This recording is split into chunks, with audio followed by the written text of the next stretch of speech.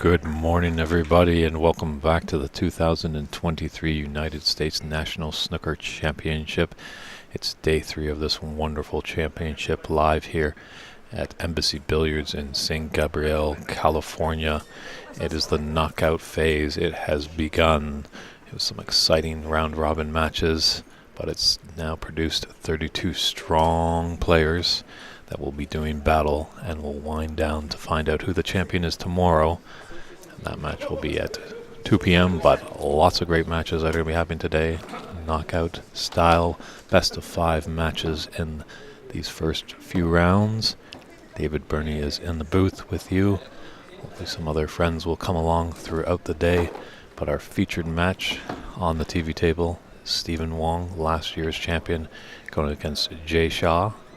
And on our other table that we can jump back to, we'll have Ramil Azmit and Jack Kung, who was a former champion. Jack is looking strong, so they're just getting everything warmed up, and we'll be right back with the action of day 3.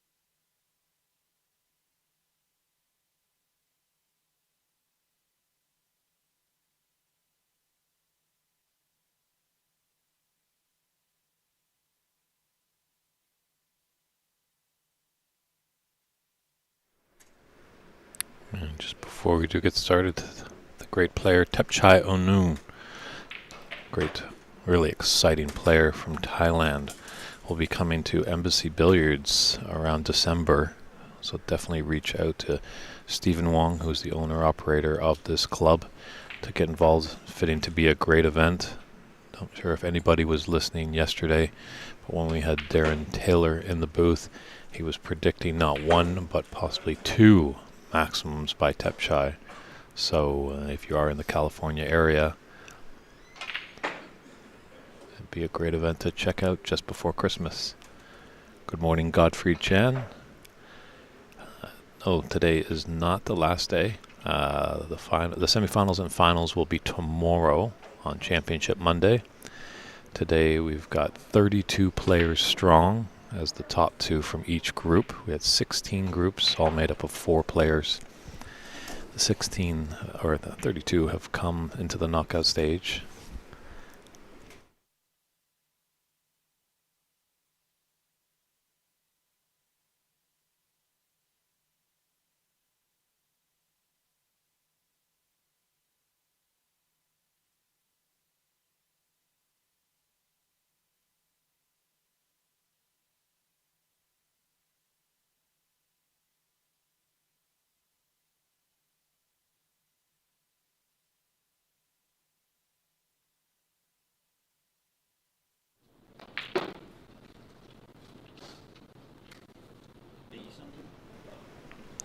So that I just owner Stephen Wong and tournament director, man of all trades, was just letting me know of some particulars that we needed to clear through. So now we're back. This will be mostly our feature match right here this morning. Will be Ramil and Jack. We will bounce back to Stephen and Jay. Peter, that's quite a possibility that there could be 64 players in the BC Open. I know each growing year we get more and more players. It's always a battle against time for sure. and getting the great support. They have a good support system here behind the scenes. Definitely some good help at the Embassy Billiards. I have to say, Christian Youngers has been doing a great job of technically directing, giving great pictures and making us sound great, and jumping and doing some commentary as well. Dave Daly, he'll be probably coming out, and we'll see him tomorrow doing some refereeing, but he's been a very great help to the whole scene here. And Alan Morris is busy doing things behind the scene, as well as President Ajaya Pradhaka. So here we go, frame one of the round of 32. Ramil to break off. We're underway, everybody. Definitely let us know where you're tuning in from. If you have any comments or questions, let us know. The picture seems a little off, or I'm not sounding that great. Definitely let us know, and we'll do our best to tweak it up so we can give you the best snooker experience at this United States National Snooker Championship.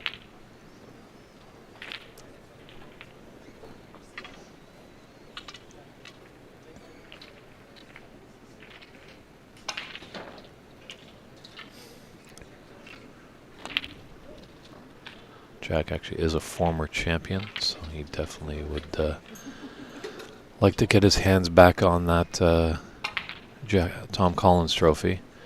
But Ramil, a strong player who's doing a lot of great things in the state of Arizona.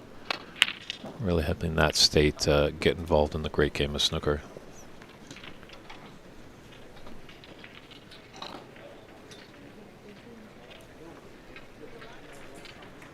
And definitely, if you want to look at any of the live scoring, it's on cloudsnooker.com.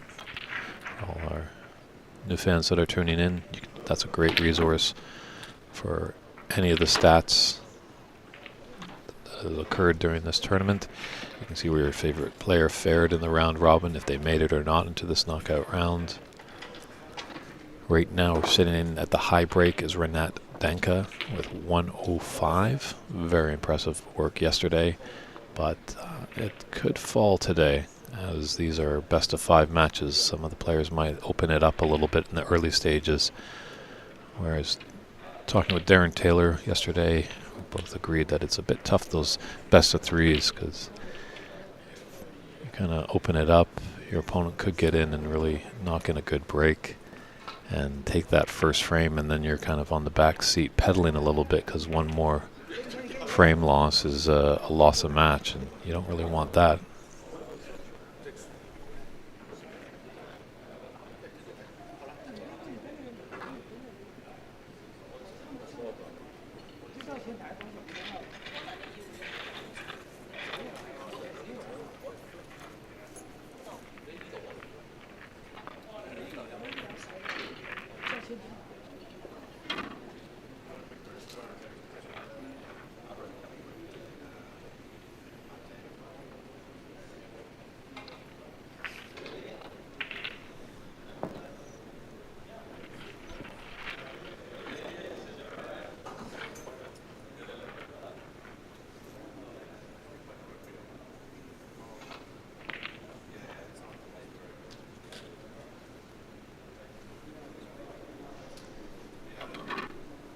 Definitely a tricky red for O'Meal, but he did work of it. He's got a nice angle on this brown to come back down the table and see what work he can make of it.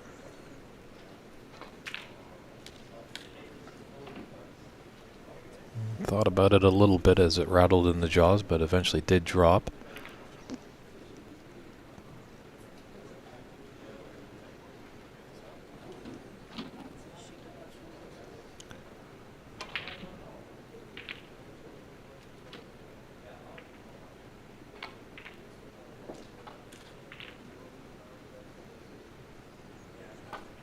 Good place to be on the right side of the blue. What if he adds the angle just to cannon into the bunch of reds, split them open? Does have that one red open on the right side of the table.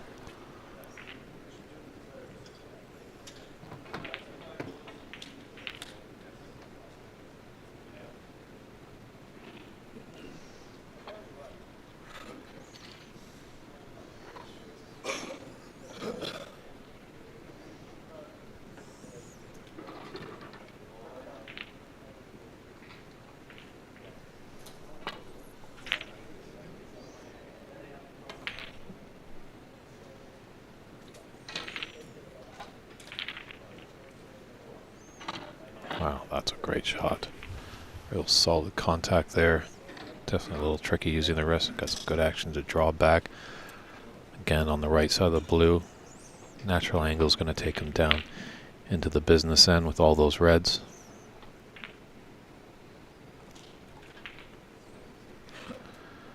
As well, they're using the tablets, and we don't have scorekeepers right now. If anybody out there wants the best seat in the house, we encourage you to volunteer or help out doing some scorekeeping. As probably the scores will be updated as the break comes in, but I think as we get into the quarterfinals, semifinals, and finals, we will have designated scorekeepers, so that score will update as the break climbs. But a little unfortunate miss there. Maybe trying to do a bit more with his cue ball there. He gave it a bit more power.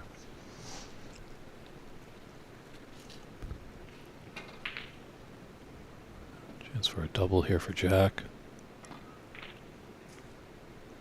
No, just elected to play safe.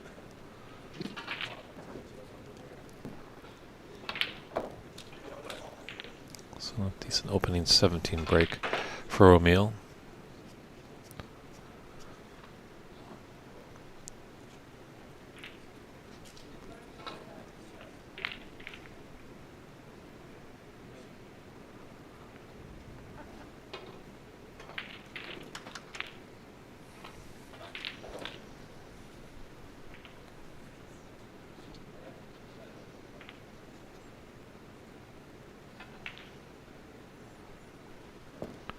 Kind of right. Looked like he kind of stretched a little bit on that one. Kind of pushed it a little bit, but the result was okay.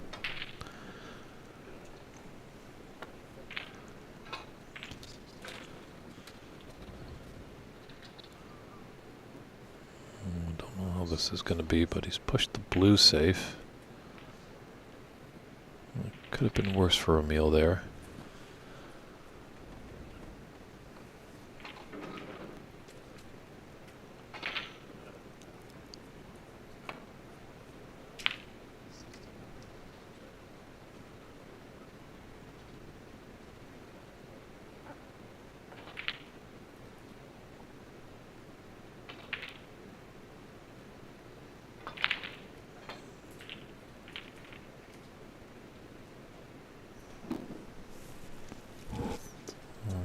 Problem with that shot, taking it on, he would have been on the black, but now he's left a easy starter for O'Meal. One saving grace is that that blue is safe, but I wonder if he can just stun up and get on the angle for that pink into the top right or left corner. And just an update from last night, everybody was okay. Sure, we did have some issues. The stream might have gone down. Weren't too actually sure. We do know that there was some issues in the building that made it a little bit, we had to have a little pause in the action, but things have got corrected, and just letting you know, because we did kind of go black for a moment and had to step aside. I just wanted to let everybody know that everybody's okay, and we're back here with the knockout round today.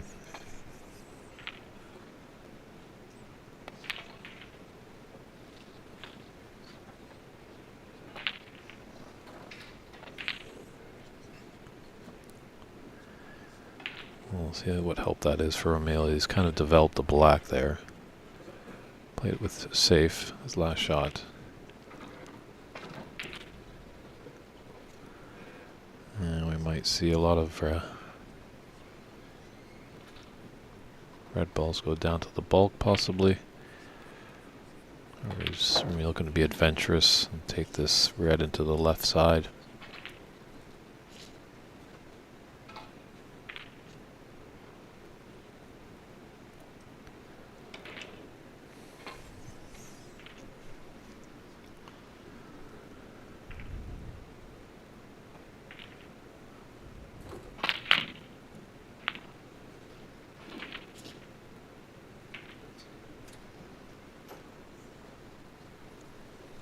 Probably see a few more risk-taking shots, calculated risk that is, in this first frame. It's always important to get that first frame on the board.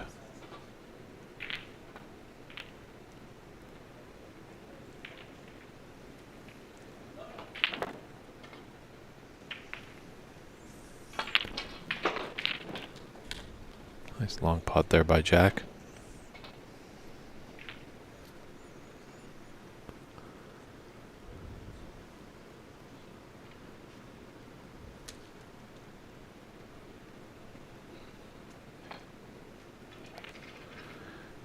Can't really roll 10 bulk colors, obviously, because he's got that red right there in the bulk area, so.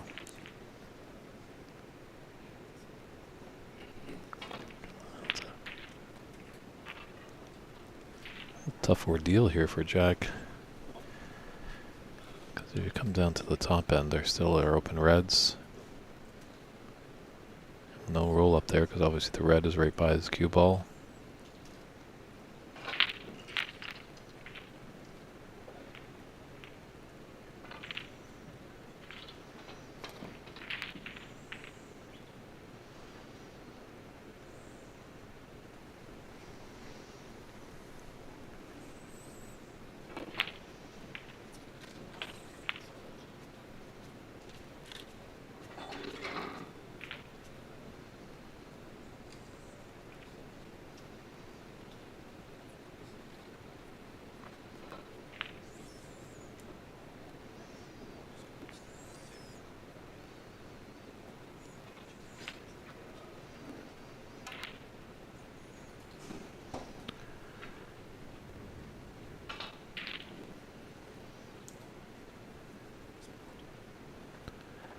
These two reds to the right of the black.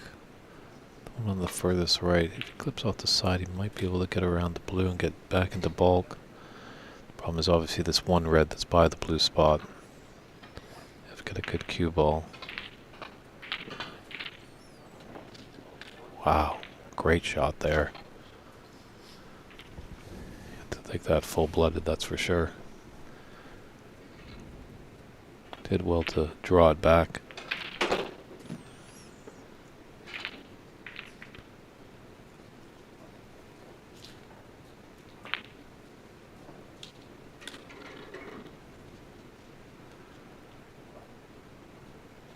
Well, let's see what Jack can do.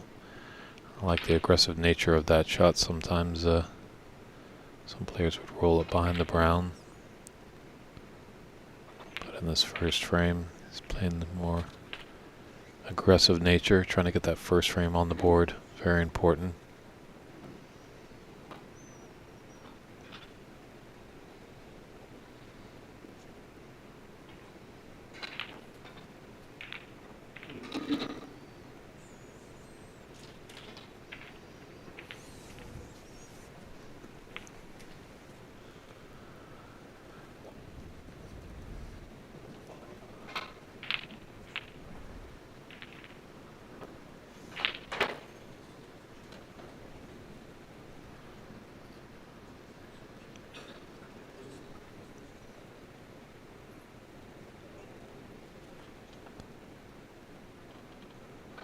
Well, Jack, one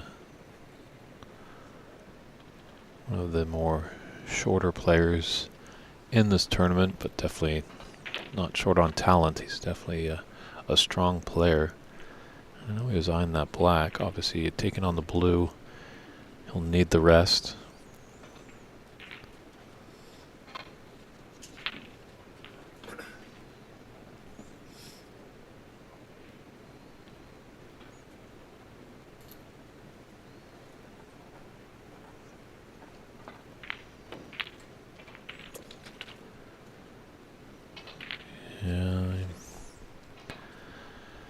Hopefully he was fully committed to that. You know, the blue was potential to take that on and stun over for that red that was by that black.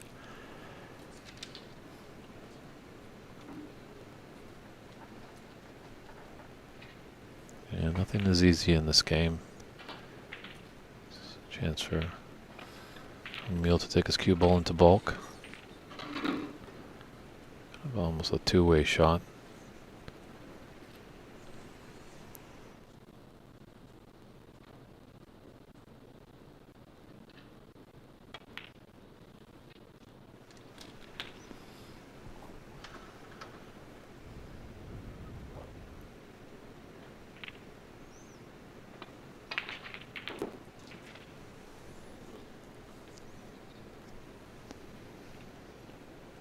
It's a nice little kiss on the yellow.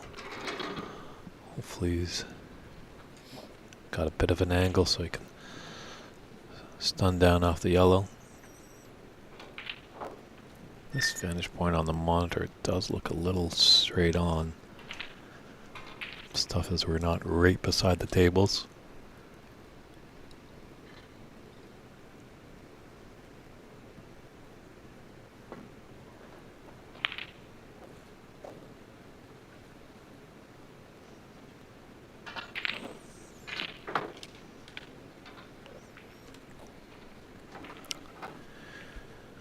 Yeah, it was rather straight. So just a drawback to be one on either of these reds by the black spot.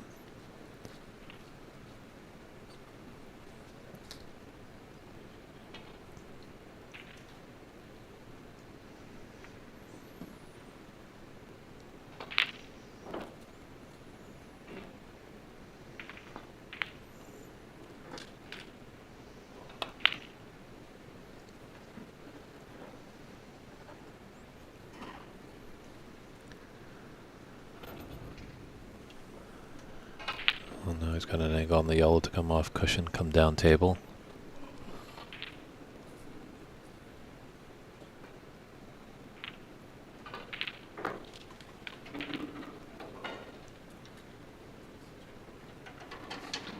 Very nice.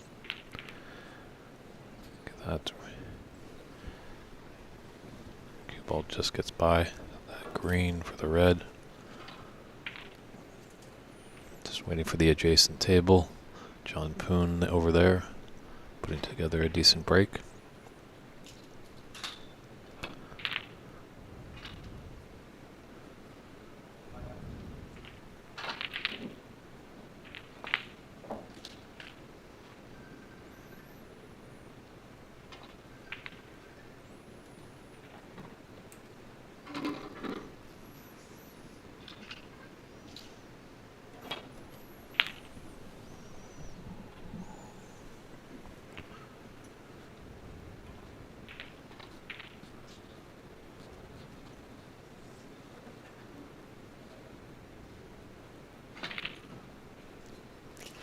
It was tough for the rest, and he needed to do a lot with it to give him a chance.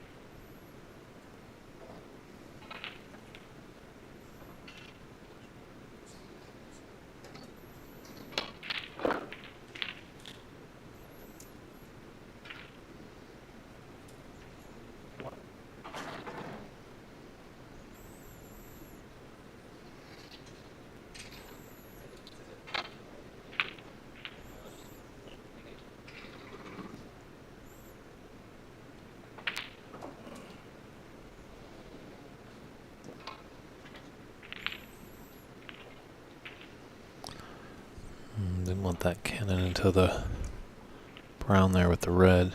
I don't think the red passes the yellow into the side pocket.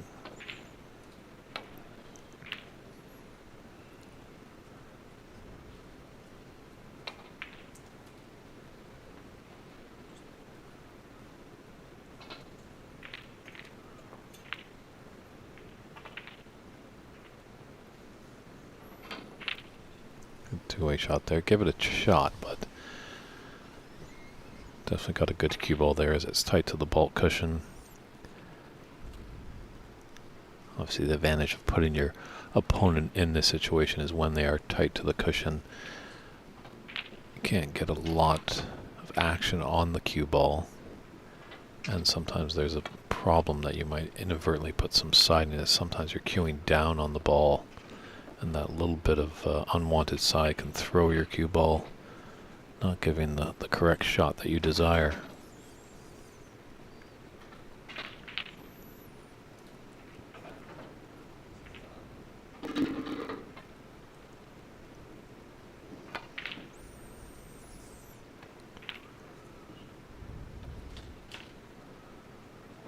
I think the brown might have come to his rescue. Ooh, I'm not sure. Ramil having a good look. I think definitely the mind was safety there for Jack for sure first. So tough to have doubles that go in the corners. Mostly when you play doubles, it's going to go into the side.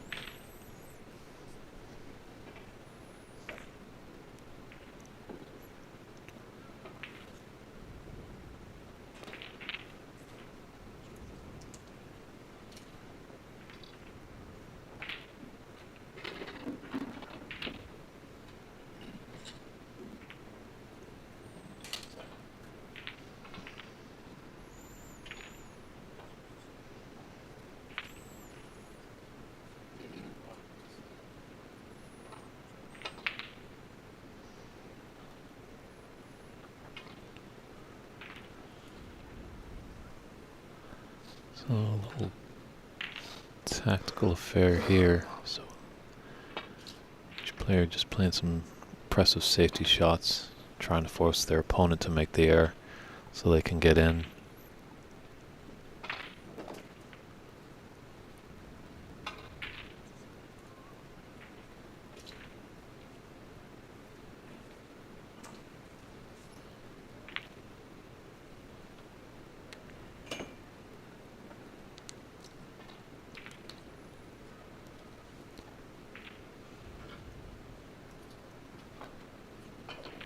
Just gonna skim off these and get up around the yellow.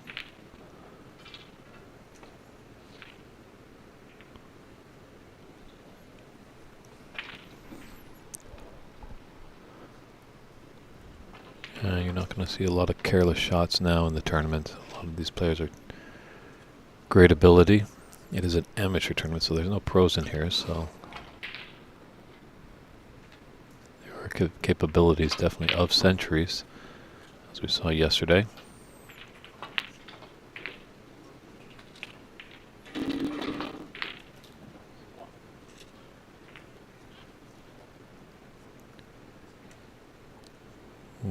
That could be the mistake there.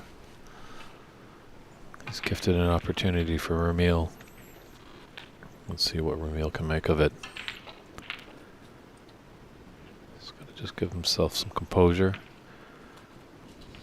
See the game plan, and then attack.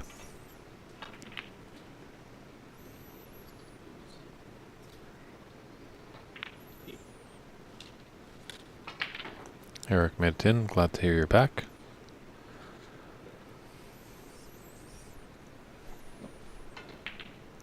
You and everyone else has joined this great championship here at Embassy Billiards in San Gabriel, California. Day 3 of the United States National Snooker Championship of 2023.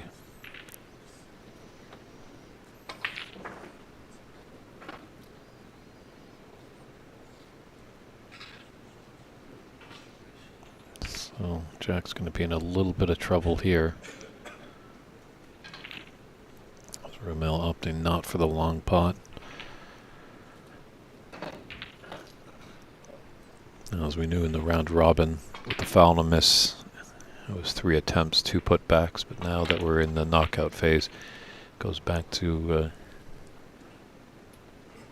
the professional rules, where it's unlimited putbacks and attempts until it's a snooker's required stage.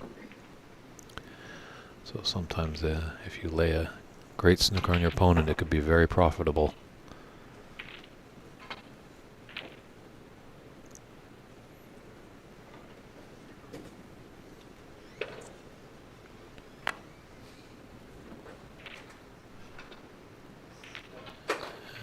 Just going to put him back.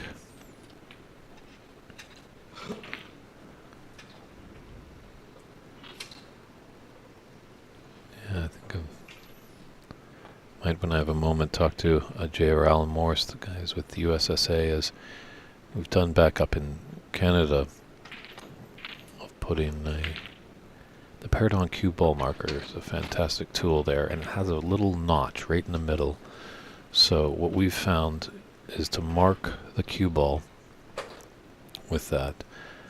Take the cue ball away with the marker, and then have a white tailor's pencil and just make a little mark where that notch is, and then put back the cue ball. And that helps exact placement for the cue ball. As we can see, this is getting very costly for Jack.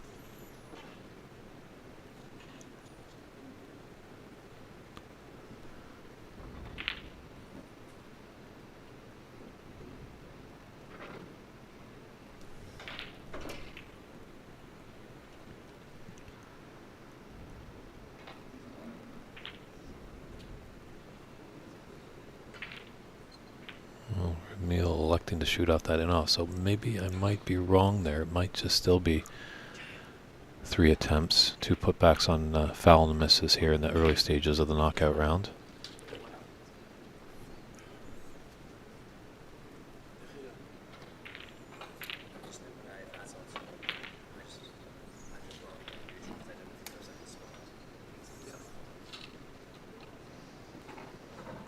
See if Ramil goes behind the brown here as well again.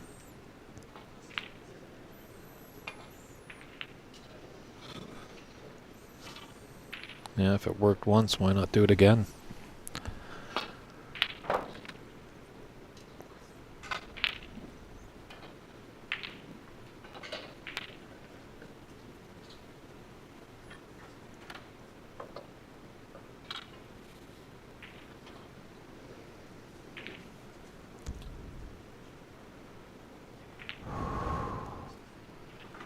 Nice shot there, just grazed the reds there. You'll see now more with these players in the knockout phases. Most of the time they can get out of snookers. The only thing is where they're going to leave their object ball and their cue ball afterwards. That's of paramount importance.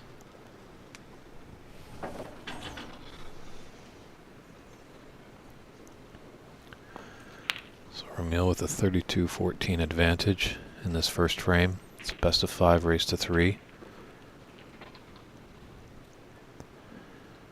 18 points separate these two with 51 on.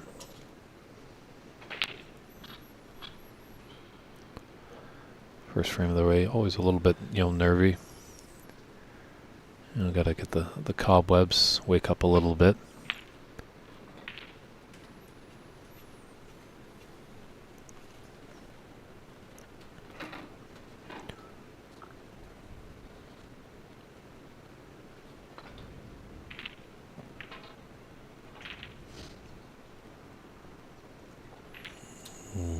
Gave that long pot a shot. He's going to be punished for that.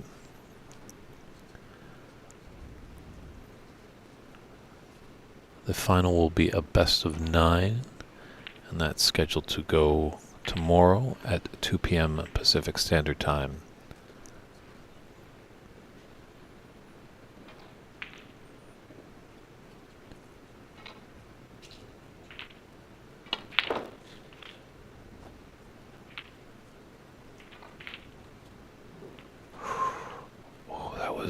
Chance for Jack there.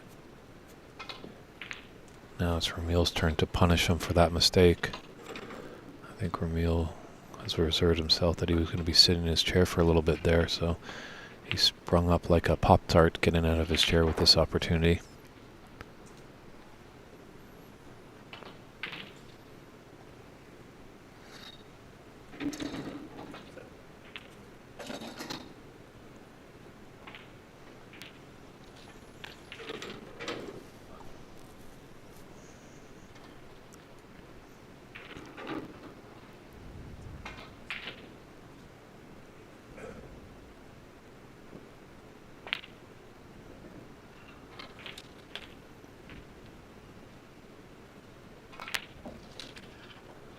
Well, actually, Eric made a tin. Alan Morris, who's doing some great work being tournament director with Stephen Wong, is kind of acting as a roving referee. And right now, in the early stages of the growth of snooker in the United States, it's tough to get all the facets going. So we're always looking for people to help out with refereeing. If you are interested in getting involved, definitely reach out to snookerusa.com.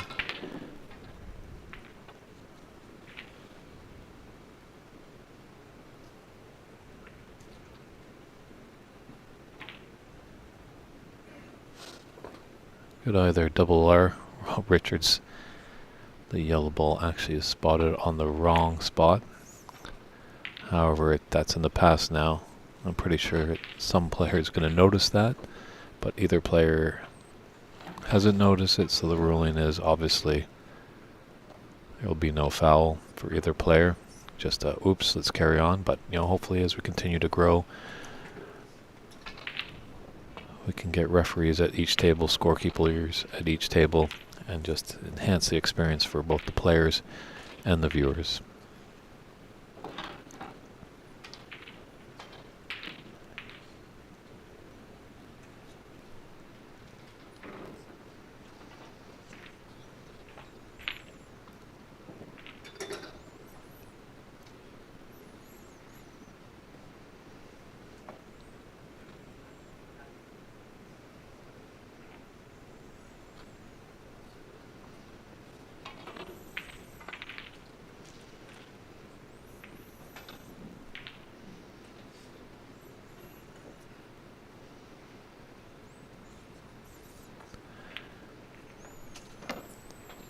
Interesting looking at both the players. They haven't even really, I don't think either of them have realized that yellow is on the wrong spot. You thought maybe when Jack got down to this yellow, you might have thought, but yes, Rob, we'll see how this pans out. He's going to have to use a lot of the table here as the green is down at the top end. Go back for the brown, so...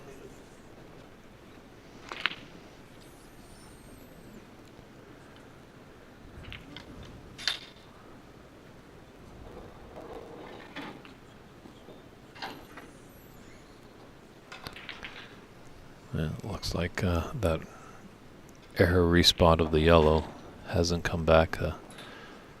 Hurt either of the players, and it's game on. So we're down in the colors so many times in these amateur games. It comes down to the colors. A good mantra for a player. Just get to the colors. Just give me a chance down there.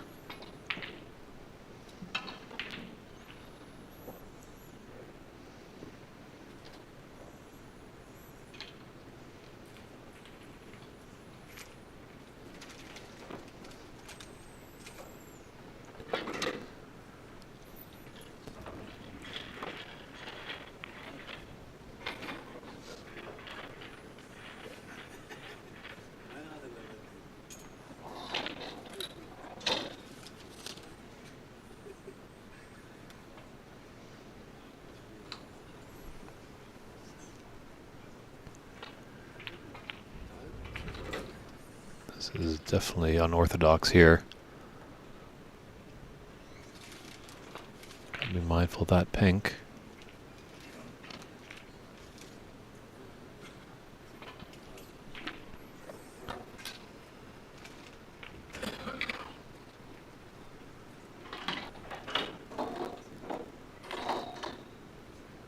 A little snick on the yellow.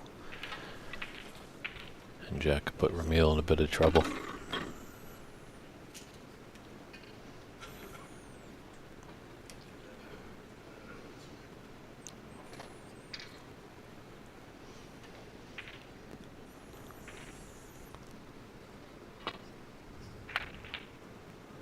Some good distance there, but I feel like he possibly could have got the snooker.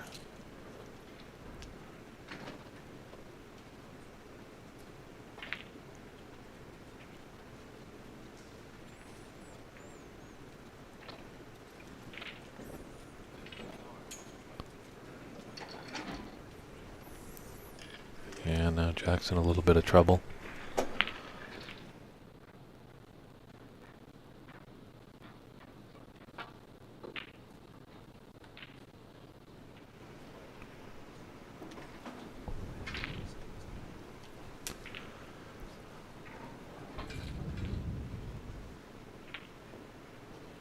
Yeah, Ramil just needs up to brown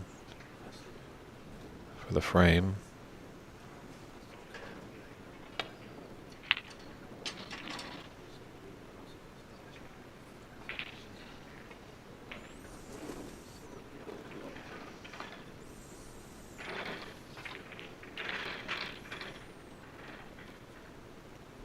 Nice shot there.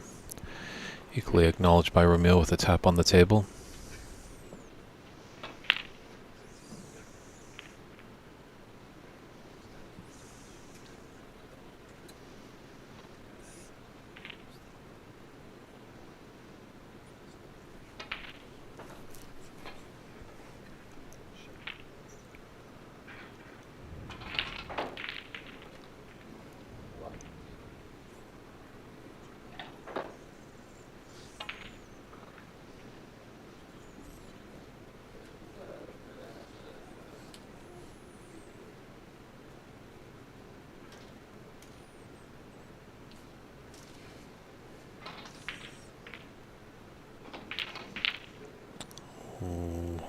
So I was talking to before, a lot of these players can get out of the snookers, but the big thing is where you're going to leave your cue ball and the object ball.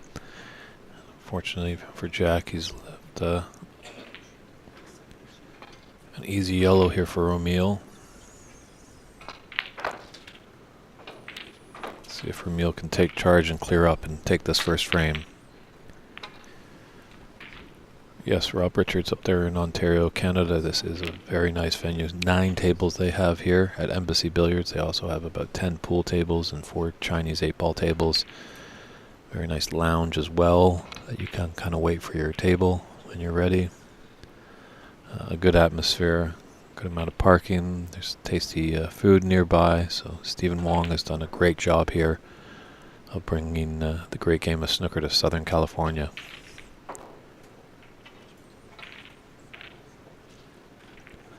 So this should be the first frame awarded to Ramil.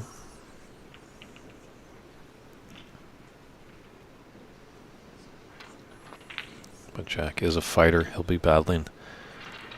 He'll shake it off. And I'm pretty sure he'll be coming out guns a-blazing for the second frame.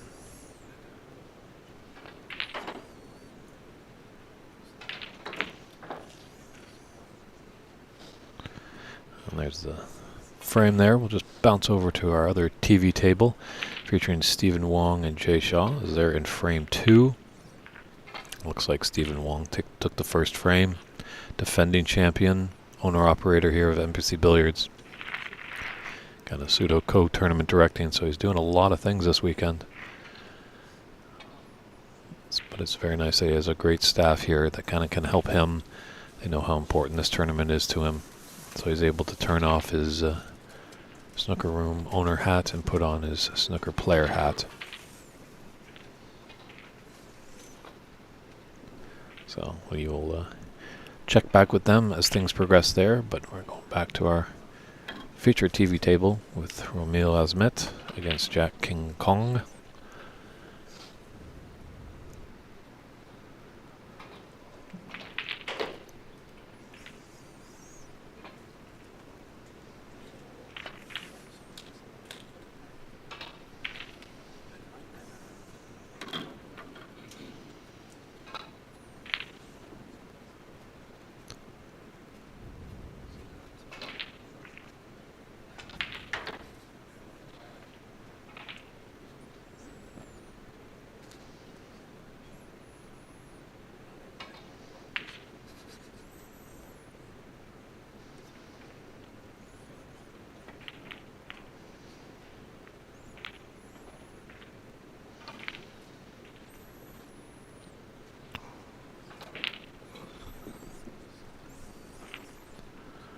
Nice attempt there by Jack. That red had dropped. He had been easy on the black with a good angle to go into the bunch. I think Ramil's going to come off a couple cushions and get behind the black. Could have done with a bit more pace.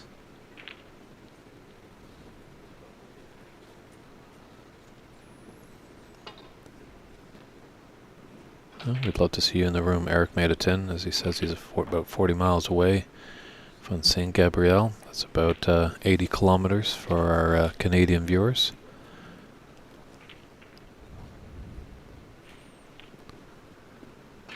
It's definitely fun to watch it on your screens, but being in the venue, you definitely get a feel of the atmosphere, and it's definitely a lot of fun watching it live.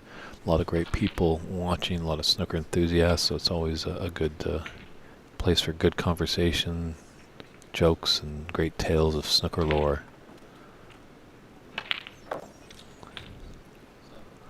Both players having a tough time with a long red into that green pocket.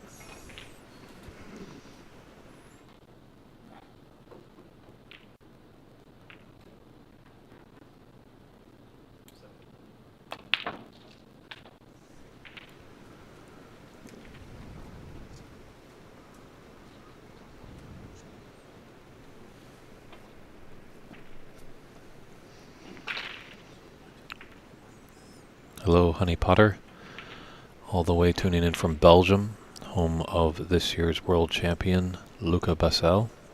Luca Bassel actually was up in Seattle at Ox Billiards a few weeks ago doing an exhibition to a sold-out crowd. Lots of great fun there. He actually managed to get up to Vancouver as well for a little vacation, so it's nice to see that him and his girlfriend Laura are enjoying the fruits of his actions by traveling throughout the world and seeing a lot of the great sights. Denis Noir, I'm not sure if there's any players from Orange County. Most time we just get a little bit of a blurb from them, and mostly it's just what state they're from. As with this United States National Snooker Championship, players have to be a citizen or possess a green card to get into the event. And then when they sign up, I think they're just putting their state in. But as these events grow, and we get more and more of them, hopefully more familiar faces and more players are willing to divulge some more information about them, so we can let you know if they are from Orange County. But we're in, I believe, LA County here in St. Gabriel.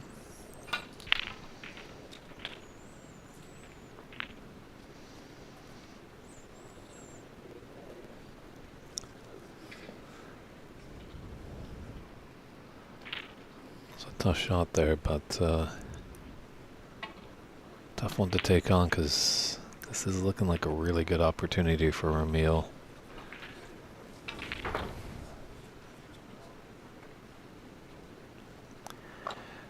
Honey Potter, as I believe, you have to be a citizen or possess a green card, and there might be a thing of being a resident in the United States for 5 years.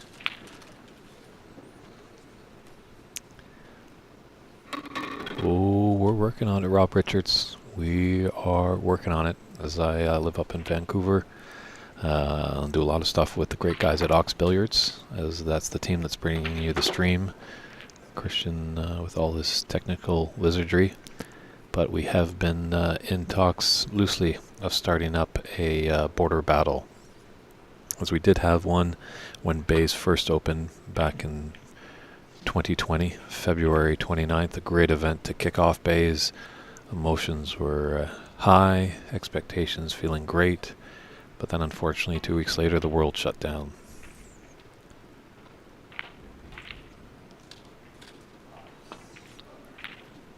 Rob, I will definitely let you know about a Canadian-US battle, and I stepped away obviously to come down here to do some commentary.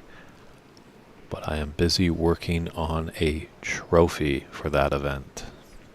So, yeah, there's a few things that I need to finish to create that trophy. But if anyone tuned into the Women's U.S. Open, that trophy that Mink held high, that was a creation of Mr. David Burney here with you.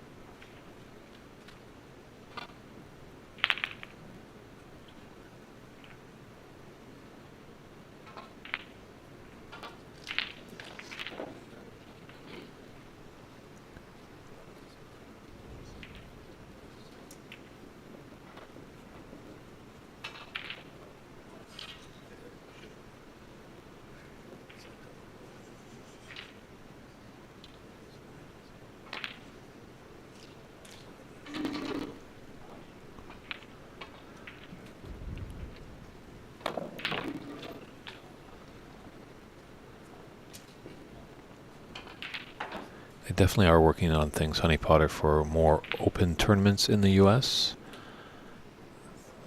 You know, this is more of just a national tournament. You find with the national tournaments as well in Canada. I'm not sure exactly. Probably it's the same in Belgium.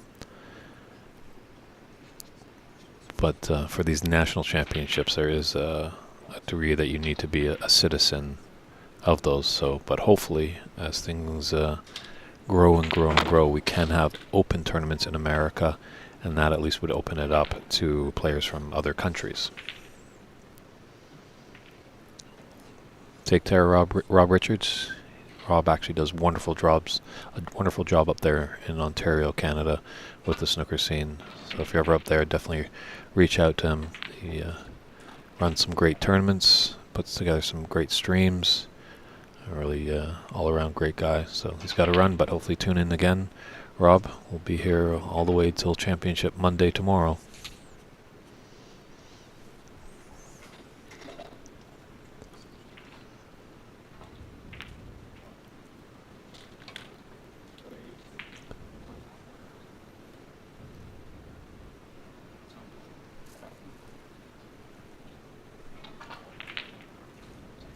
And this is definitely going to really help Ramil's confidence, just getting in the flow. They're putting up a sizable break, and all Jack can do is just sit in this chair and stew over that missed green. Oh. Just as we say it, the commentator curse strikes again.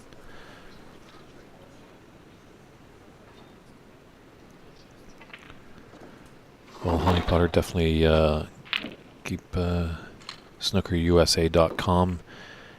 Bookmark that on your Internet Explorer. And just every so often take a look, as those events will pop up, and that's the spot where you're going to find out news about tournaments and leagues and exhibitions. As Tep Chai Unu actually is going to be coming to Embassy Billiards in December. It's fitting to be a great event, and as much as he was using the redwoods there, the long rest, Jack was, but Jack being one of the shorter players, he's definitely familiar with all the pieces of equipment. I thought that should have gone in, and maybe still just a little cold. He's been sitting for a while, hasn't really got his arm warmed up.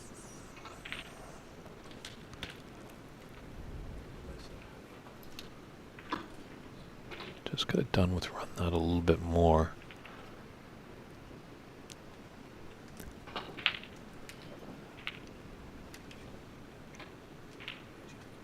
Yeah, if he was on the right side of the blue, he would be in paradise, because then he could come back down for that red beside the pink spot.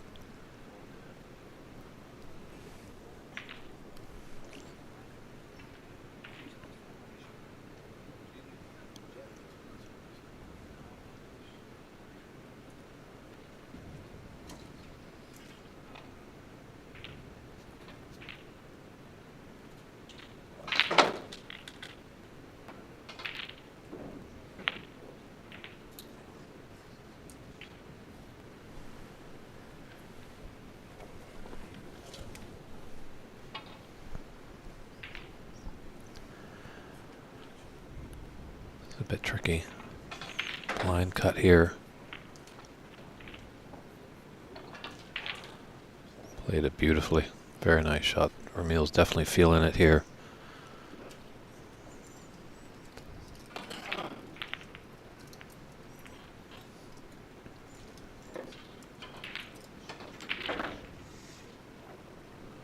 It's definitely a big day here. It's the knockout round that we started today, so 32 players. And as well, we're going to get into the round of 16 and the quarterfinals today.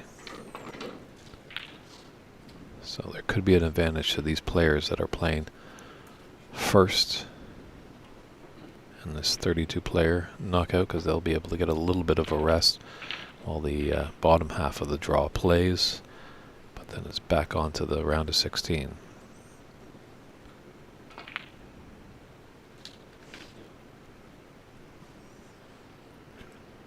So it could be a little bit of exhaustion physically, but it definitely will be mentally taxing.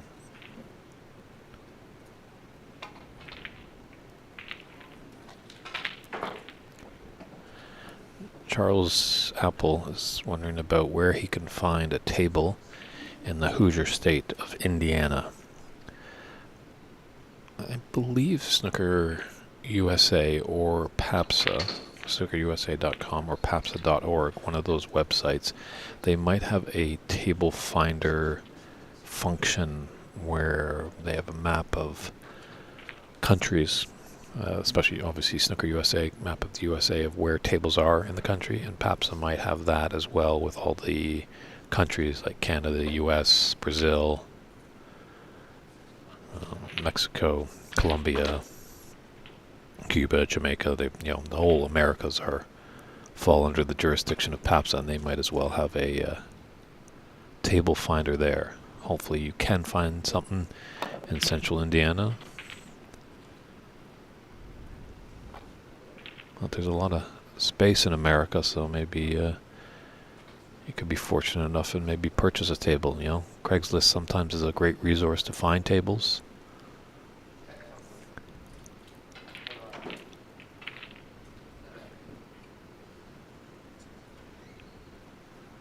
A good friend of the community, the great Simon Barker, has tuned in. Simon, hello, how are you doing? These tables are looking absolutely beautiful. Simon is the mechanic that came over and fitted these all. If Elvis Presley was the birth of rock and roll or the man of rock and roll, Simon Barker is the man of snooker mechanics.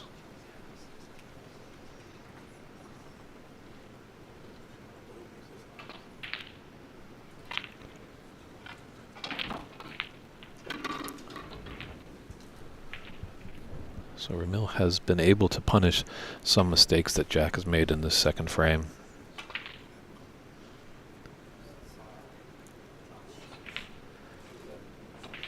It's quite a commanding 51-point lead. However, there is 65 points still on the table, so Jack's not out of this frame just yet. A frame that he desperately wants to win, get his first frame on the board of the day, and as well not be trailing 2-0. In a best of 5, because then that will mean that Ramil is on the verge of moving on to the round of 16.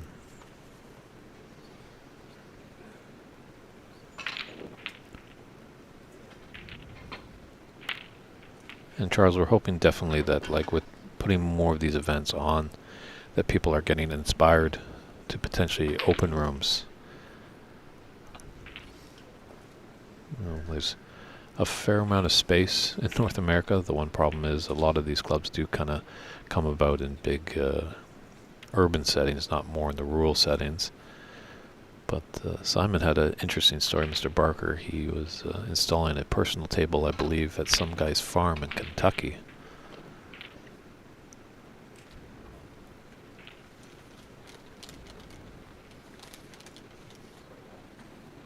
He's fortunate with that shot. Little raise of the hand there. To apologize that, as that red was really rolling into a great spot for Jack to take on, but just a few more rotations and the brown helped it become unpottable.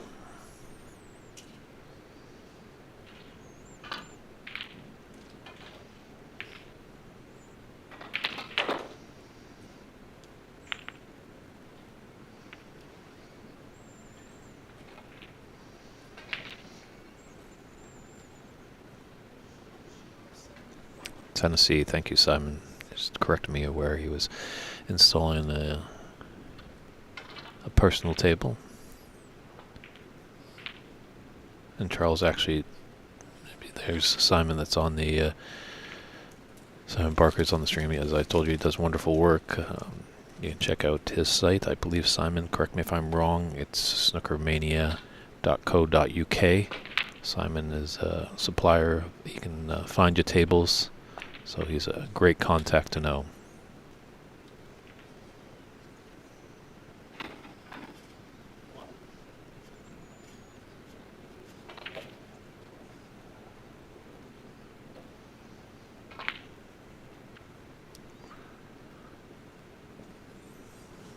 It's a little unorthodox. I thought that was a shoo-in for Ramil to get things going, but as we know, there's never any easy shot in this game.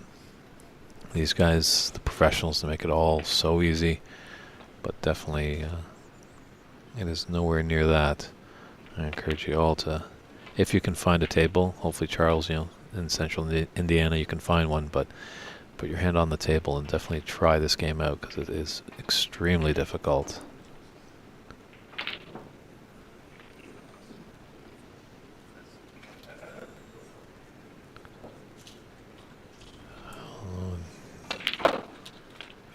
Jack's just not getting it today. Well, Simon, now you're making me blush. I guess it's a trade-off. Paying me some nice, kind words. Really appreciate that. And glad you're tuning in all the way from England, or wherever you are now. He's a man on the move. It's kind of like that Johnny Cash song. He's been everywhere, man.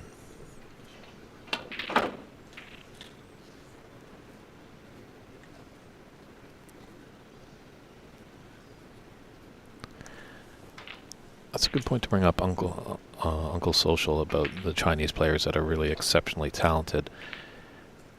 Talking with Alan, who is On Yi's manager over at the U.S. Open a couple of weeks ago for the ladies, Hong Kong and China, they do have funding for these players. So a lot of the players, the government will put in some money so they're able to not really worry about, paying the bills and stuff like that. They have kind of a salary.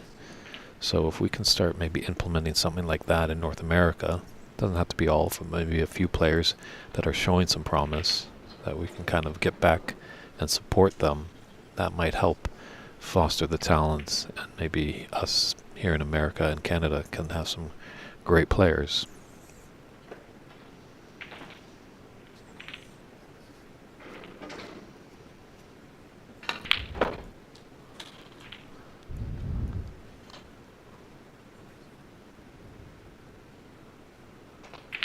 Thank you, Philip, for the kind comments, tuning in all the way from the UK. Really happy with the quality of our stream.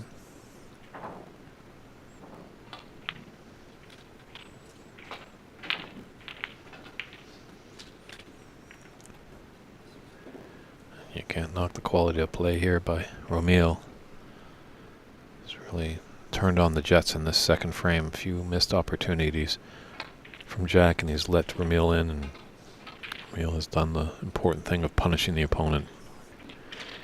When the window opens, you want to jump into the party and enjoy.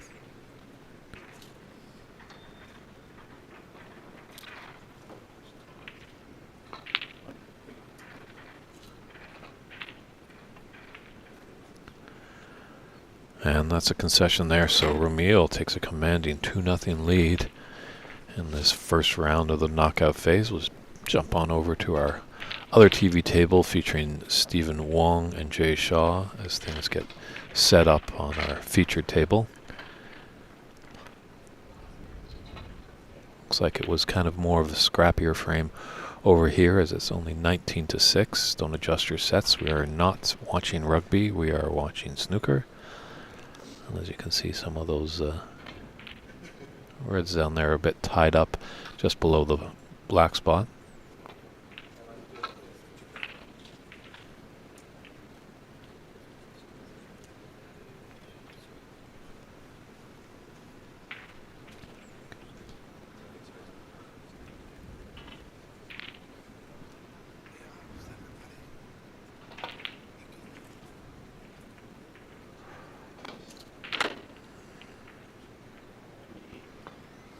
That's leaving an opening there for Stephen for a long red. There's Stephen Wong there.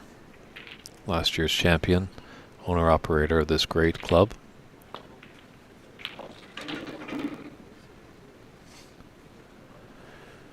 Hey Andrew, so yeah, some issues kind of happened in the room last night, as some of you might have been tuning in. The lights did go out. There were some electrical issues in the room, so a few hiccups, something that we've never really seen before. That's the first for me, so they had to kind of shut everything down, and there's a bit of issues with some wiring and such, and so we had to kind of evacuate, just kind of get out of the room as some people did their handiwork just to make sure, it wasn't a disastrous situation, because if we ignored it, it could have led to a lot of trouble. So that's why we just kind of had to turn off the lights, kind of vacate the building. Everyone stepped back, but then we were able to come back on and deliver snooker. So I think they've cleared everything up. I think we should be okay going forward. You know, knock on wood. Hopefully there's no more trouble.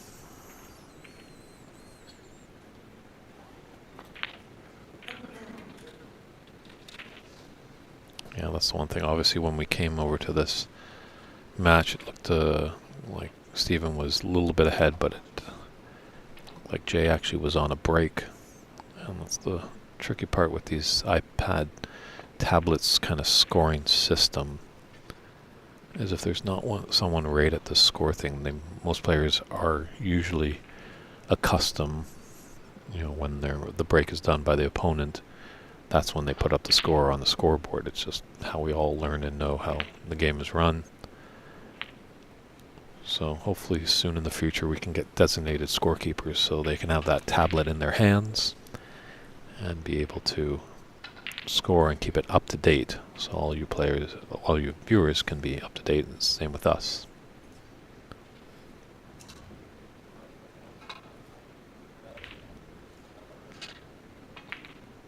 57 Megan's telling us that there's an old snooker table at the Mother Lode Saloon in Red River, New Mexico. That sounds fantastic. I am itching to get to the land of enchantment, New Mexico. It's a state I'd love to visit, very close here. Unfortunately, I got to get back to Canada at the conclusion of this tournament, but yeah, hopefully maybe we can get to New Mexico, as those white sands deserts and the Carlsbad Caverns sound like a very interesting place to visit.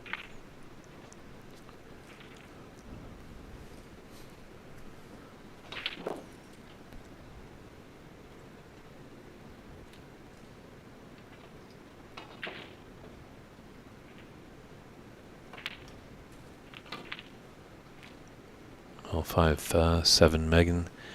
Do you know of anything in Indiana of snooker tables? Because our friend Charles that's tuning in, he lives in central Indiana. He's definitely looking for a table to play on.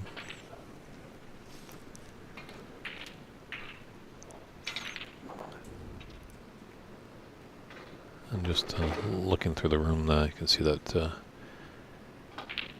Emil and Jack, they're just kind of a little safety battle on the beginning of their third frame, so I just keep it here as this one's a little close. 2 points in it. 43 on the table.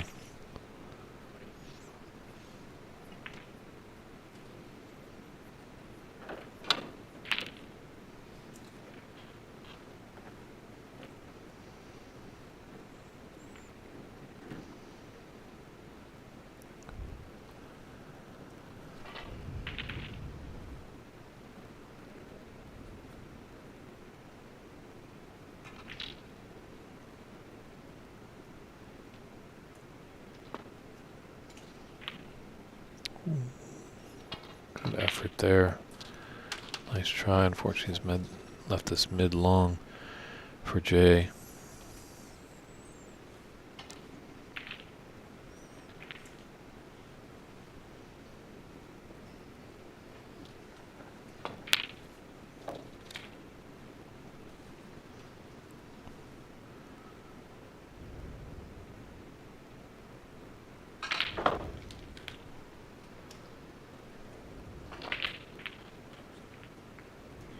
Ooh.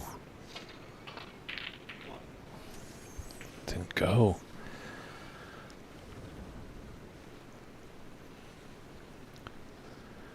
Hopefully he wasn't thinking too far ahead. Now Steven going to take this thin cut into the top right corner. Come on, be on the black.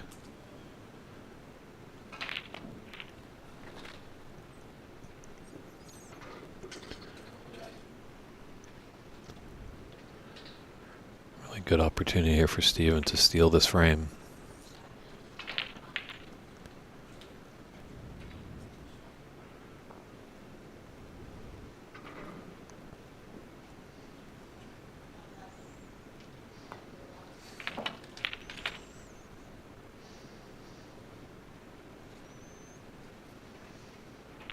nice.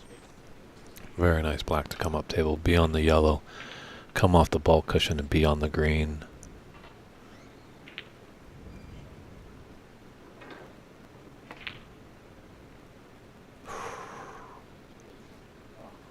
Maybe he just got ahead of himself.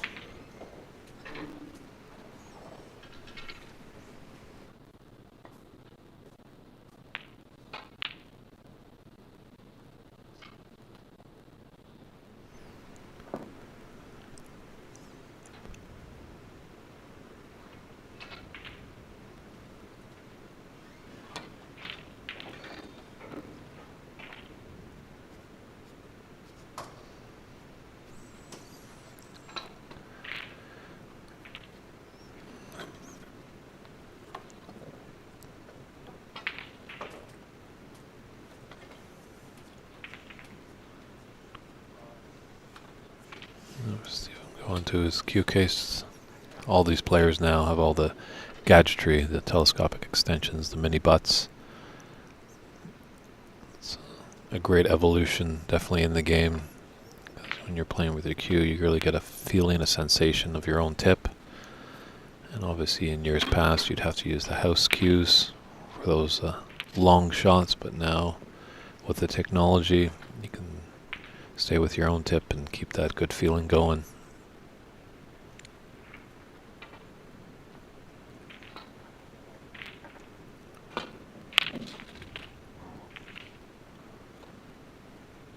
Well, that was just undoubtedly fantastic there.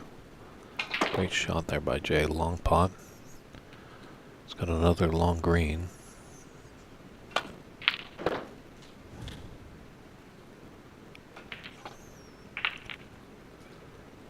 He's got another long pot in his bag of tricks. Well, mid to long range here. It's amazing that some of these players, the long pots that they take on and are able to make.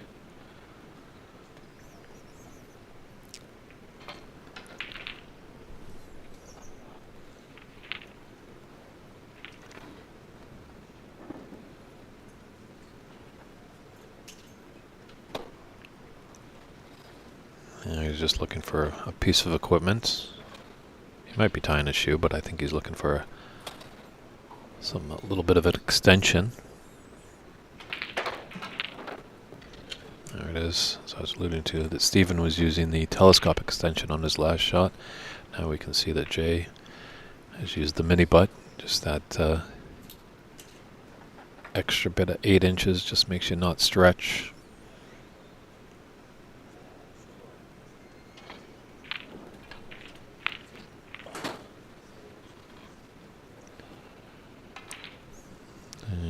Have it now. Does this Stephen having a good look? Does this brown go by the blue? Look at it from both sides.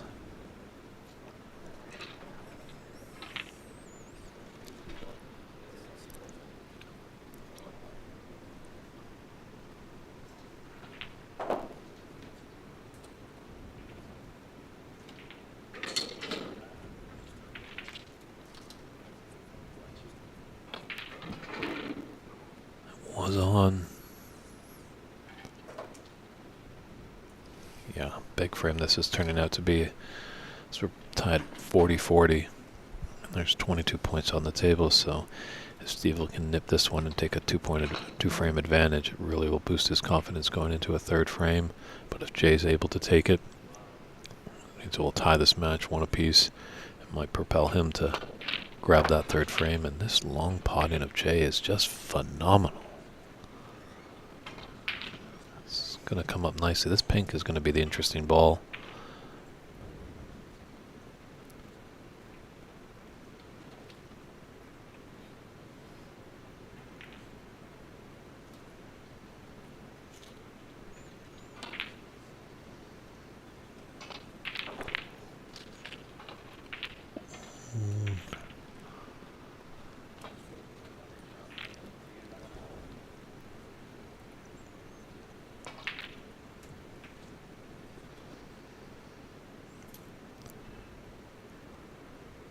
Blue really is inconsequential. It's It's that pink that's going to be very important. Wow, very nice. He was playing that with an element of safety. So 45-44. Stephen Wong in front by a point, 13 points on the table. It's a second frame, but very exciting stuff here.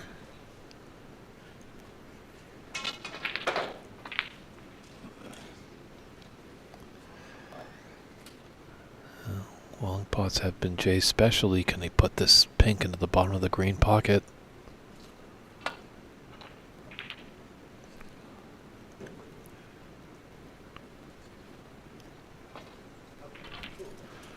Just a little unfortunate they hit that horn and came back into the bulk area.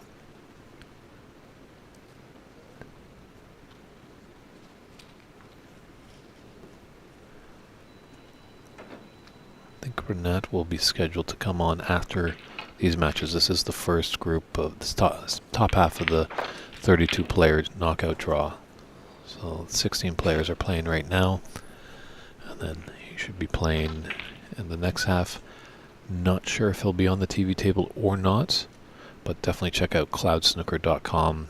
They have live scoring there.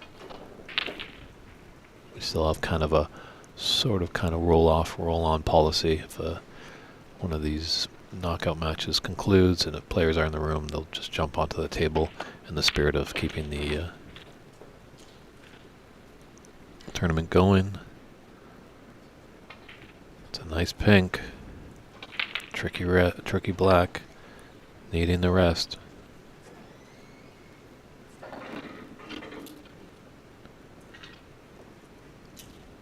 Needs this to tie this match. One apiece.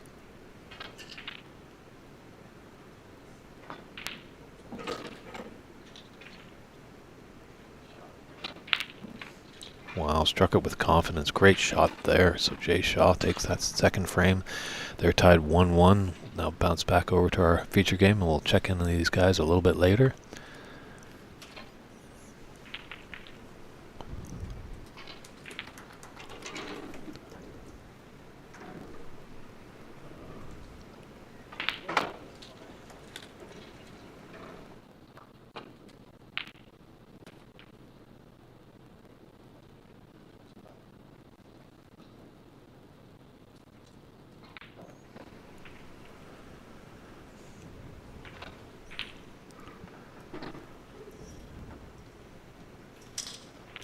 I've kind of got it in the middle here. I'm wondering if Jack is on a break right here.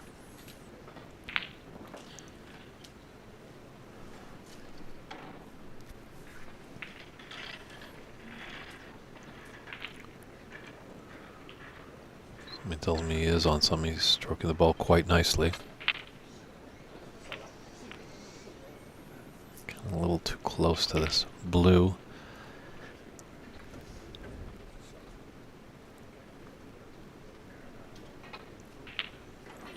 That red on the left side is going to be tricky, no matter where he puts the cue ball.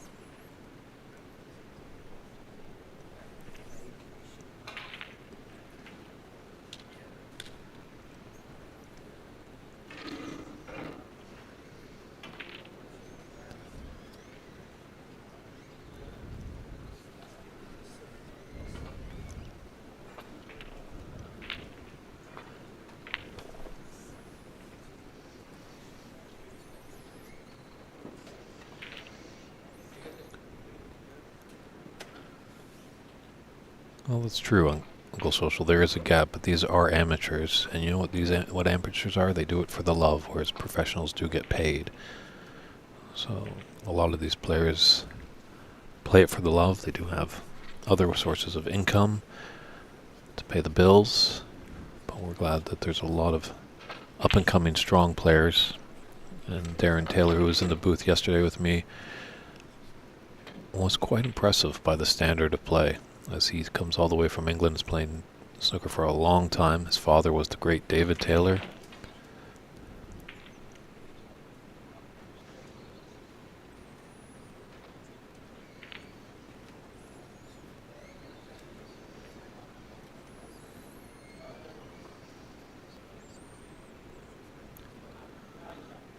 So there's the update.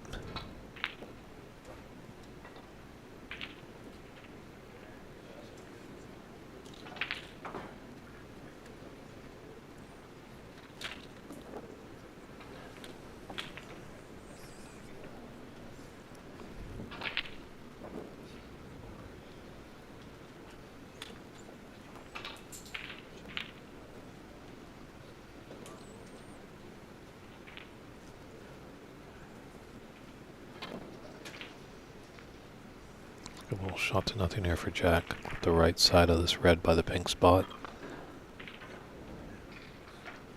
Oh, we went that way.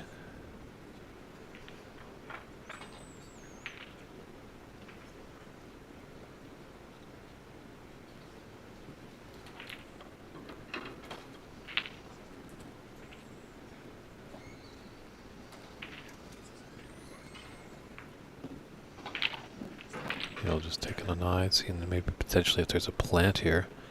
Tough part with this plant is there's a little bit of distance between the two balls, making it that much more difficult.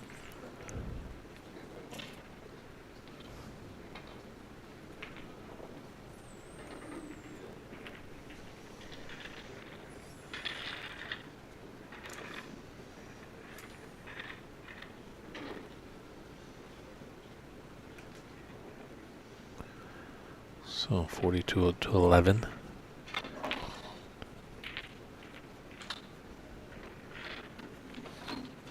£67 on the table.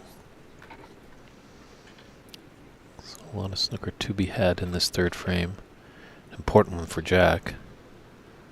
He needs this one to keep his hopes alive of becoming the champion again. He took the crown, I believe, back in 2017. And Ramil has yet to hoist the Tom Collins trophy.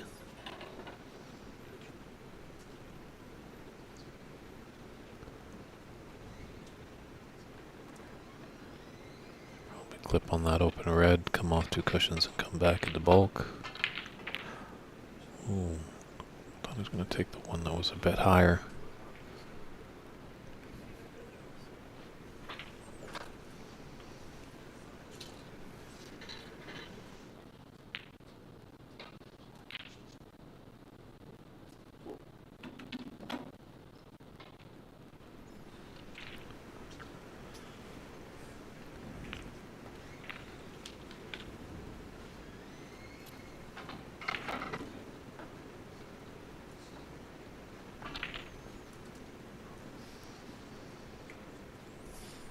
Gonna go on this brown to come back down table.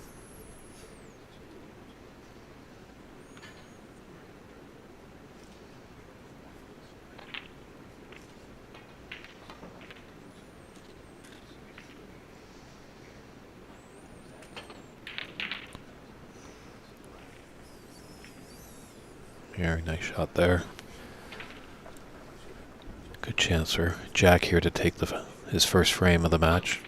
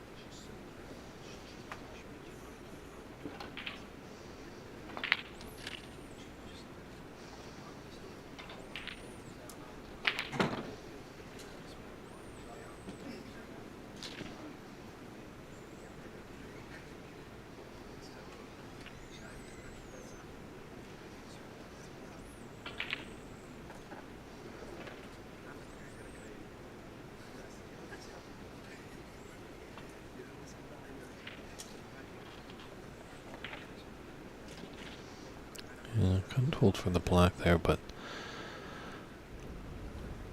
able to get on the right side of the blue to come back down table. Come off one cushion for this red by the black into the top left corner after this blue. Just a little body language, wanted it to run a bit more.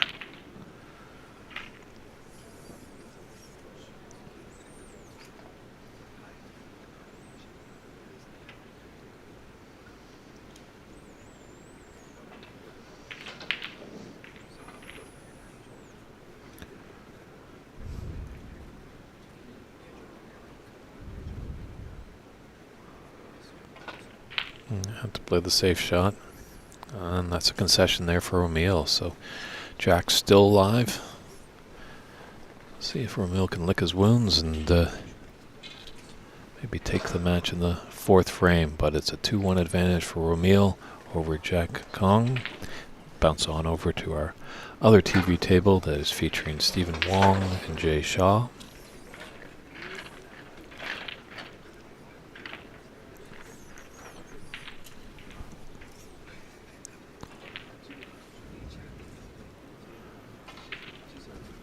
A tough cut here for this pink.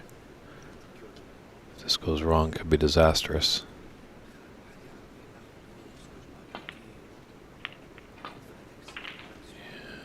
Ooh, we didn't make it. Rattled, thought about it.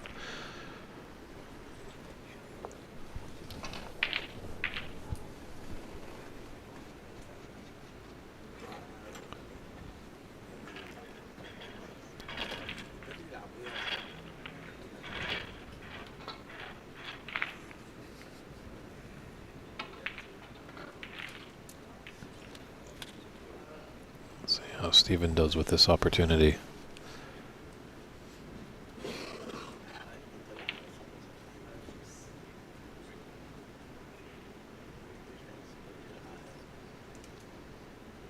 I agree, KP, that a lot of players, it's such a jump to go over to the pro circuit, and we need to do something to get the youth involved, get the new talent coming down the pipe, as well as potentially, hopefully, our governments, our sporting organizations can put some money backing behind it. You're definitely thinking Canada, they might help happen because we had such a trailblazer in Cliff Thorburn in this game. Was the first overseas player to win the World Championship, first player ever to make a maximum in the Crucible Theatre, which is pretty much the holy grail of snooker, if anyone knows, in Sheffield.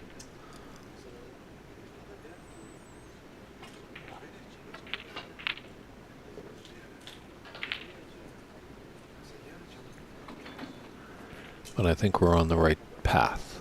It's obviously, snooker is not a quick sprint. It's kind of a marathon of endurance. And us as promoting the game, it's not a quick fix. Hopefully with hard work by everybody involved on the table and off the table, we can get a Maple Leaf back on the pro circuit. There's definitely Ahmad Ali playing out of the New York City Athletic Club. He has got a 2-year card as he won the PAPS Open Championship last October. That's going to be going on again this October in Brazil, down in Rio de Janeiro. Should be lots of fun for that tournament. Hopefully not too many distractions for the players as they can get on with business, as the winner always of that tournament is granted a 2-year card.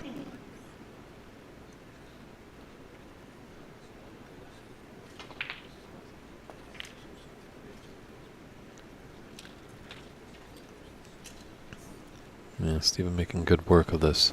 That missed pink by Jay.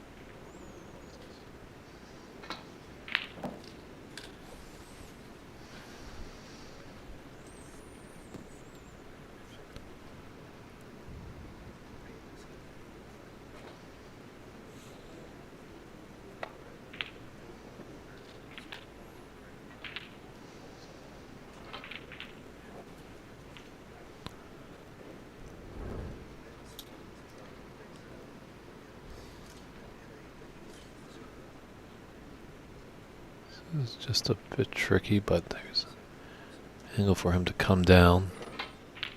A couple cushions.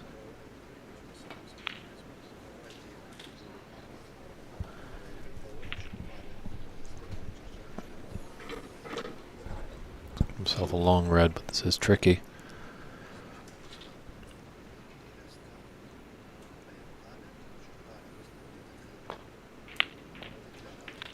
Oh, that's a great shot there by Steven, showing that championship form.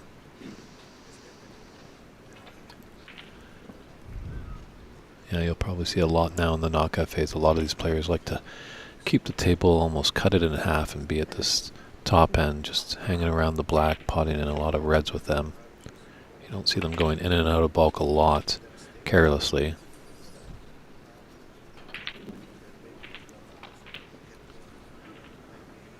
Oh, is there a plant into this side pocket?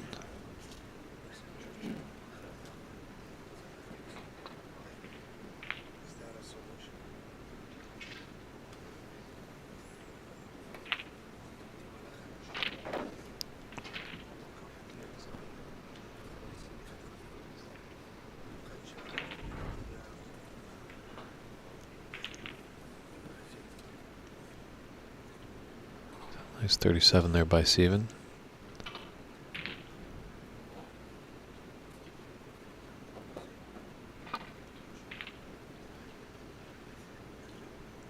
That's great to see KP up there in Ontario in Canada.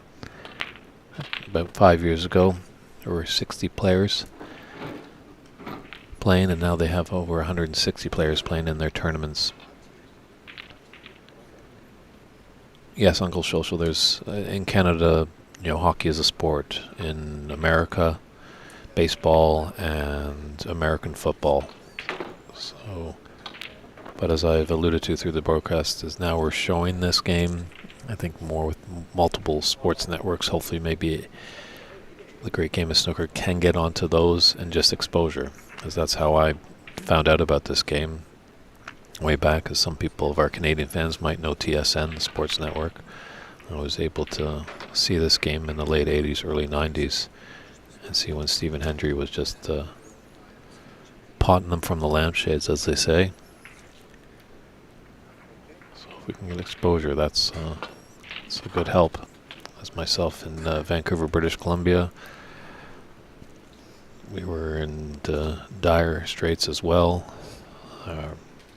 BC Open maybe had about just over 20, and then I kind of jumped in to see if I could help out, and now I've got BC Open tournaments that have 32 players capped, and I even had a waiting list of about 10 players last year, and there's even talk about potentially maybe having a 64 player field this year. So it's good to see that there's interest, but as well we do also need great interest in talented and passionate people behind the scenes as well, and rooms as well, access to these rooms. This tournament, I don't think, would have been able to hold 64 players if it wasn't for this marvelous room here that has 9 tables. That really helps, because as we said, it's an amateur tournament, and a lot of these players have traveled far and wide in this country, and they do have jobs that they have to get back to and family and stuff like that, so it is pretty tricky.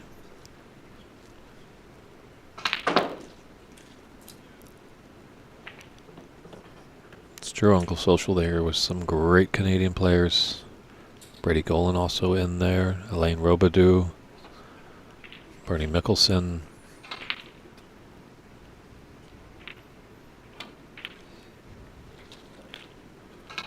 So we are, I think, in the regrowth stage of snooker in Canada, because as you alluded to, KP and Uncle Social, about the great history Canada had, and there's the growth in America, as America hasn't had a long history in the game, but they're building it, and there's a lot of great people. Stephen Wong, Mike Dominguez up in Seattle with Ox Billiards, and as well there's a lot of attention being paid to North America overseas. So I was fortunate enough to be in the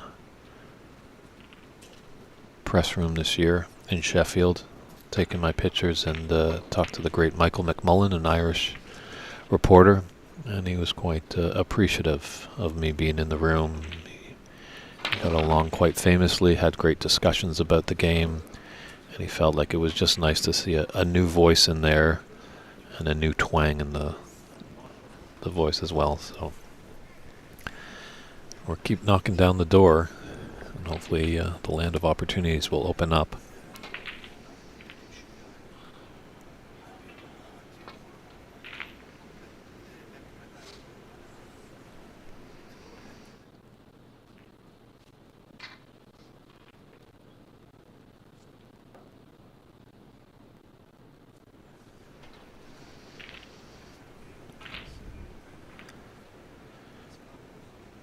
This red pass. Another red. Having a good look at it.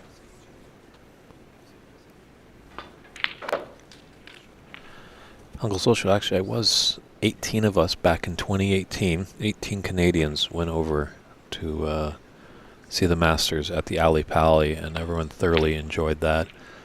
And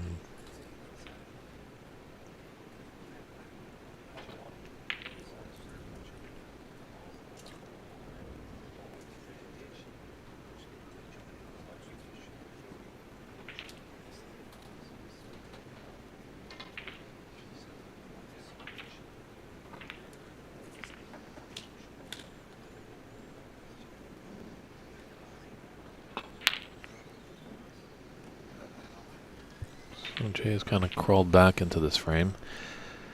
That little break. Long pot, little miss there by Steven.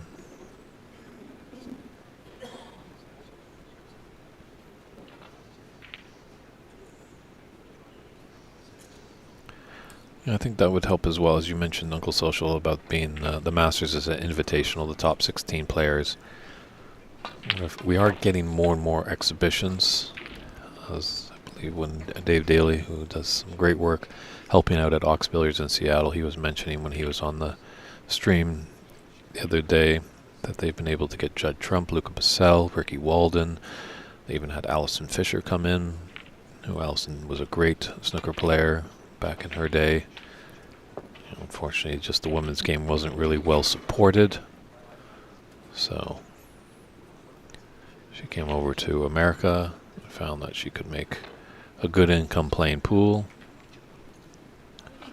You know, Stephen here at Embassy Billiards is going to welcome Tepchai Unu in December.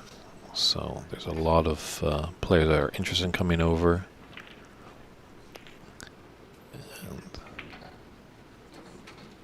And that might work as well. Maybe a little invitational tournament. Maybe bring over 4 players from the pro side, battling some amateurs or a pro-am or some kind of thing like that. Might help really boost some more interest.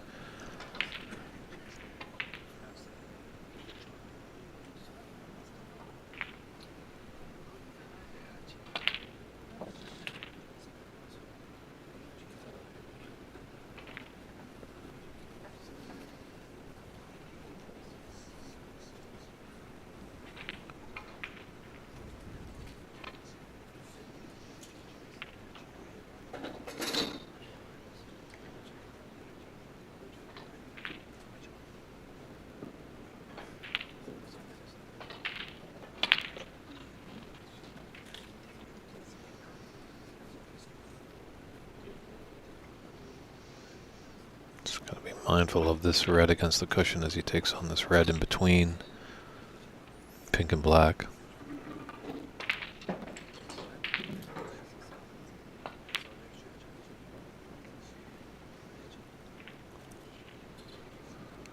Oh, and that's popped up into a pottle position for Steven.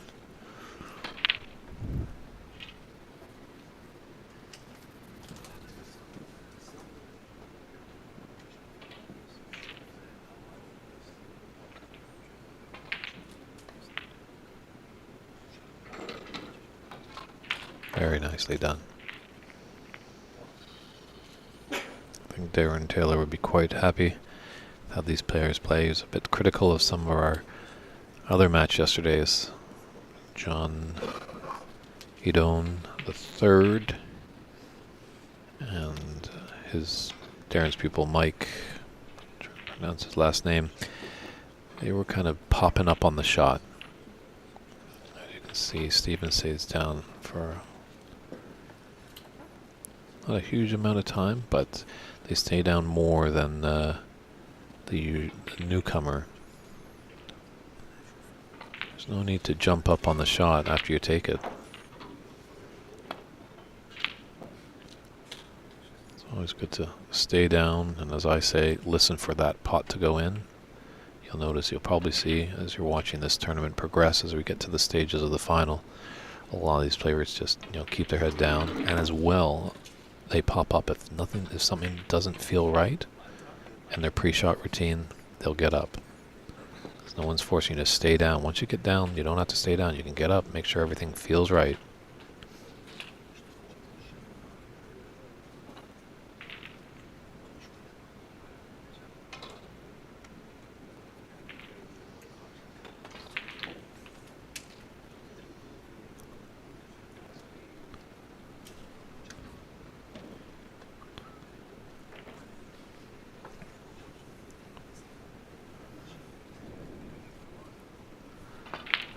So that little break there.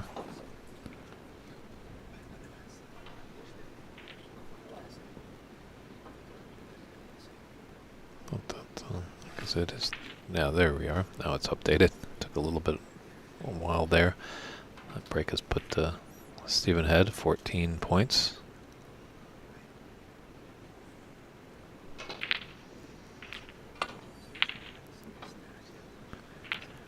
And we haven't forgotten about Jack and Ramil, but they still have a fair amount of reds on the table, on that other TV table, but this one's getting near a climax. So we're going to just hold off here, stay on Stephen and Jay to see who can take a very pivotal third frame. Whoever can take this one will put them one more frame closer to moving on.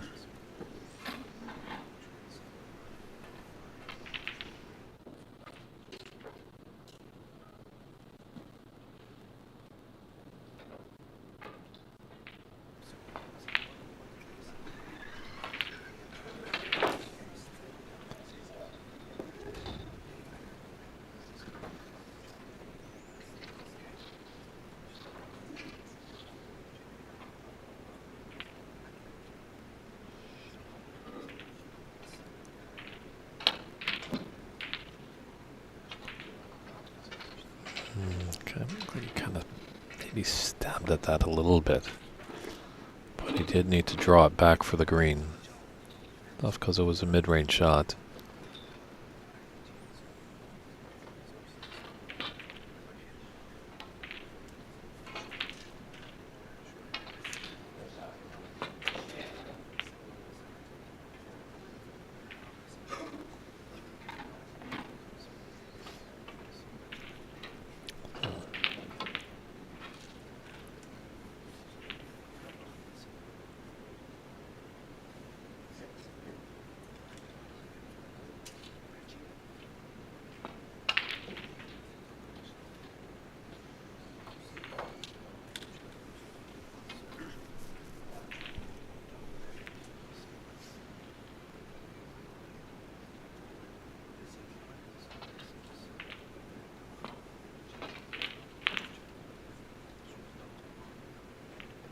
That's okay. Usually the dreaded double kiss is no good. But Jay was fortunate enough that it wasn't costly.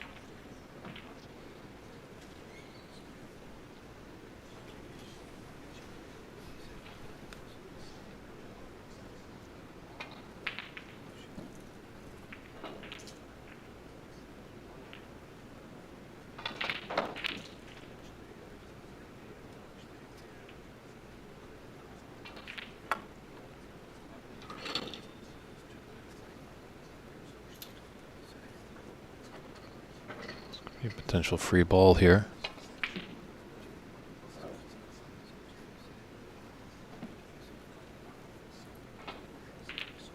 But, he's going to put him back.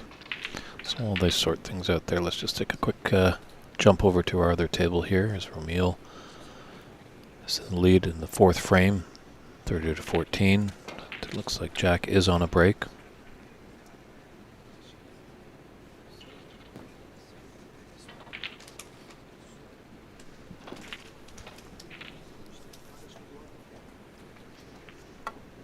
Jack's going to do everything in his willpower to force a decider.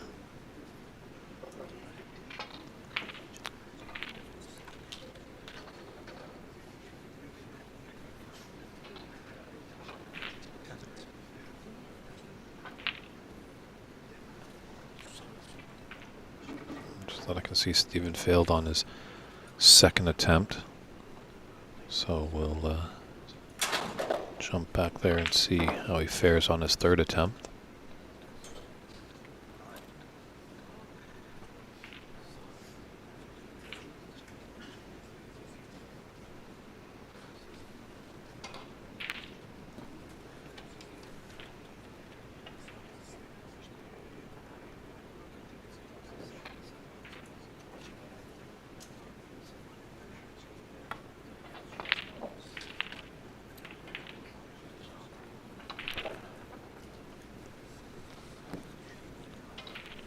Well, that's not the end of the world for Stephen there as he's pushed that brown up to the ball cushion.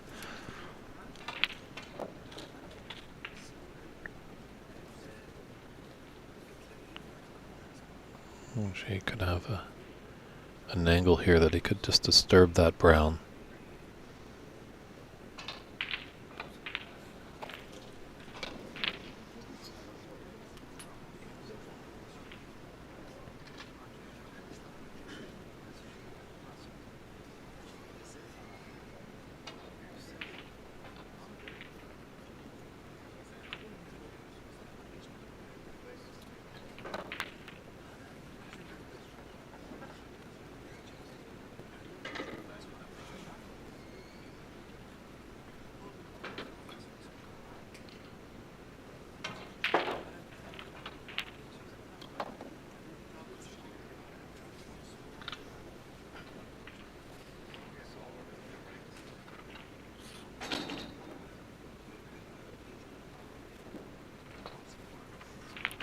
It's a good shot here. Take the screen, develop the brown, and this third frame could be his.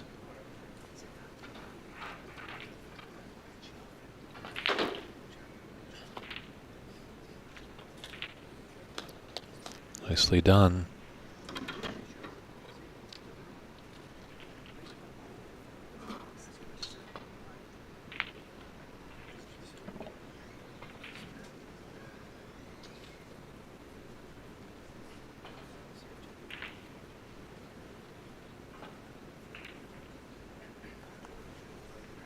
Still needs a good shot to come off the brown, come down for the blue. He does the angle to come off two cushions.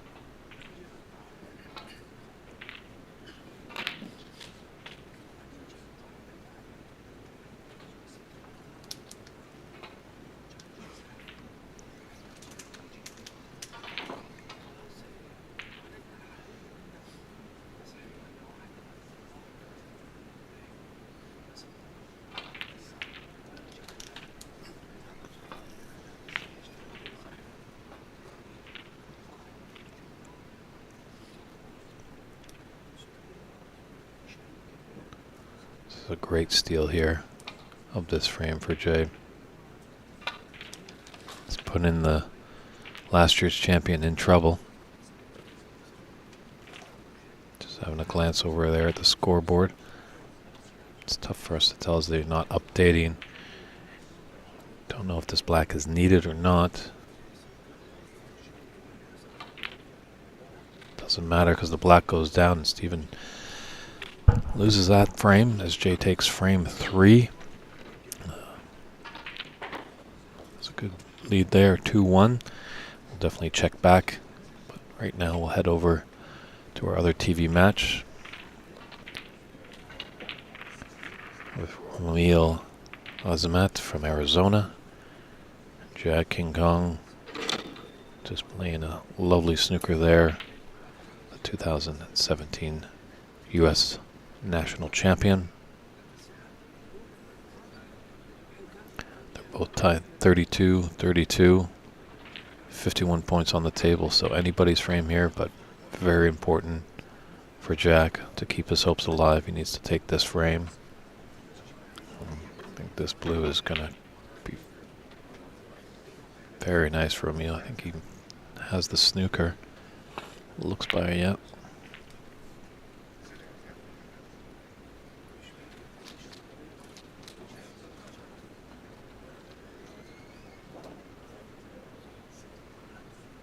It's a nice shot there. Very nicely done.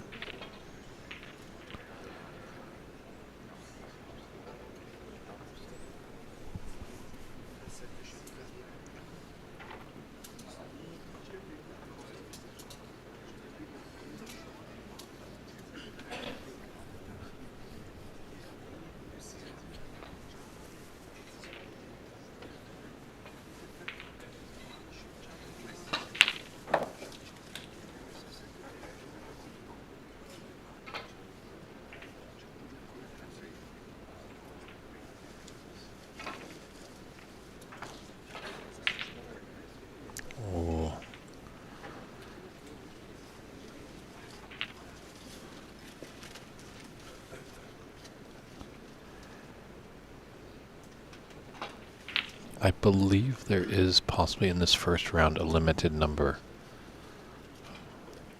To our good friend in South Carolina out there. 6 guy. Obviously in the round robin we were playing with 3 attempts, 2 putbacks. And I have noticed in some of these TV matches early on that that was the case here. Definitely when we come finals and semifinals, I think they're going to be putting obviously unlimited putbacks until snookers are required.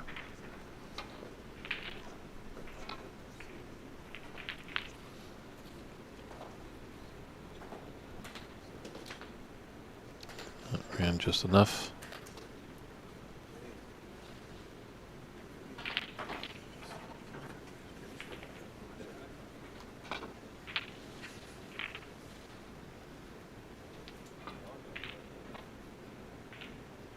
I think the 3 attempts is a good philosophy to have in the amateur game. Just because you do see some strange flukes that can happen, and there's nothing more frustrating than when a player flukes and puts the result as a snooker, and then the opponent racks up a bunch of points. So it's nice to keep the interest, because that can be really deflating. Almost as deflating as that great long pot there by Ramil. He's kind of been left in a little bit in nowhere land there. Wanted that to pull up a little bit shorter to have an angle on that yellow.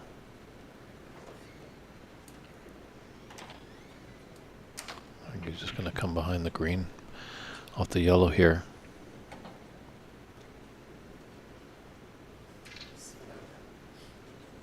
Or he might just actually roll up to the yellow. Gotta hit it.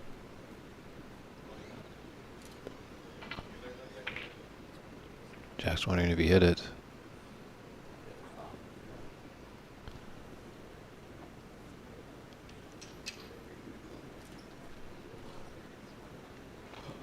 So he did hit it. Obviously tough to see on our screens.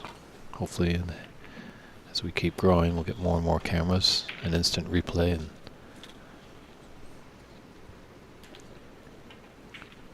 Jack was sitting at the top end of the table, so he didn't know if it hit, but Ramil will be the best player to know if he hit that ball, and being a gentleman's game.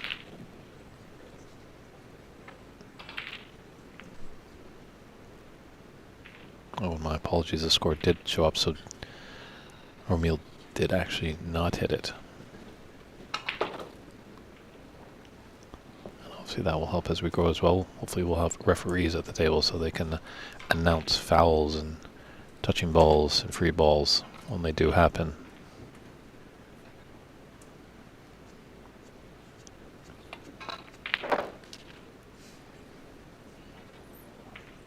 But this looks like Ramil can recover nicely.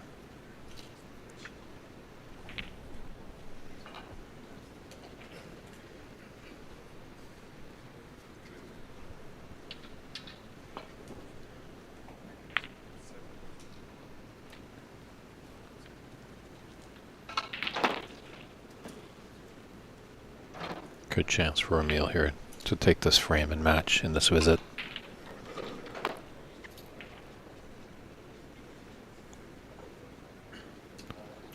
No real color ball in trouble.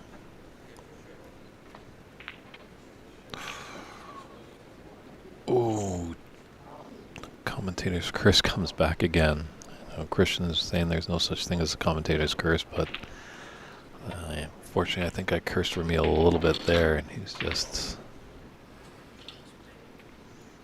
definitely dejected, given not a smile of happiness, a smile of frustration, as he knew his opportunity was there.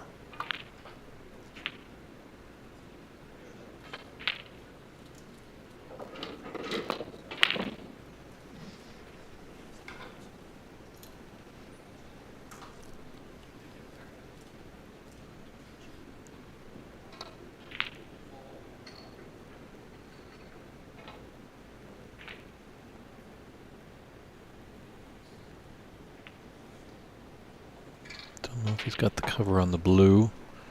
Jack taking a good long look at it.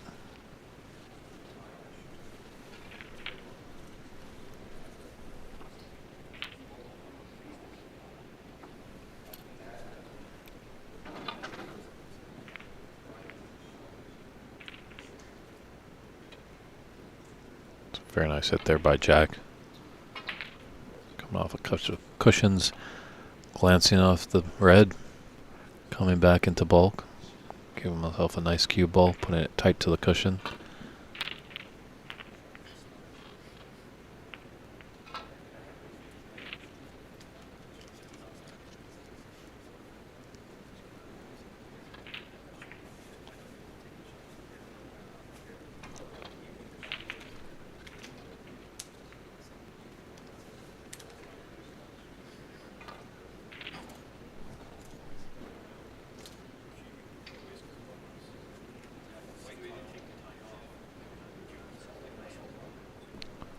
Oh, is there a gap between these green and brown? Doesn't look like it. Taking a look at where he's had it. Is it on the long cushion?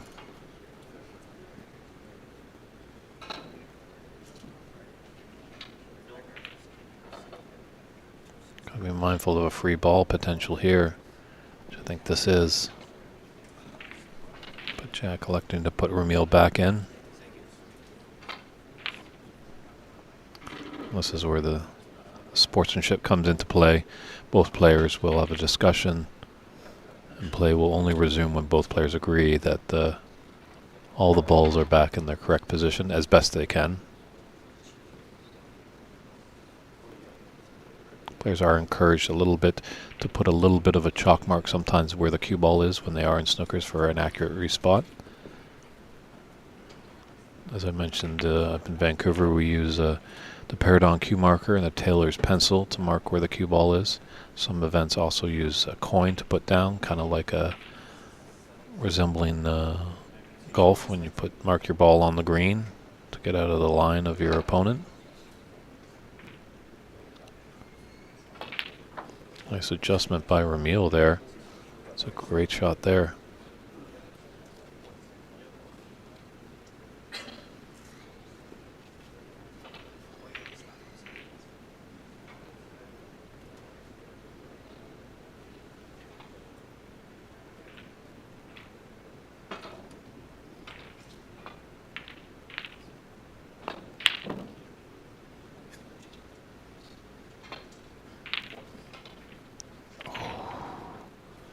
the nap at that pace. Thought the nap might just take it a little bit, as when you're going up against the nap from top to bulk, sometimes that ball that's rolling up there will veer left or right.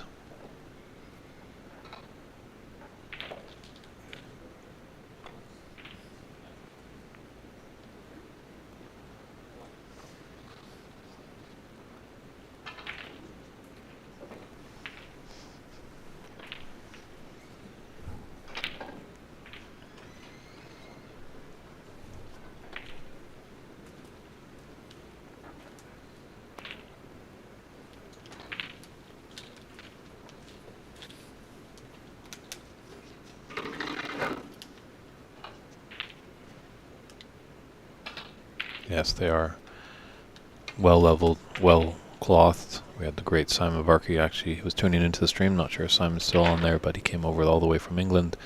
Lives in Sheffield. He's pretty much the godfather of table mechanicery. He is top notch. So he did wonderful work in this club in preparation for this tournament.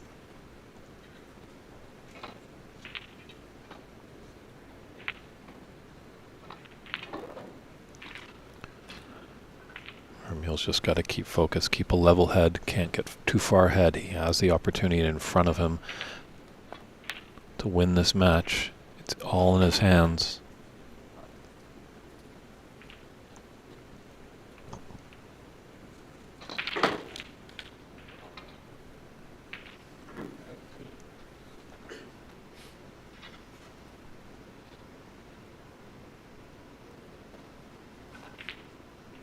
Just looking at the scoreboard, but also doing a little bit of arithmetic in his head. He's got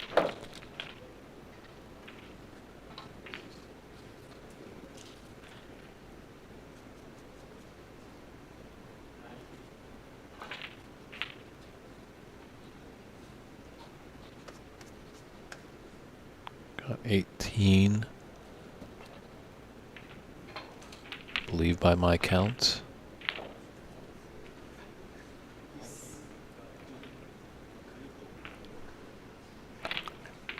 I think Jack is needing one snooker, if my addition is correct, because he did get a green with that red.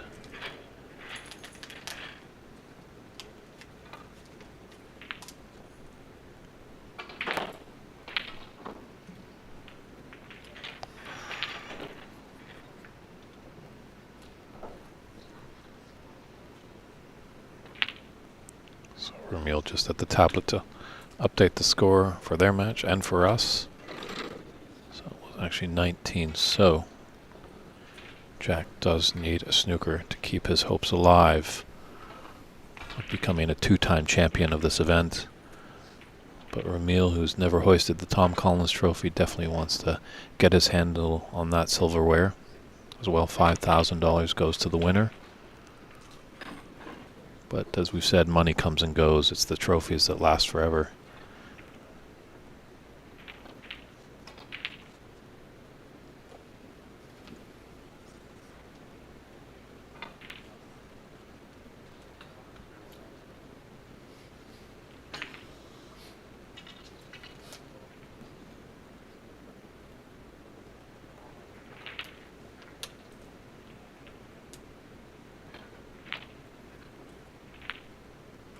Just needs to roll it to that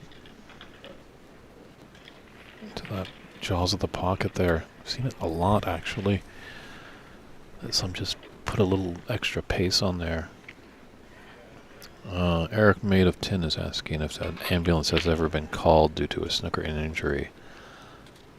Not to my knowledge, but definitely psychiatrists are well employed, as this is a tough mental game, and I'm pretty sure the psychiatrists are doing quite well.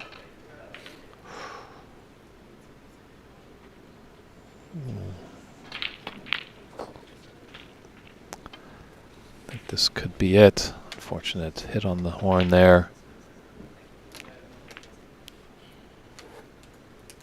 And that should do it there. So Vermeil has moved himself in to the round of 16. Both players shake hands, a little embrace. So unfortunately, Jack Kong You're not going to get that second trophy in the mantle there, but let's see if Romeo can he win his maiden trophy. Time will tell, but lots of snooker to be going on. So we'll just jump over to our other featured table between Stephen Wong and Jay Shaw. Just going to step aside for a quick little comfort break, everybody, but we'll be right back.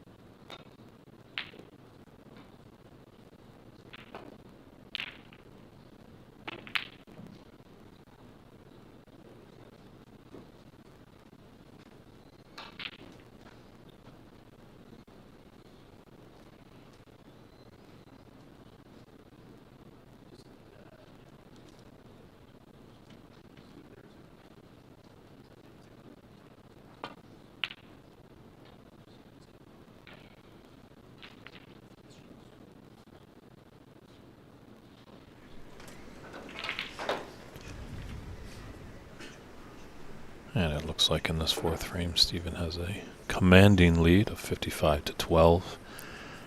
But 59 points are on the table. So Stephen trying his best to force a decider.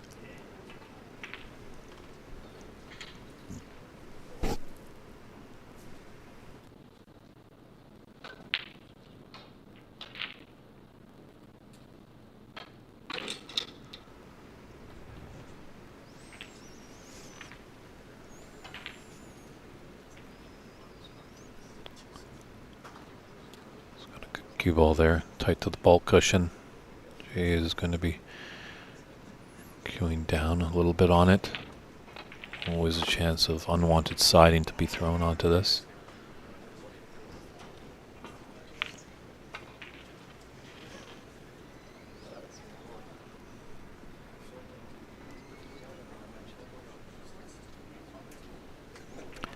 And do remember you can go to cloudsnooker.com for all live updates, live scoring there, as the players are using tablets at the table, and that feeds into the site.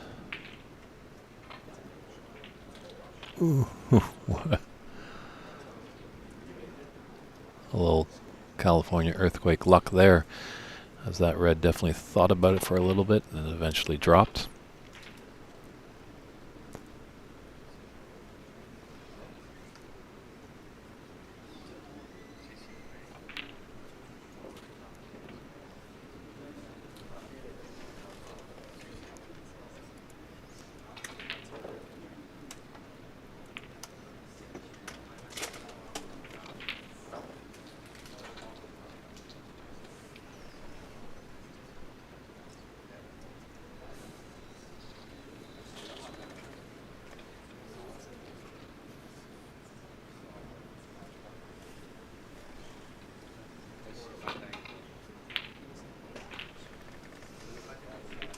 Just while we have a little moment over here, just give you some updates from other tables. John Poon is leading his match 2-1 over Rick Arady.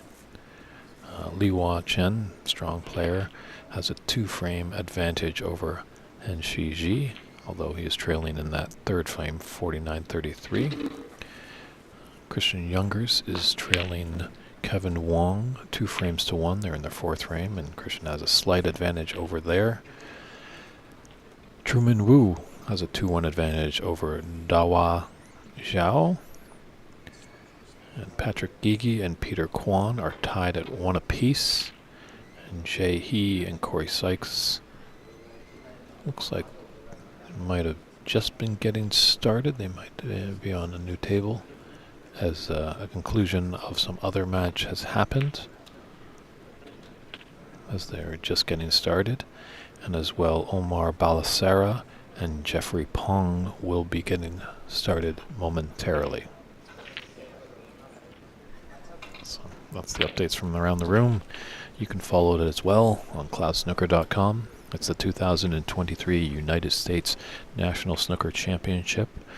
It's David Burney in the booth, and we are live here on YouTube, Facebook, and Twitch TV under the Ox Billiards channel. And as well, you can also look at St. Gabriel, California. That's where we are. But St. Gabriel Embassy Snooker Club YouTube page as well to check out all the action. Feel free to like and subscribe to all those great pages so you get updated when we go on air throughout the day.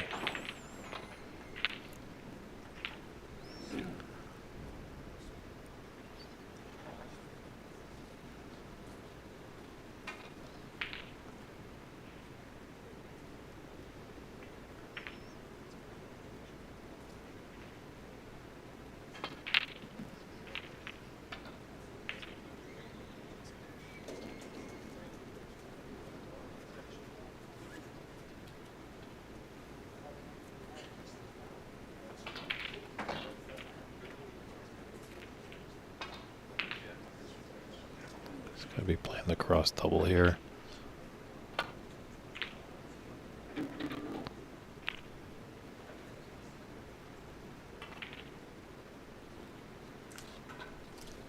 Nice to see some strong support for Stephen Wong in the chat. Definitely, if any of these players that you're rooting for, show your support. I think they'll feel it somehow through the Ethernet.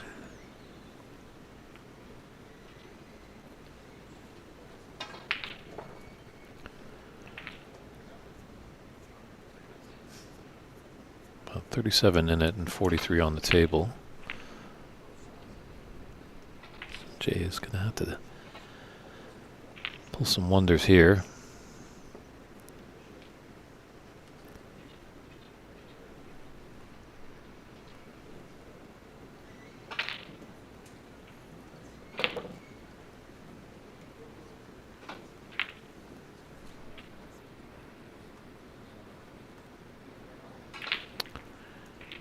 And it looks like on our other TV table we will be having Raymond McCarthy and Renat Danka. So, but they're just reached the table, so they've got to get warmed up a little bit. We'll definitely be staying here with Stephen and Jay. But once that gets going, we'll definitely pay a visit to that table.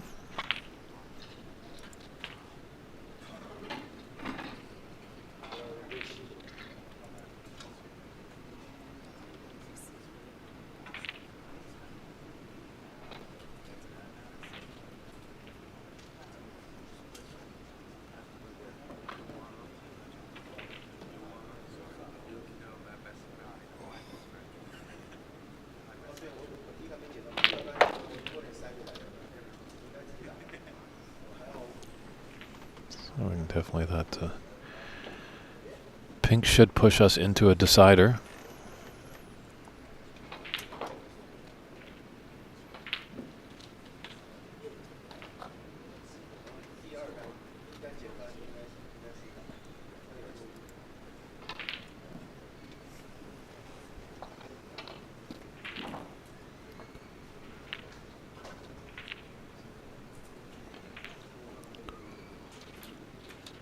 Ooh.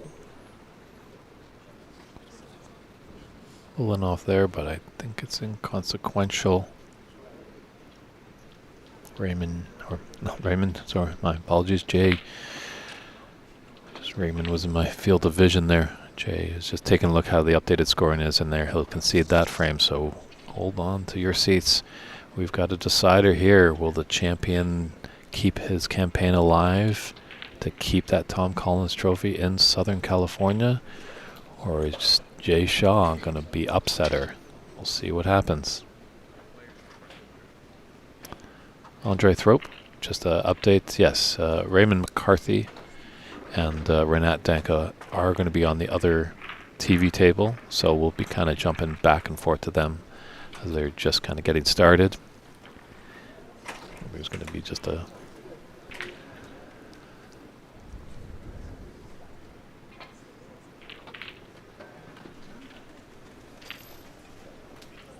so for all you Irish Raymond McCarthy fans, we will be seeing him on the TV table soon enough. Obviously, we'd like to hopefully stick with Stephen and Jay for a bit as they have a decider. So we have the powers, we can go to 2 different tables, which is always nice to see. And hopefully as our productions grow, we can have cameras on all tables. Would that be the day?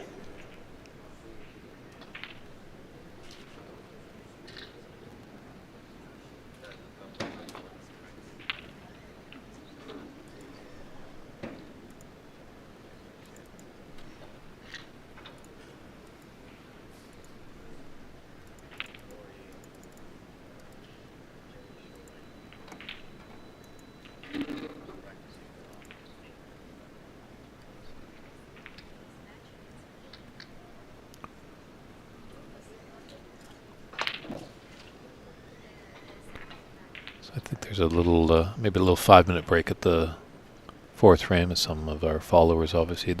That's usually when the mid-session interval comes at the 4th frame. Not sure if they're putting that in these quick 5-frame matches, but maybe I can get a word with Stephen and see if that's what they're doing. Hold on one second.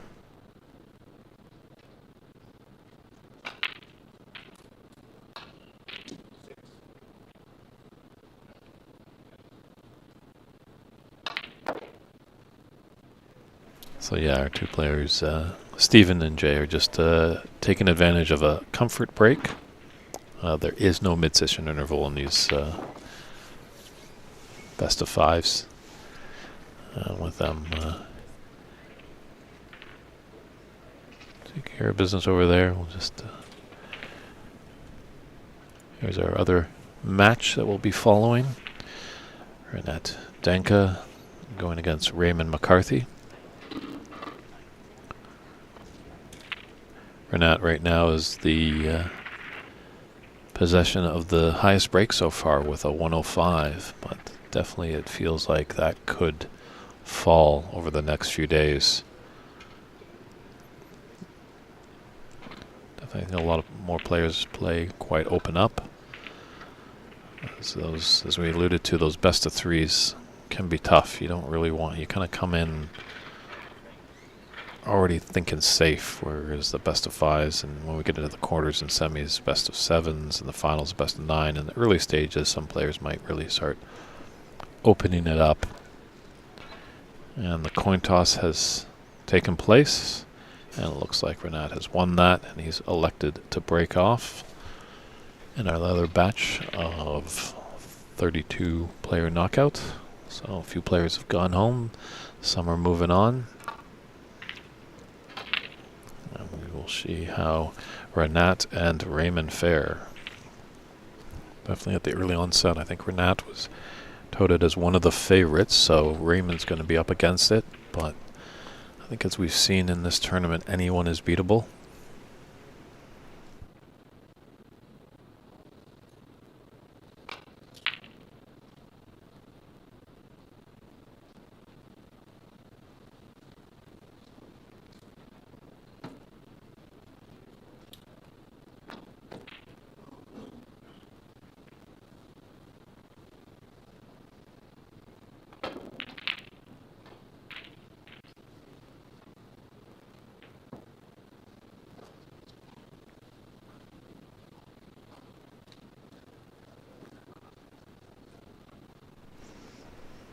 David in the chat room is asking if Sargon won his match. If you want to know results, head over to cloudsnooker.com. Cloudsnooker.com. I know Sargon was on a table that was in the room, wasn't featured on our TV, but I definitely don't see him in the room right now, so a result has come from that match. Whether he was victorious or not, I do not know, as I'm focused on these TV matches, but you can help me out by going to cloudsnooker.com. There should be results there from the knockout stage, as that's what we're in. It's day 3.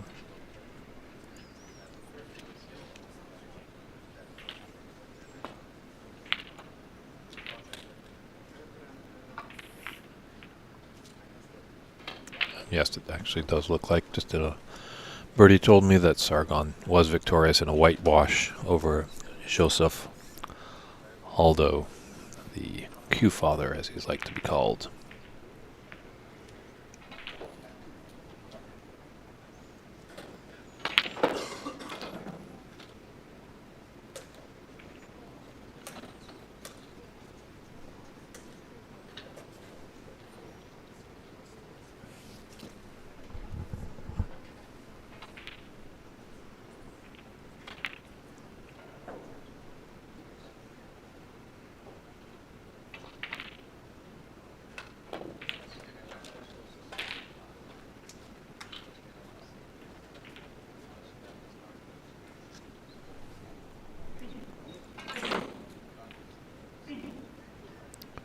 We'll have to see here if Renat can punish Raymond. Mistake.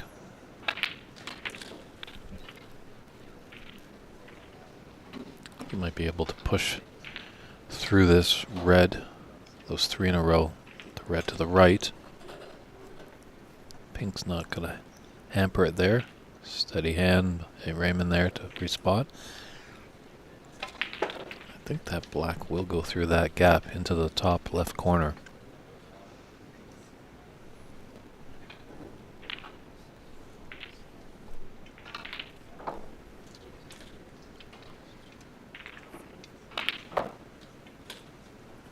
Guess the black might not have gone. So left himself with a funny blue.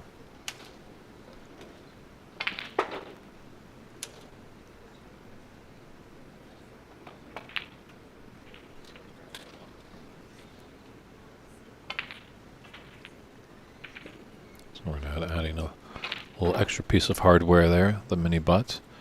Definitely has to be mindful. And Raymond just taking a look, as we don't have the referees right now, as players are to self-referee. Oh, that was a great shot there. Good pot. The unfortunate result is he's going to be quite hampered on the yellow, coming onto his next red.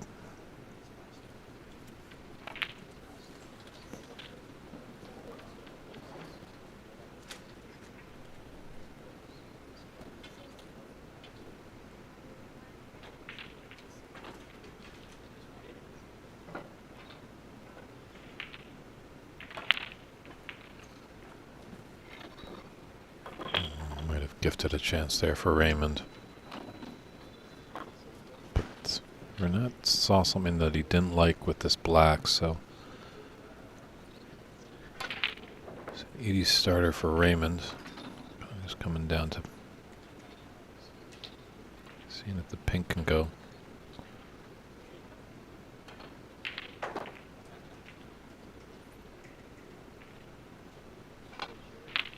So he's got a couple choices, but when he elects his decision, he's got to take his shot full-blooded. Doesn't want to have any thoughts of any other shot. Just a little unfortunate. Kissed into the balls and made the pink unpottable. So just jump back over to our deciding frame over here. We'll check back with these guys. But they're just getting started in their match, whereas we've got an important frame here, a deciding one between last year's champion Stephen Wong against Jay Shaw.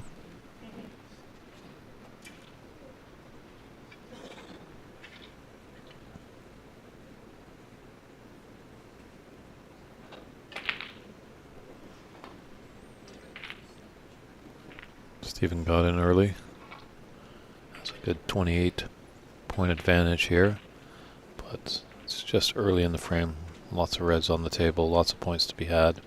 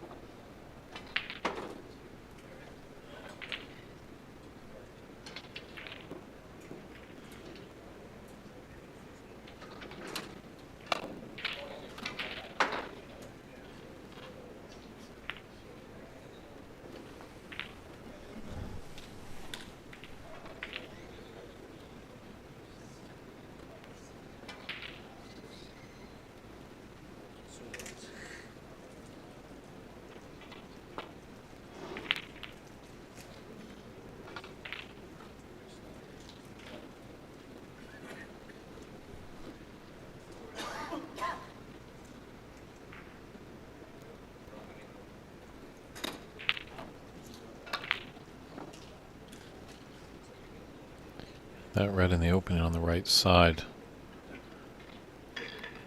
The stun net will probably hold for the black. I don't know if he can take it on with the element of safe of running back behind. Well, he was able to get through, but unfortunately he wasn't able to get the pot.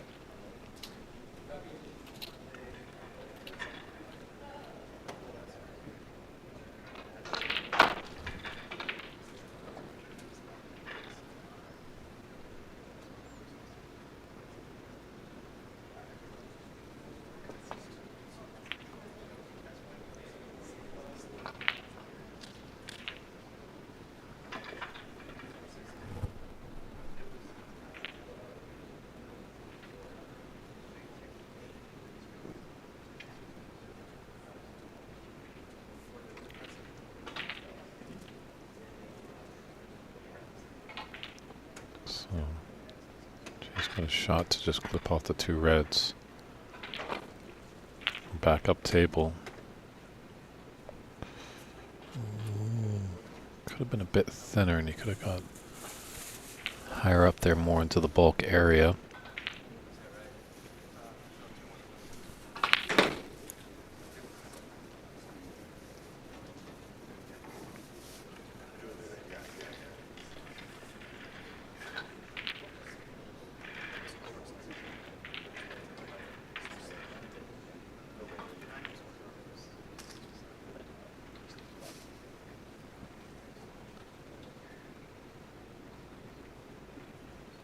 This is tricky going over that brown.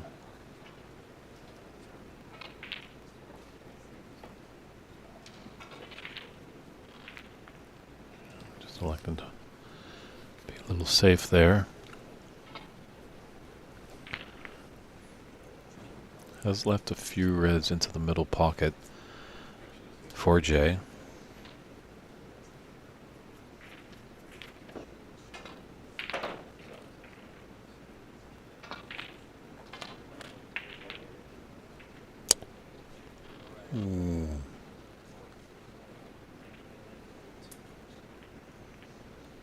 Those two reds below the pink. Just seeing if Steven can take the lower one. Potential shot to nothing here. Go for the pot into the top right, but come back down into the bulk area. Well done. Now, does he choose to be aggressive? Or just roll up behind the brown?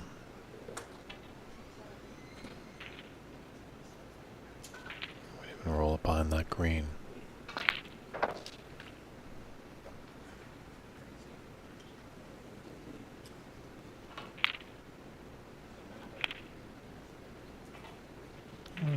Just elected to put that green down table.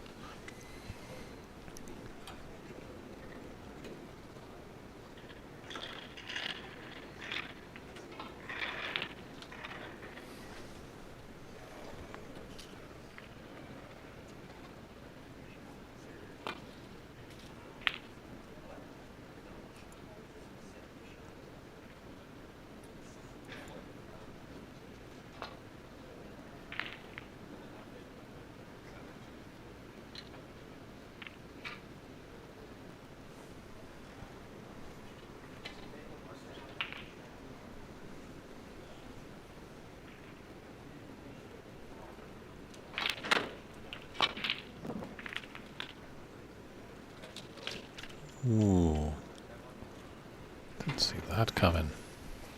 He shouldn't have put the green down there on his previous shot. So is this an opening? Kind of a little bit messy table with those 3 reds on the top cushion. So if he wants to make a substantial break, he's definitely going to have to work for it.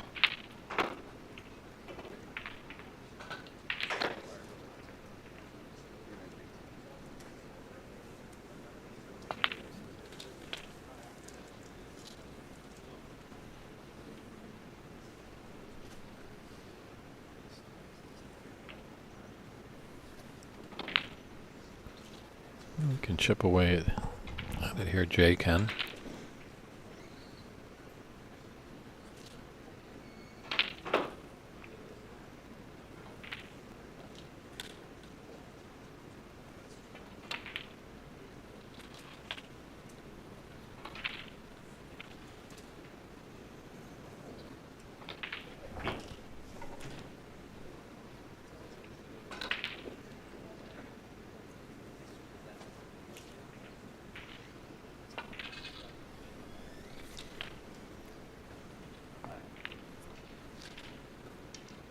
Ran into that a bit too much.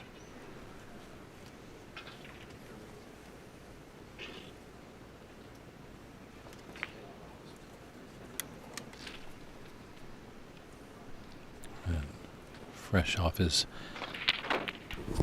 match, Mr. Christian Youngers is back in the booth. How's it going, Dave? How's it going? Good, how are you? How are you doing? How was your match? Not the result I wanted, but still played decent. Ups and downs. Unfortunately, had a couple of issues, technical issues with the scoreboard at times, which might have been distracting, but that's how it goes sometimes. Nice pot there from Steven. Looks like Steven's up against it a little bit in this first match. Yeah, he definitely is getting tested. He actually had to win the last frame to force this decider, so as I think we alluded to earlier on in the broadcast, maybe day 1 or 2, we'll have to see how this affects Steven, as it is his club. He's kind of running the club, kind of co-direct, tournament directing as well, wearing a lot of hats. I just wonder if that will affect him if he can't turn off that switch. Yeah, it's got to be dialed in for sure. Got a good opportunity here, though. That great pot puts him in a good chance to pick off some of these reds. Opting probably play for blue next, or a bulk color. Oh, no.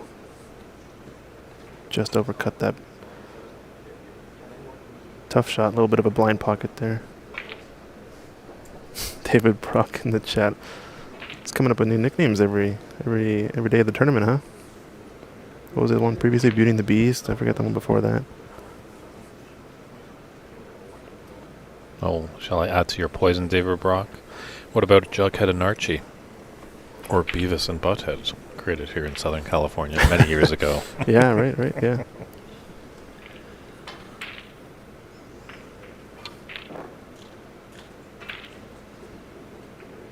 I think it's going to be the last of the free open reds, though, so we'll see if he tries to cannon into these reds down by the black. He's going to just opt to play it safe, maybe a cross double. Yeah, he's going to get the cannon there. Didn't come out smelling quite like a rose, but still has a pot on. Probably going to opt to take the one to the right corner pocket. This cue ball's going to be running around a lot here. Yeah, play for a bulk color maybe just in case. Likely to leave a shot, though, if he hits it thin.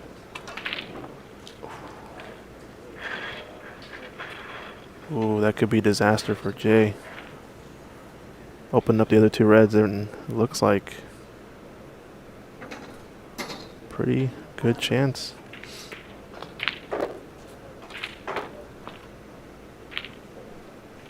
Just a bit thick on it, but only going to leave a mid-range long pot. Yeah, you got to be careful with these players now. In the knockout phase, once they smell blood, they really attack. Yeah, and I think Seems like Jay probably has nothing to lose compared to Steven, defending champion. He's got to have all the pressure on him, like you said. It's his club. He's been running the tournament, doing a bunch of stuff. Hey, David Brock, thank you so much. Yeah, we just got to keep improving, that's for sure. It's only a matter of time before we get on the big stage, you know, little by little. Oh, wow. Excellent pot. Yeah, I parallel my snooker game with my life. It's always a work in progress. Always a work in progress. Yes, it is.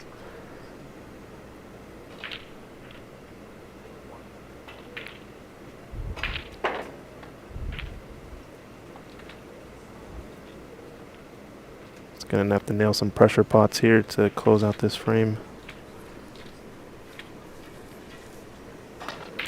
He's been here before, though, so he's got to lean on his experience.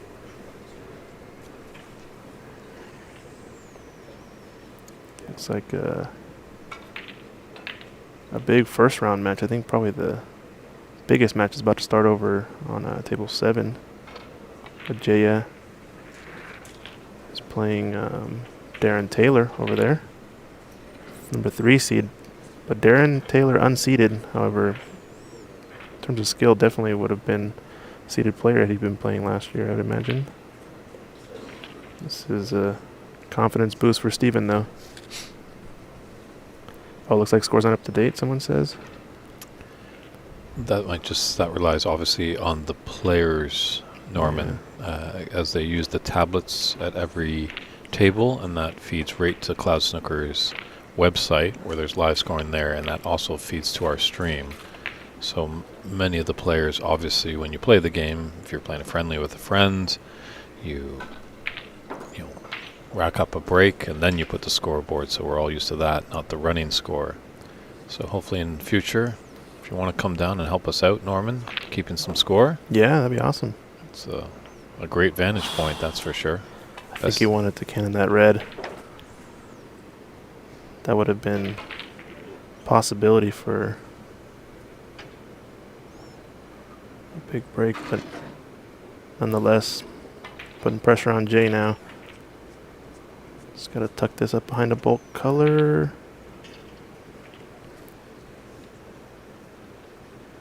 Not too bad.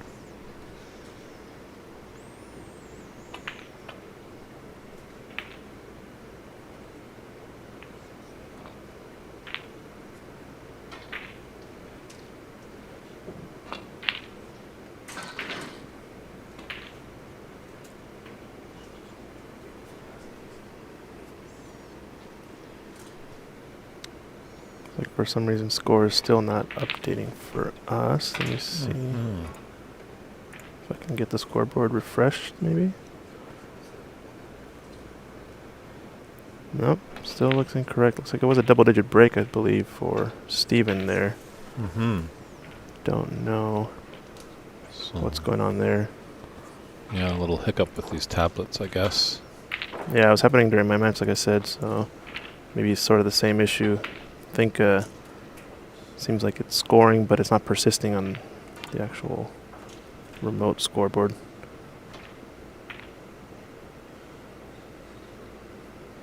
But we always have video here on this one, so we can go back and double check. That's great to see, Norman, that you'll be refereeing the final. Good to see.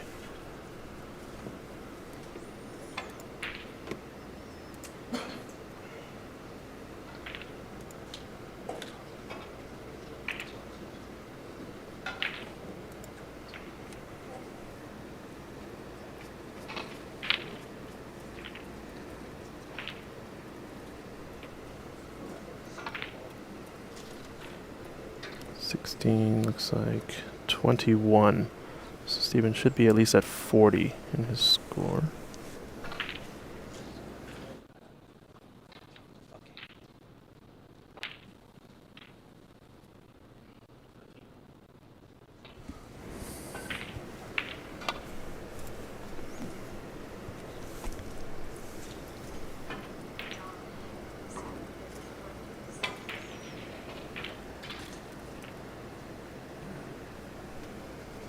So took the first frame there. It looks like Raymond has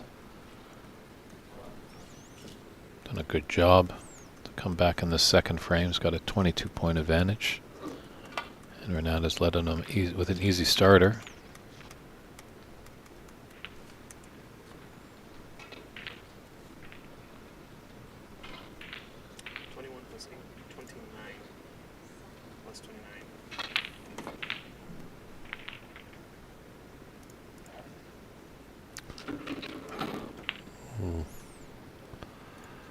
Fortunate that black fell in the bottom of the pocket there.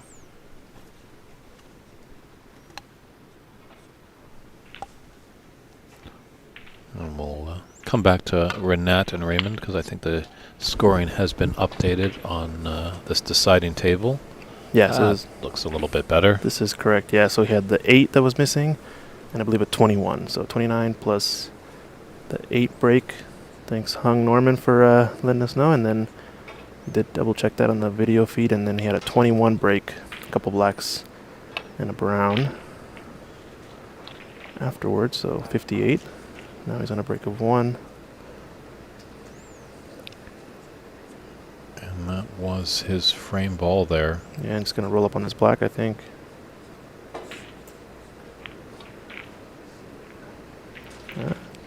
Pretty good.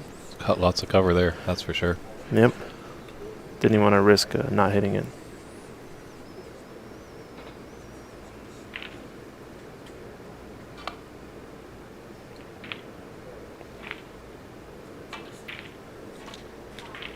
Retort there by Jay. Don't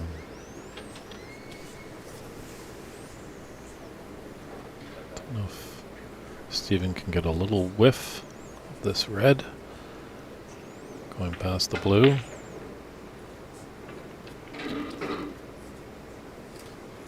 Guess not, because you're looking to come off the long cushion. Smart shot here, because if he misses, it doesn't look like it's going to be too costly. Good contact. Yeah, 40 points. Steven just needs to get this red down to really seal the frame. Granted, I don't think they're playing with the same rule as earlier, where they are required to end the match after 3 snookers or more are required, right? I'm not 100% sure on that. We should check with our good friend Alan Morris, because I have noticed on some matches that some players had 3 attempts when they were in a snooker. Okay. 2 putbacks. So maybe in these early stages of the knockout phase.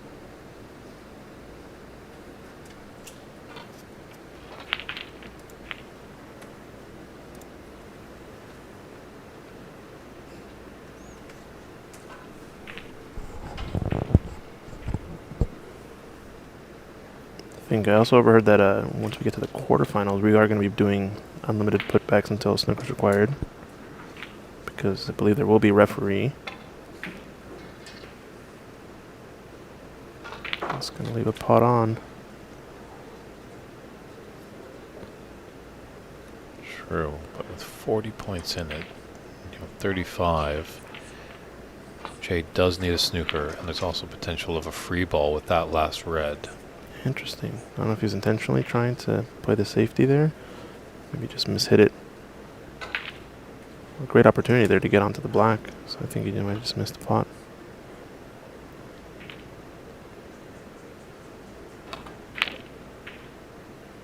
That in? Oh, wow. That almost would have been trouble. I think he was playing for the safe there. Yeah, for sure. Almost reminded me of my shot from yesterday.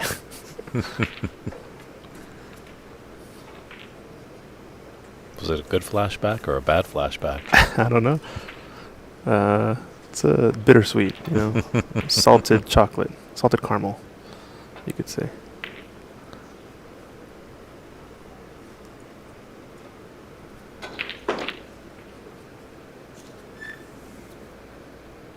That's the snooker that he needs. Over there. Yeah, it's there. It is swervable, but I imagine he's going to try to go 2 cushion escape. come in underneath it. Although the middle pocket might be in the way of that, just slightly. To the left, yeah, he's going to go around to the right side in this case, okay. Does slide a little bit with the new cloth, but is he going to get enough slide? Nope, and Snooker's there. I think Jay's going to have to take this pot on because Steven would definitely be a favor to hit that after a second attempt, but he's back in it. We are in the Snooker's required stage, so he cannot go back. Oh, he cannot go back. Oh, he's still required. Oh, sorry. Still needs the one more. It's 40-35. He needs one more. Okay. My apologies. Sorry, you're fresh off of a match, you know, concentrating still there. You got to dewind a little bit. So, just updating the score should be 23.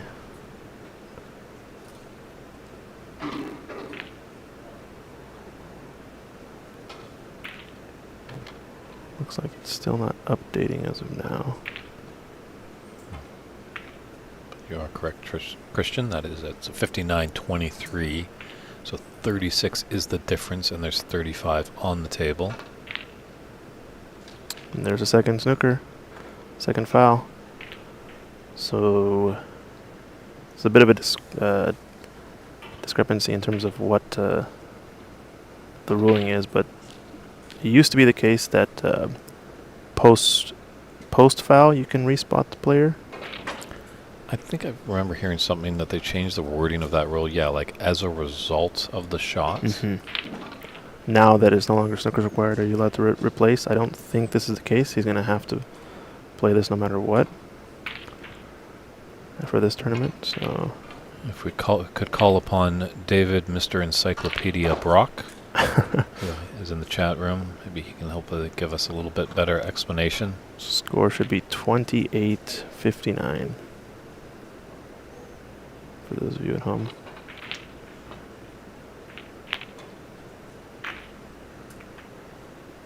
And looks like there's a window here.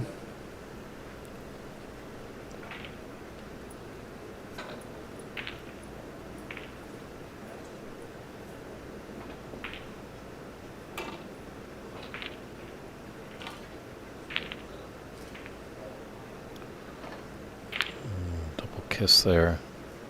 Ooh. Don't think Jay's going to like his next shot. Yeah. This is a good chance for Steven here.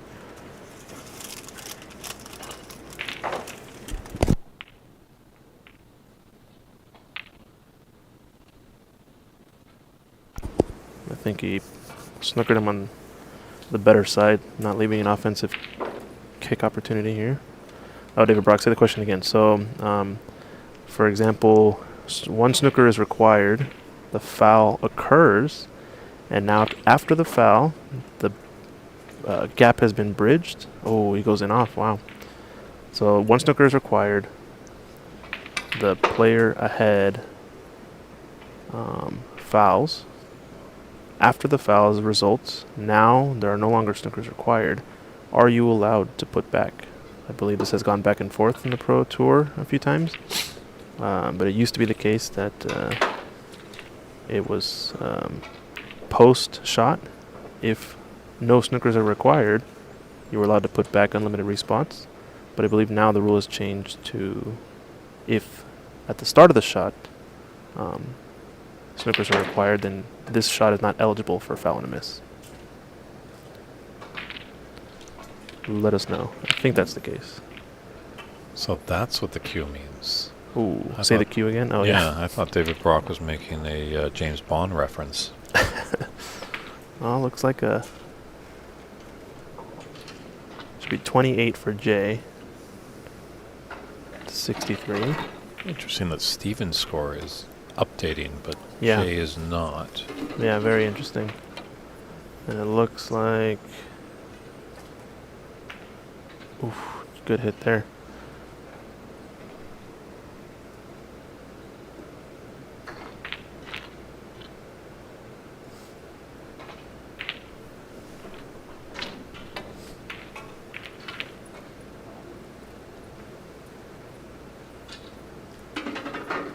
So got the fluker earlier, off of the miss, and out of the D, and Managed to get a pretty good snooker here.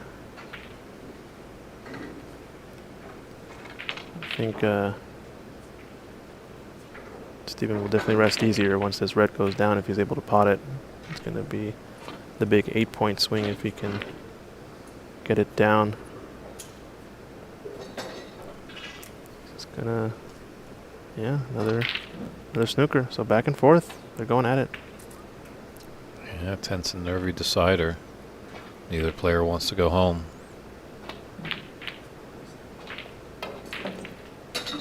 I thought for a second that black was gonna roll up and block the cue ball. Yikes.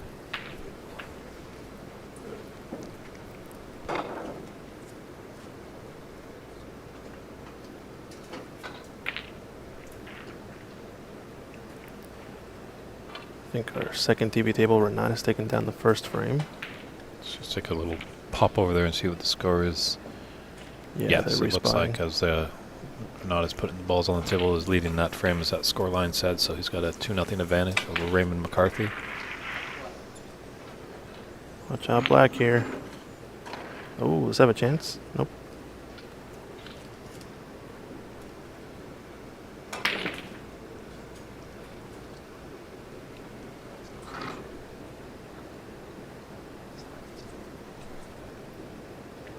Yeah, David Brock confirming that if a snooker is required before the escape attempt is made, playing in lane of snooker cannot replace the ball. Yeah, I believe that is the current rule. But definitely an edge case that comes up every so often. Yes, always multiple debates in a snooker room about the rules. I believe, oh, it looks like it updated to 27, but I believe his score should be 28 because he had 19 previously, right? But he did have 2 fouls that Steven had, so... Yeah, 8 points. Oh, 27, sorry, yeah, my apologies. So I think everything is keyed and hummed. I think that is Finally. an accurate score you have on the bottom there. Can't do math right now.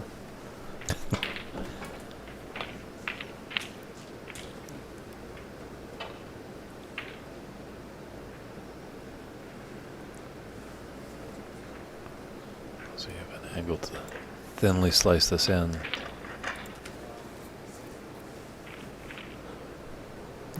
So surely solidify the frame if you can pot this ball. Nice job. So the champ is still alive, it looks like.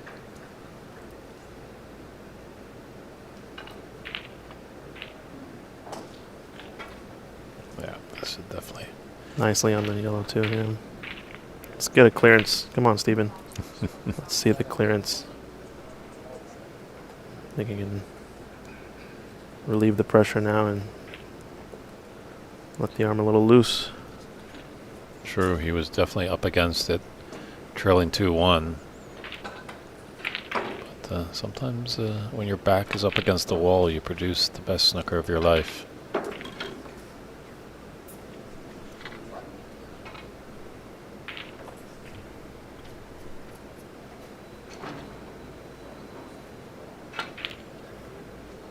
Ooh. Commentator's curse, right? We wanted the clearance. We wanted the clearance. There's the handshakes. Great to see. So, commiseration to Jay Shaw. His campaign to become the U.S. National Snooker Champion has come to a close, but Stephen Wong moving on into the next round. Maybe he could be part of a select few that have won back-to-back U.S. National Championships, but only time will tell. We're back to our other TV table between Renat Denka, who's got a strong 2-frame advantage over Raymond McCarthy.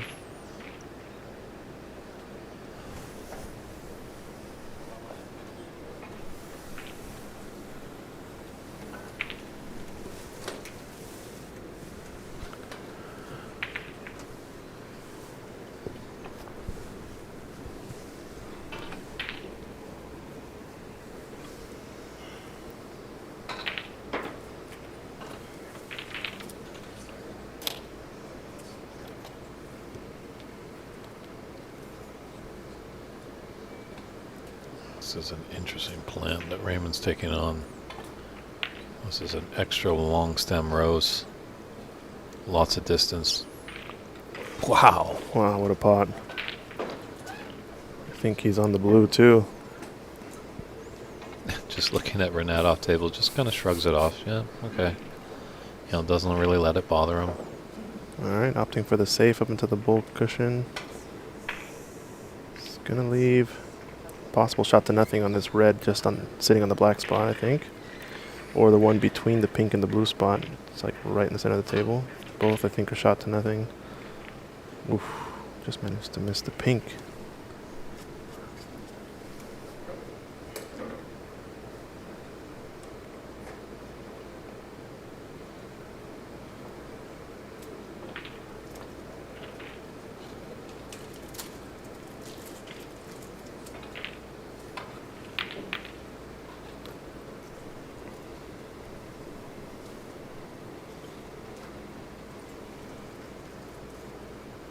Yeah, we've got a few matches still going in the first batch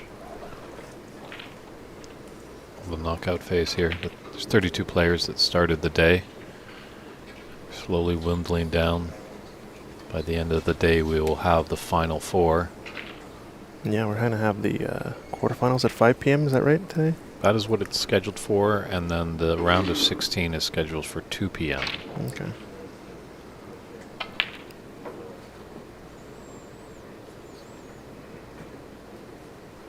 But we will see how that plays out. As we all know with snooker, some matches go quick. Some matches, they get tied up a little bit. Balls go in strange positions. Take a quick break. I'll be right back, Dave. Sure.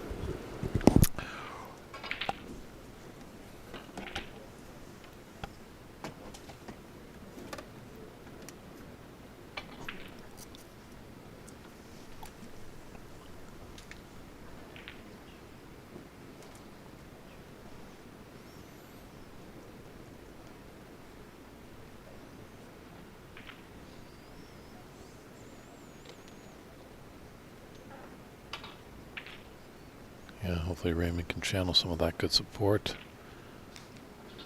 It looks like he's getting from Ireland.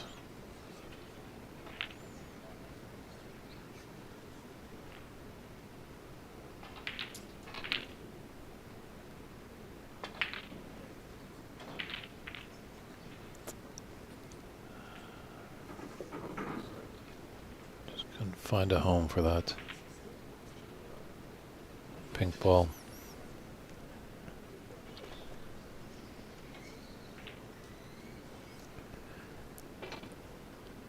Here we're not having a look at those two balls together going into the left middle.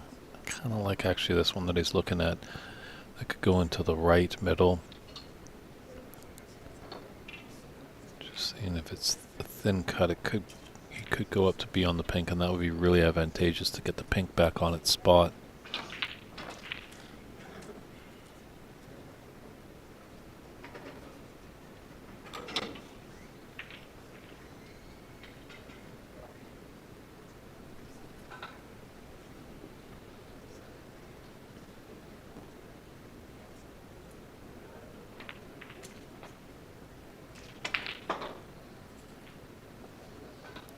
Yeah, black's in a tough position as well. So that is a reprieve for Raymond. The high value colors are nowhere near their spots. So Renat's really going to have to do some work to create a large break.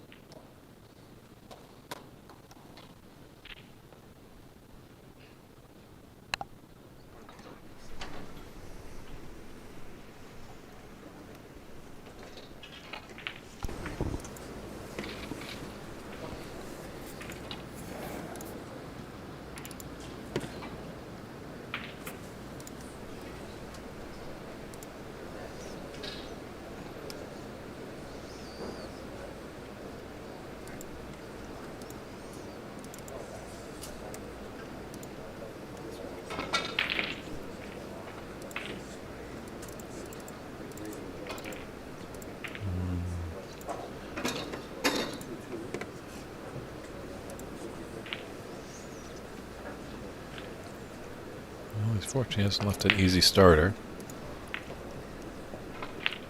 All right, we're back.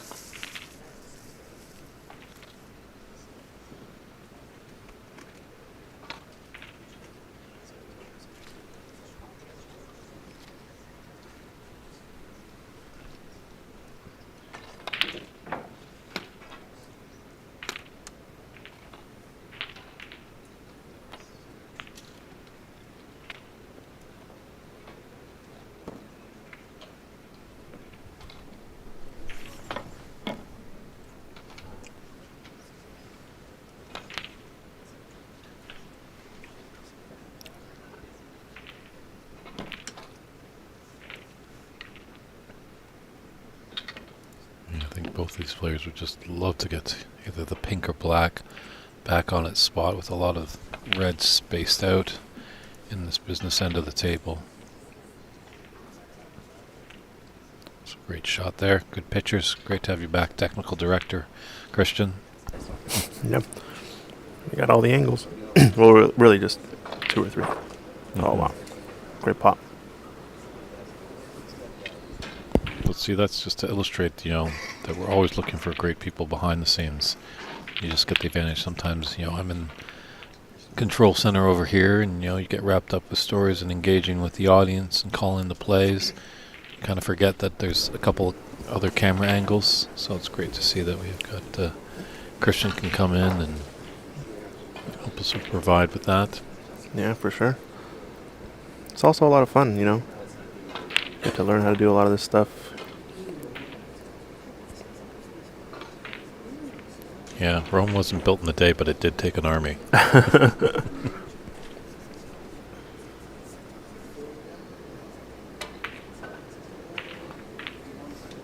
Oh, thanks, David Brock. The official verbiage in the rule, basically saying that you shall call foul and a miss unless a player required penalty points before or as a result of the stroke being played. So before or as a result, all inclusive. So, if you were in that position of needing snookers, and then the result was you didn't need snookers, you could be put back, correct? No. No? Saying you cannot call foul and a miss if you needed points before or after. You can call foul and a miss unless you needed points before or as a result of the shot. It's kind of like a weird, it's a negative, right? With this 2 positive makes a negative kind of thing? No, not a double negative makes a positive, but it's saying that you shall call foul and a miss, but you're not allowed to call foul and a miss if the player required penalty points before or after. I think the tricky part is that it says or in the statement, right? Before or after means that you're not allowed to call foul and a miss. And that, you're showing us some great cue power there. So you had to dance around the blue with those reds.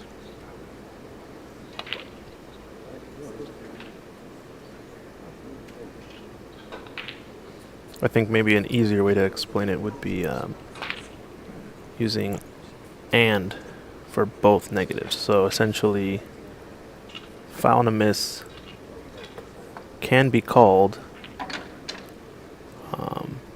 only if you did not need foul points before and you did not need foul points after. Hopefully that makes a little bit more sense. We're getting there. Yeah. It's nice to see that David Brock can use copy and paste. Yeah, but I'd like to see that. That's a good rule. It's good to see the official rule, so it's good. Wow, what a pot there. We're not just ball pocketing machine. Well, we were talking about it the other day, obviously, for all the newcomers. It's not a bad reading just to get a copy of the rules. You can actually get a hardback copy, or you can even just go online and print it off from the WPBSA website, free of charge. It's also free admission here in Embassy Billiards for this 2023 United States National Snooker Championship. We're in San Gabriel, California. Say it's sunshine all the time, but actually I'm starting to see a lot of Pacific Northwest weather here the past few days. It's been rather overcast. Kind of the way to wrap up summer is a lot of the kids will be going back to school come Tuesday.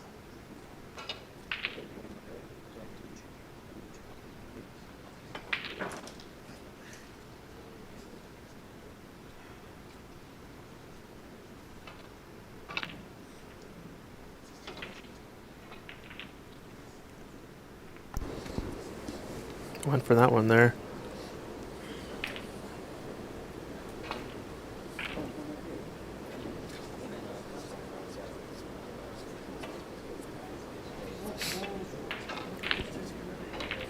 Yep, right you are, David Brock, exactly.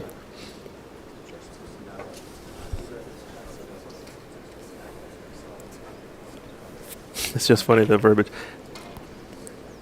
Cannot now claim a snooker. It's not allowed.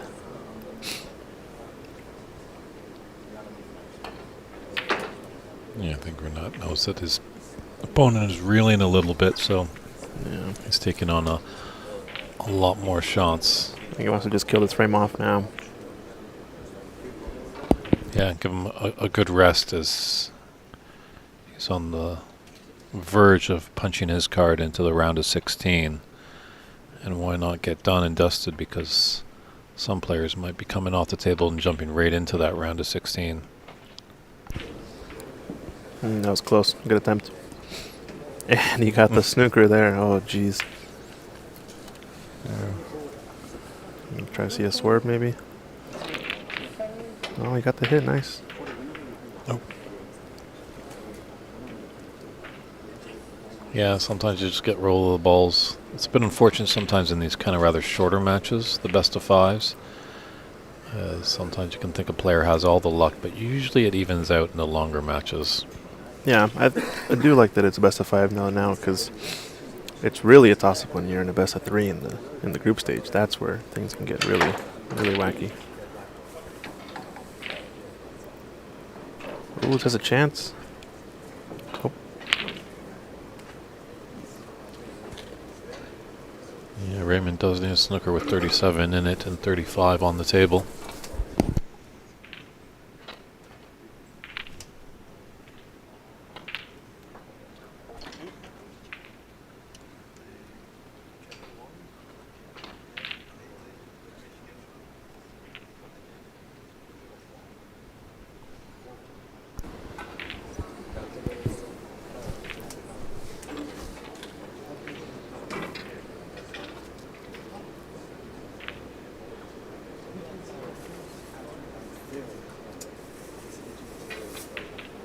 There's a potential for the snooker here.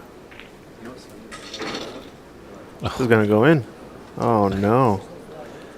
Honestly, disaster, because he needs a high-value color with that pot. Well, pink is kind of available, though. Yeah, there's the handshake right there. Well, I think he just came up a big wall there. Renat is definitely a fierce competitor. I'd have to say probably one of the favorites to hoist the Tom Collins trophy, but we shall see. So that concludes that match. Renat Denka is into the round of 16. Raymond McCarthy, unfortunately for all you Irish fans out there, he's going home. But definitely a good campaign there, but he'll be back next year. Got another little TV table. Maybe we want to step aside for some advertisements. Yeah, let's do it. Okay, we got, here's Nomé Tato and Machine. We'll just come right back to them. That's where we are. There's the United States Snooker Association, snookerusa.com. You can find out all information about tournaments and events. Just like that last splash page, Tep Chai Unu is coming to Embassy Billiards. 2019 shootout champion, very an electrifying player to watch. And Darren Taylor yesterday went on record and said he bets you Tep Chai is not going to get one, possibly 2 maximums in this room. Really? You think? Yeah, I can see it. Okay. And our good friend at Ox, trying to get new, younger players and inexperienced players in the game by offering this Goid stick. Is that what you guys are calling it up there in I think goat stick, I think it's pronounced. Gochi? Potato? Who knows? But a great little deal there. Nice beginner cue with a few little extensions and a case. Reach out to Ox Billiards /store to get yourself a new good starting cue, or maybe a little present for a youngster. Get them inspired. Who knows, maybe in the future days Ox might be starting to sell little 6-foot tables. But Oh, yeah, you we'll never have to know. see what happens.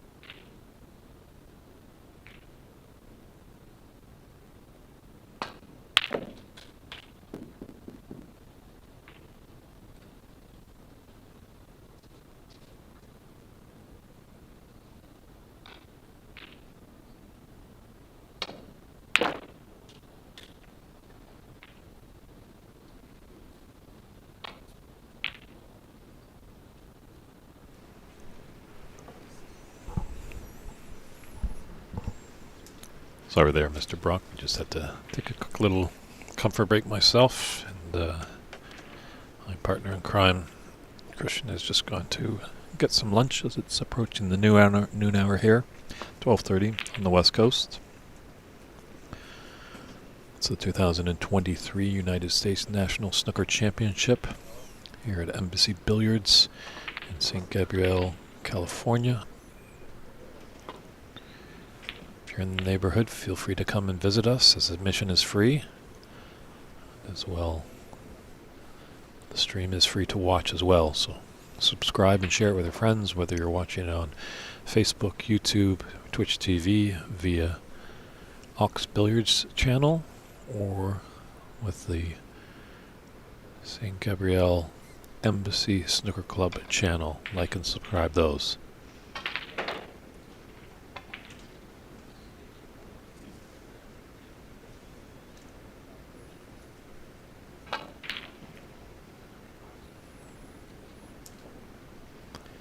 And if you want to see any results in this tournament and the up-to-date live scoring, feel free to check out cloudsnooker.com.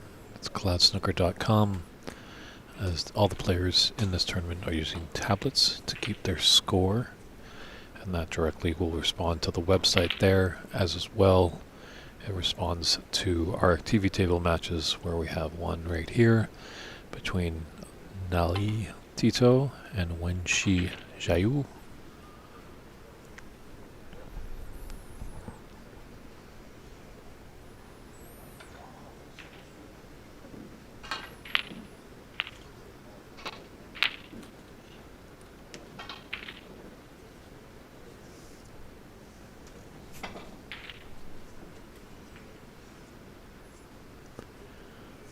Now we're in our final batch of matches in the first round of the knockout phase. After this, looking hopefully scheduled for 2 p.m., that's when we will start the round of 16. Not sure exactly who will be on our TV tables, but obviously we need to find who is going to be in those groupings first as well, as there's still tables active.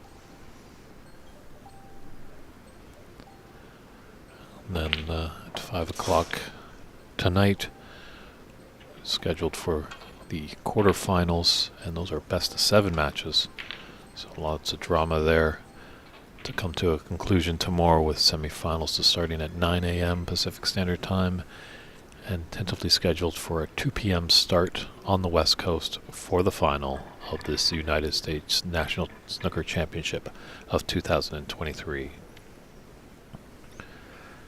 Glad that you all are tuning into the stream. Definitely, if you have any comments or questions, feel free to let us know. Let us know where you're tuning in from. Lots of familiar chatters, shall we say, and some new people coming and enjoying the game.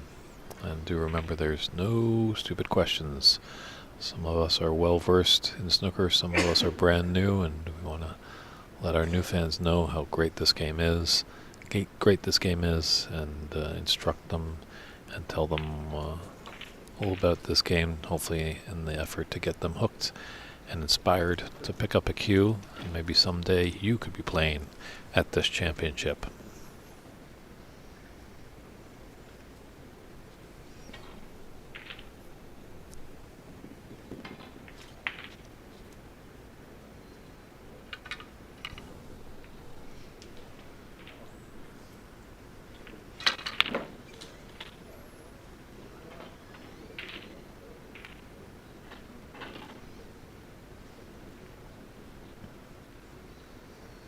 Yeah, this will be our only TV table here, as Renat Denka really made quick work of Raymond McCarthy in our other TV table match.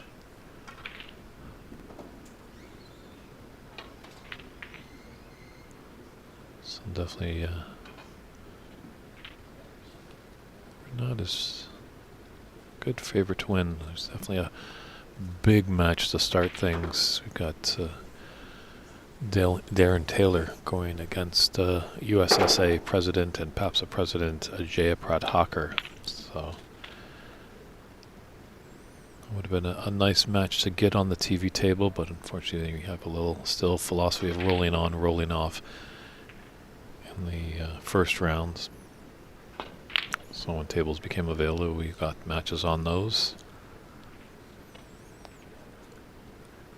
Just in the spirit of keeping the tournament going, as there is 9 tables here at Embassy Billiards. So great facilities, really an ideal situation for hosting these large tournaments.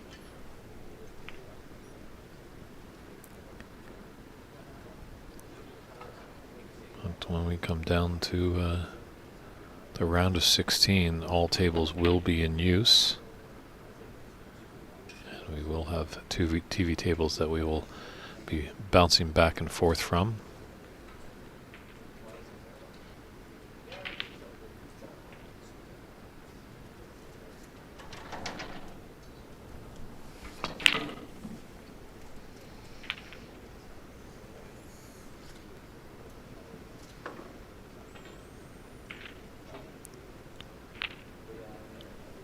I wonder if there's just a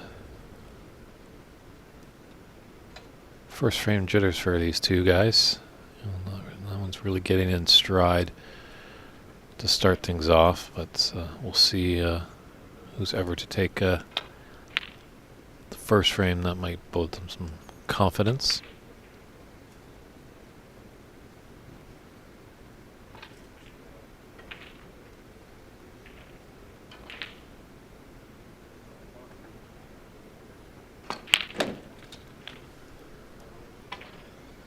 Nevin is asking about billiards popular in the U.S.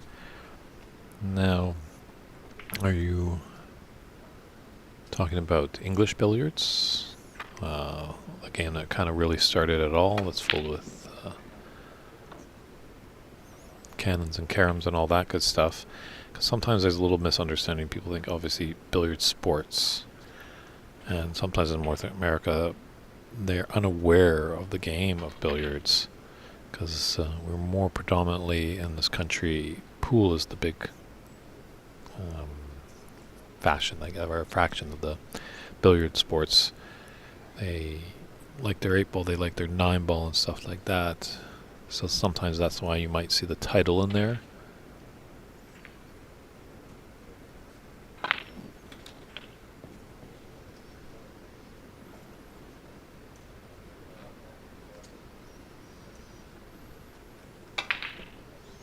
I think sometimes you'll see some places are called the Snooker and Billiards Lounge. There is the Top 147 Club in Vancouver that is aptly named that.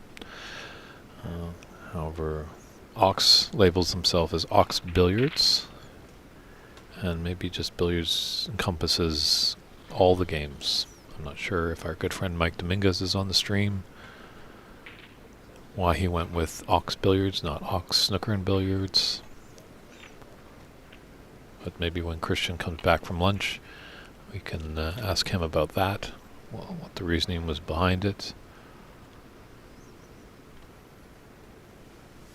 Sometimes some things just might sound better than others, possibly.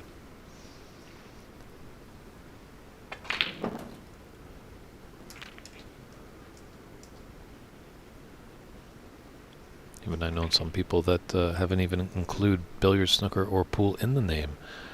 Our good friend of the community, Rob Johnson, up in Vancouver, many, many years ago, was poised to open up his own club, and he was wanting to call it the Black Knight.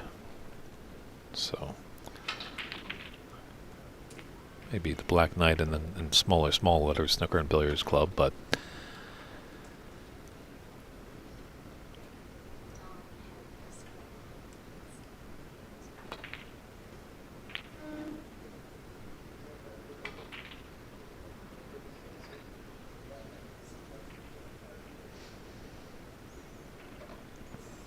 so that yellow and blue are definitely created a nice little wall.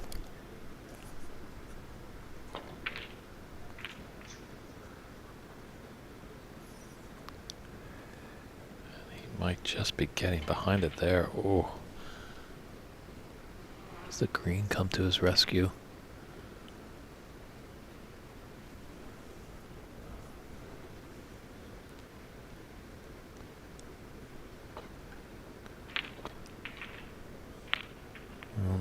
was able to get through. So only 12 points in it, 43 on the table. Now this looks like he's going to come.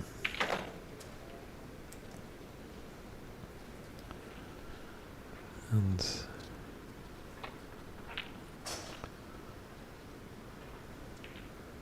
Mr. Tito's got to look out there. Just a little concerned. He's pushed up his sleeves a little bit. Now, if Winchi wanted to address that, that's a worthwhile complaint, as it might be infringing on the dress code.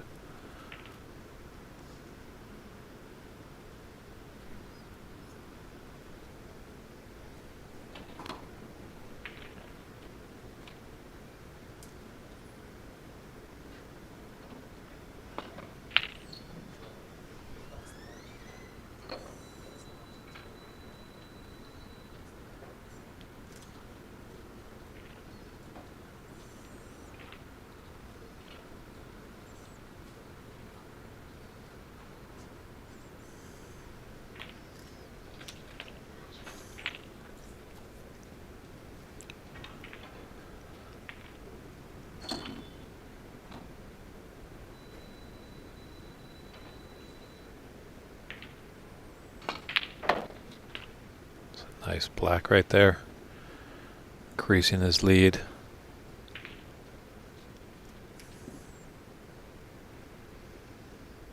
I wonder if he can find saving grace behind that blue and yellow. Just a little low, but he's going to leave him hampered queuing, so this is a bit annoying.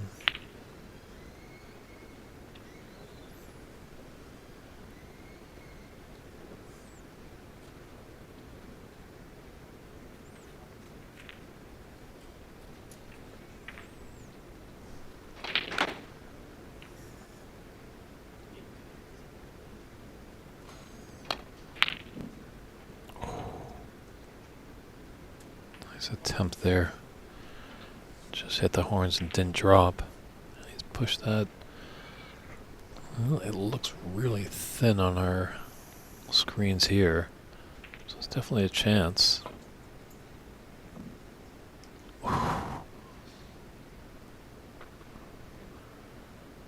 Just barely moved.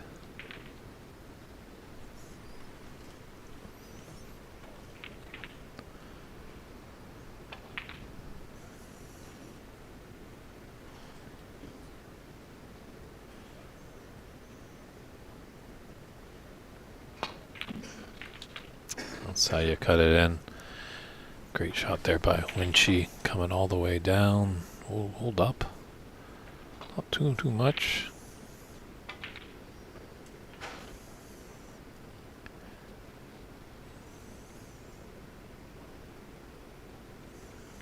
You can be real nasty right here.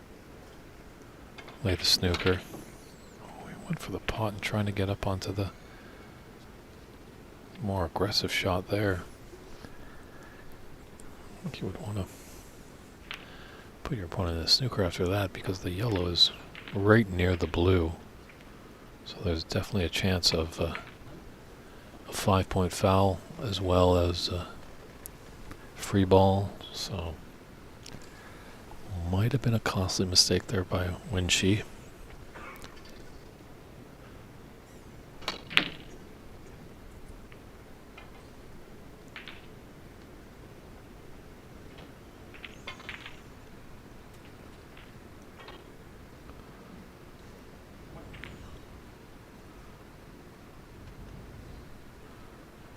So another exciting match actually in this bottom half.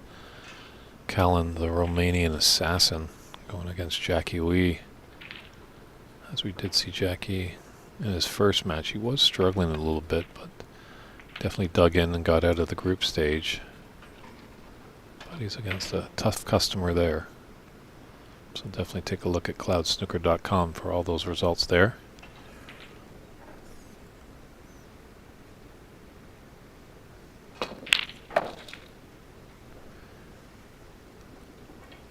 It's amazing. It does surprise you sometimes that a lot of these players can make some long pots, but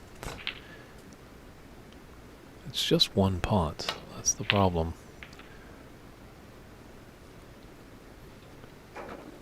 I think if you're a snooker player, would you take one impressive pot, or would you take a break of 45? And I think I would have the latter.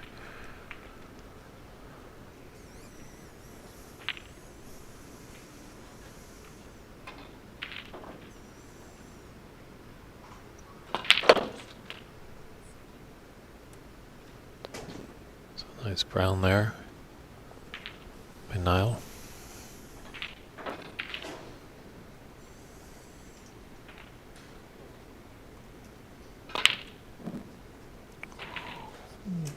Can force a black ball respot if he was to take all those colored balls there.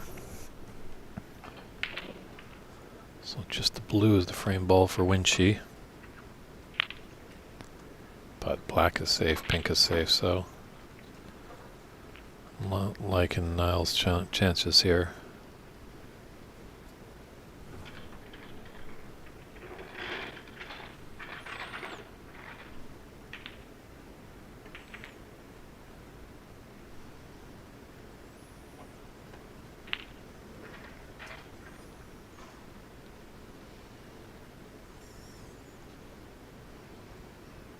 Yeah, blue's really important here.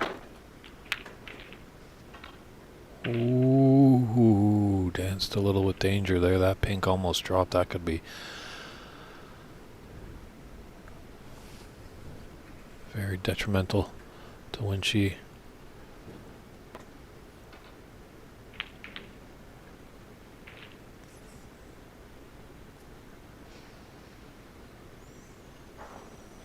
Now, how do you like? 3 cushions into the side. Is it there? Or he's going to thinly cut it into the top left corner.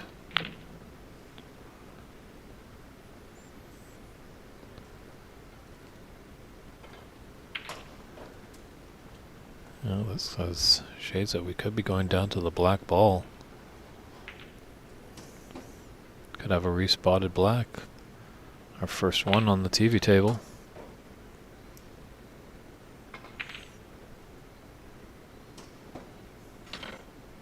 Preferred a bigger bounce.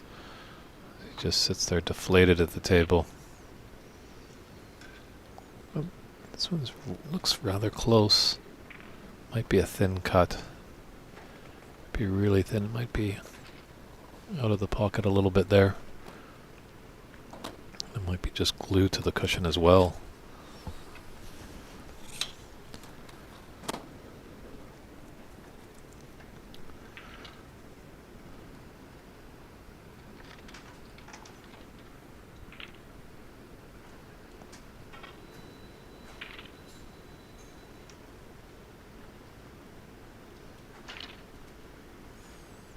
Yeah, Niall just doesn't like it. He's got the old redwoods with him.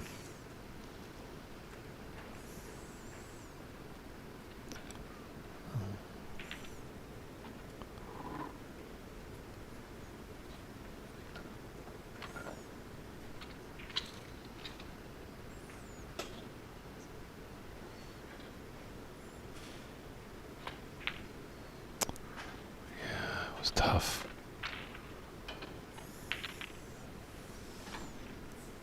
Especially adding all that equipment to the shot. You know, the more the weight, the ball's going to be traveling just that much quicker with it.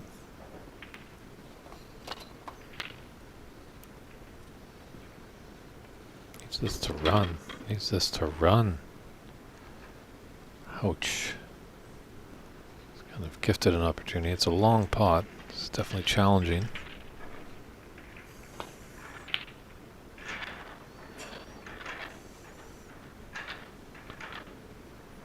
He's left that on too. We'll see if Winchie can get his hand on the table. He's not one of the tallest players, so yeah, he's going to need the help of the rest there.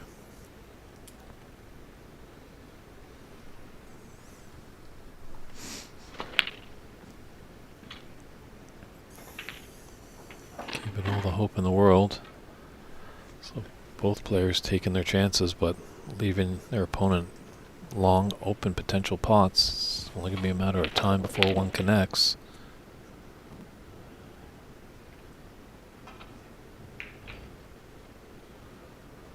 Let's push that black even more safe. I want to play a cross double here.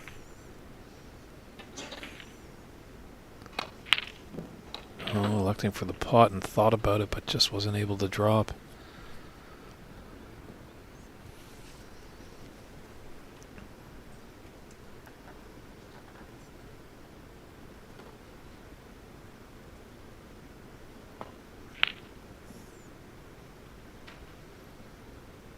It's going to keep running. Keep running. It's okay. It's maybe about 6 inches off the cushion, so I just look down the table.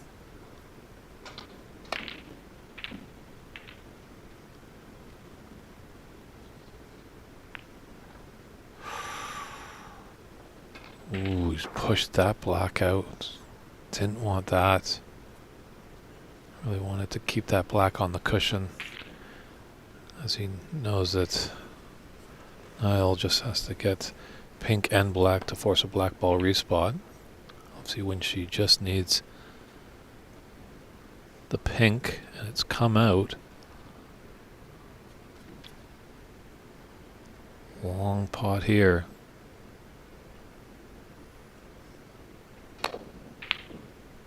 Still just can't find the bottom of the pocket.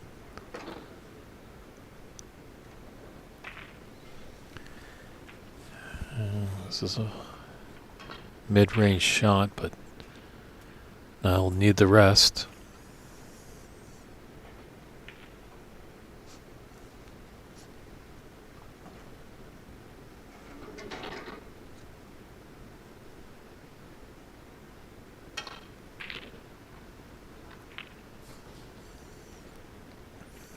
Around just having a look at the angle.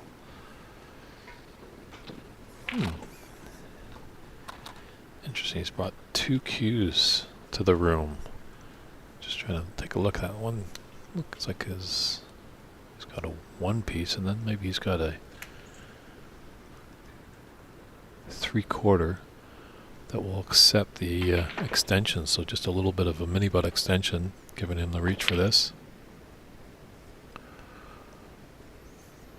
Maybe reached a little there.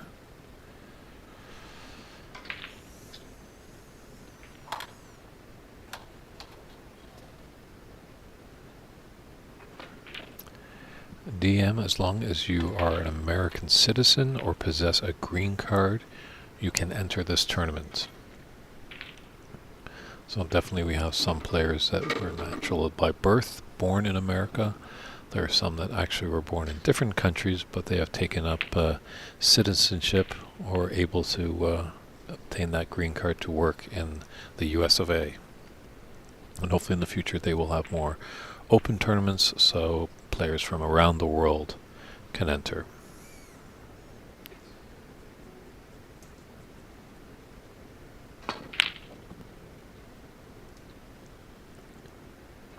It is true, when she does have just 1 gear and he's hitting it very hard and he's left this pink on.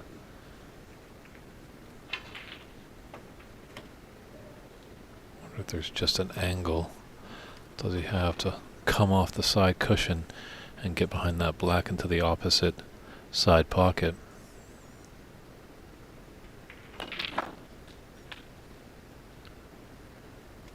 Alright, this to force a black ball respot in our first frame of this best of 5 match on the bottom half of the round of 32.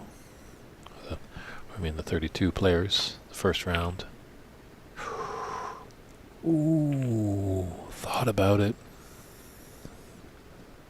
Does when she play the cut, does he play the double?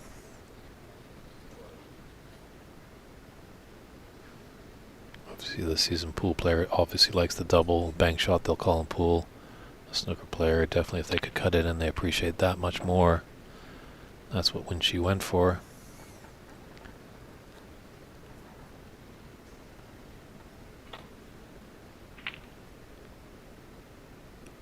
DM, I think it's only for amateurs. I'll double check on that. But however, there is only one American pro player right now, Ahmad Ali, and he is actually over in Britain playing in, I believe, the Wuhan qualifier, and unfortunately he lost. So he's busy working on his pro card there. I think if this tournament maybe was in the middle of the summer, or early summer, that is, June possibly, or late May, because that's when the kind of pro snooker tour comes to a close for their season. You know, Ahmad might have flown back to participate in this tournament if he's allowed, but with only the one American right now, it's highly likely we're going to see a pro player in it. But when she takes that first frame on that final black, frame 2 will be coming up. So we'll step aside, take a look at our sponsor roll page right there.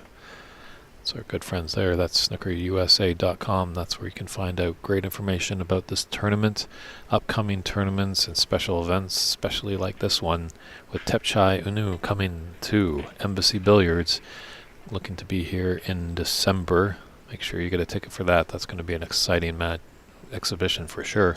Tepchai is a very exciting, fun player to watch.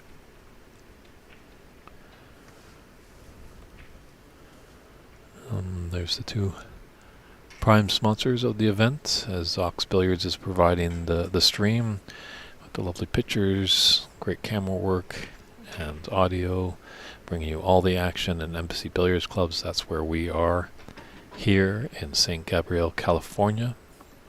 Beautiful club, really enjoy. Great hospitality too, a great staff, just making you feel like at home. Here we go with frame 2. Let's see if Niall can come back, or can Winchie keep the pressure on. Maybe give him 2 frames to nothing advantage.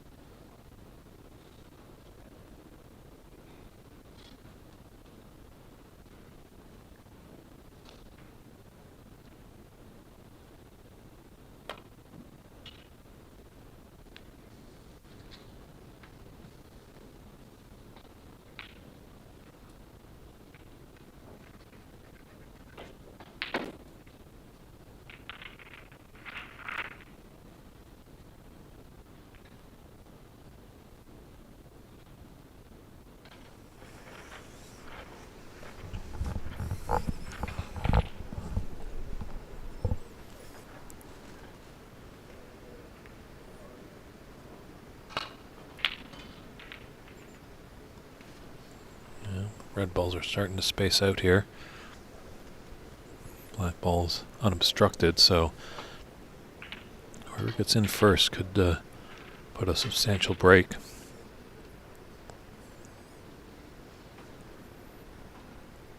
Could be a frame winner, but you never know. It's the exciting part about the amateur game.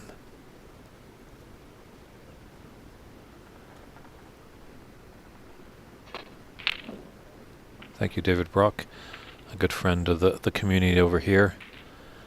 Always willing to help us out on the stream, doing some great research work, and he's found out that unfortunately pros cannot enter. I think that's happening a lot in North America, as I believe actually Cliff Thorburn might still have his pro status, and that means that he cannot participate in the amateur tournaments we have in Canada. However, Brady Golan has succumbed his pro card, so he is now amateur. Oh, my apologies. I misread that, David. There's nothing that says a pro can be in there.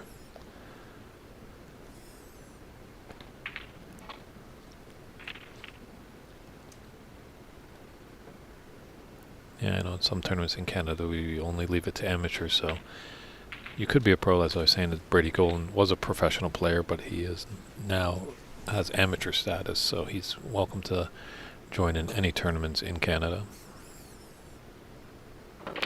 But hopefully, maybe when we have the turnover from the 32 into the 16, I can get a chance to talk to either Alan Morris or Jaya Pradhakar and to see what the stipulation is on pro players.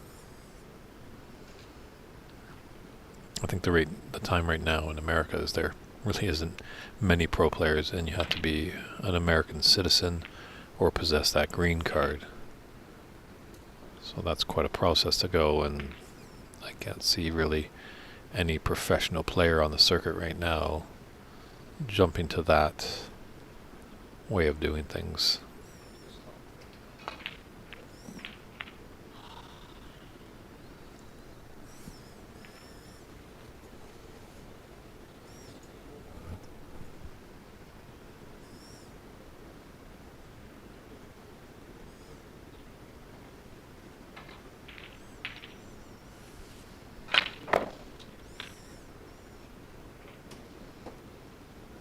Got some good cue power there. Getting nicely into the pink. Develop the blue.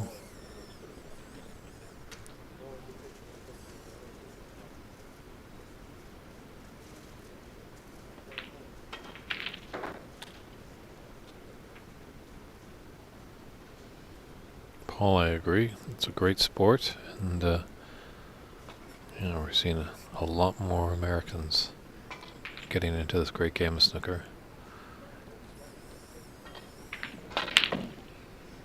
It helps that a lot of people have moved here from different countries. There's a strong presence of Indian players, East Indian player that is, and we know that this game was invented in India way back in 1875 by the army officer Neville Chamberlain. Definitely you're going to see some as well. Experts and Irish. Don't have any actually Scottish. It's more been British and Irish players over here that have taken up residency in America. A few Europeans. Colin, who was on the TV table yesterday, originally comes from Romania. And he's definitely a fun sight to watch at the table. Just doesn't really dilly-dally, gets on with the business, and is a great potter. Maybe one kink is maybe his safety, but he could be a favorite to win.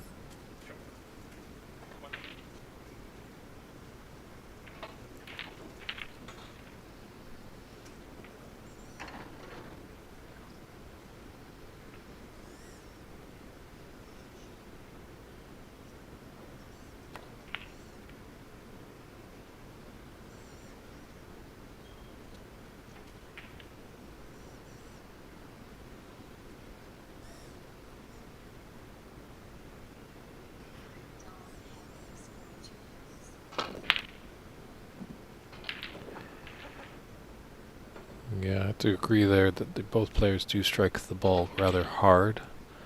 I wonder if these players come from a pool background. Not sure their background in the game.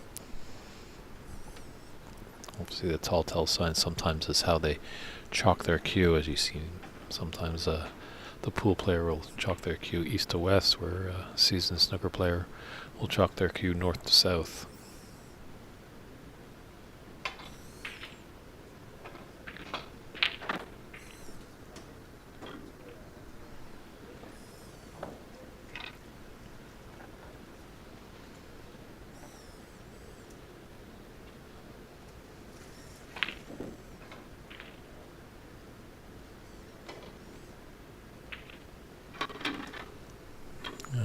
Quiet in the room right now, as I think a lot of people have broken away for lunch and probably at the climax of this match. I encourage you all to as well depending on where you are. And we have David Brock over in the UK. It's probably even past dinner time now over there.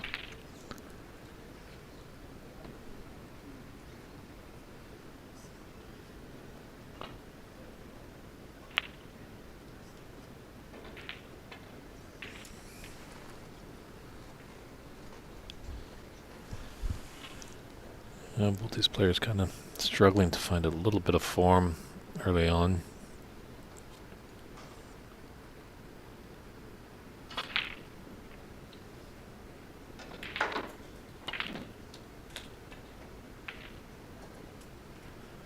Yeah, I don't know why he hit it so hard.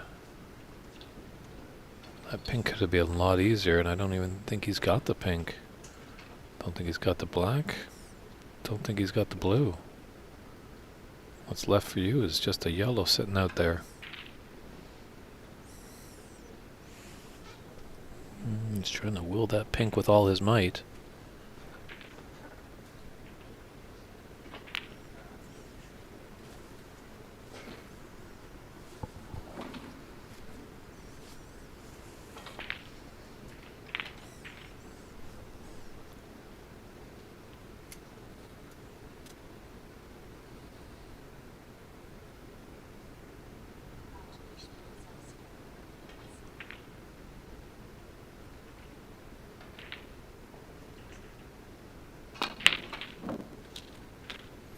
Sometimes it can stab in those long pots.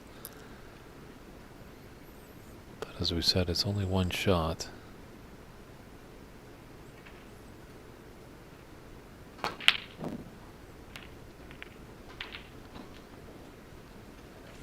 I don't think either of these players know the term dead weight or pocket weight, shall we say. They're really like making sure if they pot a ball, they want to put it hard against that back cushion in the pocket, slap that leather and make sure it drops.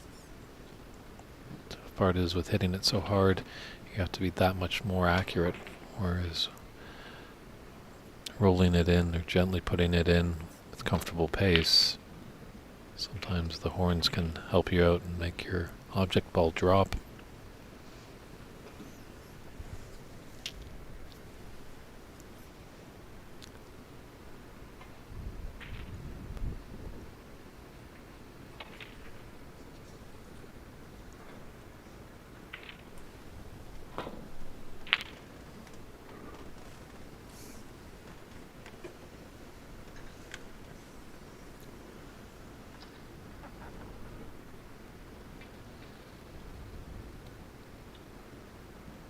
She doesn't need to hit this hard, can just kind of roll it in.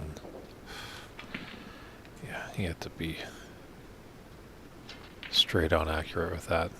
He was giving it every chance to fail, possibly by hitting it that hard.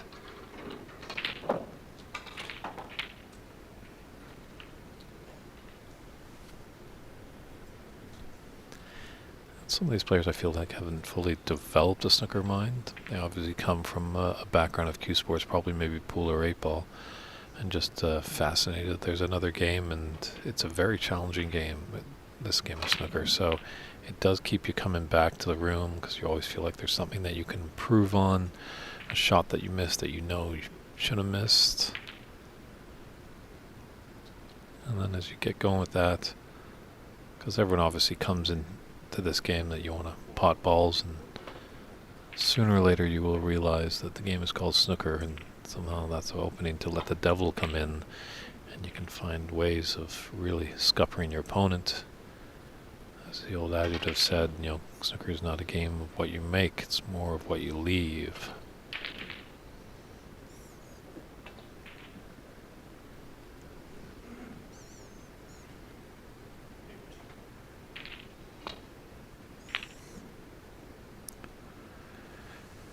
Yeah, quite a cluster over there, becoming by that middle pocket.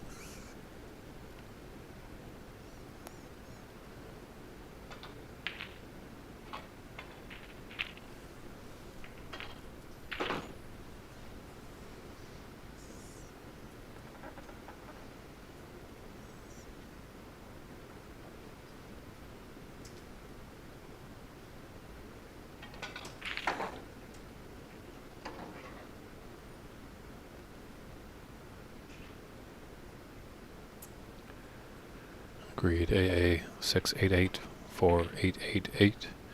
It is becoming a little messy. We could be here for a bit of time.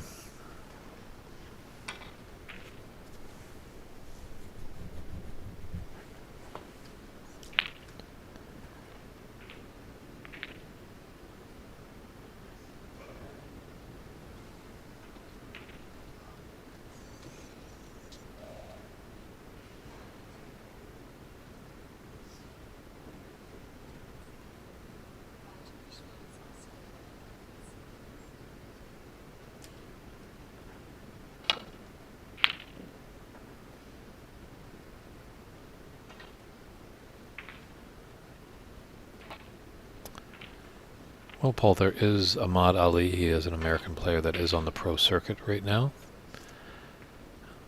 Ahmad, a great, accomplished player. And no disrespect to Ahmad if he's listening, but there's such a great talent pool over in Britain, as still snooker is highly Britain-centric, that he might find it tough over there. But at least he's opened the door, and maybe some youngsters could see what their fellow country person is doing and get inspired to pick up a cue as more and more of these great clubs hopefully start opening up, just to give people the chance to play.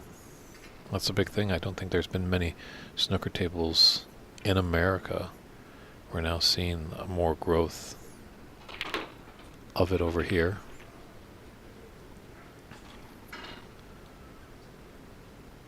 When she's got a red, but where he goes after this, okay, very nice, pink. Should pass all those reds.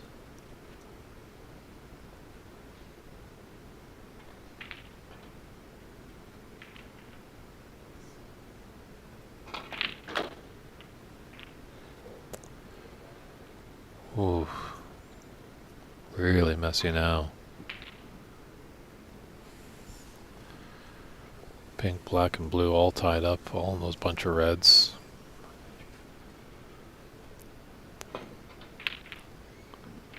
I'm almost of the mind if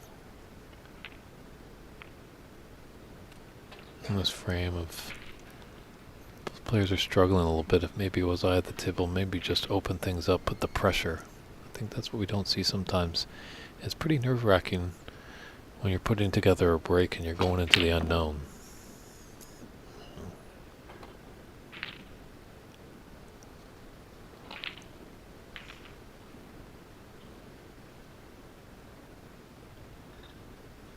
This has come up nice. He's going to have to go forward to get onto the green.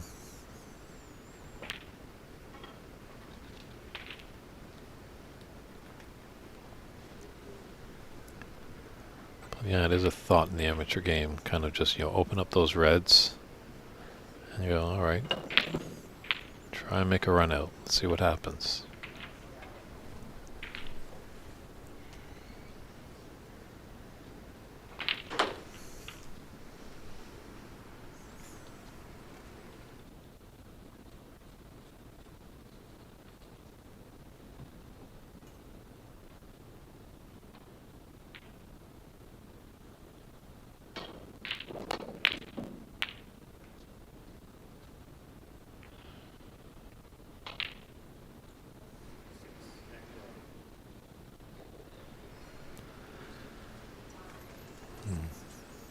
Just left this round onto the middle, so a few more reds are getting away from the cluster on the side. But, ooh, that's not looking good. The brown is rather tied up. Pink's kind of open. I'm just wondering if it goes by that red.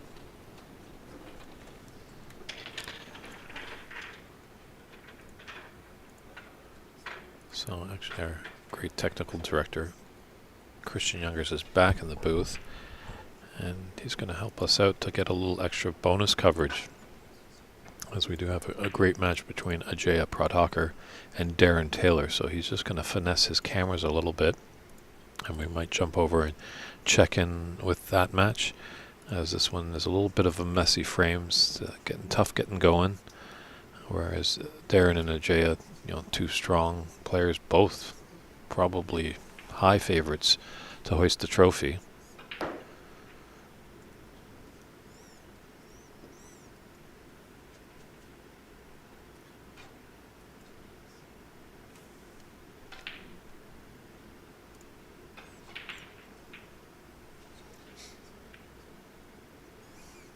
But maybe they got feared over there on their featured table here. Alan is starting to make some balls.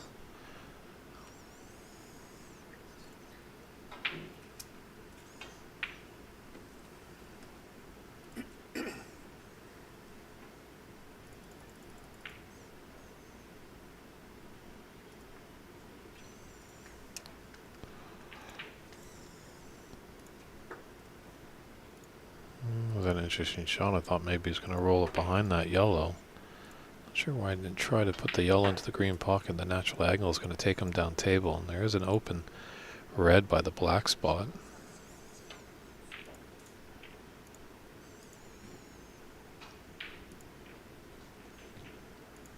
Oh, 2 for the price of 1. Maybe that's how you're going to get things going.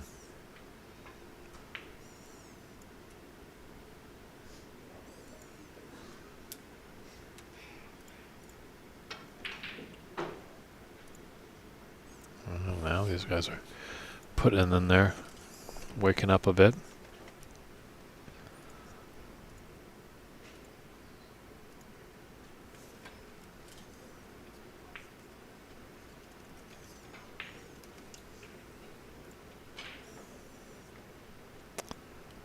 Why didn't he take the other red? There was a shot to nothing there that he had on. Just didn't go for it.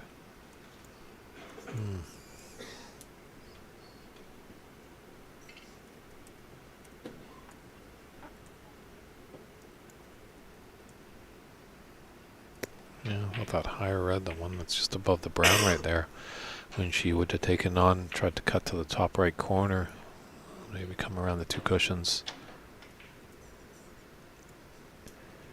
As well, why so soft? Give yourself an opportunity. Make a shot to nothing there.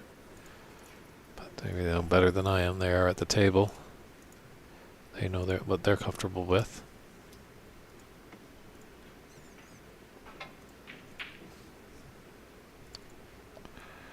Or you can just double it in like that, so.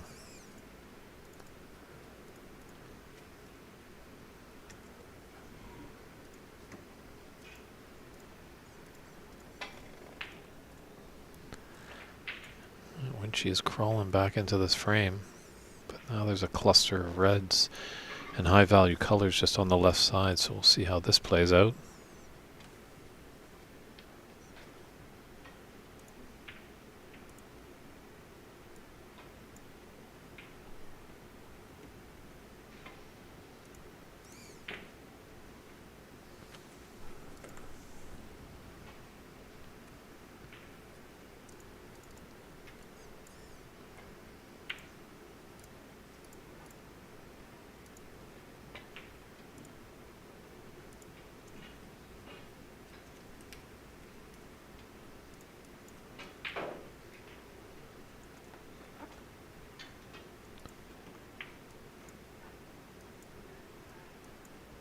Yeah. Why so hard? So it's a no-brainer here. Just, yeah, roll it behind the yellow. There you go. Oh, you didn't have to hit it so hard. But now this is a lot of danger. Is there a gap there? Yeah. He didn't have to hit that safety shot so hard. He should have glued it to the yellow. It was an easy escape there for Niall.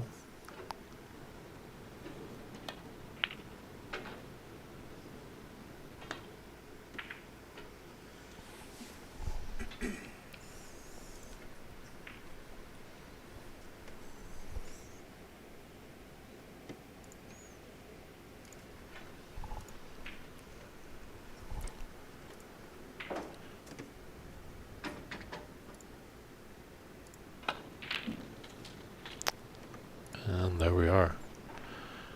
We've now jumped into a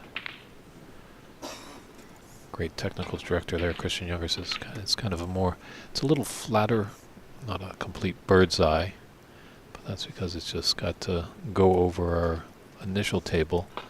But this one is definitely got some caliber there. As that other TV match was kind of stuttering and stopping, but they've kind of made their way to the colors. We'll take a look back in there, but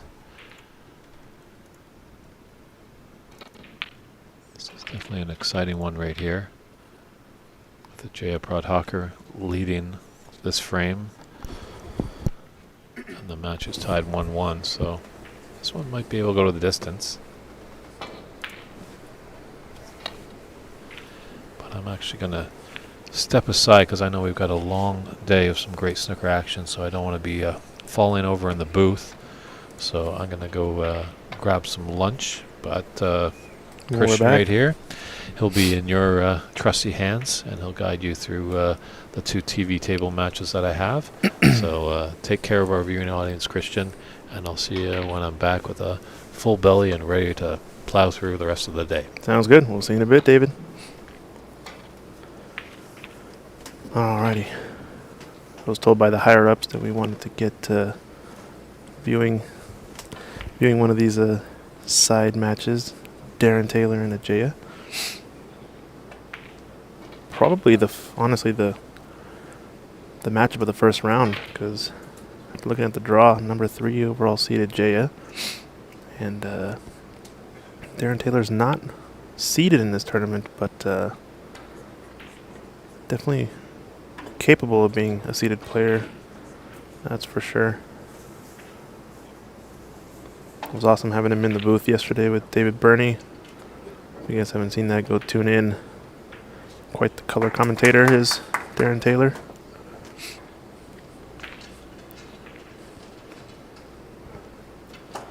He knows his snooker, that's for sure. He's kind of in a bit of a tight spot here. He's behind in this second frame to Ajaya, and still not at the snooker's required stage, however. I think 27 points in it. And a couple reds on, so 43 points on the table. Now, at most 35 available for Darren to make a comeback.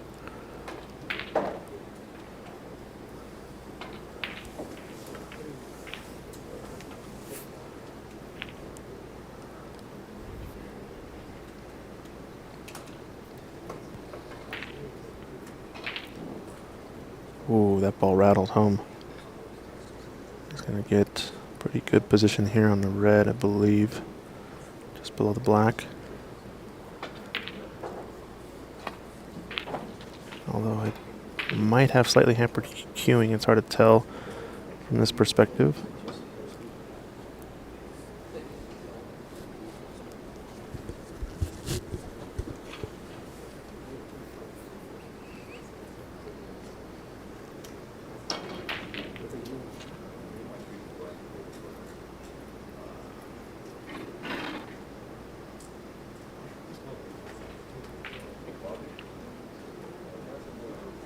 Yeah, good pot. Believe that was his frame ball. Potting that red. Only 27 points available, but the break's not over yet. The yellow over the pocket. This is a big shot here. Ooh, just caught it a bit too thin.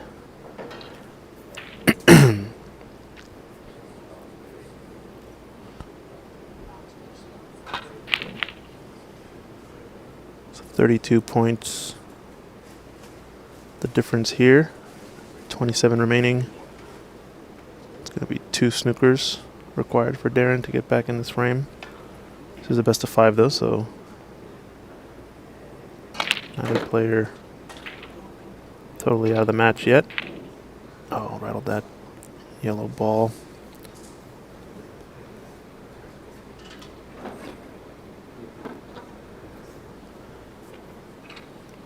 I think the clearance is a little bit obstructed with this pink-black situation in the bottom right-hand corner of the table. So definitely going to see some snookers back and forth, possibly.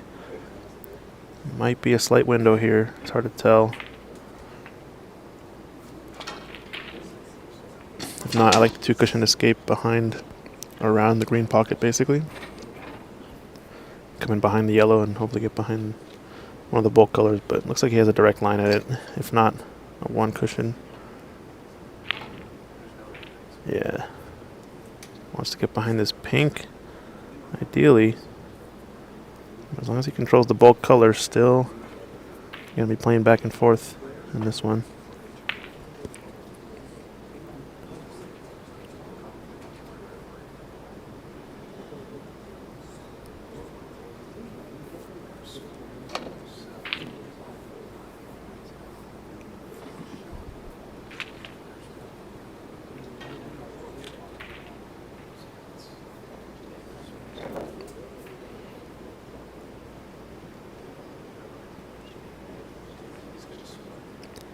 It's a bit tricky. I don't know if I like necessarily. Oh, he did get a snooker, I guess. So, wow. I didn't think he got him on the blue there. I had to swerve around, looks like. No, I didn't. Don't know if I necessarily like tying up the yellow with the pink black, because kind of some funny things can happen based on how these balls lie. Jay putting back Darren. Oh, don't pot the pink. Yep, it's another foul. I think that's going to be end of frame. So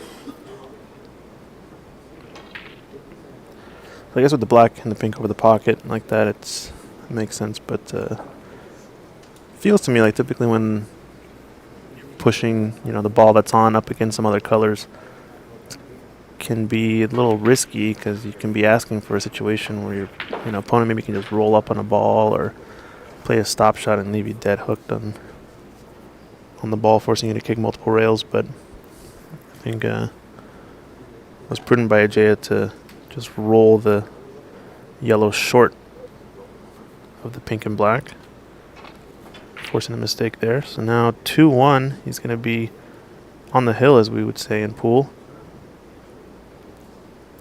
Darren breaking off. Left that white's not tucked to the bulk cushion. This is a bit of a shot to nothing with a slight amount of stun. Try to pot this red in the right corner pocket. Problem is, if he doesn't have enough of the cue ball, he's gonna opt to probably thin off the pack, or this red that's loose next to the blue. Maybe cross double that red up and down with the cue ball up into the bulk cushion. Kind of a tricky spot. Looks like a good break off actually from Darren. Putting pressure, making Ajaya come with a shot here.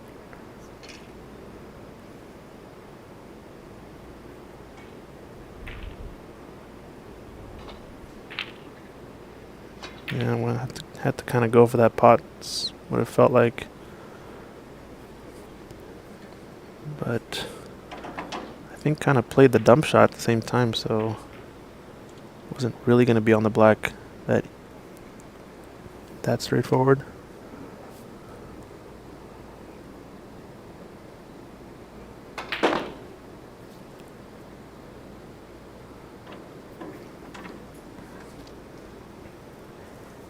Do you go for it if you're Darren? I think he's probably going to play a safety, try to tuck the cue ball underneath the black.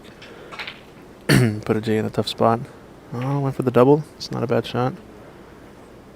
Looks like there's not really any reds available in the pack to the right middle pocket, so pretty safe with the cue ball. Only shot that he would really be leaving is the red that he was attempting with the double.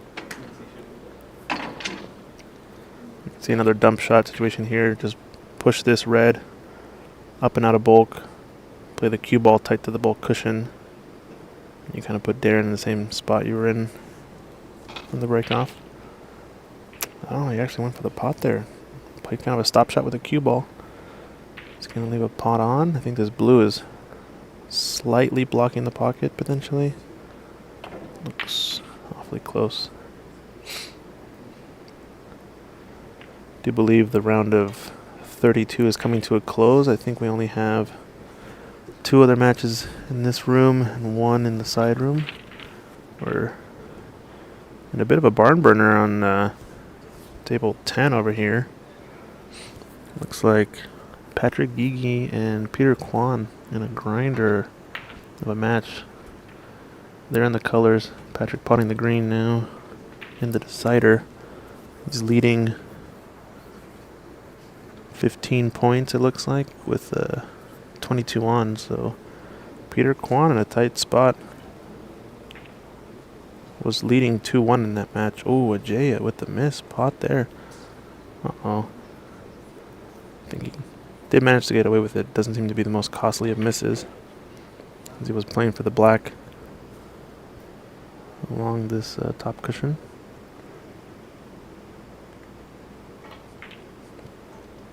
The back cut attempts. Pretty safe to go for that, I think. So your cue ball's going to be up in the bulk end.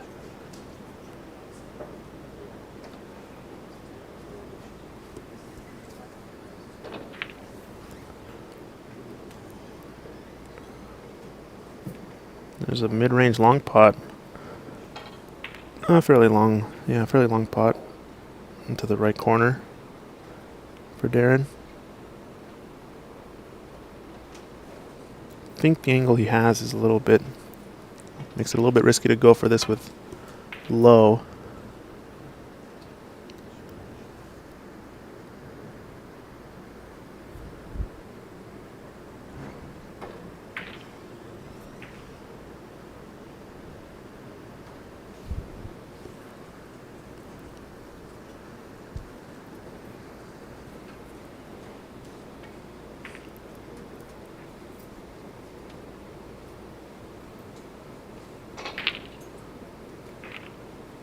Trying to go follow one cushion, and he gets caught by some of the reds.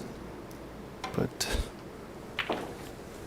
pretty fortunate roll if he doesn't leave anything in this stack into the corner. I think there might be a couple options into the green pocket, but they're all going to be pretty tough long shots.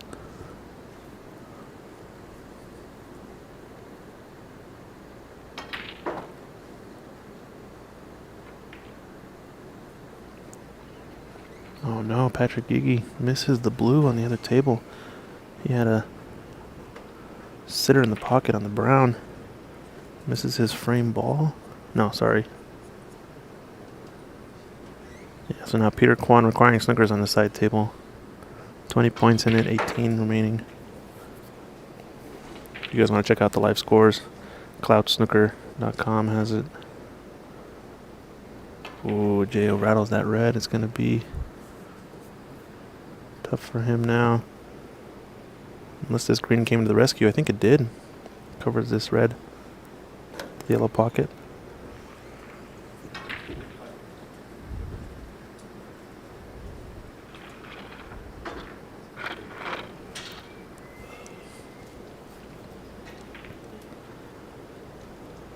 Long pot time. Let's see, Darren.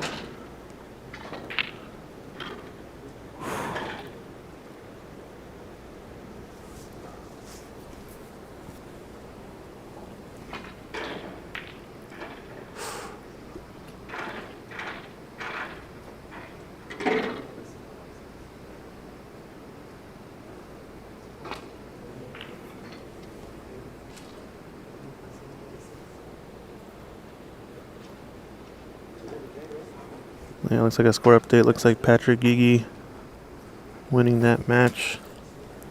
Over on the side table, Peter Kwan potted the blue, needed one snooker, and ended up snookering himself on the pink. Made contact but went in off. And that was the handshakes. So now Patrick Gigi advancing to the round of 16. Commiserations to Peter. Local embassy player, I believe. Alright, so Jay has potted this red after the long miss from Darren. He's got an option, probably either brown to middle pocket or yellow into middle pocket.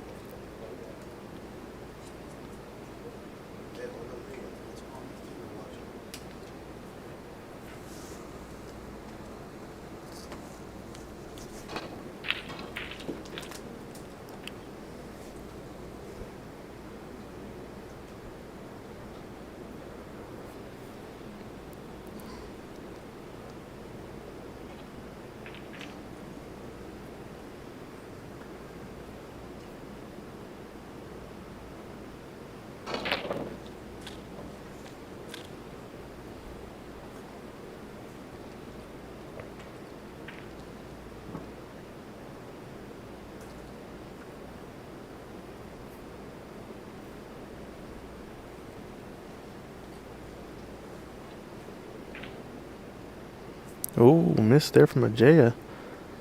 Slightly awkward queuing on the rail. I think this is an opening for Darren he has to capitalize on.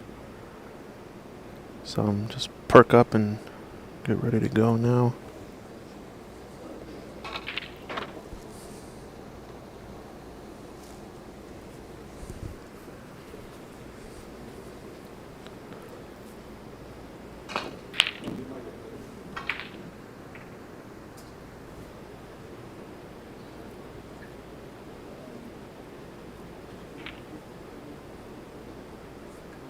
Wow, what a pot there.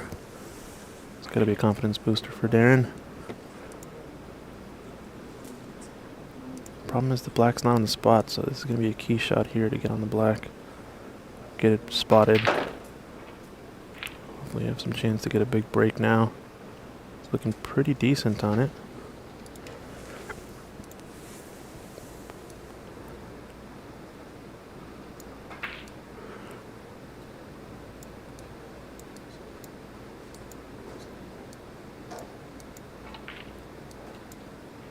Yeah, nice spot there from Darren.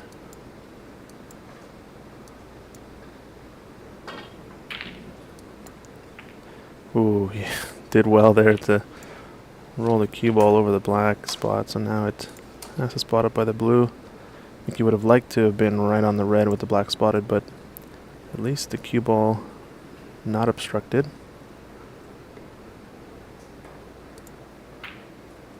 So he's got some angle to come across. I think pink is available based on his body language. Yeah, looks like it is.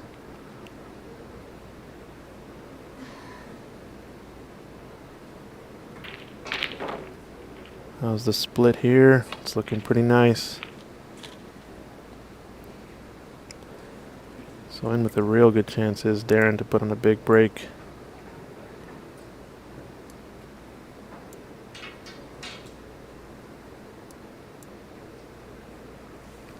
Just trying to see if pink will spot or not.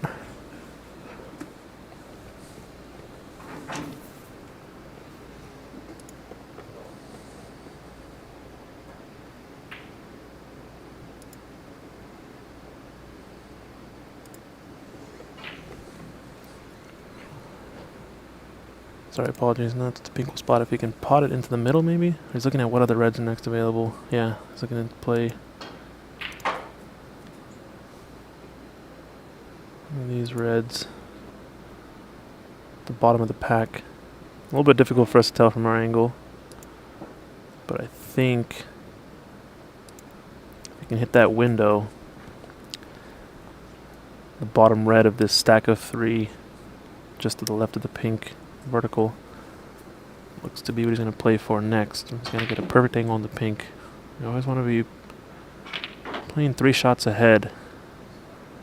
He looks to be really nice on this pink to kind of just stun over for that little pocket, little area. Key shot here, because if he can open up this stack, put another few balls, it might be a single frame visit. You never know. Darren definitely capable of it, but a little tricky with this stack.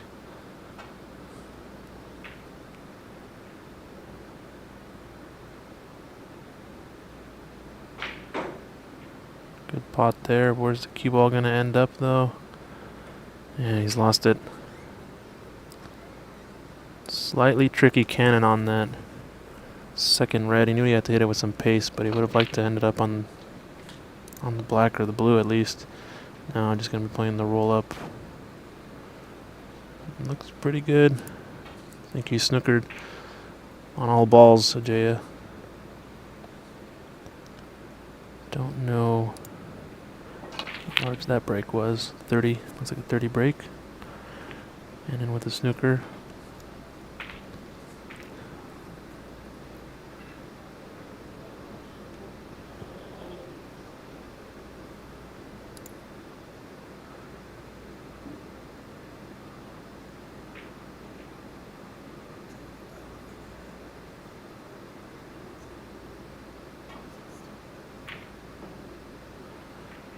Trying to swerve around and hit this bottom red.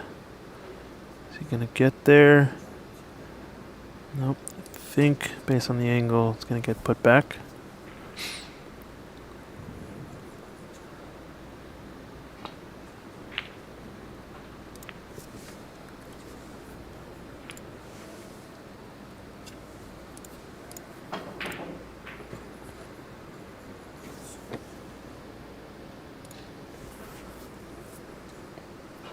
You spot this.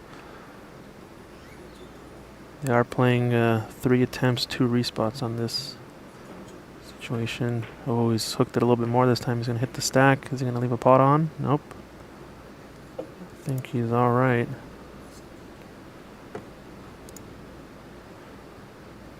No frozen, nothing touching. Looks like touching ball has been declared. This red just below the white. We see it from our vantage point. It's going to be hammered on this queuing, but I think he wants to get this tucked up against the green again if possible. Really put a J in a tough spot earlier.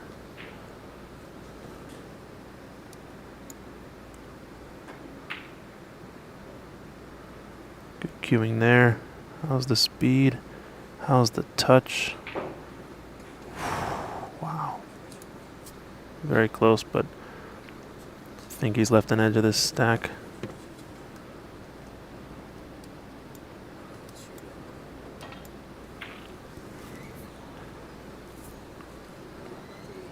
Okay, just taking a look.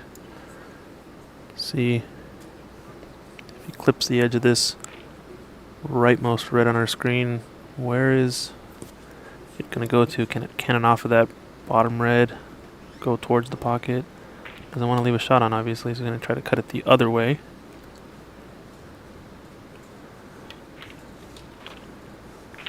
Paul asking, who's the prominent in the U.S. at the moment? The prominent, I'm not sure what you mean, like one of the, you know, who's sort of the top player in the U.S.? To me, it seems like it's still pretty much a toss-up. There's a lot of players in the mix. Obviously, we had defending national champion Stephen Wong. We do have an American on the tour now who's not here, Ahmed Ali El Saeed. He's definitely in with a shout. Oh, nice shot there from Darren. Good snooker. There's definitely some players. These two are definitely in with a shout amongst some of the best U.S. players. Renat Denka, I believe, is in the group. He's looking pretty strong. He has the high break currently in this tournament with a 105. Hit the century yesterday. Got some other known faces. CCU as well is up there, I think. Obviously, standard in America is going to be different than in the UK or Europe, but this is the U.S. Nationals, so you're looking at some of the top players for sure. And we're only going to see more as the tournament progresses on.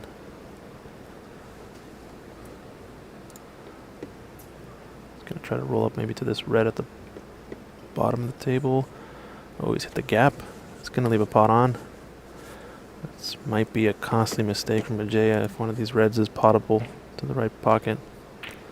Darren doesn't look happy though. This is going to put him back. It doesn't look like this cluster of 3 reds, if any of them are potable. Maybe the bottom one of the pair that's closest to the top cushion on the bottom of your screen. Maybe the bottom one goes, but cue ball position crucial. Is he going to hit the stack? Thanks, Paul. Yeah, we're working on it. Just trying to grow the sport and improve the game.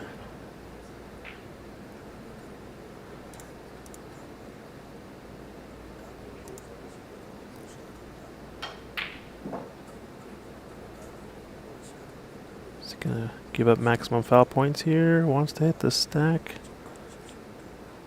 Just came short. So no respot. I think it's only 3 attempts right now. Yeah, just clarifying. So we're still in the round of 32 and 16. Going to be maximum 3 attempts, 2 putbacks, since there is no referee present.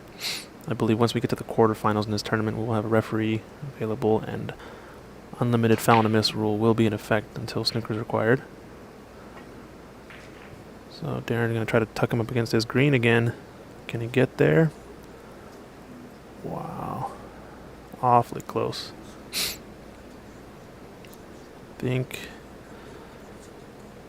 Not exactly sure, but there might be a look at this leftmost red, or even the one just to the left of the pink.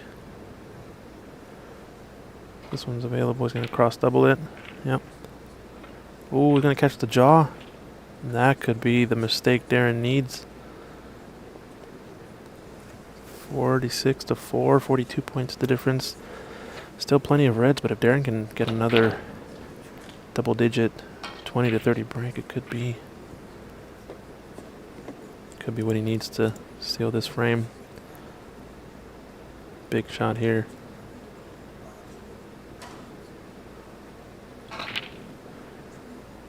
Needs to punish Ajaya. Misses that pot, so I think he knew how important that shot was. This could be a big moment in the match. There's a lot of reds available. Problem is, black is not on its spot.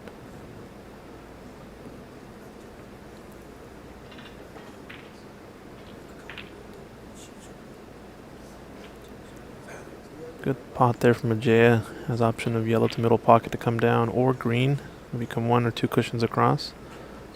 Like I said though, pink really only available next to the stack of reds.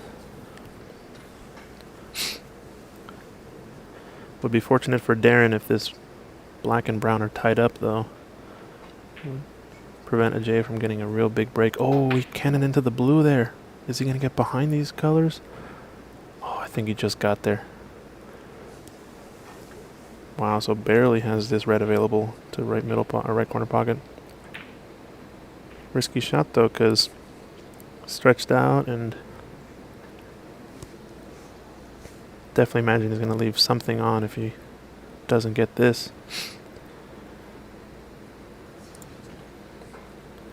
Realistically, with this angle, he only has pink into left middle to play for next. Unless he can go forward. Or are we going to see a big draw stroke? Nope, just opt in to play the shots, and I think he managed to get away with it. Just that light cannon off of that red after contact has doubled up these reds along the top cushion, forcing Darren to have to play a plant or just play a safety back in the bulk. So back and forth action. Fortunate roll there for Jaya. Not out of this one yet. Let's see Darren roll up. Probably try to roll up on the yellow here.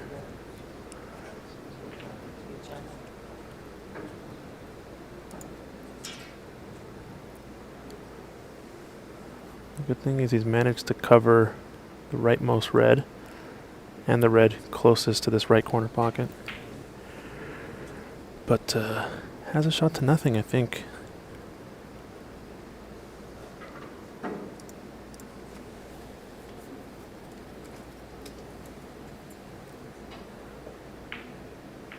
Oh, does he get the plant? This cue ball is not going to be safe, I don't think. So once again, Darren with an opportunity to try to close out this frame. Can he punish Ajaya? Big shot this. It's going to be probably cannoning into some red as well, unless he's straight enough on it. Can avoid it. Oh, good touch. And he's opened up some reds, and blue's available to the left middle. Big shot for Darren. Now I think he smells the opportunity.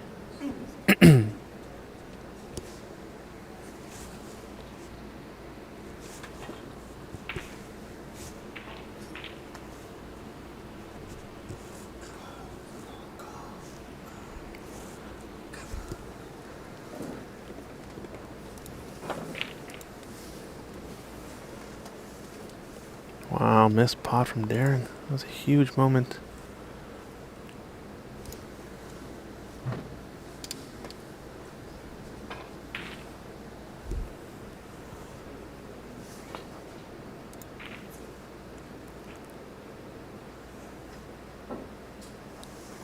Fairly straight pot here. Oh, looked like he got a little bit of a shoulder into it. In the booth, I'm joined with the legend, the world women's ranked snooker player at the event, Francis Cho. How's it going, Francis? Good, how are you? Good, good, good. Got some action here for sure. Ajaya Prabhakar, number 3 seed, playing Darren Taylor in a tight match. Oh, wow. The cube was right in the pocket. Yeah, it's awfully tough.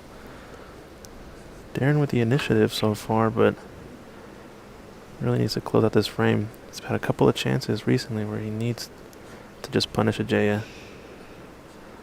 Just missed that blue to left middle pocket. Queuing on the rail. Oh, is this red in? Not quite. That's kind of a risky one to try for. Yeah, at that speed too. Easily could have caught it a bit too thin or thick and rattle and stay in the pocket. I think Ajay has a couple options here though. The enticing part of this red into the right corner pocket is that you could hit it thick and go into the other red, still make it in the pocket. Big shot for Ajaya. 3 or 4 reds out in the open. He can put a big break on. Oh, I think he tried it. I think he tried to go in off that red. The red's kind of far. I don't think it was. It would have been like it was easier to make it clean than go off the red. Yeah.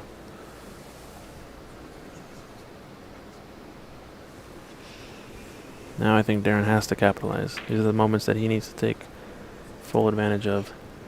The reds are all open, basically. Yeah, they're all open now for sure. Oh, he's gone a little far. Does he have blue? Wow, if he's not on this blue, this is unlucky, but... Looks like he's going for it. Yeah, body language says yes. I just played on that table, and that rest that he picked up feels like balsa wood almost. One of them is extremely very light. and one of them is very heavy. Wow. Does it not go? It's so hard to tell. Paul is asking in the chat, where is this snooker club? I've been to the U.S. many times and found it very difficult to find clubs. This is a Embassy Billiards Club. You can see their logo in the top left corner. It is in the LA area. Yeah, he got the blue. Nice. Yeah, we're in the San Gabriel Valley. And sort of east central LA or so. Northish. Pretty sweet room. He's got 8 tables in the main room with some pool and Chinese 8-ball, and then he's got a private table in the back, so 9 snooker tables to run this tournament of 64 U.S. nationals. And everything's running basically on time when they're in group stage, which is quite impressive. Yeah, I think the next round is supposed to start at 2 p.m., which is right around now. But we obviously have this match going and a couple others still rolling. I think that 9th table has made it much more manageable for us to keep track on schedule. It's just a little sad. It's so it's in a separate room, so you can't really watch the match inside, and you're kind of just isolated from everybody else. Yeah, that 9th table. Yeah. And the other place you want to go to definitely is up in Seattle, Ox Billiards, which I'm involved with. 4 star tables, world class, in the heart of Capitol Hill. We've got 4 6x12 stars, heated slate, pro cut pockets. These ones I believe are all Riley Aristocrats with 6811 cloths, or a little bit slower. Oh, wow. And broke that. And he can in the black. Yikes. A little bit of a hand wave there with the position, but I think he's going to be perfect on this black. Based on the position, it's going to probably spot on the pink spot, maybe? If not... The blue's on the black right now. Yeah, the blue's blocking the black spot. This is a good question here, though. Is it going to spot on the pink area? I can't quite tell. Yep. Yeah, but he's bang on this red. So this is Darren's opportunity to tie this all up. DM, this is not the same club that hosted the U.S. Open World Women's event. That was at Ox Billiards. We did take our streaming gear on the road for this event. We're here in Los Angeles at Embassy Billiard Club, bringing you the action for the U.S. National Tournament. But check out our other live events over at Ox Billiards for the tournament you're talking about, the U.S. Open Women's event, Seattle Open. Last year we had the U.S. Nationals there. Seattle Open. Seattle Open. It's a good event. This is our first Ox Billiards on the road snooker tournament live stream that we've hosted.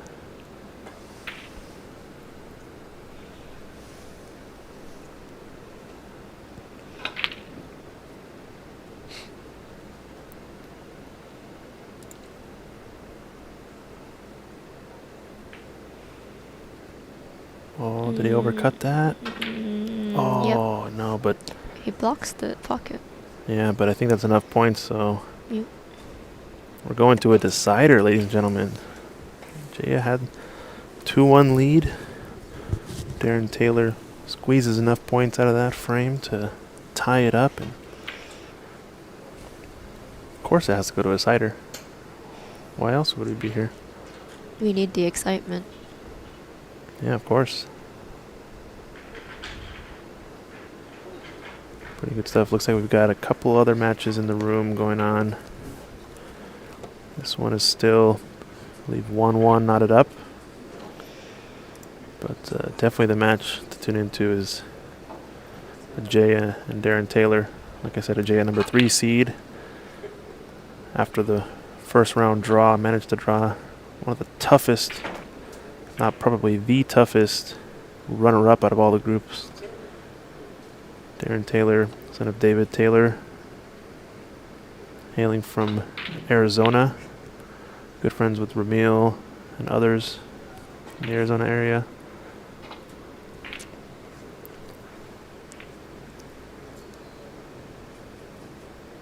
I heard their Arizona Snooker Academy also has 4-star tables. Yeah, Arizona Snooker Academy, 4-star table, yes indeed. So they're used to playing on the tight pockets, that's for sure. Oh, he's going to play the cross double, I think, here.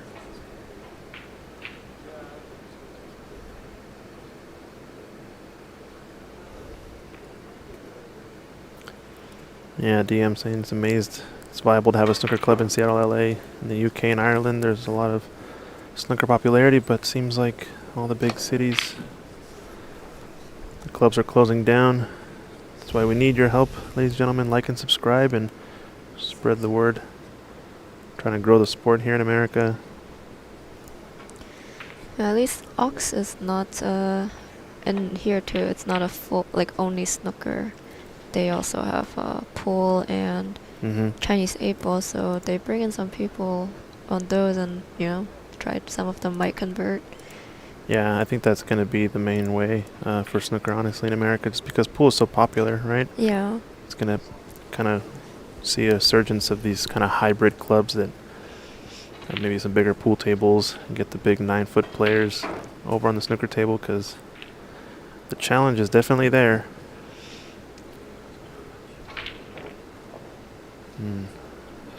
Light little cannon into the stack. Played it to definitely play onto this red into the left corner.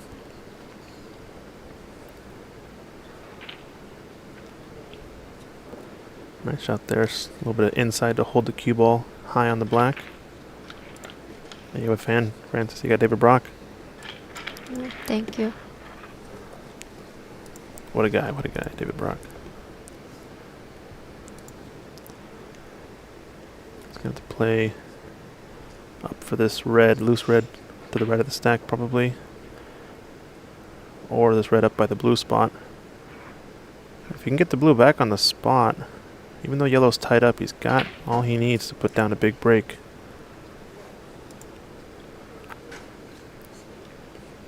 Might want to cannon into the brown to hold it, or just go in and out. Yeah, nice shot there. Does he get the cannon speed right? Yeah, he got a good roll there, top of the table. So Darren looking strong in this one. He's got a resurgence offensively in these last two frames. This is a crucial shot here, though. If he can pot this blue, get on a red, blue and black on the spots, all he needs is maybe another cannon or so. Wow. A little bit under. Not sure if he's on anything, actually. Might be into break here. Or do you think he's going to go for it?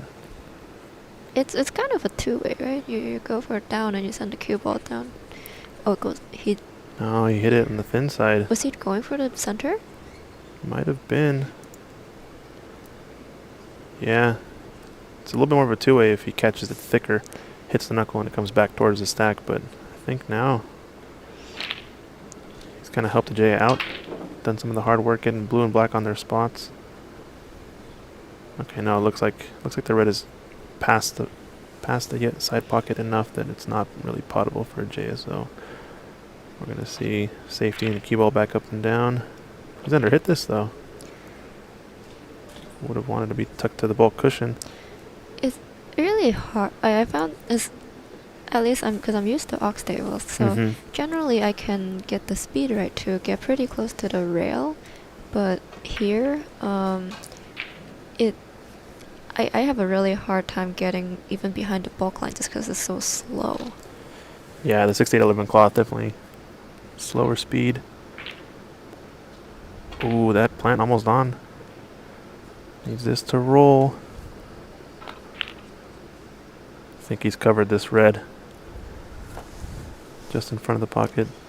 DM asking who's leading the commentary box. This is Frances Cho. Check her out on her Ox live streams. She was playing the World Women's Snooker event recently. We can call you now the world ranked Frances Cho, right? Ugh. She's shy, it's okay. I just need more practice. Oh, I think this red is on now. That cannon on the yellow stopped the cue ball just enough to make this potable, but it's too risky, I think. Well, yeah, like, I feel like even if you make it, you don't have much afterwards unless you can get out of the pack. Yeah. That's a good question. Francis, do you have any plans to travel and play in any other WWS events? Maybe eventually, but just traveling and having to, like, balance that with work and other life stuff, it's a little hard. I definitely try to travel for the ones in the US and Canada, but anything outside of it is it'll take some planning. Yeah.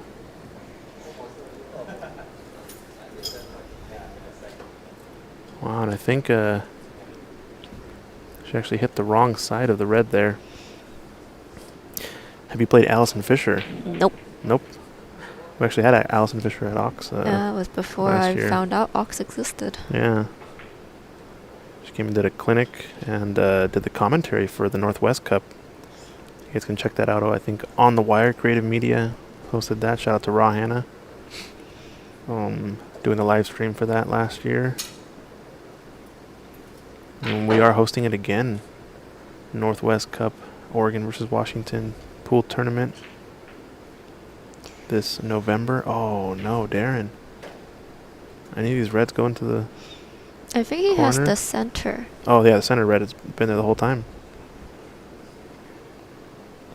That was a massive miss on that black, because if you take away all these easy reds and just put a J as safe, you probably got a 40-point lead.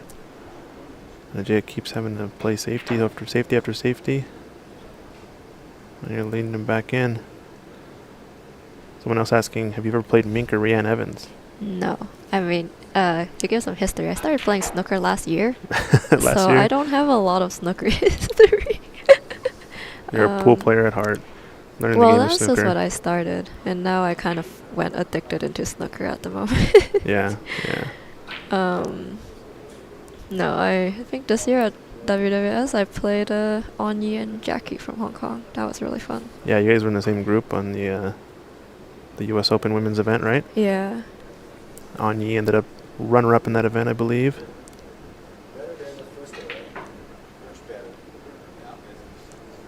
Oof, just came enough to get on this red.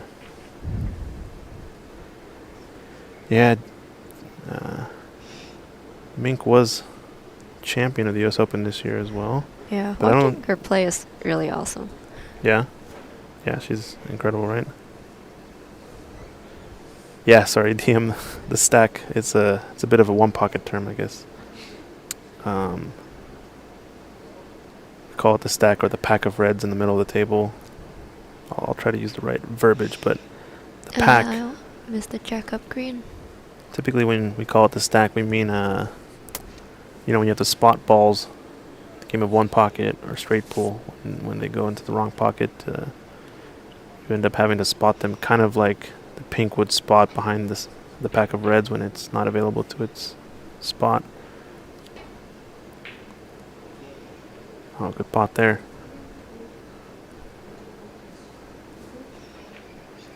David Broadcasting, have you played the legend that is J Ma? Yes, I have. We are Yeah. good friends.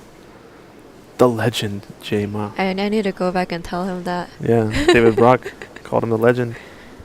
I think they played, right? They played in the semifinal of Seattle Open last year, or 2 years ago.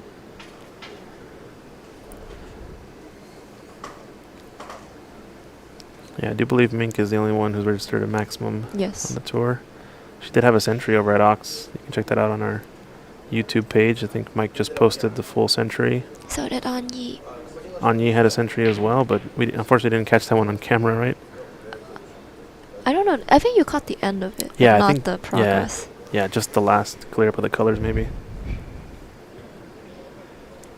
Yes, Parvez Images are playing. This is the U.S. National Tournament. Standard America is not as high as in the UK, so you're going to see maybe not necessarily the same standard you would on the Pro Tour, but we're trying to grow the game and get things better, so hopefully we'll one day have more Americans on the tour and maybe an American champion one day. One day.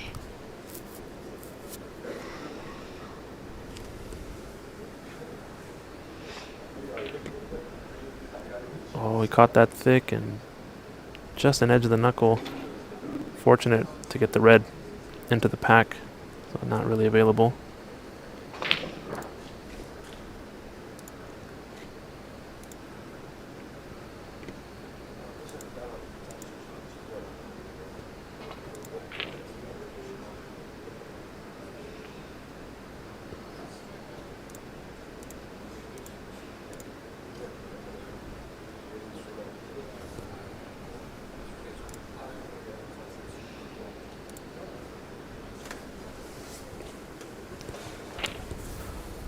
Oh, Mink's maximum was not in a match. Okay, got it.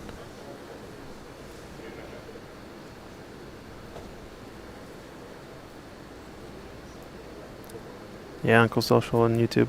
I agree. If we can get some young kids inspired into the game. I think a lot of it is, it's on the kid, but it's also convincing the parents. Yeah, That it's a worthwhile sport, right? yeah, because like when at least when I was a kid, pool and snooker weren't exactly the place you take kids to. Mm-hmm. I think now is a little getting better, but usually it takes a parent to fall in love with the sport to bring their kid in there, and then the kid also has to enjoy it. Yeah, I totally agree. There's a lot of history in pool, whether good or bad, of the smoky room with the gamblers and all the underground culture that it is. And it has its own benefits, obviously, and a lot of color and history to it, but not necessarily the most inviting to younger kids to play in, etc. But I think we need more of these type of tournaments where we bring it into the light, show how professional the game can be. It does take a lot of skill, determination, concentration, practice, just as much as any other sport, and the precision is immense. Yeah.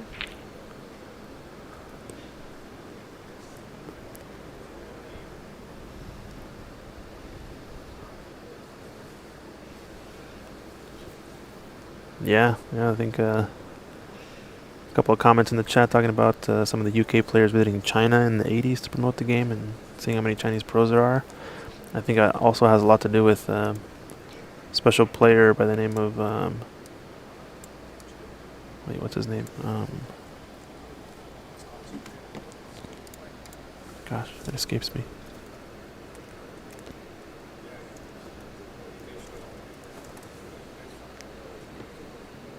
Ding Junhui, yeah.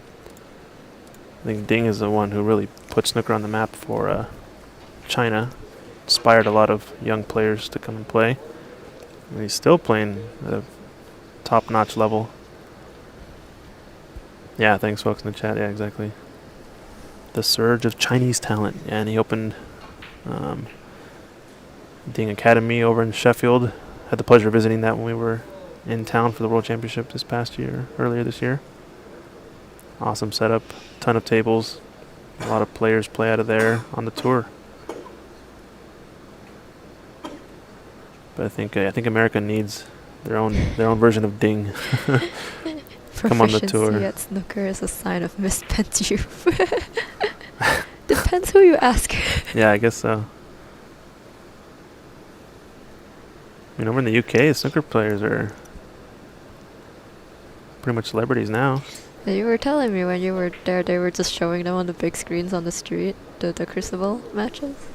Or was that pubs or something? Oh yeah, every pub in the area has, World Championship going live on all the, like a normal broadcaster network like ESPN. So I guess BBC is running most of the snooker events there. I think it was on BBC and Eurosport that we saw it. You go to your hotel room, you can just watch the matches live. Obviously, though, Sheffield being the mecca of snooker makes sense why it would be readily available on all the networks.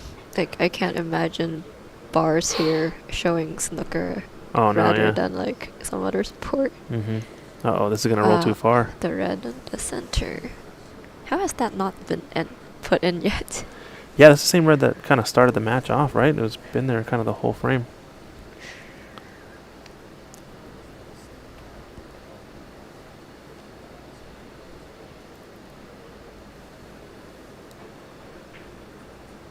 Now it finally goes down, but cannon. Yikes, he's going to have a long pot now. I think that was a tricky red because the pot was not necessarily very difficult. It's always going to be positioned. Yeah.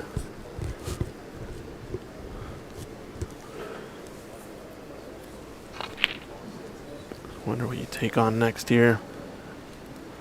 You try to take on this long blue and hold for the red to the right corner. It's a little risky. Got the lead. You maybe play for the safer green. No, he's going for it. I like this. Heart of the pocket. No, he's going for the green. Still plays good position. It's much more potable, I guess. So. Rolled a little. Yeah. Much. Actually, yeah, way too far. He's not on any red, I don't think. The best has a plant here. He's going to just roll up on this red, maybe? It's got a really short bridge. I'll roll up on the pink. That's a good shot. If he's frozen to this pink, that's actually an excellent shot because... No, there's still the one down table. Yeah, but at least he takes away all the reds. And yeah, he can't. It's not easy. The red to the right of the pack can almost be a shot to nothing. Even if J tucks him to the bulk cushion, so... I wonder what to do here. I got some comments. First Asian snooker star was James Watana in the 80s. Thailand player. Very cool. Yeah, that red's definitely gone safe, but I think this is a shot to nothing. I think as a snooker player, you're always looking for these type of shots where you can try to chop this ball in and send the cue ball up 2 cushions into the bulk end. Just doesn't want to get a cannon with any of these reds left part of the table. Oh, he caught it thick.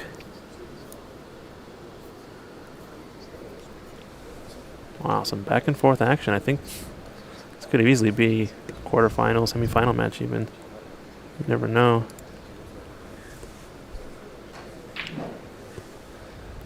We got all the Arizona players here in the room watching from afar at the end of the club, and once they realize I put it on the live stream, they are like, "Oh yeah, let's go watch, let's go watch." We've got a lounge area here at Embassy where they have the stream going on the big screen.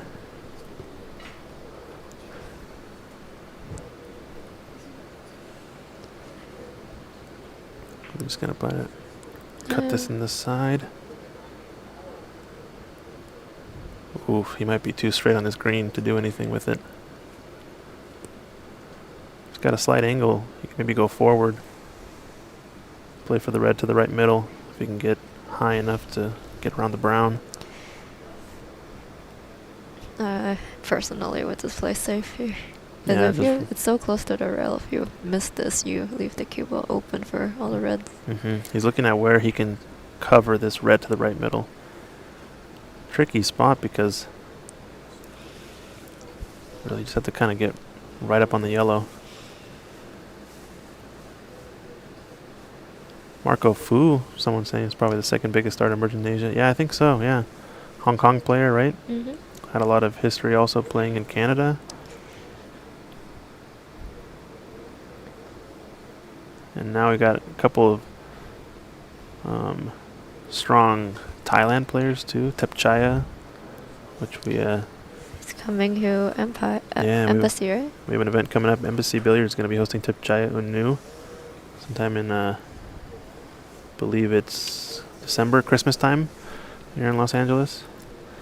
And Napon Sankam as well is on the tour. Strong potter. Really nice cue action. I love watching him play too. He's got the cool hair as well, right?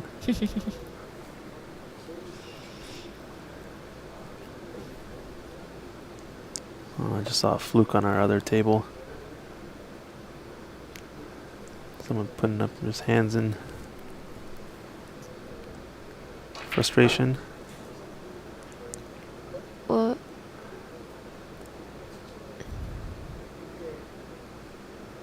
Was he going for a safety or a make?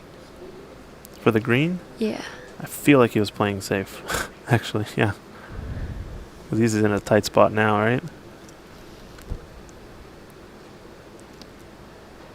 Sorry, I took my eyes off the screen. I don't know if I didn't see his body language either, but looks to me like he wanted to play the safety, no? Yeah, where the ball ended up, I thought it was safety, but yeah, then it went in, I'm not sure. he's definitely covered the red to right middle. So maybe a big mistake from Ajaya. Yeah, Napon Sankam, yeah. Just gonna play a dump shot. Uh-oh, this red's gonna...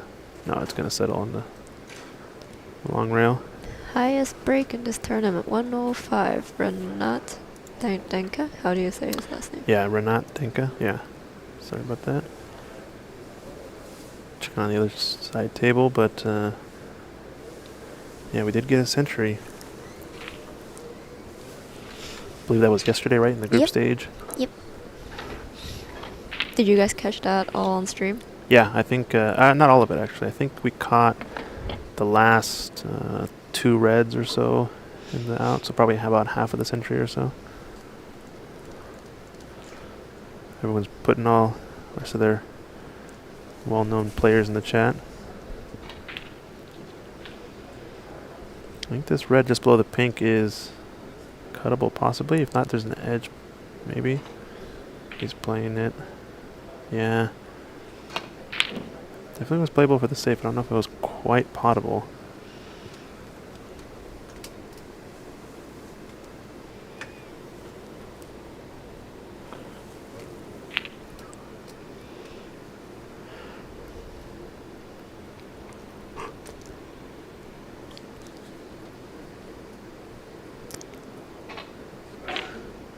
Ooh, went for it.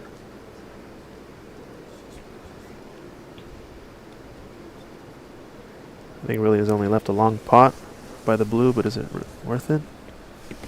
Oh, someone asking who is with you in the commentary right now? In the booth, we have Christian Youngers, Francis Cho, and Dave Burney. David Burney's back from his union lunch break. We're in a tight one here. So I think we're going to say goodbye to Francis. Are you going to hang out? Oh, it's going to hang out for the decider? All right, cool.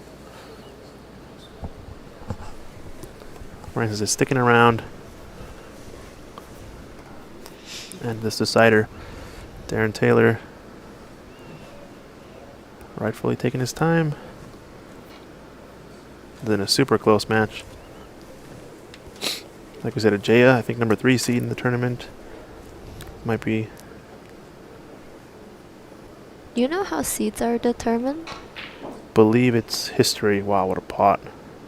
Sorry, I believe it's the historical play in the U.S. National. So I'm pretty sure the standings that were at the end of the last tournament essentially dictated the seeding for this year's tournament, along with some, historical standings as well.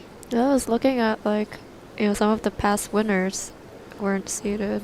Yeah, and I think that has to do with just how recent their play has been. They haven't been playing recently. A lot of new players this year, but a lot of older players that have been in years past, like you said, previous champions that are unseeded. I don't know if this is Darren Taylor's first time here or not, but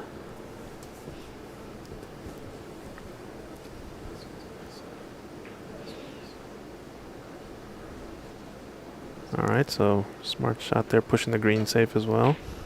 Just trying to make things tough for Ajaya. Looks like black safe, pink might be knotted up. Green is now safe. I think Darren's going to try to play this, grind this frame out to close out the win. Is what he's trying to do, maybe.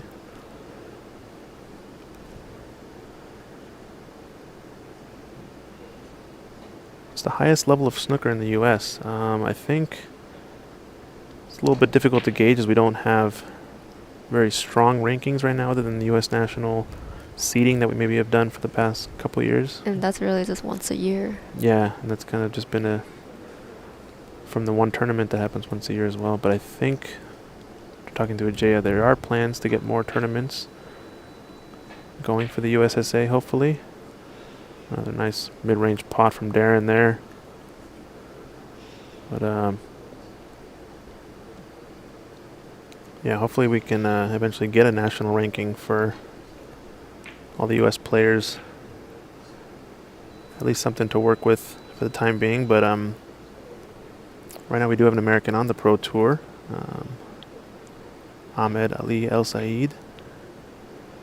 He won the Pan American tournament last year and managed to secure a 2-year tour card for the World Snooker Tour. So congrats to him, and he's living out his dream playing as a professional. I think he moved to Sheffield recently.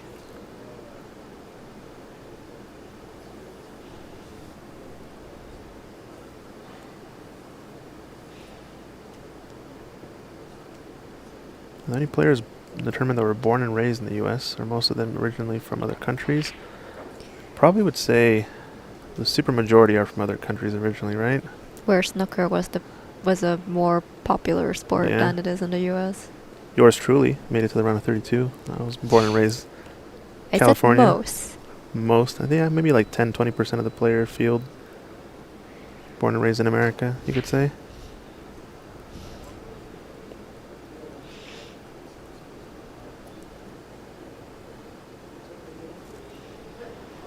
Yeah, I totally agree, Rob. Definitely some pretty decent players in this event. And obviously you can't expect the same standard as the World Tour. This is the U.S. Nationals, which is not known for snooker. Popularity here is nowhere near what it is in other countries like England and even Canada. We're trying to grow it, and I hope it grows. Yeah, I hope so too. Yeah, Jim Rempe was a previous pro on the snooker tour and didn't have too much success back then. Was a big pool player, I believe. I think him and there were a couple of Americans that went on the tour on the same time. But very different are these two sports.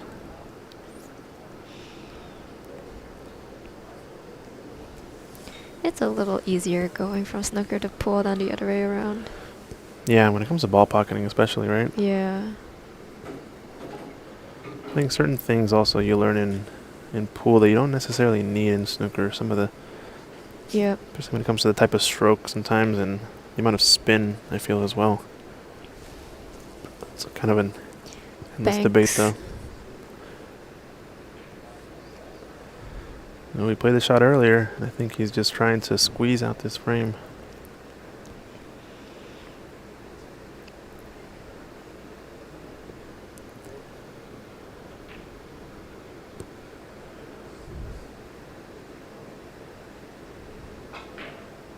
So 26, the difference. Oh, I The think red's going down. yeah, I think Ajay is going to regret this shot here. Don't know if he was going for the double there, or if he just caught it too thick, maybe misgauged the deflection with the left spin. Do pool players in the US also try snooker? It's honestly pretty rare to find a snooker table in the first place. Yeah, I think that's the main thing. Yeah, so you have places like here, Embassy and Ox, and I'm sure some other places, but a few have both snooker and pool, and that's really the only time you'd find like you'd think about trying snooker, which is what happened to me. I discovered Ox and I'm like, hey, snooker looks fun, let's play it. Yeah. And that's how I got into it. But other than that, like, I've never seen a snooker table until I found Ox. Good pot there on the blue. Nice mid-range. Yeah, Corey Deuel was another American on the tour for a little while. Oh, he wants his black to roll. I think he's good. I think this is a chance for Darren, actually. He's going to open up the red now. Needs this color. Screw back for the red. He did push that green safe earlier, and you wonder if that's going to come into play for the remainder of this this frame or not. Ooh. Wow, what a pot. He's feeling good. He knows it's in his control. It's in his hands. It's got a nice wall though here with the black and pink and blue. But I think something tells me he might go for this pot. It's kind of a natural two-way shot. Play up for the bulk color. You can always play safe if you pot it on the yellow. Otherwise, I think you go for this. Try to kill the frame here and now. No, He's playing the snooker. 50. Looks pretty good. I'm always the aggressor. Sorry, I'm going to be calling the aggressive shots usually, but he's got him on the black here. It's the first instinct, though, you know, that black and pink, where they sit, it's a nice couple of blockers. Jay is going to probably have to load up with some right spin, actually, to get around this blue. Oh, he actually had the gap between blue and black. Oh, no, this is disaster. He's opened up the green. He's already at the snooker's required stage with 35 remaining. The difference, 43. So a couple of snookers needed for a Jaya in this decider. I see you in Seattle.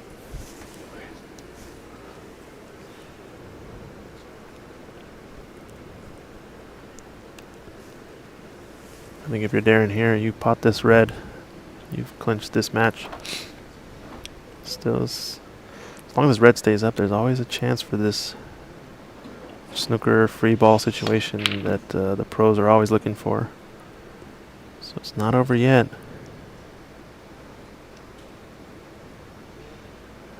Yeah, Rob. I think I'm one of those players always looking for the slightly more offensive shot sometimes when... But I don't think it's most players here, actually. Yeah, a lot of players here do have a pretty strong snooker background, honestly. Yeah. The only ones I know for sure with a pool background is us two and Corey. Yeah, Corey, yep. Oh, this red can settle in the middle of the table. Could be good. I think he's got the snooker on the yellow. Although it should be a pretty straightforward escape if he can go one cushion along the long rail. Might just be slightly on the wrong side of it though. Oh, okay, yeah, he's going to have to swerve. Maybe go one or two cushions underneath this red. How's the speed? Yeah, good shot. It is... A chance for Jay to lay another one down. I think just the black being higher up in between the pink and blue makes it a really nice area.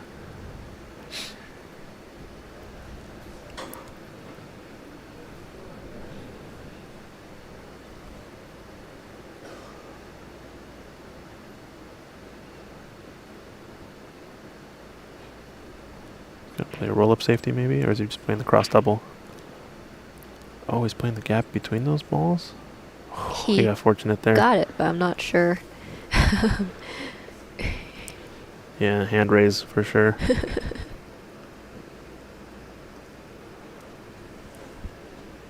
Just caught the double kiss in the right way to leave this snooker. I think Ajay would be fine in the shootout. That'd be fun to watch, that's for sure.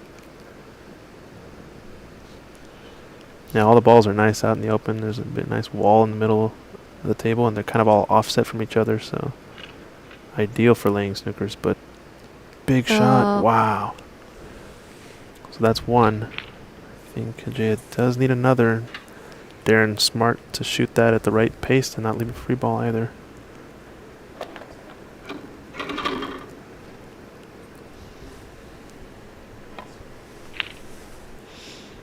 So 39 the difference.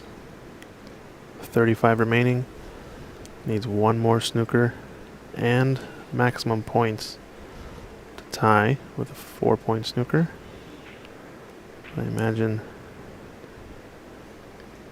Is he behind the blue? Yeah, I think he's bang on. That's another chance here for Ajay to get some more points back. It's a little bit dangerous this one too, because if he goes for the two cushion escape, could mean contacting one of the high value colors, but I think he has to go one rail at this.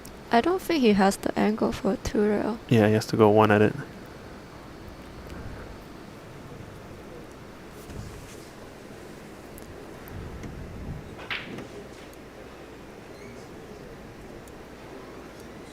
Darren just taking his time thinking about this shot.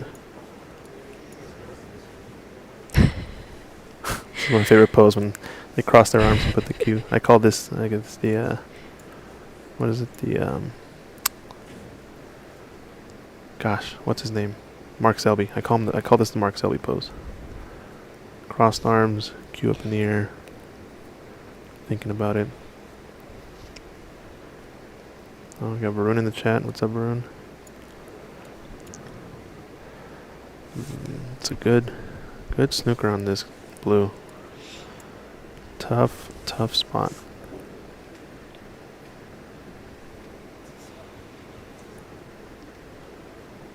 Oh, I guess he doesn't have the one rail either. Oh, is that why maybe? I don't know. He's looking at the opposite. He's looking for two cushions this direction, huh? Maybe three cushions. Long rail, short rail, long rail. Maybe even four. Oh, he played it this way. What a shot. Oh, what a that is shot. amazing. Wow. What a hit there. Talk about a pressure escape. My goodness. Did not see that one coming. Holy. It was ridiculous. You can hear the reaction in the back room as they catch up to the stream. Holy, what a shot that was. I think that might be enough to do it there. Imagine if you're Ajay Might be a little deflated after that escape.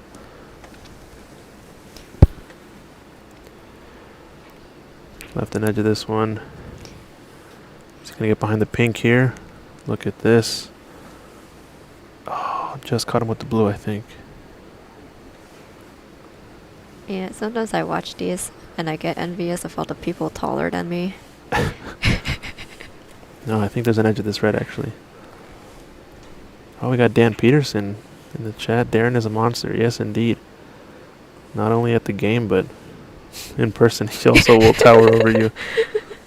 Like you said, you're jealous of how tall some of these guys are. Loved having him in the booth yesterday, too. Him and Dave Burney did a great job in the commentary. Love that deep accent. Oh, what up? Oh, God, I thought it went in. I thought it was in.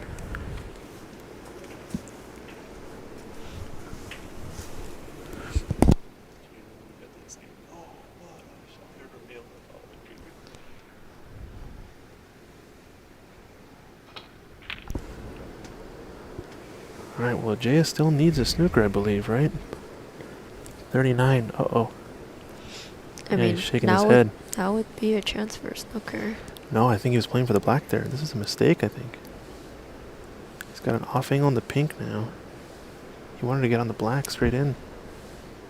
Because now he needs a snooker.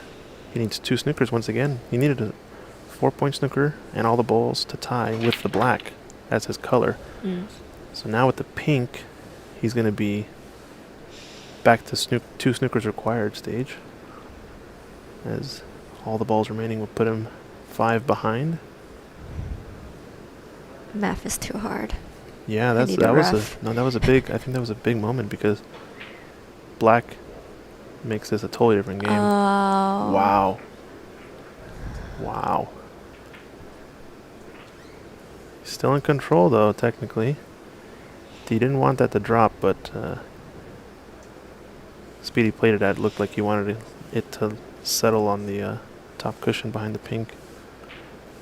He's putting the cue ball to that area, but it's going to come short. Yeah, you can see in his body language now, I think, that after missing that position on the black and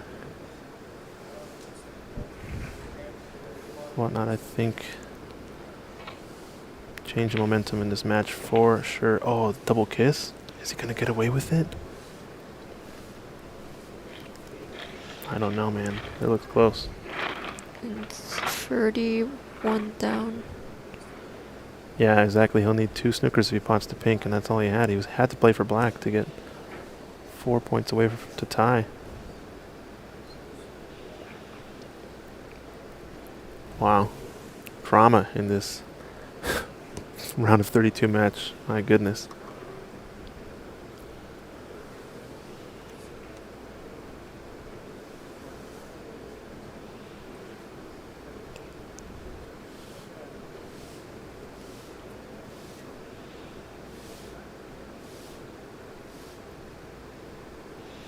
Yeah, score has been updated. It looks like they were fiddling with the scorekeeping, but score is correct. 30 points difference with 25 remaining. It means that Jay is going to need 2 4-point snookers or a 5-pointer to tie or a 6 to win. So ball's a little bit more difficult to lay down snookers now.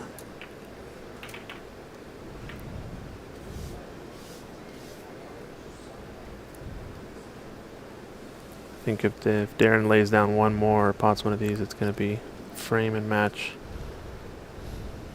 It's not over yet, though. This could be the shot right here, though. Get up tight to this pink or black. He's going to catch the jaw, maybe. If he has a gap between the pink and black. I think just a slight one. Don't know if he has enough to do the cross double, but you can at least see the right edge of the ball. Yeah. He's playing 3 cushions. Is he going to make this? No, it's going to be a possibility for Darren. Feel the tension in the room, though. Only 2 matches going. We have our main match table just started their decider, their 3rd frame. And this one, the one we came to see. Oh, he just overcut it. Oh, I think he just might have taken his half shot there. Just so slightly. No ball came to the rescue, and now that the pink is up higher, it's a little bit easier to play for snookers, I imagine. Looks like the last table going is also on a decider. They just started. Yeah, they just started. It looks like 2-2 in that best of 5. Yep. We'll tune into that one after the conclusion of this match. We're getting ready for the round of 16, though, soon. Jaya opting to pot that brown. Now he's going to have to play for the blue snooker. He needs the blue snooker and the balls remaining to tie. Now that the pink is higher as well, it's a little bit easier maybe. If you can get this sort of separation snooker where he lays the balls on each of the short rails with black or pink as blockers. Don't imagine he's going to play any sort of roll up. Oh, so he's playing for the pink. This is not a bad angle, actually. If he can roll up on this black. Trying to force a one cushion escape from Darren. Ideally, he gets this close to the pocket so it's potable. Oh no, he's way overran this. Oh no. Guess the balls were just too far apart to roll up on the black. This seemed easier to get the snookers when there were still like 4 or 5 balls on the table. Yeah, but I guess he realizes. Need more. Shows you how important that misposition was earlier, right? Because now he needs the yellow or the blue for snookers to tie. He really just wants to get the one, it seems like. Laying it all on the line for that pink. Too light. Gonna be short. I like this position for Darren, actually, for the snooker behind the black. Play this with a high, slight amount of right spin, one cushion, and get the line right to get up behind the black. Or play the pot, and I think that's going to be frame, ladies and gentlemen. Wow. Woo. What a conclusion. I guess he went offensive that time and missed that call. I know. I think it was better for him to make it. Yeah. He's not the one that needs snooker. That's true. Just roll it up to the pocket. By the pocket. If he doesn't make it, leave it there. Fair point, Francis. Good call. Good call. Well, that concludes the big first round match. And we're going to go back to our main match table for the last decider left in the first round. Good pot by Darren to close out the match. Eliminates Ajaya Prabhakar from the tournament. Previous U.S. national champion, president of USSA. Probably going to get him in the booth later on. After this one is done, they're going to start the round of 16. Yeah, I believe so. So we're going to have a lot of action left. Well, let's see if Dave Burney is ready, if he wants to come back in the booth or not. I might go take a break a little bit. Wow, what a match, ladies and gentlemen. We'll tune right back in. We'll see you later, Francis.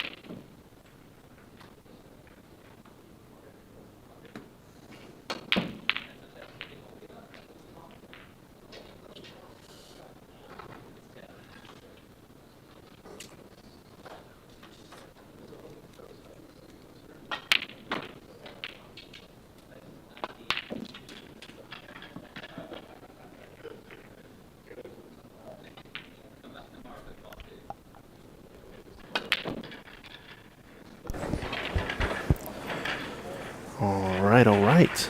Back in the booth with Dave Burney.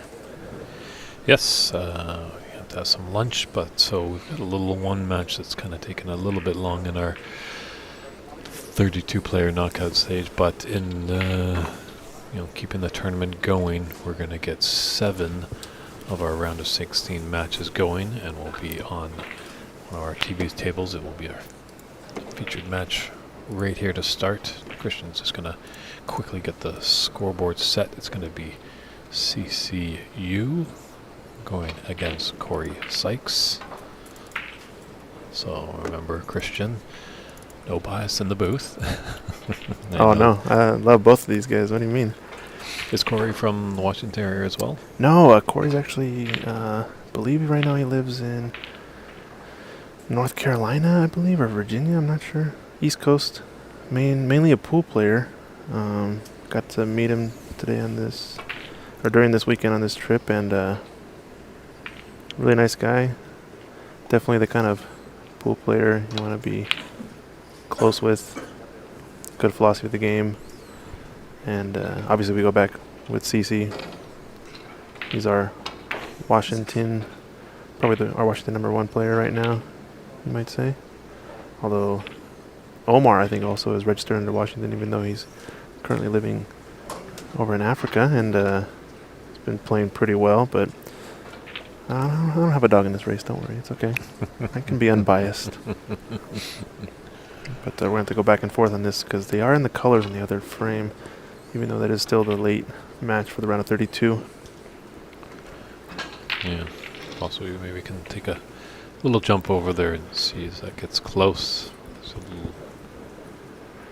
But we're glad that you all kept the stream on. Much appreciated. As sometimes this can happen. You get little hiccups. Yeah. I think, as we were talking about as well before, that can be the tricky part of sometimes selling the game of snooker, definitely in North America, where it's all about the money. And you just never know when a match is going to finish. Like we saw Renat Danka just motor through Raymond McCarthy very quickly. Yeah, really fast. Crazy. And then yet we have a match in that same round that is still going. So Well, nice long pot here from Corey. Pocket the green to the yellow pocket.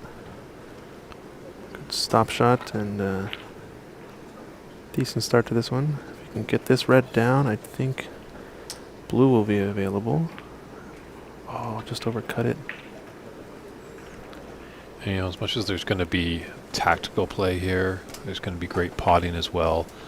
The only thing really I think that we're going to get hicked up with a lot of these matches is if a color ball rolls over a pocket and doesn't drop to block it off. Yeah. Just the level of play, kind of the cream rising to the top. We're only going to see stronger and stronger matches. The other one I think that's worthy of the TV table for sure is Jackie Wee and Renat Denka. That's going to be over on table 7, which we do have the angle for. We can go check on that in a little bit. I think they're about to get started. Yeah, 2 exciting players right there. Yeah, there you go. So, gonna wrap up that scoreboard and fix it real quick, but that's gonna be a quick one for sure. Both players very offensive, very much run out, open-minded, run out players. Not gonna be too crazy tactical, I imagine. And looks like Niles leading this one, the decider. But yeah, we'll focus on our TV table 2 for now. CC's on a break, it looks like.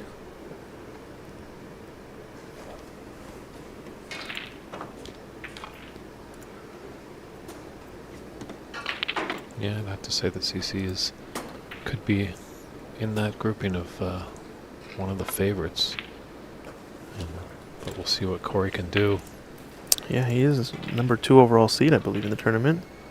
Definitely dangerous when you're playing a high skill player and you got really nothing to lose, where it's kind of you don't want to say embarrassing, shall we say, but when you lose to an unseeded player, it can really hurt the self-esteem, hurt the ego a little bit.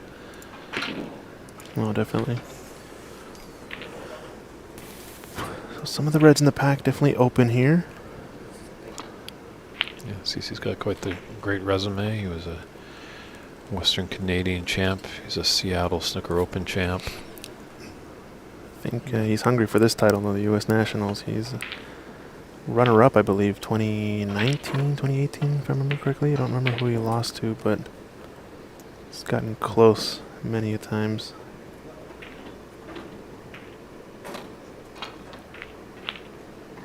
Thanks, Daniel Martinez, saying American snooker. This is awesome. Let's go. Certainly is. So Corey Sykes, I think, is one of these players that folks have been asking about, but for the most part, a lot of the U.S. national players are sort of naturalized citizens, not necessarily born and raised in America, but originally from other countries that are now U.S. nationals and citizens. Corey Sykes, though, definitely a pool player background, born and raised in I think the East Coast. You want to check on our main table? Looks like they're getting down to it. Yeah, when she has a bit of a break here. Let's just see what the updating scoring brings. Just he didn't take that blue on, so I'm just wondering if he needs a snooker or two. Yeah, 42-18. He's actually behind by quite a bit with 18 remaining.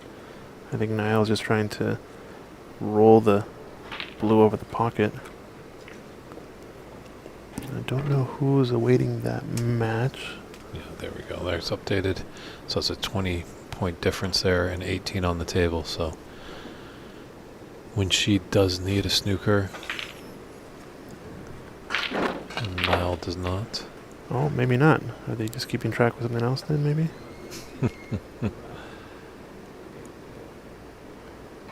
Oh, they're taking a look at the scoreboard now. I think he realizes that maybe the score didn't keep track of what was previously there. Yeah, I think we're having some more scoreboard issues. Okay, well, we're going to try to tune back in a little bit once we figure out what's going on, but back to the second TV table match.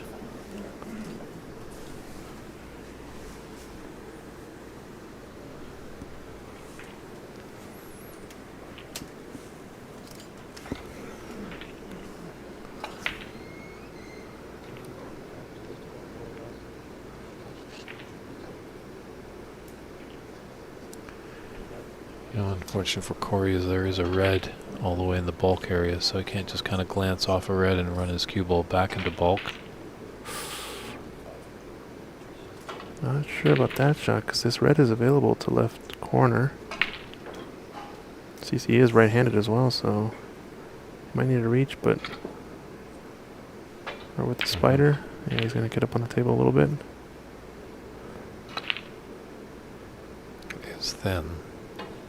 And do remember, even if your tippy toe is touching the ground, it is fully a legal shot. You kind of can see that CC has propped himself up on one foot. Just playing a safety, smart shot. All these reds up in the bulk end makes it pretty dangerous to play up there. Tight to this top cushion. No. Okay, so it looks like... As a player, Christian, you did get the championship form. I'm just wondering about Niall over here.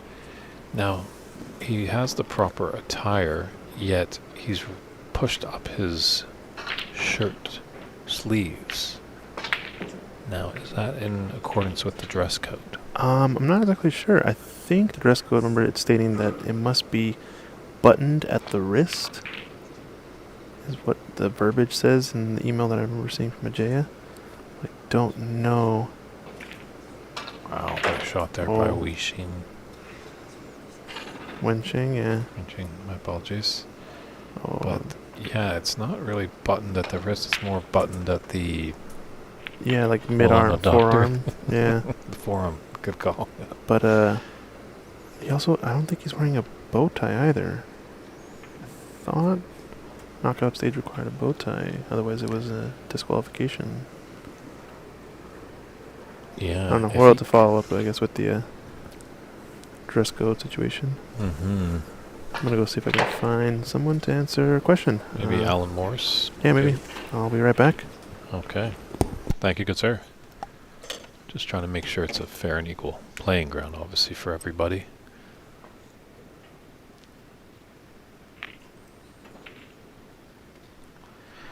Yeah.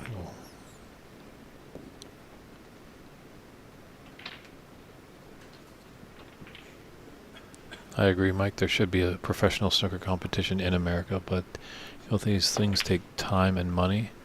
But there's a lot of great work that Ox Billiards is doing as well with this club, Embassy.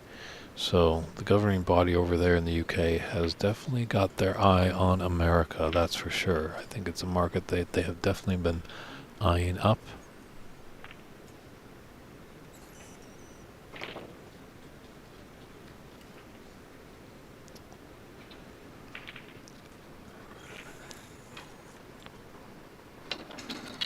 Yeah, we do take pride in, it's interesting, last year at the BC Open in Richmond, British Columbia, I was doing some commentary work for that great tournament, and actually co-tournament director on it as well, Lance Bromlin, was helping me out, a great gentleman that's heavily involved in Q sports of all fashions. But I remember I had a little bit of a break as our TV match concluded, and I saw a player that actually didn't have their vest on. And I walked over to the gentleman, I'm not going to single him out by his name, and I said, "You're not wearing your vest. How come?" And he said, "I took it off because I had a difficult shot." So I was like, no, that thing stays on. Everyone's got to fight through it. So Nelly Tito wins that, so that's going to clean up the first round. But we've definitely got some second round. The round of 16 is in full force.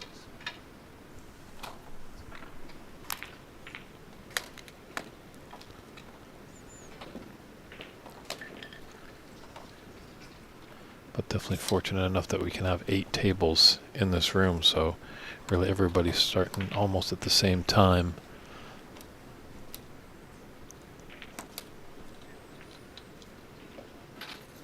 It's a good opportunity here for CC.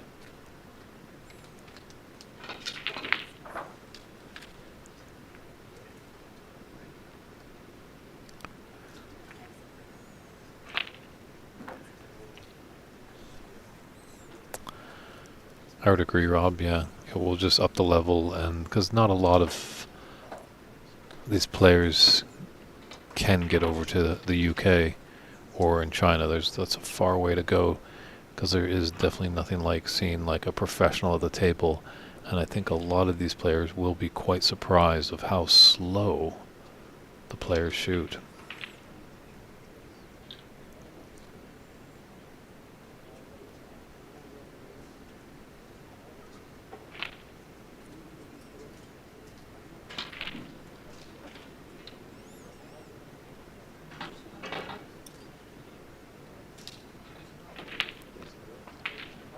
True, because that's going to even bring a lot more money, like the lack of tables in America.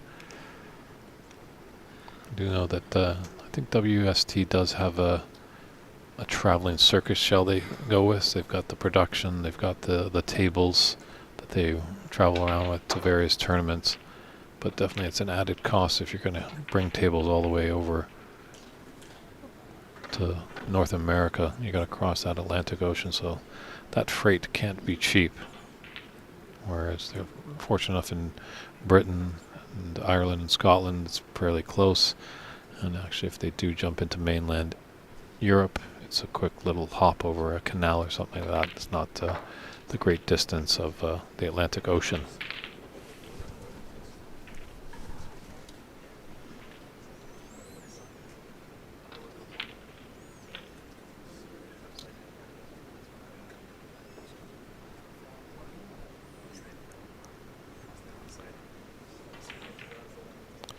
Mike, we are at Embassy Billiards in St. Gabriel, California, just in LA County, so kind of just outside of LA proper.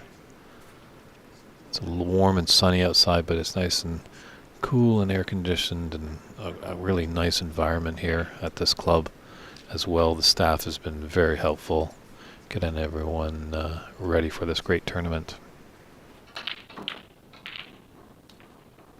A snooker table and these pieces of slate, each of them weigh upwards of 200 to 300 pounds, so you're at least going to need 4 strong people to move one piece of slate and then move the next and the next and the next and the next. So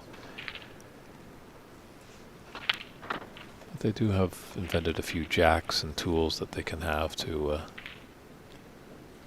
ease the load, but CC definitely doing some good work here.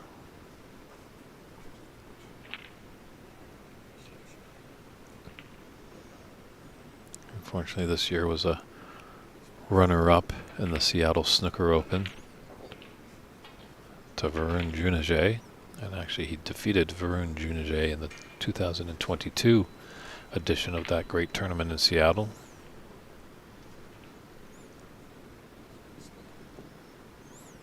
I believe he placed in the semifinals in the BC Open. I'll have to look at my paperwork, but I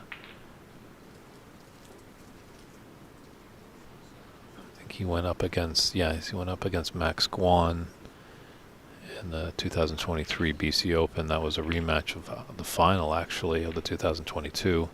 And unfortunately, Max was able to defeat him, and Albert Kenny defeated Charlie Brown in the semi, and then Albert Kenny dispatched of the defending champion Max Guan in the final. So just a lot of great snooker tournaments going on, and more. I think the season is getting going up in Canada as well as in the Pacific Northwest, up in Washington State, and probably here down in Southern California as well. It's an indoor sport, so most of the time when the weather just becomes unsavory outside, what's the solution to avoid the raindrop blues? Come on into a snooker room and have some good fun with some friends and challenge yourself at this very, very difficult game.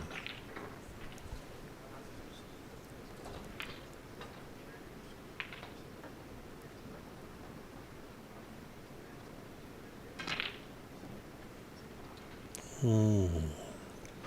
Just rattled in the jaws and didn't want to drop.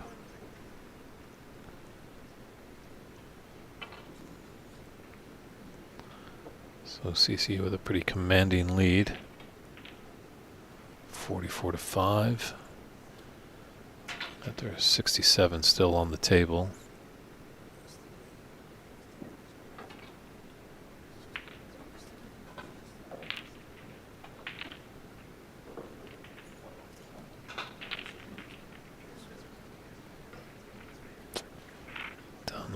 That's given CC a chance. It is a very long pot, definitely all 11 feet 11 inches. He's probably going to be going across here.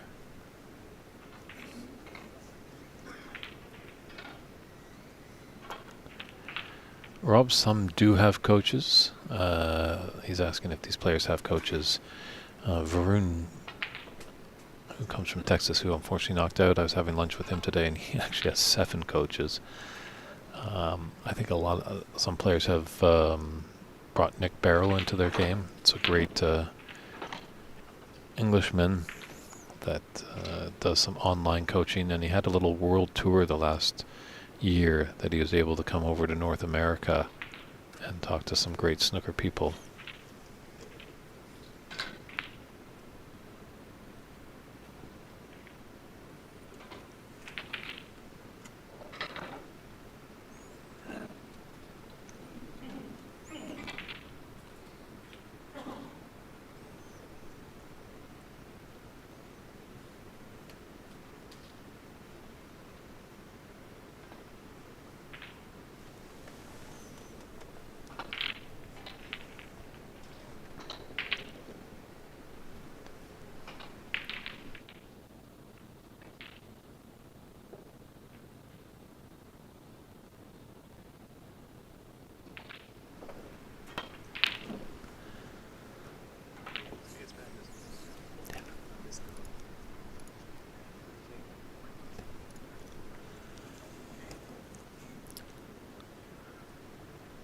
CC definitely in the driver's seat with that black ball going safe.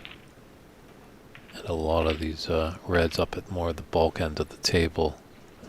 However, he does have the pink up there, so Corey does have a bit of hope.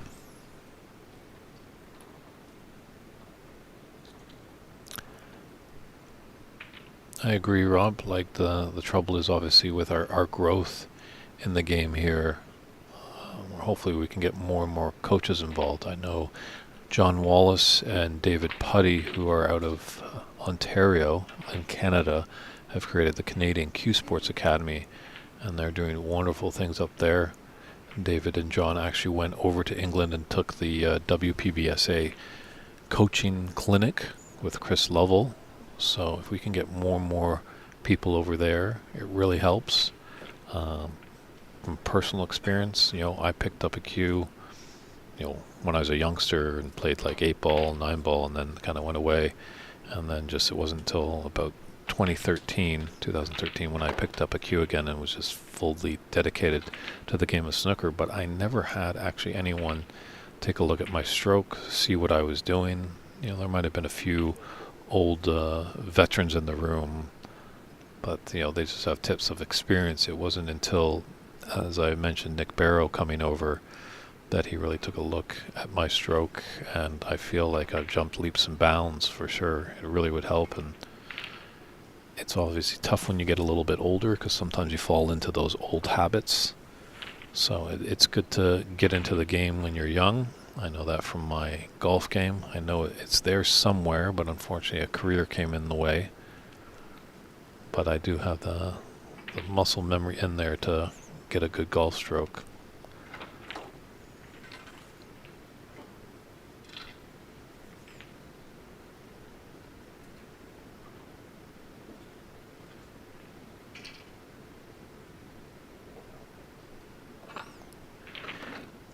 It definitely is busy here over at Embassy.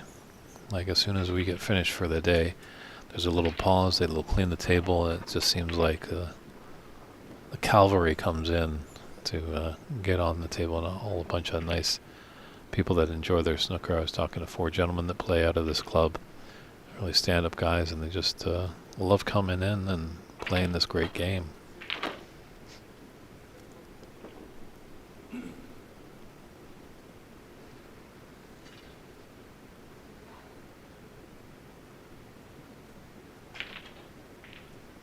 Yeah, we did have Darren Taylor in the booth yesterday, and he does some coaching for the players out in Arizona, and he made a good point to mention that these guys should just watch a lot of snooker. Just ingest it and see. So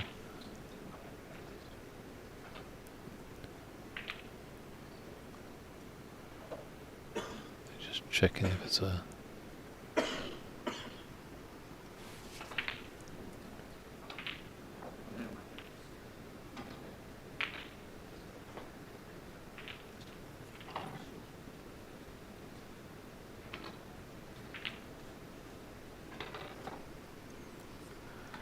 I think it comes down to dollars and cents, Mike, for more clubs. Obviously there is, a lot of space in North America, as we know. But a lot of these clubs definitely find themselves in, highly dense urban areas. Did have to be mindful of that black, Corey, when he's queuing over. Like obviously to get a really nice snooker table and like all the accessories, you could be looking into about upwards of $10,000-15,000. So it's a scary investment in the beginning. But know that once you've got the table, pretty much if you treat it right, it's just replacing the cloth every so often and the cushions.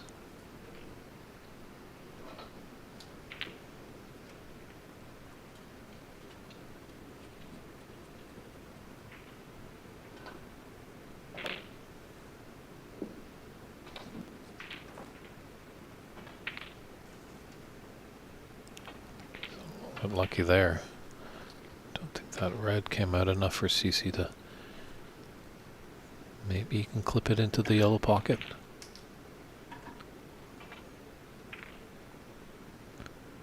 So 50 points in it, 51 on the table. So all CC needs is a red to put us into the snooker's required stage.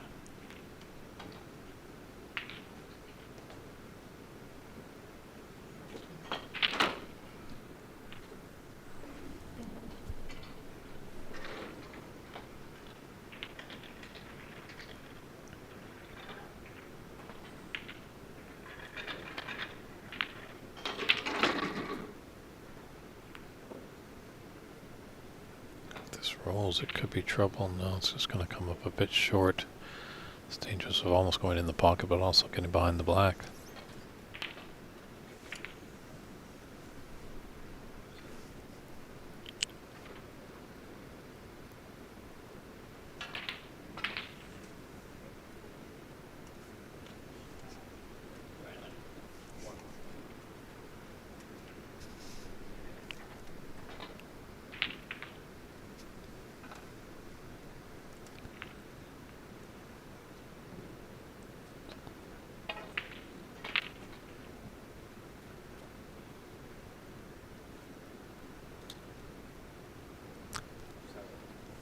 It is true, Mike. Like if you search, I'm just, when I mentioned about $10,000 to $15,000, that's obviously for getting, brand new tables.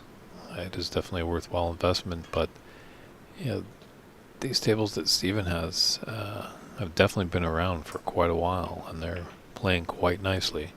I think we alluded to yesterday, there's a bit of humidity in the air. That's why they might have been playing a little bit slower.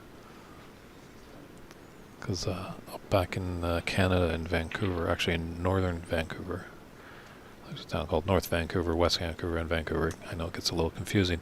But at the North Van Fire Department, they have a beautiful Oxford table.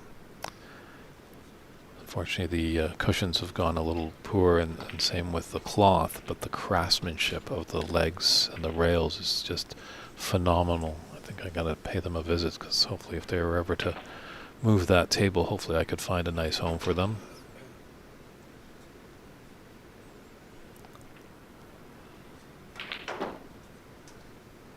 And as well in Saskatchewan, there's a small town and there's a train museum there, and in the basement there's a little snooker table. Well, not a little snooker table, a big regular snooker table. But it's interesting where you'll find them pop up, and I think when you talk to people in Canada, snooker kind of perks up the ear, and they like, oh, I remember that, but they don't play already.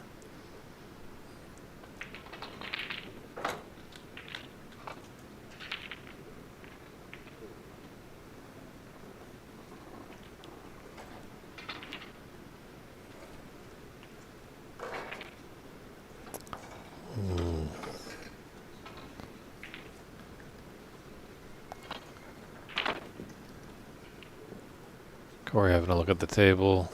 Looks like he's going to put a concession there, so CCU takes this first frame to lead 1-0. We'll just quickly zoom on in here to our other TV table where Jackie Wee and Renat Danka are playing. They're in their second frame. As we saw it, these guys are, seems like they might have tickets to the Dodger game tonight or something like that. They're always playing so quickly. I haven't made that bold prediction before, as we had the Women's U.S. Open in Ox Billiards a couple of weekends ago, and I remember seeing Jamie Hunter playing quite swiftly, and jokingly with, I think Christian was with me in the booth, and said, it looks like Jamie's got tickets to the Mariners game, she's playing so fast, and sure enough she did.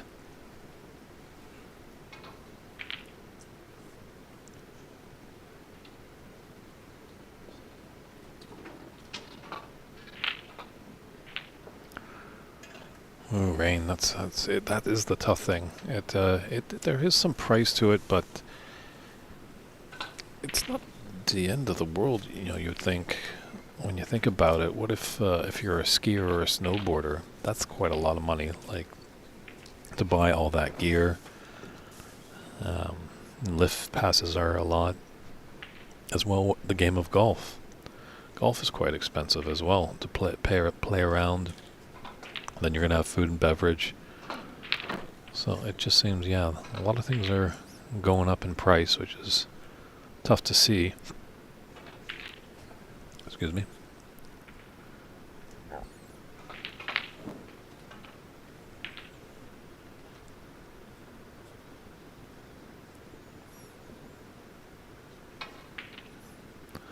I know some places, I feel... I heard in Ontario, Canada, that they have the philosophy of the table time.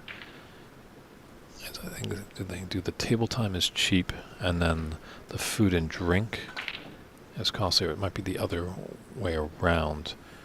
I think the table time is cheap, so they're going to have people in there for a lot longer of time, and then they'll obviously over time they'll be wanting something to eat and drink, so then they can charge a bit more. Where I think British and Columbia has cheap food and drink, but the table time is a bit longer, so might be a good philosophy to try that out, of having cheap table time but having maybe a bit more pricey food and drink.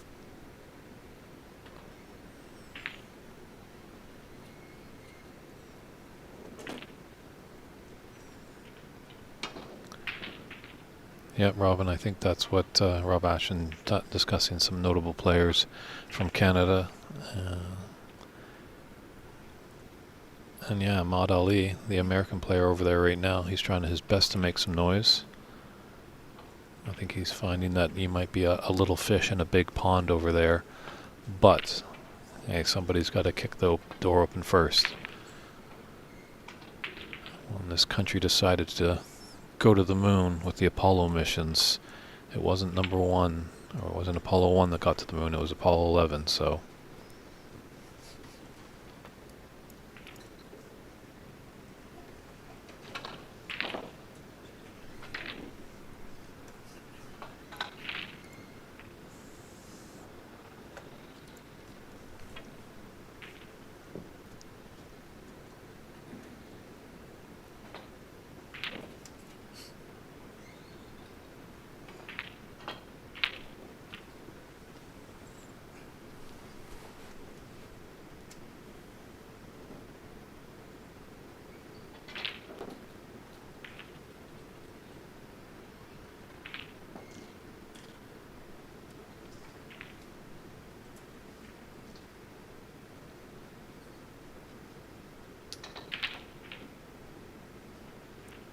Good side of the blue for CC.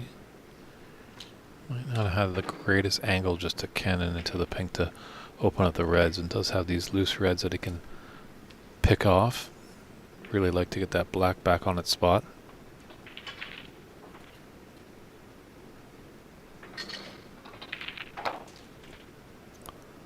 I think Stephen Hendry is a great ambassador for the sport. I don't think would be. I think with his channel he's done a dynamite job, and I think you're seeing a lot of people trying to emulate what he's doing on YouTube. I think if you went back in time you would never have thought that. Stephen was very to himself, didn't really want to mix with players, very quiet, and as Darren Taylor and I were talking yesterday, pretty much Stephen Hendry's job was to win tournaments. So he would just practice relentlessly because he knew his job was to win.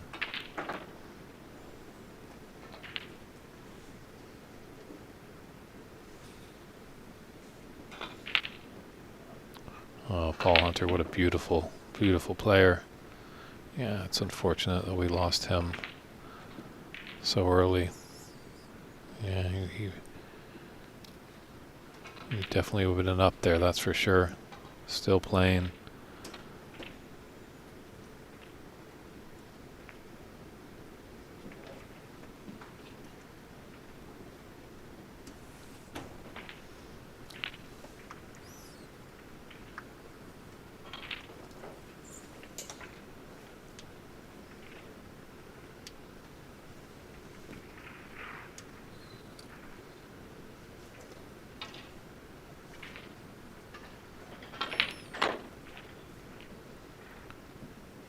A little tactical play here.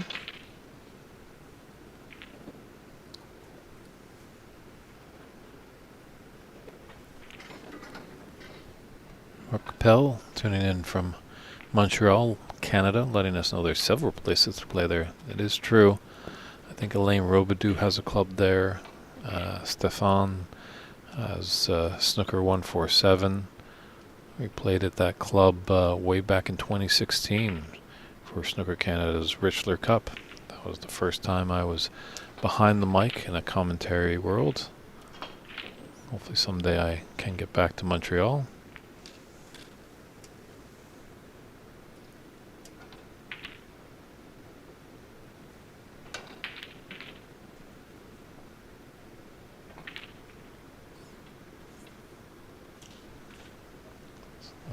there by CC.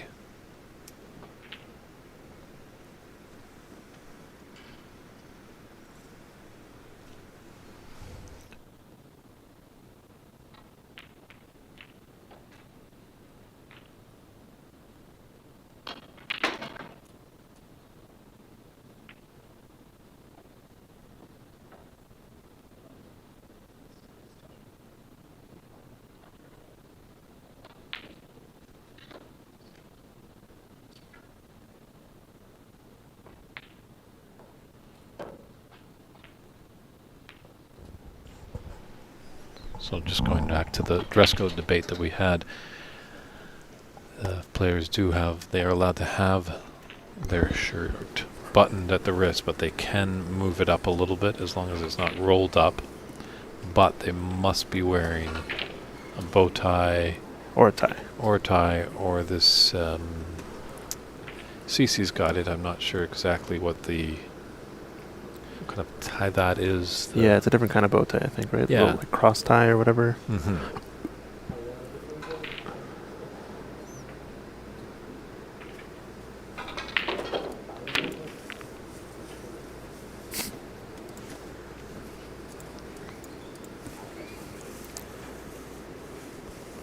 Looks like our last match hopefully is going to get underway soon.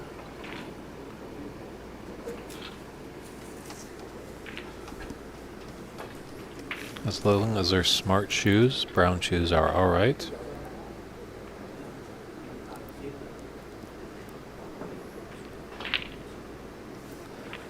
What's our other match at right now? Looks like Jackie Wee's putting some pressure on Renat. So far, it doesn't seem like Renat's had a big challenger in this tournament. I think Jackie's definitely going to Yeah, it's put him in a tight unfortunate they have spot. to meet there because those are two great, exciting players. Actually, one of them's going to have to go home. Yeah. I think Jackie Wee had the most dramatic match of the tournament last year, playing Ray Feng, I believe, in the semi-final match, if I had that correct. I don't remember. Yeah, it must have been semi-final. And I think he had missed like a straightforward blue in the middle to losing the decider, if I remember correctly. I think that's something like that, but it was a very dramatic ending to that match. It seemed like Jackie Wee had all the chances, but alas, fell slightly short the final. Yeah, sometimes these players go, oh, that final shot, I can't believe I missed it. Well, there probably would have been multiple times before in the frame that you had a chance to possibly win it. Oh, there always was, right? There always is. Oh, a little bit of a loose cue ball here from CC on this safety. He's left this pot into right middle.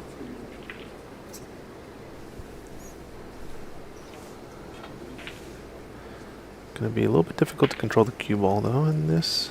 You play for... Slow roll it, play the brown. Do you go around? Try to play the green to the green pocket. Just a lot of reds up table that kind of create a cluster. Yeah, looks like he likes green. We just stunned it a bit too much, a little powerful. Yeah, I think yellow might be on, actually, you know? Yeah, I think blue may pass the yellow there. But I think you're right, he was playing for that green. Just tough to tell from our angle.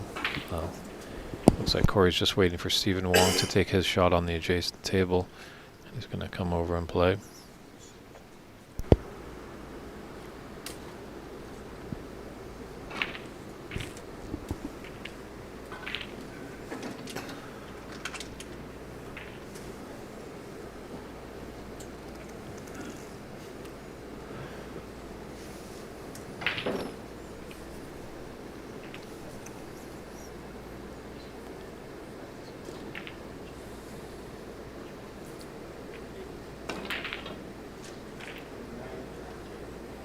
Let's see what CC can do here.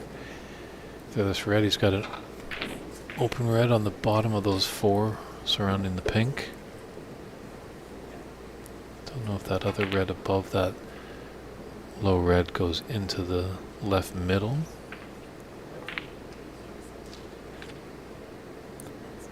Yeah, definitely playing for the bottom one. I think he's Might have a cannon here. Force follow through to the cushion and out. Or just roll it in, depending on how much of a cannon he's going to get. It's looking nice. Yeah. Perfect split. Rob Ashen brings up another great man in the game. This game, Whispering Ted Lowe, another gentleman that I have his throat on my wall. Yeah. Telling yesterday that I have Vin Scully, the great Dodger broadcaster, but Ted Lowe as well. I see. Just he was a real treat to listen to. CC in the driver's seat in this frame. Most of the reds available to a few pockets. Really, the red over by the brown is the trickiest one, I think. But I think it was actually Jack Karam who had the best line of snooker. Oh, is that so? As Cliff Thorburn was making his 147 at the Crucible in 1983. As Cliff came around for the final black, Jack, all he said was, "Good luck, mate." And he potted the black, so. Nice.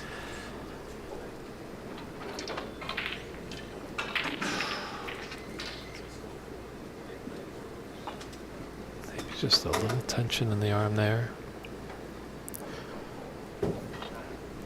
Not a miss you expected from CC there. Mm-hmm. Pretty good break, though.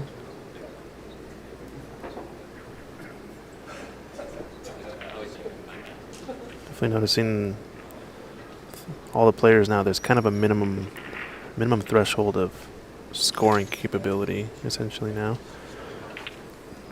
We're given a chance, you're going to have to assume that most players can get double-digit breaks at I'd this agree point. with you there, Christian, for sure. Yeah, this is the type of caliber, and no disrespect, obviously, to any of the players in the tournament, but there's some that have been playing for a while, some that have really dedicated themselves to wanting to be good at the sport.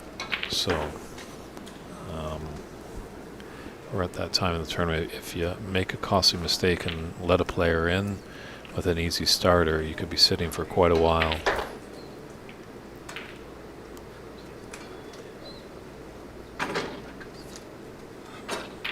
Yes, Rob mentions the great Bill Werbeneck.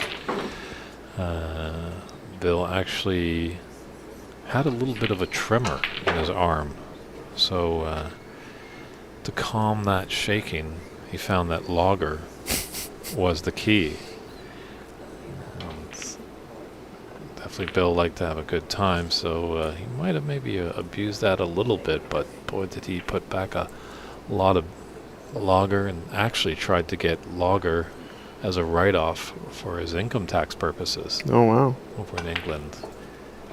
I do know a gentleman in Vancouver that I've been discussing with. I know he has been interviewing some people in the snooker world, and it looks like hopefully soon this documentary will be coming out about Bill Werbeneck, titled "The Man That Drank Canada Dry."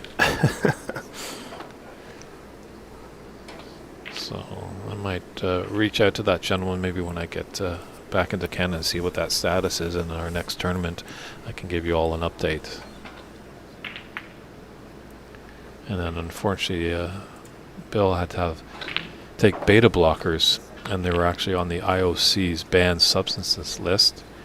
And Snooker wanted to obviously comply with that as well. So it was on their ban list. So unfortunately, Bill got suspended. And it was a real hefty suspension. As he jokingly once said, I would have got an easier sentence if I was doing cocaine. Huh? So just unfortunate, because Bill was quite a character. I know some people back in Canada that knew him, and he was just the life of the party. Just always enjoyed a good time, always smiling, always liked to gamble a little bit too. I had to switch over to this one really quick. Looks like they're in a close match here, 41. We're not coming back in this frame. Corey's on a pretty good break, so we'll let him continue going. But No worries, we'll just have to have a talk with our camera people, aka the walls here at Embassy. think Renat has a chance to clinch this frame with the pink. This would be quite a steal. It looked like Jackie was really zooming ahead in this frame. Uh-oh.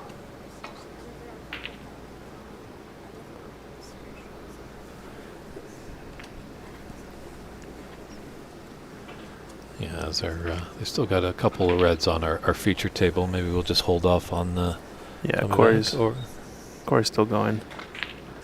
Good pot there. Yeah, let's see how this second frame will be a victorious one for the man from the land of Lincoln. Or will Jackie Wee tie up this match 1-1? Needs the pink to roll a little farther here. I think he's okay. Mm-hmm.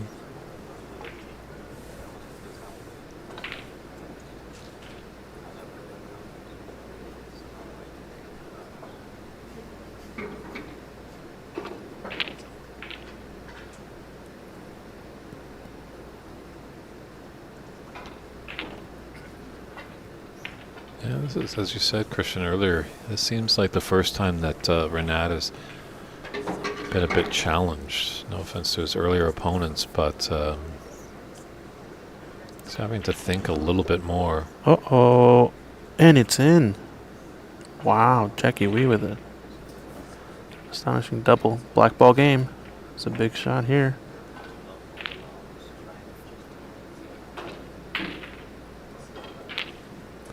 Oh, wow. Big missed opportunity, I think, for Jackie there. Yeah, I think exactly right. I think Renat so far has had maybe, I wouldn't call it an easy time, but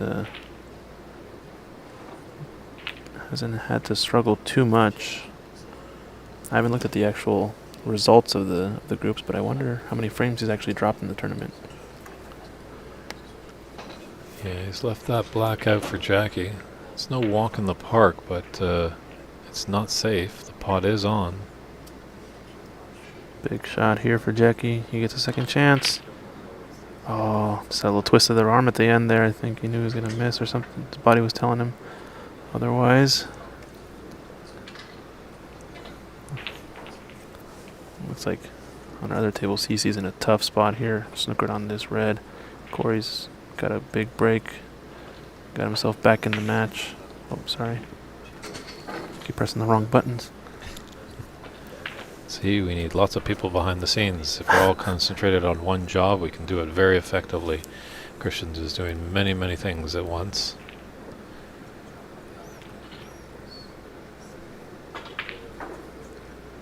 See if Renat can take it into the green pocket here. Obviously with the angle, he's blocking our entire view. But we'll see it sneak out. Oh, wow. Where's the cue ball going to go? Oh, no way. Unbelievable. He looks to the heavens. Wild end to that match. Well, we're going to have to stay tuned in that. It might be a little bit of a barn burner over there. Unfortunate hole there for Renat. It was a thin cut on that black, though. So you knew the cue ball was going to be a little loose. Mm-hmm.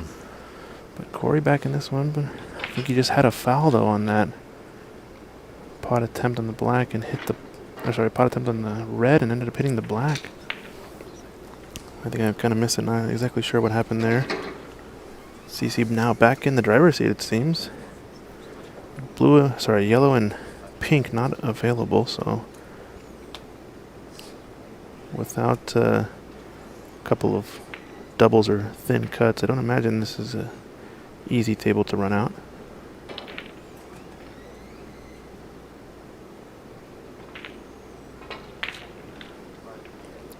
Probably going to see a reverse double here into the middle, or just a safety, separate the balls. There's definitely a good amount of blockers in the middle of the table.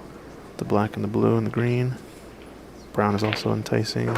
He's going for it, though. Nice double there. No fear. No fear. More like strikes fear in the heart.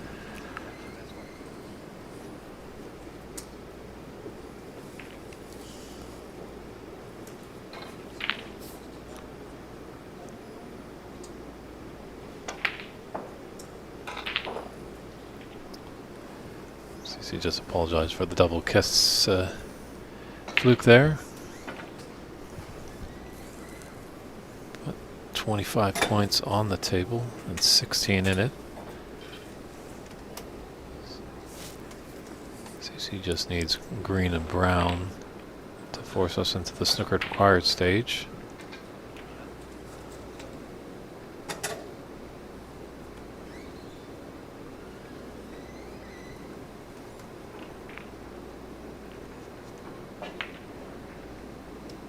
Pretty good effort, but I think there's going to be an edge of this green, if not the whole ball.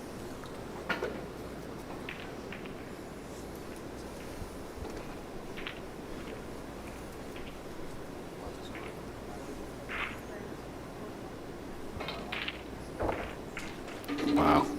CC's brought his game today. Dialed in, yeah.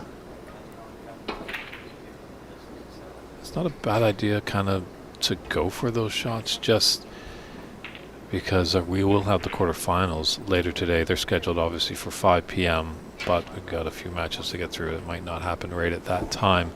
But if you can get through this round of 16 match rather quickly, then you can get at least a little rest before that match. Oh, watch out, pink here. Watch out, pink.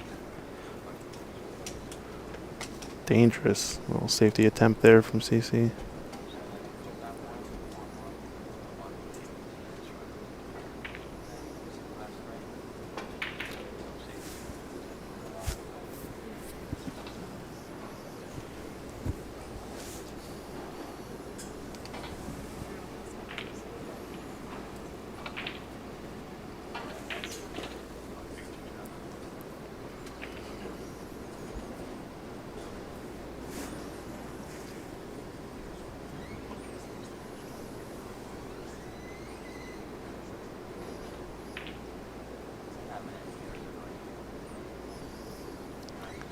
See if this is maybe a hit and hope for Corey. Try and pot the brown into the green pocket. I was playing the back cut. Safety attempt, maybe. It's not a bad result. Could have been a lot worse, that's for sure. He was studying the shot before. It's just there's a lot of great options. Let's see if CC could take this down into the yellow pocket.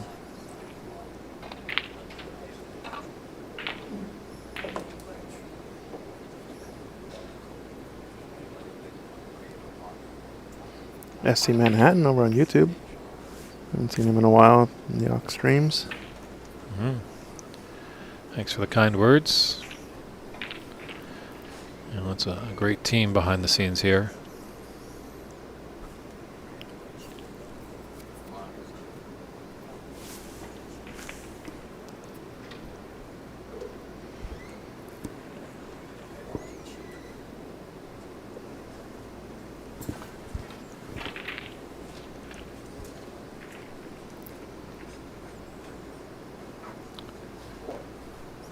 Fortunately, that black ball is going to take the middle pocket out of play for Corey to get the blue ball in there.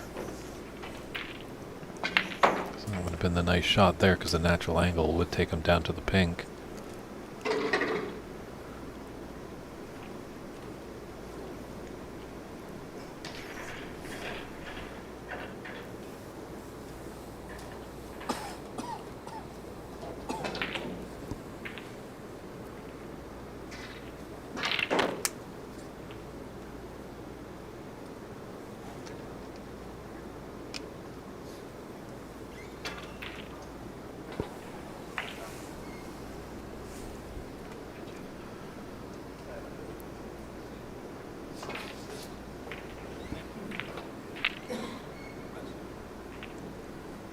I don't think he's going to like that shot. Sure, CC has to use the rest, but you know. And this type of angle actually leads to a clearance opportunity. As long as you guarantee the blue, you almost naturally open up the pink, which could be a bit of a bait shot, I guess. I don't know. You missed it and missed the pink.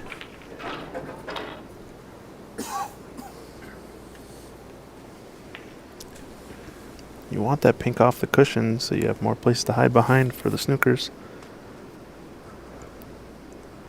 Although, but there's no, he doesn't require snookers, I Yeah. guess. So 15 in it and 18 on the table. But if that pink had gone down, or blue had gone down, that would have been trouble for Corey. either way, I think Corey wants the pink off the cushion to either run out and clear up if he has a chance.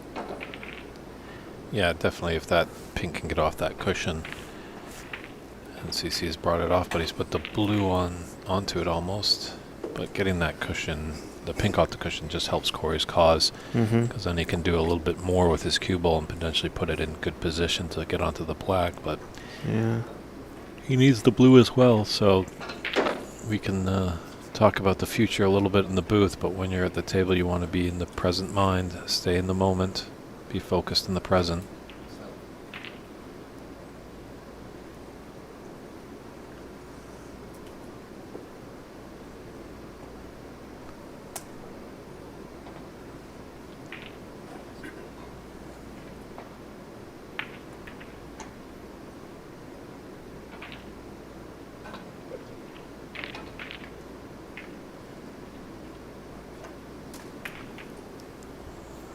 I think he's gonna like this. Uh-oh. Yeah, this is now all out in the open. Yeah. CC definitely capable of clearing up here.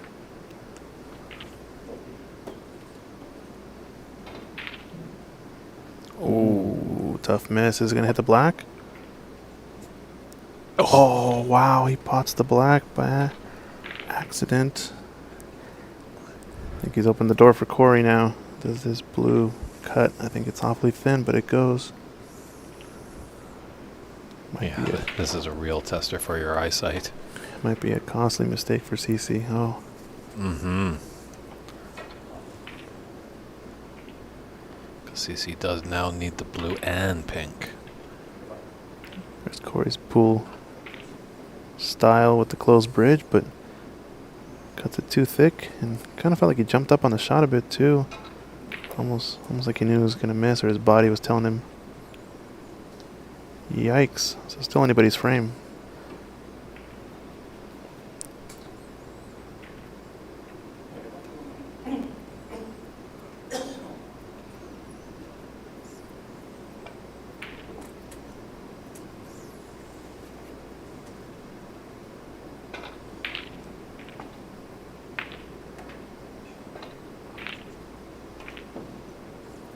Oh, is his cue ball speed? How's his cue ball speed? Oh, I think he just got it. I think he's there. Looking very nice. Great shot. 2 cushions across with the white. Pushing the blue ball up table.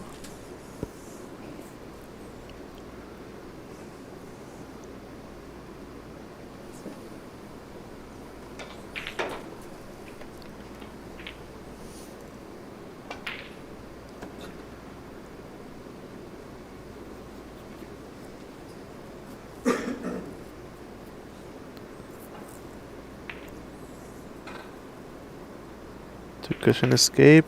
He's hit it, but he's going to leave the blue over the middle. Possibly. Yeah. Yeah, it's a long one though. Good escape.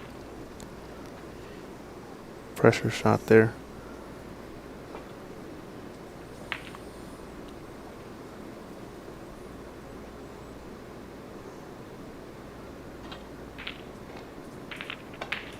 And he nails it. He's got part 1 done. He's got the pink into the left middle. Like to come off the cushion just a little bit more. At least it's not glued to it. Well, now it's pink and black to It's the to frame tie. right there. There it is. Well done there, CC. So he takes a 2-0 advantage in this best of 5 round of 16 match.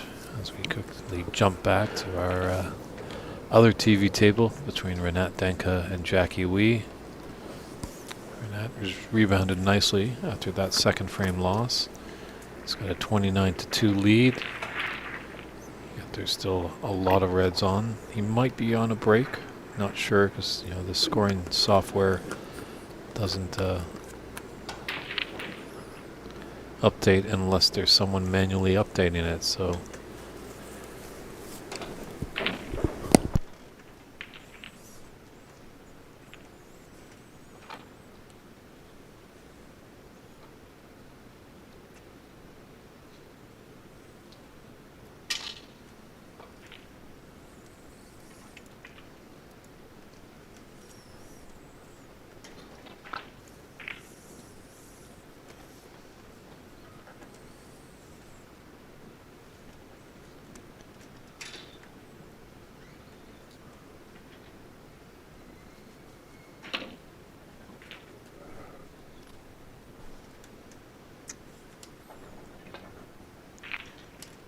So I've just been told by our technical director, Christian Youngers, in about an hour's time, actual hour time, we might have just to reboot the stream. So as we get close, we will let you know that we are going to reboot it, and the YouTube will stay on, but unfortunately the Facebook and the Twitch TV, you might just have to click on a new link.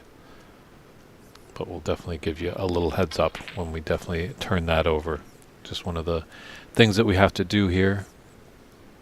It's been a long day. It's a very busy day here. A lot of players are going home, unfortunately. Jackie Wee with a very impressive snooker there.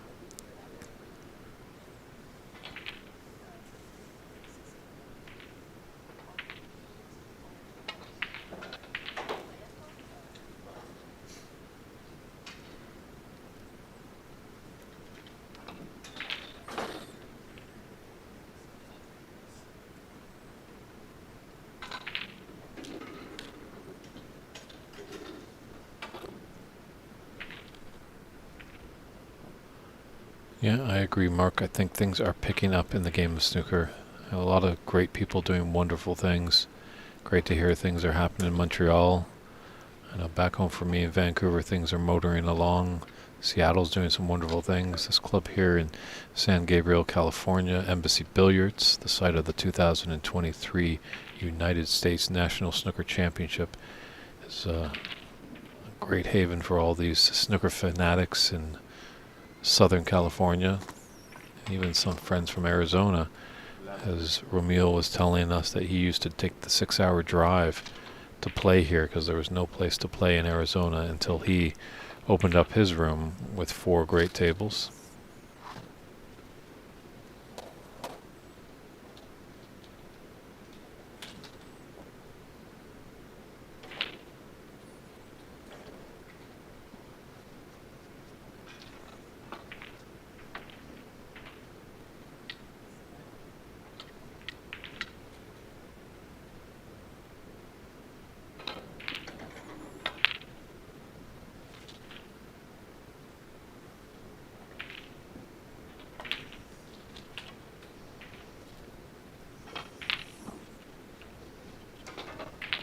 Let's see what Jackie can make of this. It's tough to tell. Doesn't look like when the black gets respotted there's going to be a problem for this red. Obviously we like a little bit more angle, but this is the table that's a little further across the room from one of our TV tables, so you just can't get the right angle. It's nice that Christian was able to do some great problem solving and enable us to take a look at this table as we saw Darren Taylor and Ajay Pradhakar play. It was an exciting match. You could hear a lot of oohs and ahs in the lounge of Embassy. Speaking of Darren Taylor, I think he's going to get started in his match over on our main TV table. Looks like that match beforehand, determining his opponent, went a little long. They just give him an adequate break, and now they're doing a quick warm-up and getting ready to go. So a couple frames behind the rest of the groups, it looks like.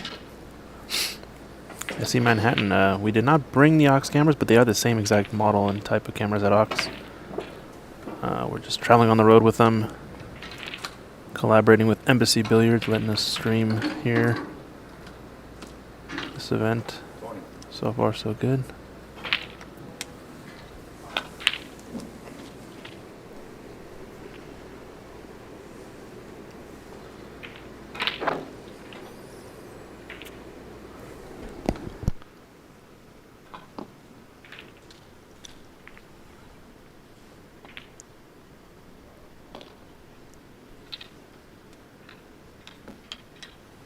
So Jackie kind of cuts Renat's lead in half. So Renat leads 45-22. Great shot there to get close to that blue. Didn't get the snooker. Obviously, one is out in the open, but it's really not potable.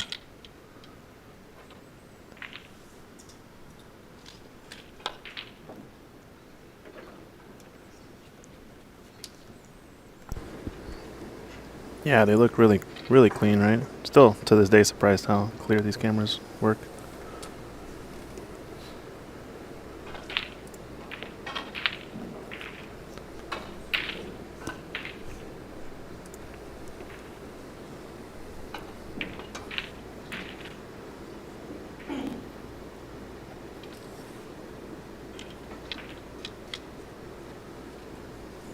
Mistake there by Jackie. He's left a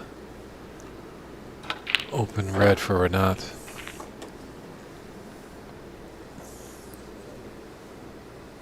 Maybe he isn't tough to see from that angle. He's just thinking on the right side of the brown for that snooker.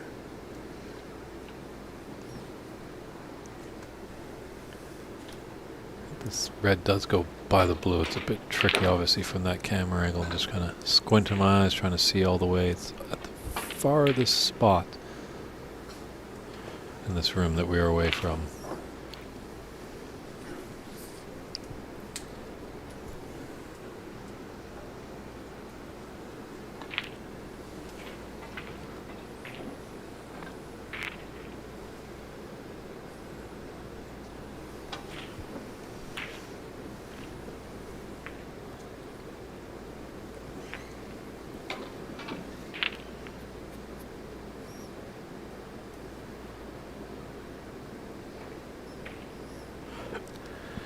We're not playing a little bit more tactical. Yeah, it feels like we've only really seen offense from him, but now that he's up against an almost equally offensive threat, he's going to have to play more tactical. There's a mistake there for Jackie. Does it pass the brown, though? It's close. One thing I remember about Jackie's game as well, seeing him in other matches, is he almost would, I think when he was playing Hitesh, he would almost use a red to just open up a color that went safe. Like he would pot a red, go hit a color on the table and have it bounce around out into the open so that he can eventually get a higher break on the subsequent turn at the table. I don't know. He's going to be quite playing that strategy here against Renat, knowing that Renat can easily run a century on a wide open table. So I think both players are going to have to be a little bit more tactical with their play. Yeah, just never not opted for the snooker there. Didn't play aggressive in trying to put that red in the pocket. This red does pot, I think, into the left corner. Boy, those shots scary. You think they should be pretty easy straight along the cushion, but it definitely will give you some sleepless nights. Oh yeah, not easy for sure. Not as difficult as it would be on a star table, that type of shot, but... Speaking from experience? Oh, for sure, 100%. Feels like that down the rail pot. On a star, you can't even touch the cushion you're shooting along at all with the object ball. It'll definitely not be in, but if you You can sometimes catch on these tables and a little bit more generous. Not by much, though. How's our CC and Corey Sykes match going? It's like not as high flying, high scoring as we see our other table, but it's like Corey on a bit of a break here. I think he's at least 16 from what I saw earlier, and definitely some more open reds to go. That is correct. Al Edwards just letting us know that the great Cliff Thorburn does play from time to time at Corner Bank in Toronto. That's actually a run and operated by another great snooker player, Jim White. Jim White actually does a lot of great commentary for the Moscone Cup, and his business partner John White, who is a great accomplished cueist himself. And they did have actually Jimmy White and Stephen Hendry over a few years ago, and there was a great crowd coming over. So I think that's what we're going to be needing to do a little bit. There's the man. Sneak preview of Stephen. Stephen Wong. He didn't see it coming. I think that smile's still there from last year when he was able to win the championship. Well, now it looks like we're not a chance to clear this up. But we've been obviously noticing it in up in the Pacific Northwest in Seattle and also in Vancouver area, bringing over some of these top-notch players. It really draws a lot and it really opens people's eyes. As I alluded to earlier, some people just don't have the funds to travel over to where these professional tournaments are. As in North America, we don't have any professional tournaments yet, but there is potential that it could come over.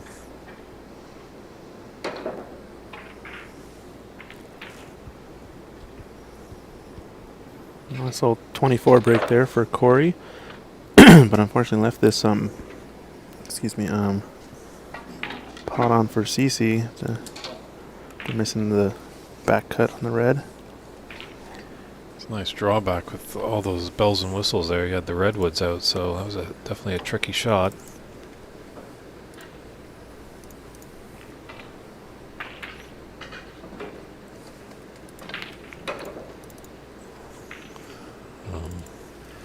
Actually, the black did not go in.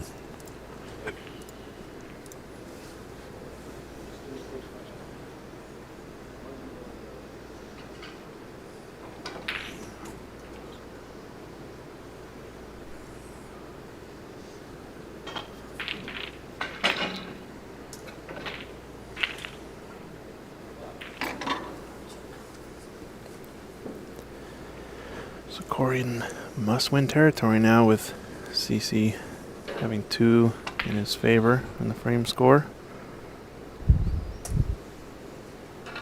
Well, looks like our main TV table match also just started finally. Darren Taylor versus Niall Tito. We'll definitely have some time to tune into that match in a bit. There's plenty of snooker to be played over there. But I think we'll focus on this match till its conclusion, as well as Renat Jackie Wee.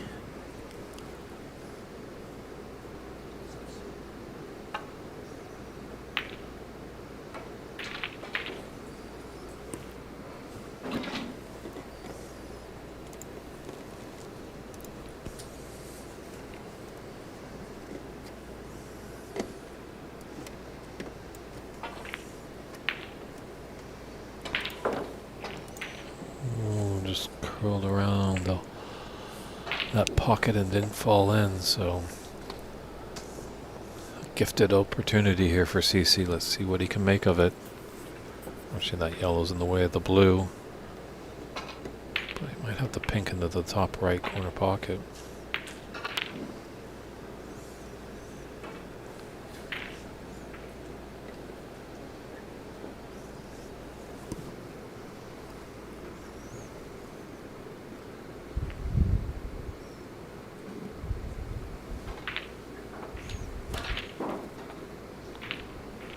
Very nice cannon, developed a red there, open things up. Take this, just roll it in a little bit. Looks like you might be drawing actually back for the pink. Oh, he's got the black into the same pocket, very nicely done.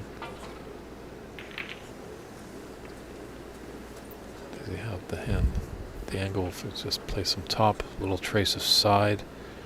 Which could be on the higher of the two reds that are close to the pink spot into the left middle pocket. A bit quick, but does have the left of the two reds. He has to cue over. Bit of awkward bridging and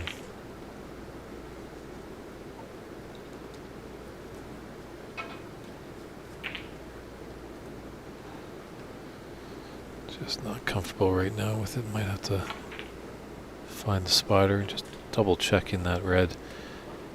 Might go into the left middle.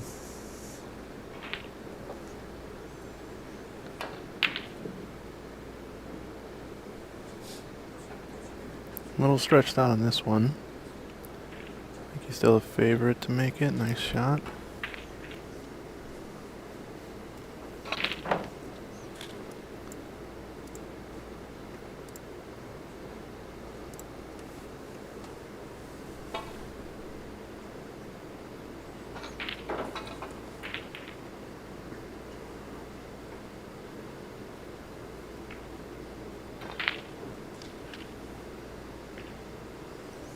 Pot. He's got options.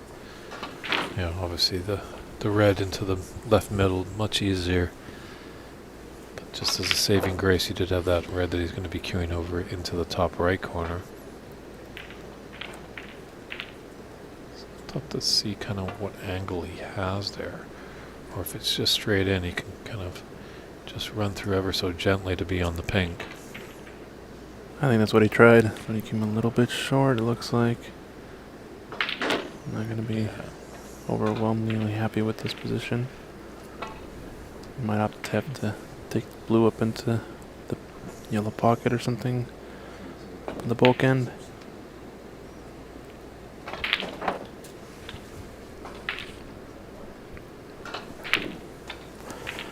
Do a little bit of a tournament update. The rest of our matches are underway. Got Stephen Wong 2-0 up against Rick Rady. I think the table adjacent to this one. Oh wow, what a cut of pink. Sorry, I always gotta give some time for a good pot like that. Yeah, Stephen Wong 2-0 up in frames and 14-0 in the third. Winning. Liwa Chen is down 0-1 against Kevin Wong. With Kevin Wong 40 points up in the second. Sargon Isaac is up in the second frame after taking down the first one. He's up 41-27 in this frame, and I believe they're on the yellow into the colors. Ramil Azamat is up against Patrick Gee in the third frame, 46-36. And it looks like they're on the brown in the third frame, 2 frames to 0. Ramil over Patrick. This match, as we said, 2-0. Corey in a must-win situation. Omar Balsara is 2-0 up against Dharma Hemnani. And Dharma's likely to close out this frame as he's 62-14 in the third. Pretty close over there. Like we said, Darren Taylor just started against Nael Tito on main match table. And Renat looking to try to close out this fourth frame. And then our back corner table, 38-1 in the fourth frame.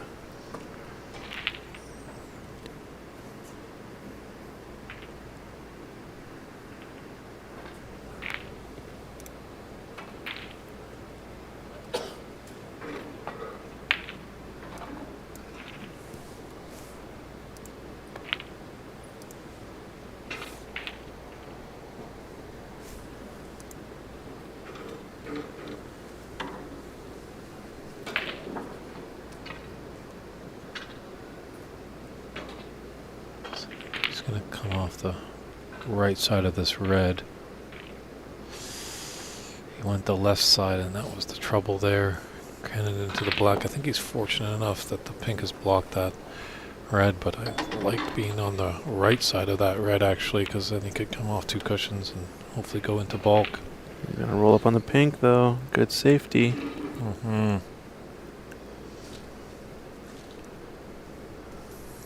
This is a frame very much in the favor of Corey, but at this point, CC looking to steal this one away.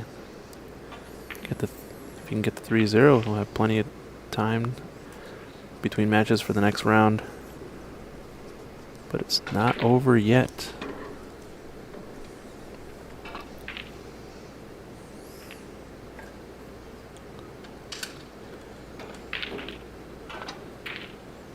Ooh, Corey trying to play it at pace just to not leave a shot on, but this might be a free ball situation. Yeah, it looks like it. What do you do here, Christian? I don't know. Free ball? Do you put your opponent back in? I think I put him back in here because he's got a really nasty snooker here. Take the 4 points and leave him in a worse snooker than on the pink. I feel like the pink snooker was easier to make contact and not leave a pot on. I don't know. I think it's the right call though. Put him back in.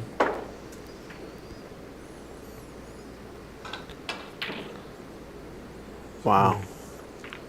Yeah, we'll see what we can do about that, Mark. There is the president of Snooker Canada in the room, Patrick Gigi. He holds dual citizenship.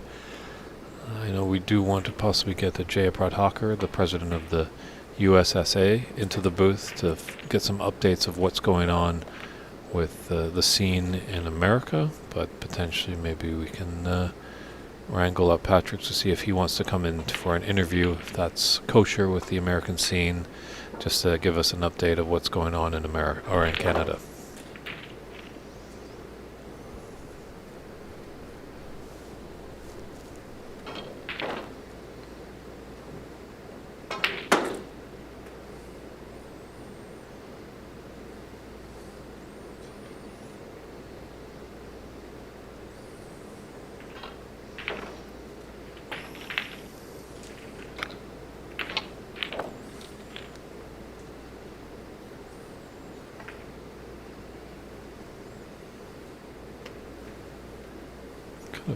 Something there. I was distracted by what just happened here.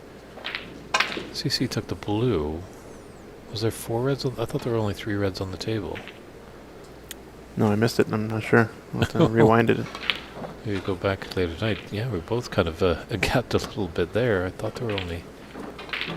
Because I was watching. CC used the blue as a free ball. Oh. Then he'd have to take the color on. Oh, I don't know. Anyone didn't get distracted like we do in the chat room, feel free. Brown was the free ball. Oh, I see. Brown, Thank okay. you. Thanks, Al. Sorry, I was watching Liwa run out on the table right in front of us. Yeah, there's a lot of tables going, a lot of great action, so it can get a little distracted sometimes. Yeah.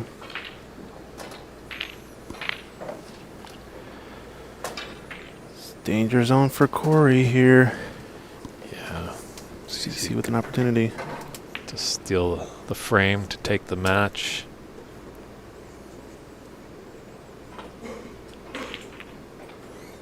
Ooh, just overcut that slightly, but snooker is on. The fluker is on. This is tough for Corey.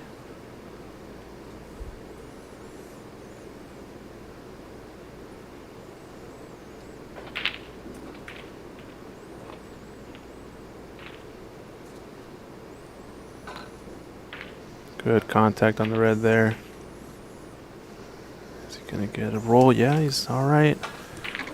Although CC's now 19 points ahead with the last red remaining.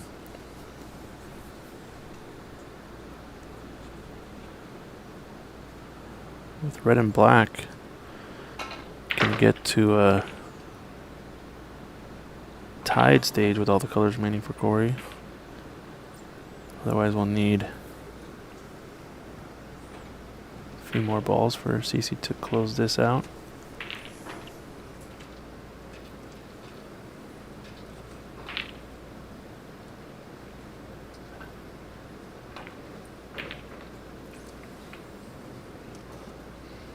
Oh, that's a good shot there from Corey. It's going to get a little tight up against his green. Not enough to take away the one cushion escape, but nonetheless a good snooker.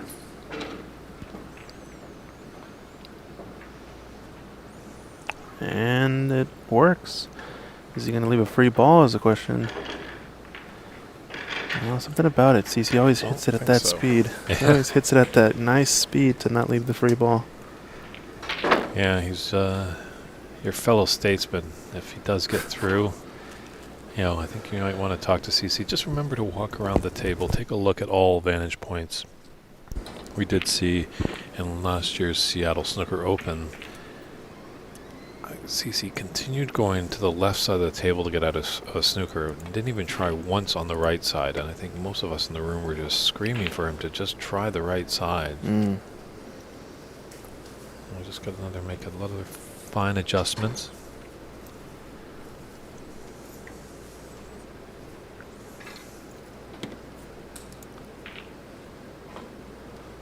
So it looks like Ramil has whitewashed Patrick Gigi. Yeah, I believe so. Ramil on to the quarterfinals. Congrats to him. I think our other back table over here, Renat is putting pressure on Jackie. Also trying to punch his ticket into the quarters.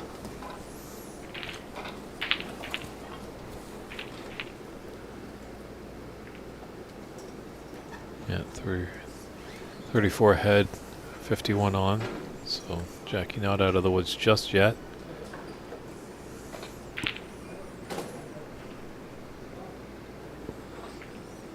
I think Sargon also just closed out his second frame of the round.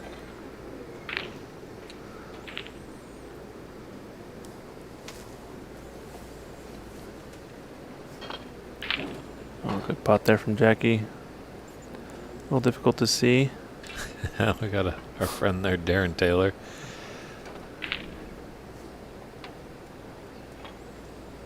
A little bit of drama though. Let's go back to Corey Sykes. He's in a must-win frame. 11 down against CC. Does he get a roll here? Got a lot of matches still going. And we also got the quarterfinals that will be happening later tonight. Those will be best of 7 matches. So a big day here, day 3 of the 2023 United States National Snooker Championship, live at Embassy Billiards in St. Gabriel, California, just outside of Los Angeles. It's David Burney in the booth with Christian Youngers. We're glad you're tuning in and enjoying the stream all weekend long. If you have any comments or questions, feel free to let us know. And also let us know where you're tuning into. We know this is a global game and we always love to hear where our friends are tuning in from. Yeah, pretty international audience, I'd say we have usually for our snooker streams. Very, very cool.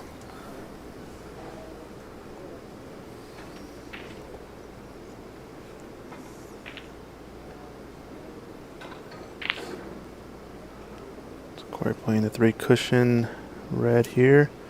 Oh, we wanted to hit that blue with that red. Would have been nice to hold it there behind the pink.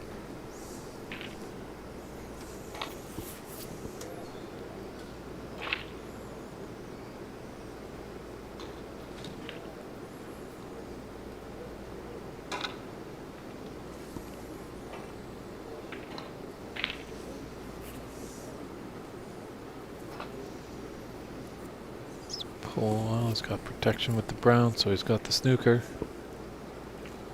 Yeah, great shot.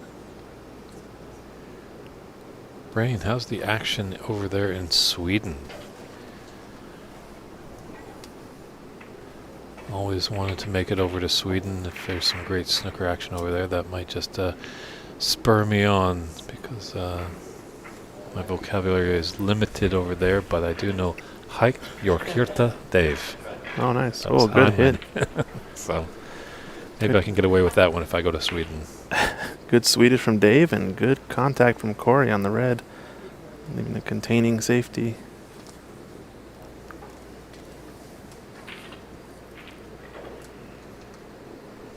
I do know in actually Reykjavik, Iceland, a friend of mine was over there, and there's a club that has 10 pristine star tables.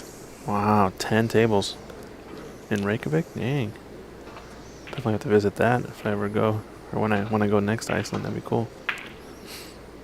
Look at this safety though. CC controlling the cue ball all the way across the table just to nudge the pink ball and land right behind it.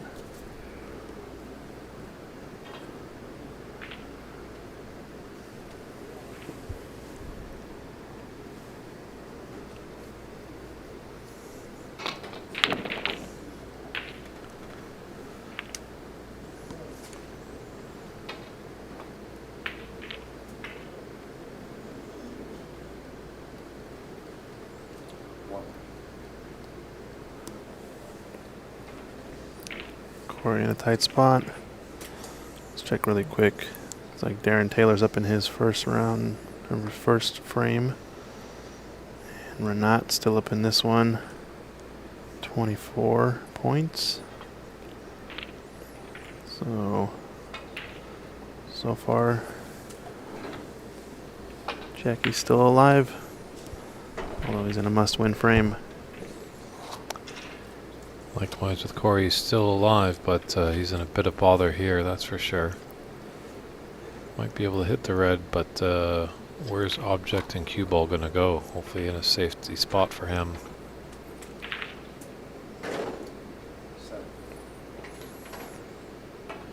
That might lead into a free ball here. Yeah, it looks really close. I think it is, though.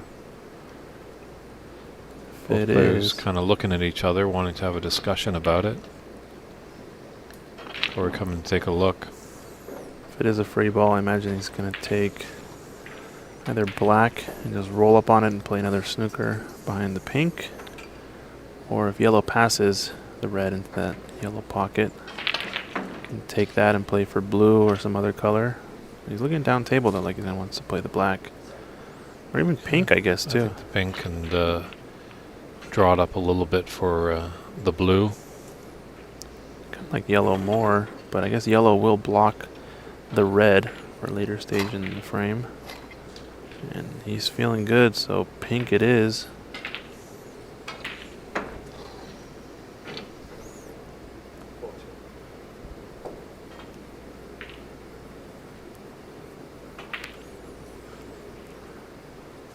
Hamza, hello, how are you doing? Glad you're tuning in. And Rain, that's unfortunate that it's very expensive to play snooker in Sweden.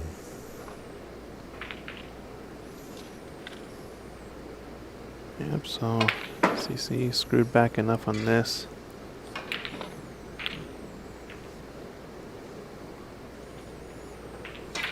It's kind of in a bit of spot of bother. Just trying to get comfortable on the table. Great pot.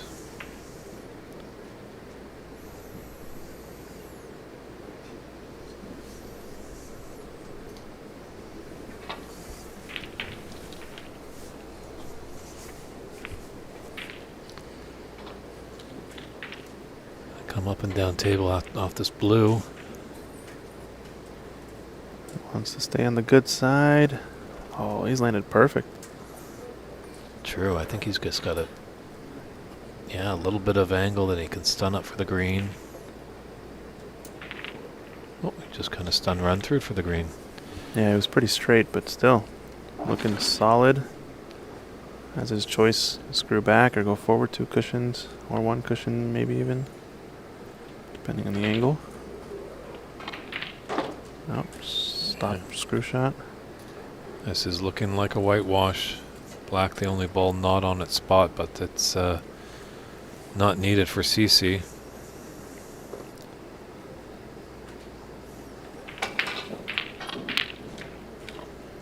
Yep, I think this is going to be match set point.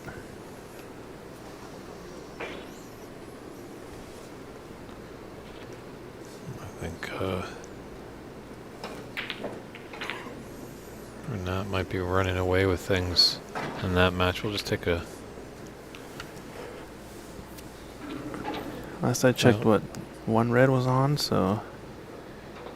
Corey and CC looking at the scoreboard. Corey's going to be coming back to the table, but let's just see how the update is over here.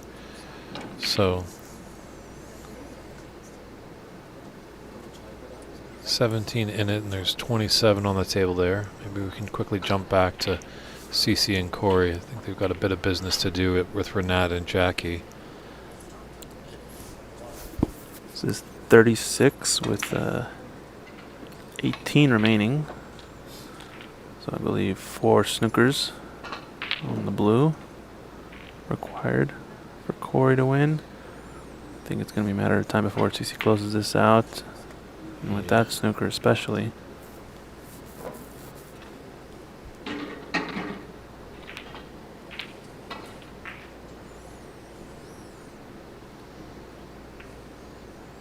He might be able to do it, but it is a tough feat, that's for sure. Oh, this is looking all right, actually. Oh, I would have liked it to come a little bit more. Caught the inside of the jaw there and came across the bottom of the table.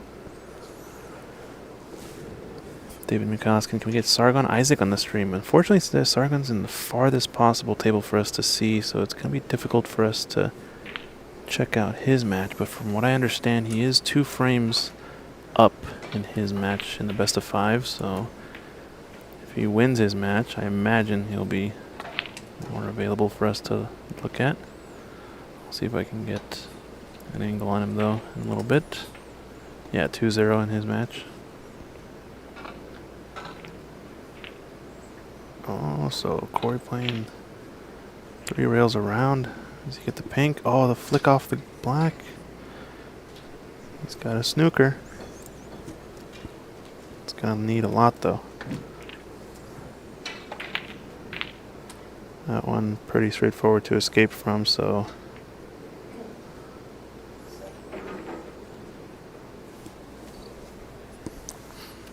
looks like Renat's in a tight spot here from Jackie. But makes contact with the green, no problem. So a few of these frames going back and forth. Drew Stern asking about Bob. I don't know. Yeah, Dharma, and he's playing Omar, as a lot of people know Dharma as Bob. Oh, that's right. They're in their 4th frame. Unfortunately, Bob is trailing 2-1. But as well, that's also in a tricky position for our cameras. So hopefully as these events continue to grow, we'll get maybe a more budget and maybe more cameras will be able to come on. More angles, for sure. And we are getting about 15 minutes away from restarting the live stream over on Facebook.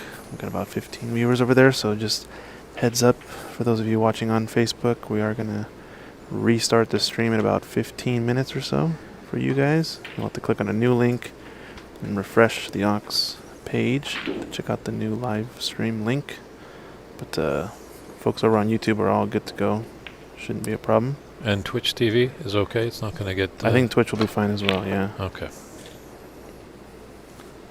Just Facebook has an 8-hour restriction on time. Oh, CC missing that blue. Stubborn. Hard. Yeah, I don't know why. Just maybe could have been a little bit lighter there. Just float it. Just float, because if it sits in the pocket, it's probably going to be handshakes. With that shot though, diagonally for the blue pocket or for the middle pocket, you often will see the cue ball kind of roll off a little bit. Maybe he just doesn't want to risk the roll off and just pot it clean. Yeah, I think it's fully in his rights to want to continue on in the frame. So there is no restriction on number of snookers to automatically end the frame, since this is not the group stage anymore. And we have plenty of time for the players to finish their matches, it seems. And now CC rolling up the blue. But it is... there is a game, some sportsmanship, obviously, to the game, like 4 snookers that you need, and in fact, that almost leads to like 7 or 8 really good snookers that you need to do. Yeah. And I think has been left out there. I think handshakes happen over here. Renat Danka takes down Jackie. Yeah, a little dent to the armor a little bit there as Renat lost 1 frame, but kind of woke him up and knew what he was up against. So unfortunately, Jackie Wee's going home, but Renat Danka is moving on. Oh, has he fluked it? Oh, wow. Jinx, you owe me a Coke, Dave.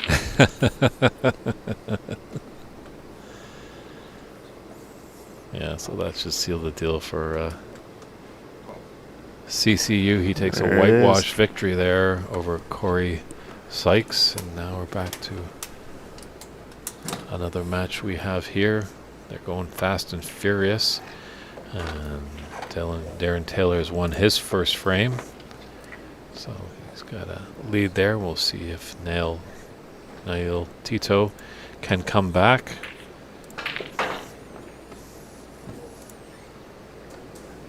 Yeah, we're gonna see them reset the balls here. Maybe I can get a different angle for matches over in the back of the room. Unfortunately, won't have the scoreboards readily available, but we can check out the room here. We can see Dharma at the table.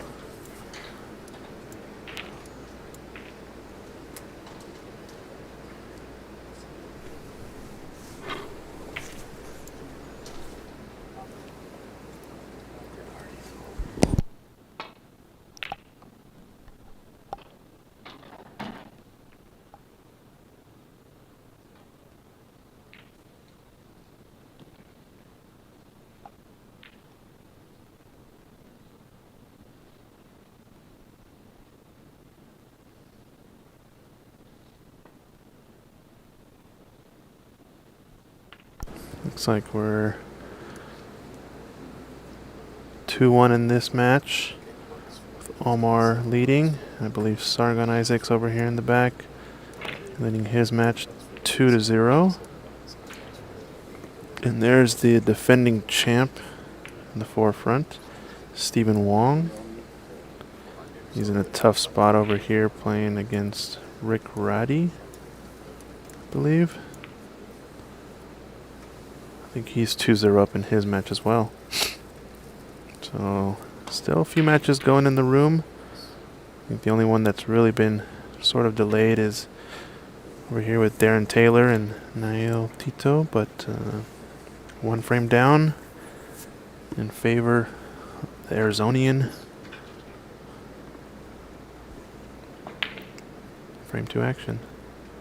We'll take a quick break. I'll be back in a bit. We'll leave it on this match.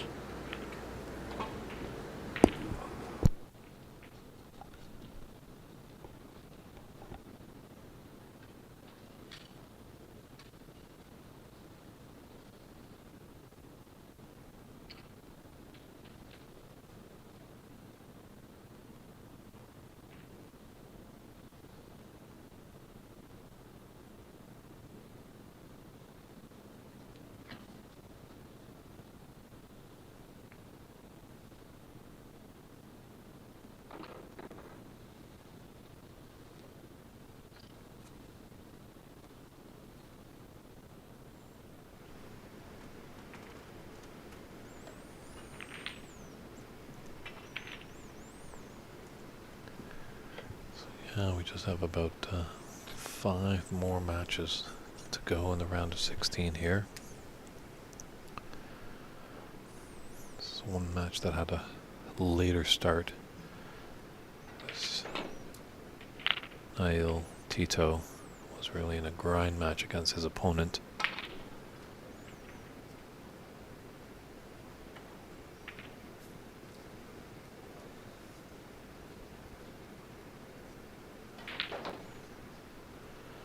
He is definitely in tough. Darren Taylor is a tough competitor.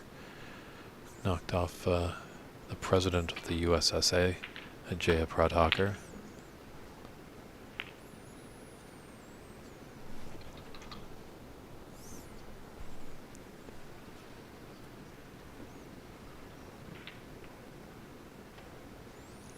Yeah, if you want any updates, there's live scoring on the cloudsnooker.com website.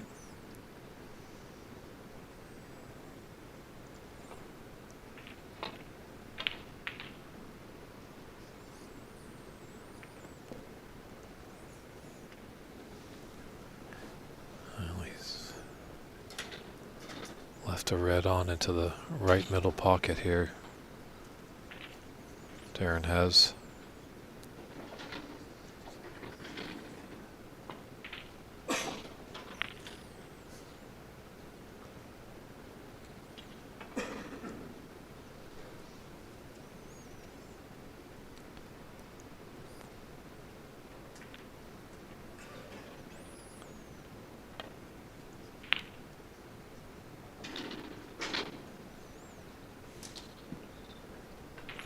Kind of played that with a pace of element of safe as he's going to be pushing himself into the bulk area. But the blue now is in a nice position to be potable if needable.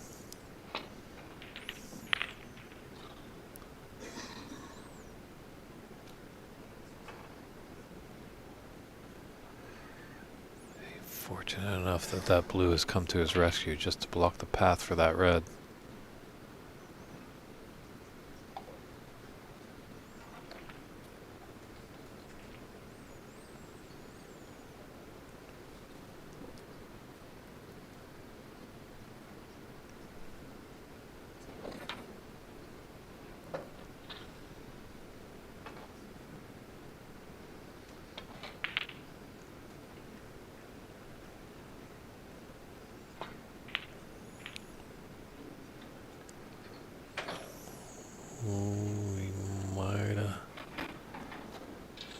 I don't think he's fortunate enough. I don't think that black has come to his rescue. It's a long pot, but Darren, a very accomplished player. I can see him taking it on.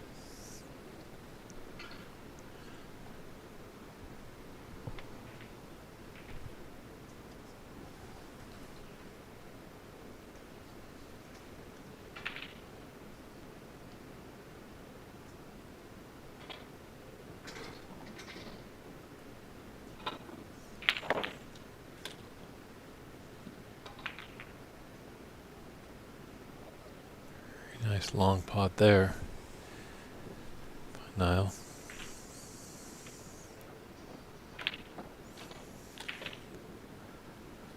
Let's see what he can do with this. A few open reds.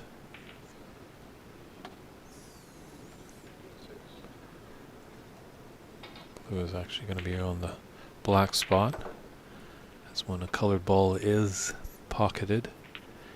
It comes back up on the table as we know, but if its spot is taken by another ball, it goes to the highest point value available. So in this case, the black is where the blue would go. And if all spots were taken, then that blue ball would go in line with the top cushion,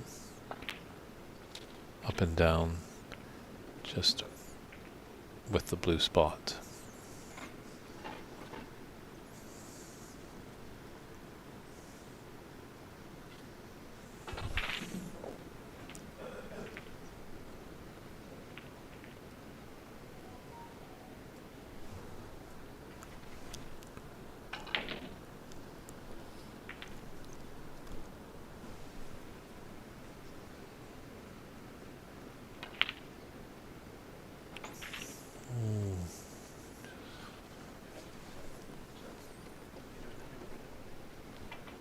So we're going to just, for all you Facebook viewers, I know there's a few of you on there, we just got to reset the stream just so it doesn't kip out at an inopportune moment. But you on YouTube and Twitch TV, you should be fine.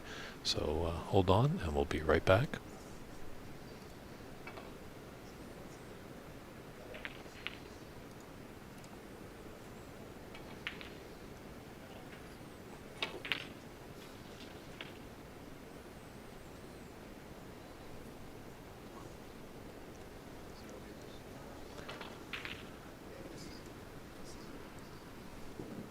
And just like that, less painful than going to the dentist. The stream has been reset, so didn't want all you Facebook people to have trouble, so hopefully you did sign off and then found the new link. That's a great shot there by Darren. Putting Niall in a bit of trouble.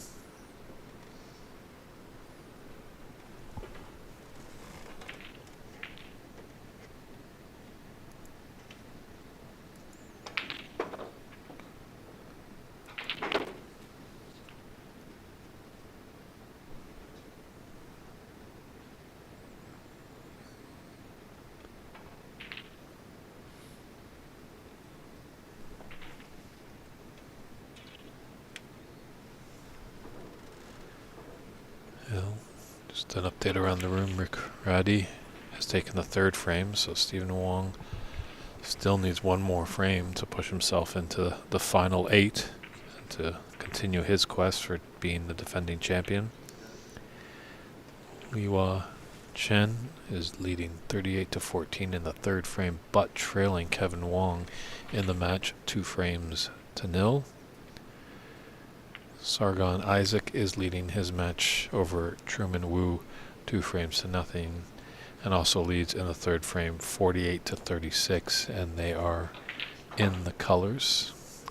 And Dharma Bob, as they like to call him, and Nene is up 17-14 in the fourth frame over Omar Balsera, but Omar is actually leading that match 2 frames to 1.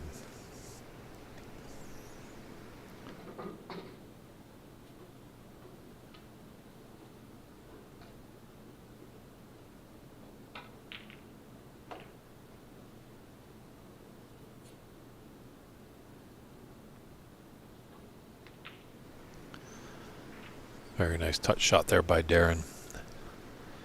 Had a nice red. And came up just out of position on the green. But just could tap it. And as he's saying, for those little roll-up shots, just remember to look at the cue ball while you're taking it and just give it the right pace. Don't look at the object ball.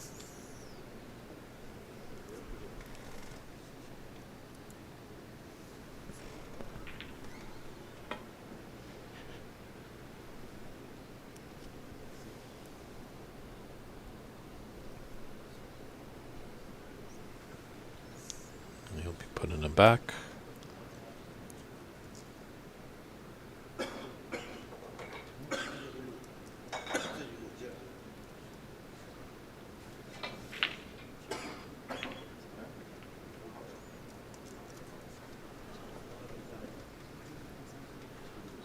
Now just asking his opponent to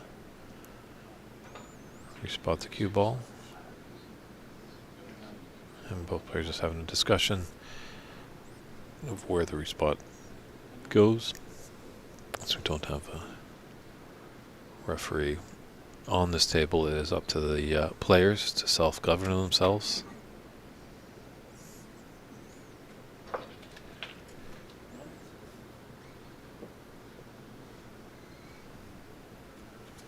So this is starting to get a little bit of costly for Mr. Tito.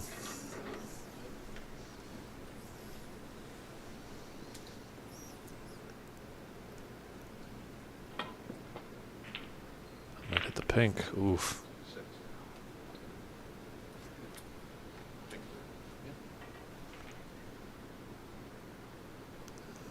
I think he's entitled to put him back if he'd like, but going in that pink really made a mess of things.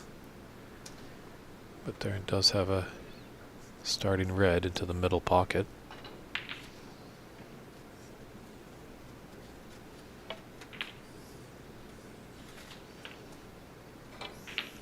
To go up and down the table.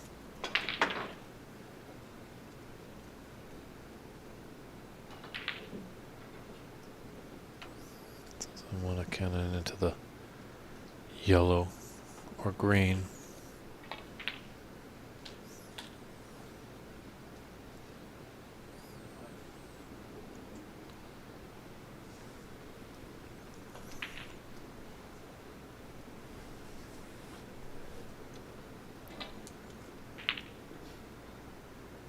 To stun it in there to be onto the blue. Ooh. She played with some top to get onto the other side of the blue.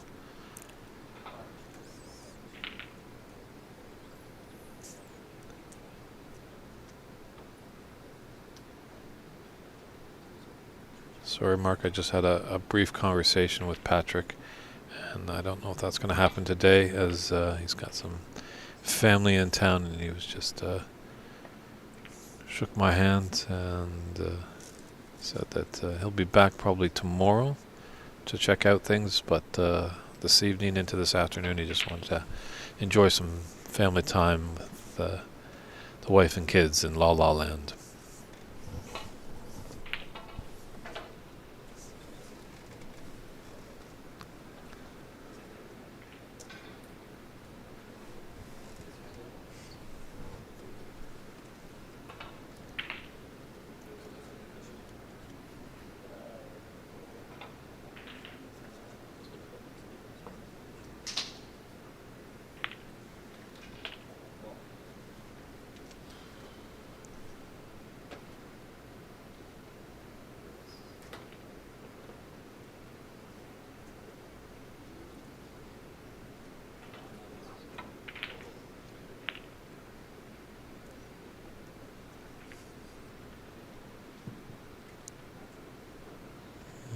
Left an easy red there for Darren, but the one thing is obviously that that blue is kind of squirted up to be by the cluster of 4 reds.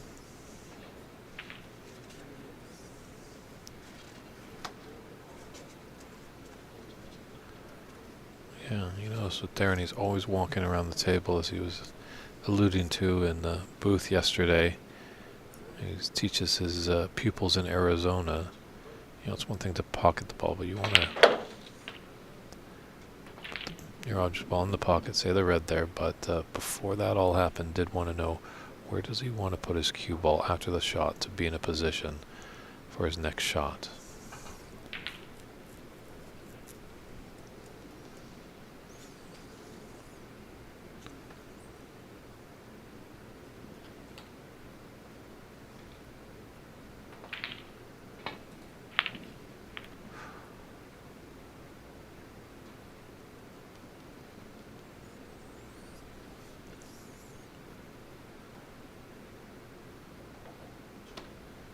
Just rattle those jaws and spud it out.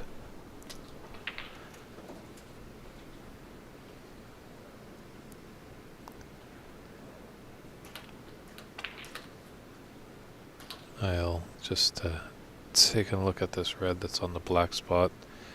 It's a blind cut, so definitely a tricky pot, and as well controlling the cue ball. It's going to be tough here.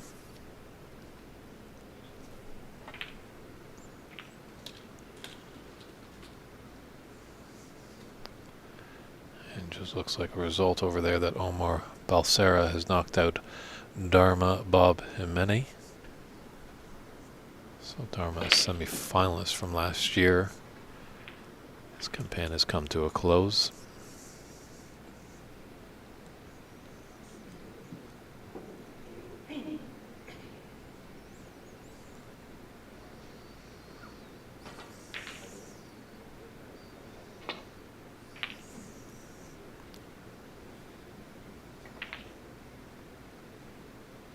Seems to run a little bit, so I'm not going to make it behind the brown.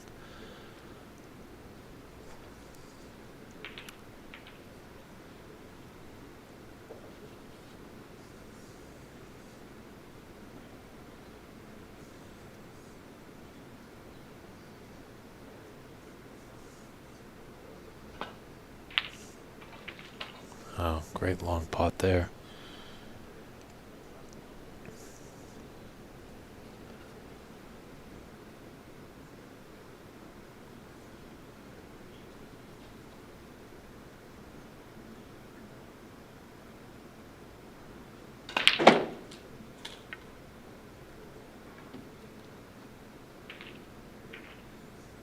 That might have been one of the last places he wanted to be.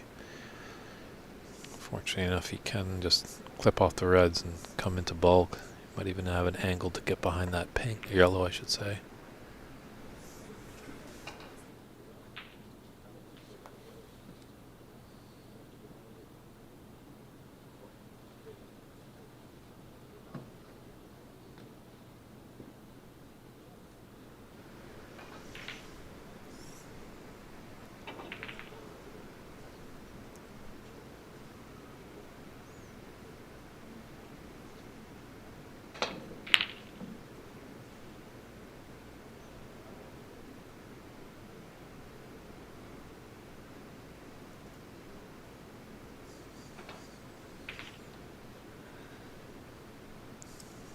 Yeah, we'll see how fatigue comes into play, as there's already been some round of 16 winners into the quarterfinals, but we still have some tables going, and if you get in a really long, drawn out tactical affair, grind match, you could be in trouble.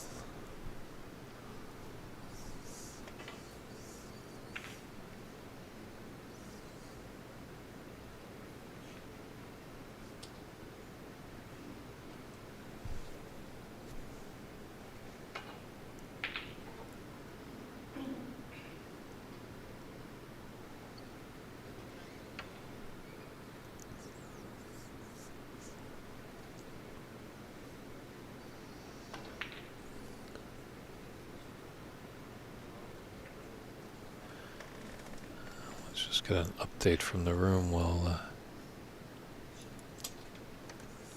Niall just contemplates his next move. Here he comes. He's taking the blind cut on into the green pocket. Did, but a little flick on that pink. Pushed that red in the opening. So it's early in the fourth frame between Stephen Wong and Rick Ratty. Rick Ratty is leading 8-2. Liwa Chen is leading 52-30 in the third frame over Kevin Wong, but Kevin Wong is ahead in that match, 2 frames to none.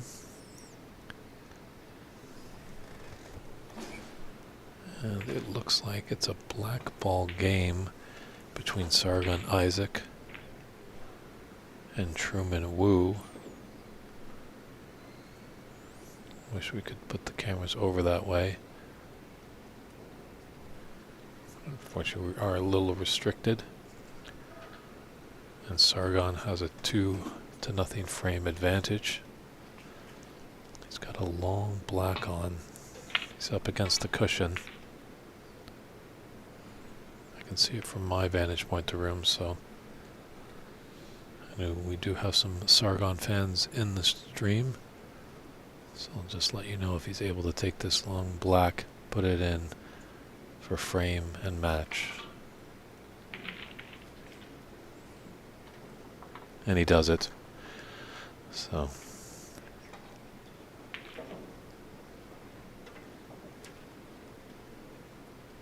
and there's the handshakes. I think his opponent Truman might have thought it was a race to 5, but no, they're best of 5s. So that match comes to a conclusion. So just 3 matches left in the round of 16.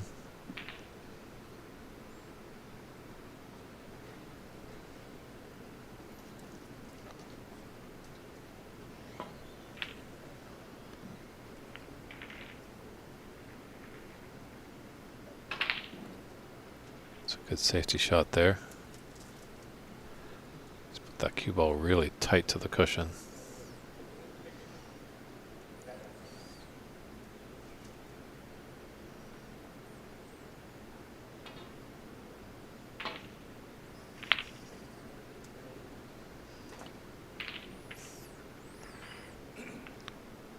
don't know if that's exactly what Darren wanted to do, but it looks like he's come out all right.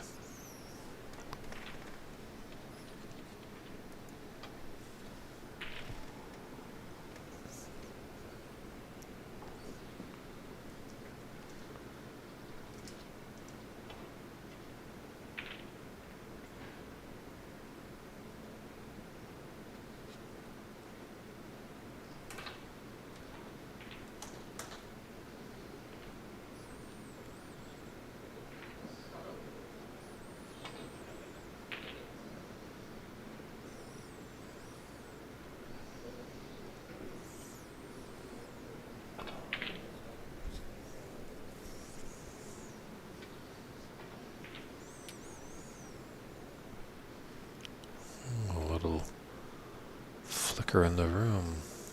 Not sure if there's a storm outside or something like that. But we'll flickering with our table lights. But didn't last too long.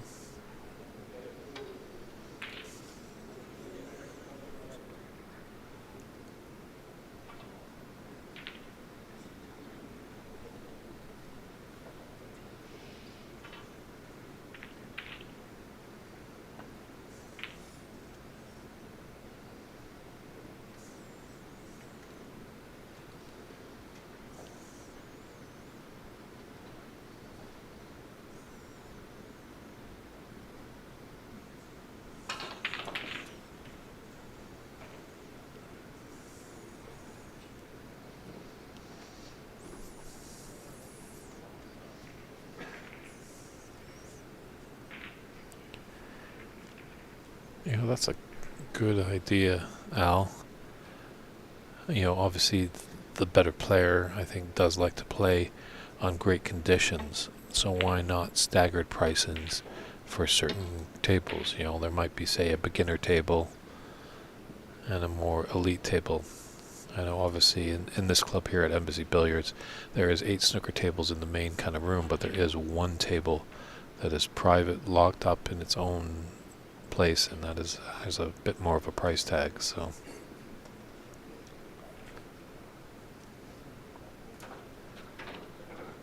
I'm not sure exactly what the lights are. SC Manhattan. Just trying to take a look at them as you speak, just seeing if there's any label on them, but they seem to be quite unlabeled. Maybe sometime a little later today I could talk to Stephen Wong and find an answer for you.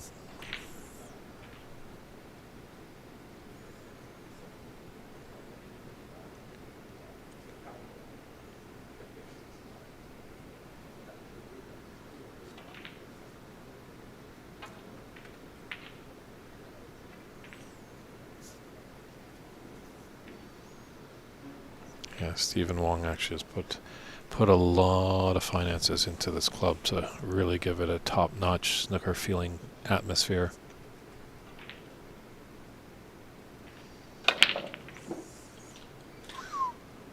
Wow. Great long pot there by Nil. He's got a pink into the side.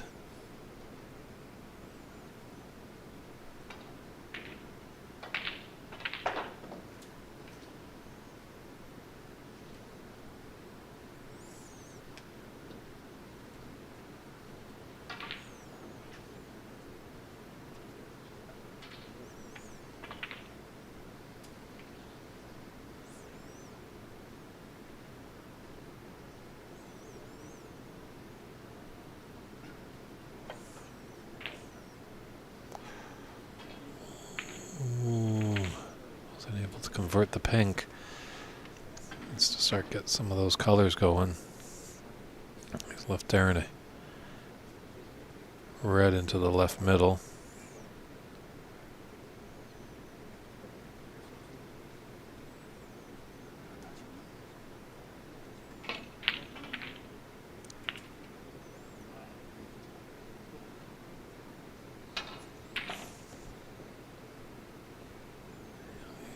Might have baited Nell into this red. It's going to be tricky. He's going to have to contend with the blue.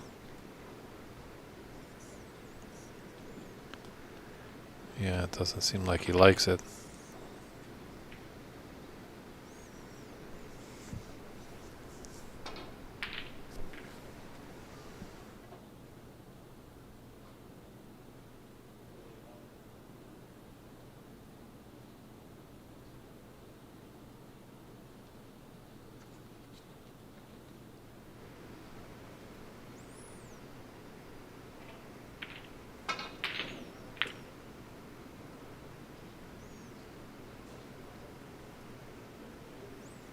That's okay. Good safe shot, so a little scrappy right now. This shot, nothing. Darren has the angle to thinly cut this red into the left corner. Gave it a shot.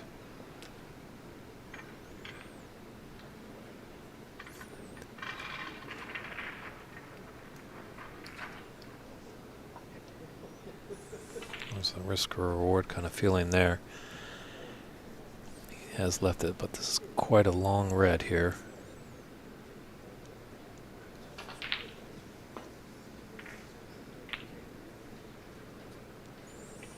Yeah.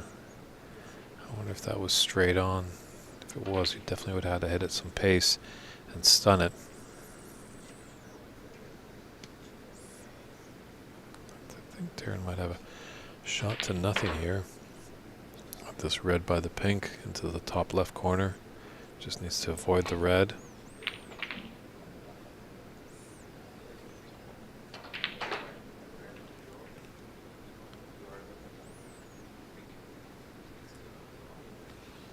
He's giving some awkward bridging here. He's got to contend with that brown if he wants to take this pot on. Just has to make sure.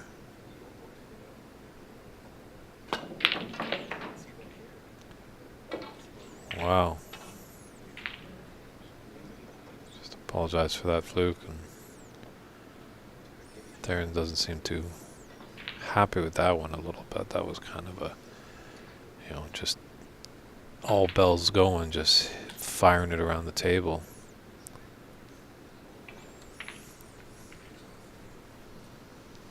Sometimes you're forced into those shots where you've got to hit and hope, but that wasn't really the situation there, and it resulted in a fluke.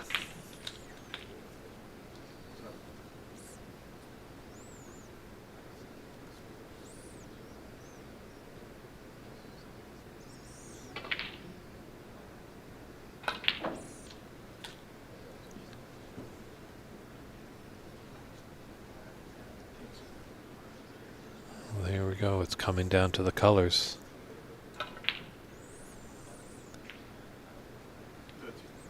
That's a pot I thought he should have made. I don't think the blue has come to his rescue, so there's a chance for a long pot here for Darren. That little break there. Niall's taken a 8-point advantage with 35 on, so it's definitely going to come down to the wire this frame.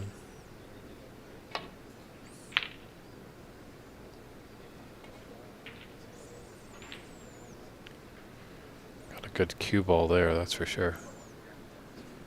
Put it tight to that bulk cushion.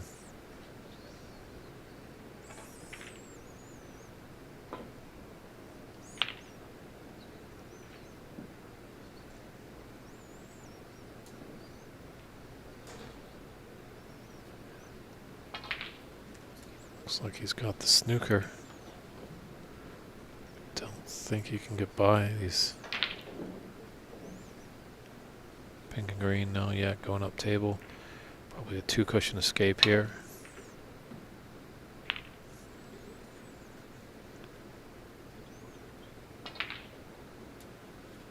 Oh, he's left it out. But really going yellow to green is going to be very tricky, and then green back to brown, so a lot of mileage to cover for either player if they want to win this frame. Definitely Nil would like to tie it up at 1, but Darren wants to keep the momentum going and put up a 2-0 advantage.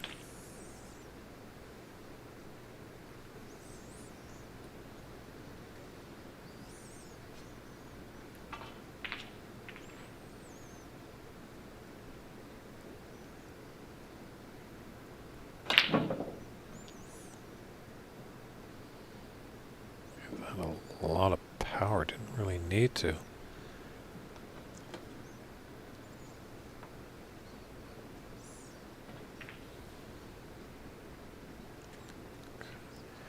There, could get behind the brown here.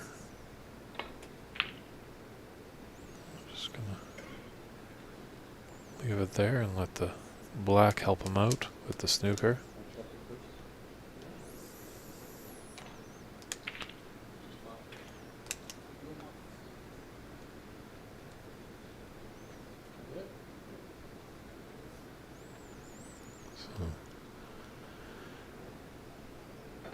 Now just getting Darren to mark where the cue ball was for potential respot.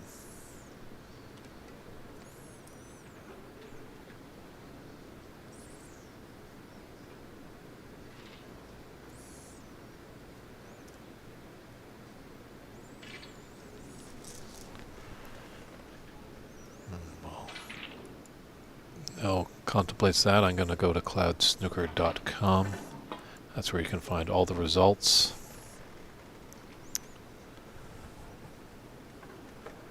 It's going to be really a free ball. And looks like Liwa Chen won that third frame, so they're into a fourth frame. And Rick Reddy has won the fourth frame to force a decider between him and Stephen Wong. So Darren's surveying the table and he's going to put him back, not wanting to take the free ball, just not seeing the advantage.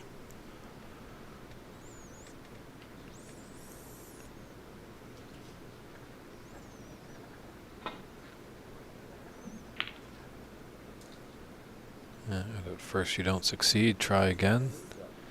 That's what happens a lot of times with these players. Sometimes that first shot in a snookered situation is just a feel-out shot, just to get a feeling of where to go, and then they make the minor adjustments.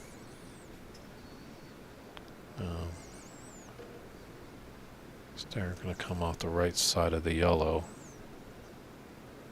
get behind the brown, or take the pot on into the green pocket.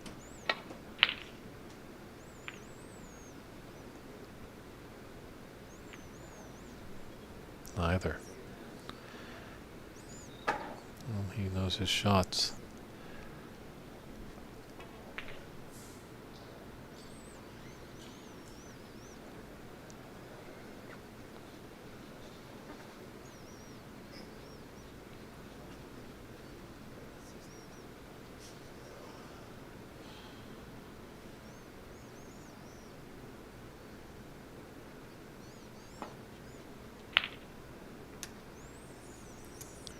Just wanted to flick on the other side of that blue. He's left a long shot to nothing here for Darren. You have to take this yellow in the green pocket, come off to a couple cushions, come back down table.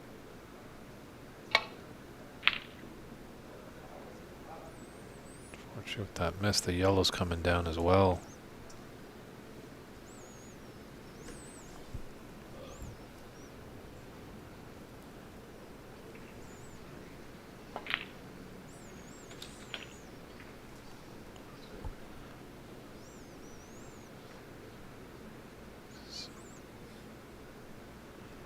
Don't think Darren's going to like his next shot. Well, he's actually got let off there. It was a good opportunity there for a snooker, but didn't pull the trigger on it.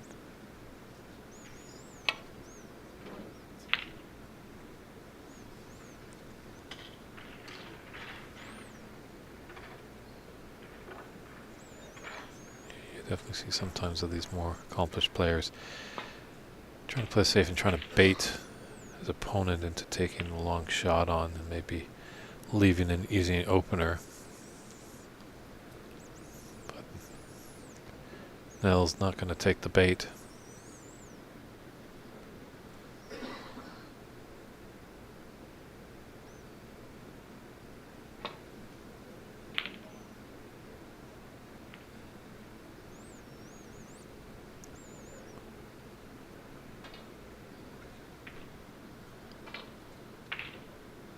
A little cat and mouse back and forth here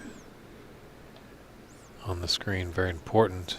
The 7 points in it and 25 on the table. Green and brown are starting to look like the really important balls here as pink and blue are out in the open. Ooh, there might be a gap here.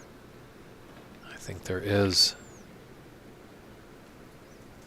Turn to take on this green into the top left pocket.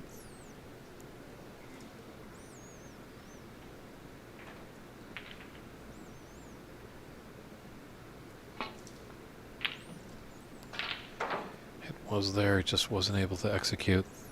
It was a long pot.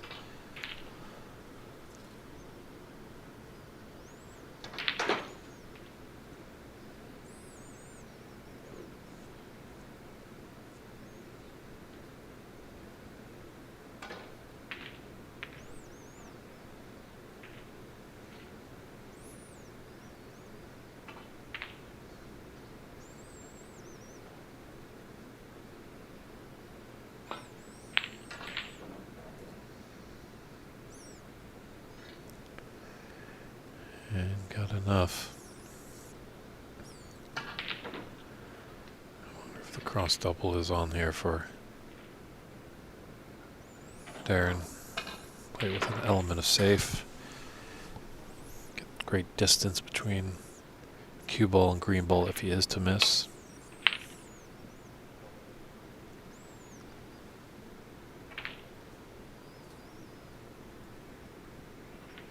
Just came out just a bit. And does Niall have the angle to pot this ball? Tough up against the cushion.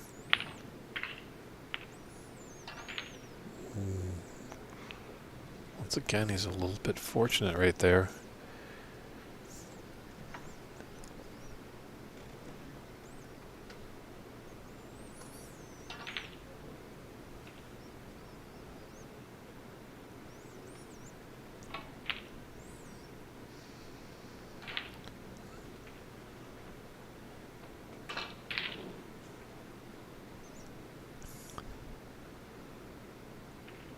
Players playing some great tactical shots. I'm getting lucky a little bit.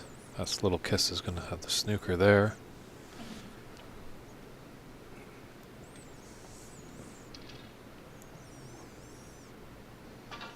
I think you're right there, Al. Darren is making some good shots. Now it's just getting lucky, getting the run of the balls. But we know that doesn't last forever.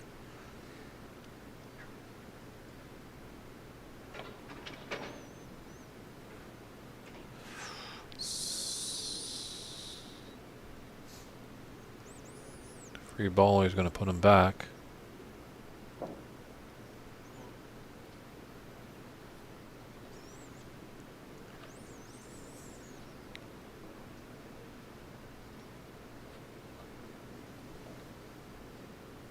So I'll make the minor adjustments.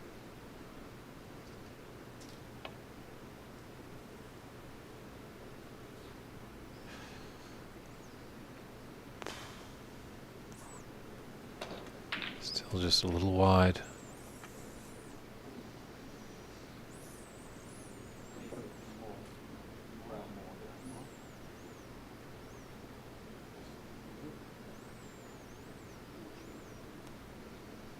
I think this is going to be third time the charm here. Darren should make the correct adjustment.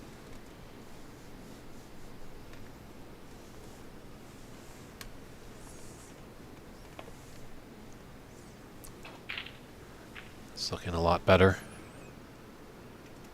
Ooh.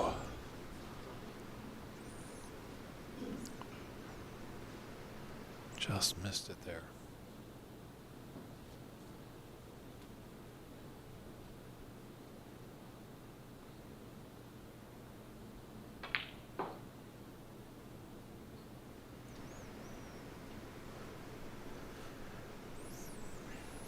Now has a 19-point advantage. Needs green and brown.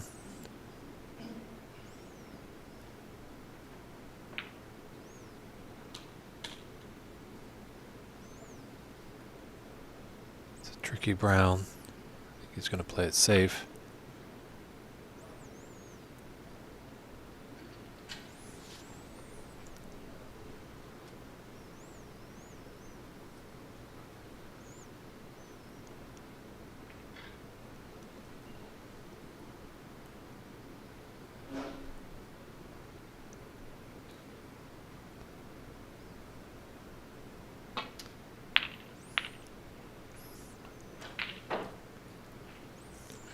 Ooh. I'd like to have that one back. This brown should do it. I think Darren just wants to move on, get this frame done with. Don't let it linger. It's been kind of a slog.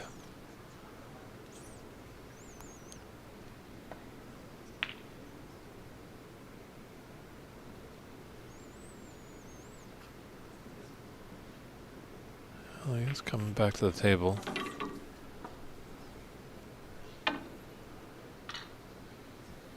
Just need 2 snookers.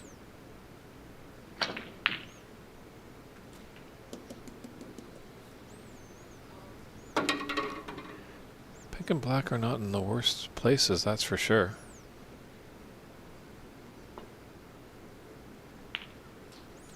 Looks like Niall's been listening to the broadcast. He just kind of rolled that to the pocket, so he'll nod this match at 1 apiece. Now it's down to a best of 3.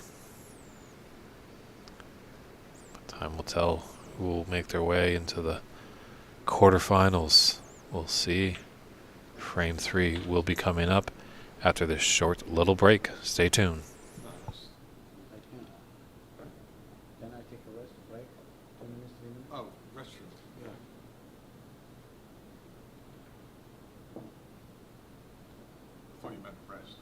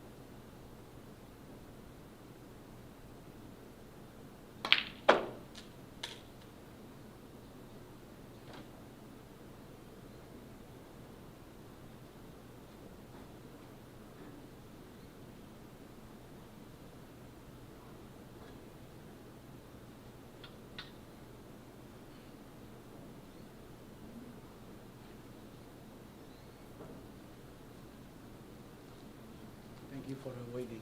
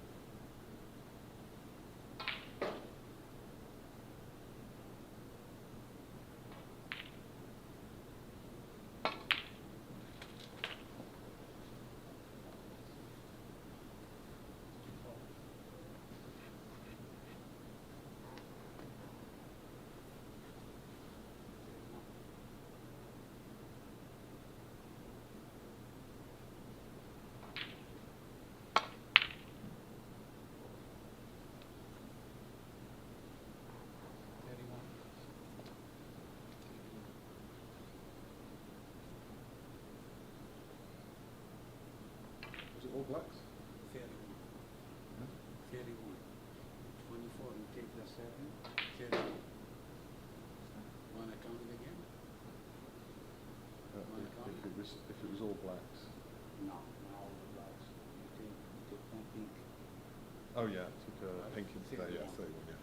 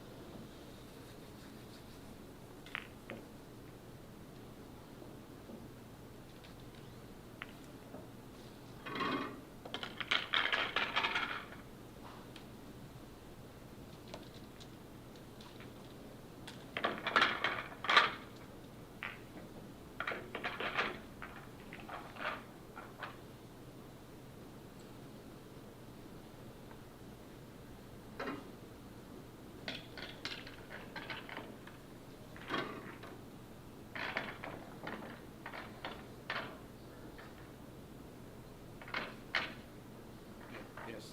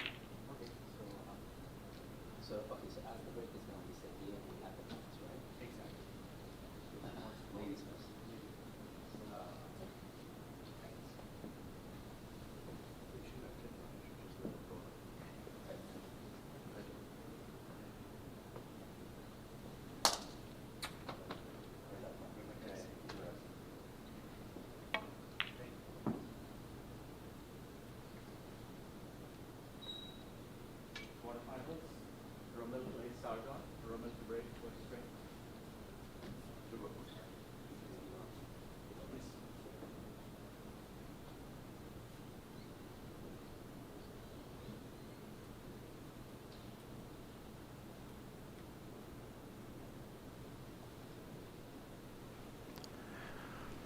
All right, ladies and gentlemen, so we just had to take a little break there. We'll probably pop back to that quarterfinal match, but we've got a great, round of 16 match. We've got a great quarterfinal match here with Sargon Isaac and Romil Azmet. So we wanted to get you guys going on that one because that's going to be a lot of excitement here. Sargon, a local player here at Embassy Billiards, and Romil plays out of Arizona, so two states beside each other going at it. We'll definitely check in to see how Darren Taylor and Nail Tito are doing.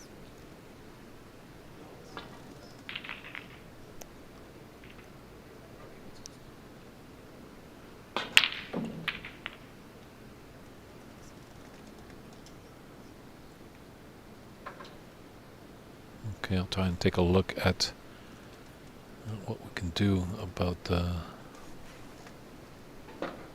blurriness of the stream.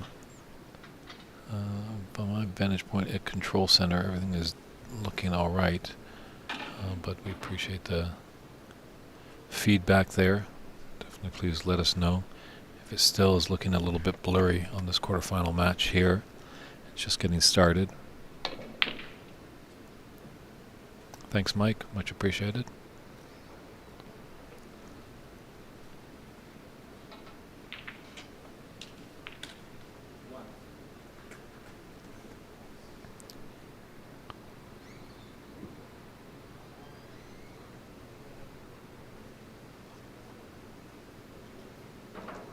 So,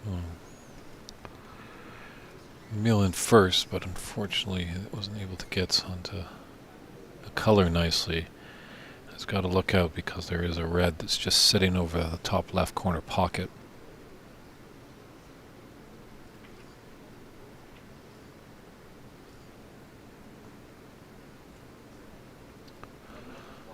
We'll play it there.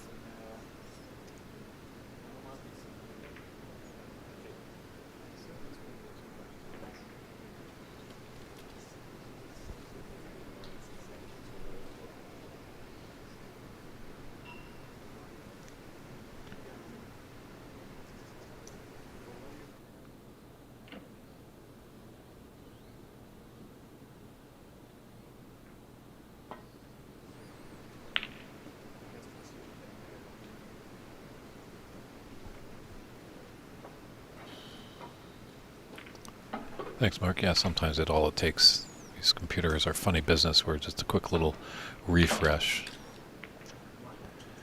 Well, not the greatest snooker then. I thought that was all right there for Emil, but unfortunately, Sargon could see it, and we also have Ajaya Pradhakar acting as the referee in this event match, so good to see everybody helping in to make the tournament a success.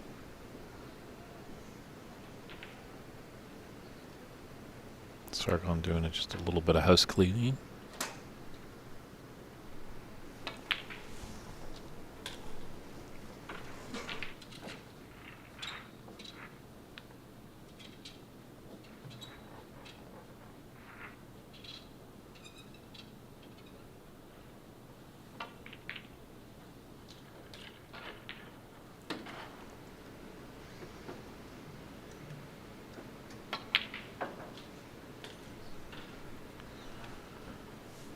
Well, that's a nice deal there. Sargon t-shirts and caps will be available soon.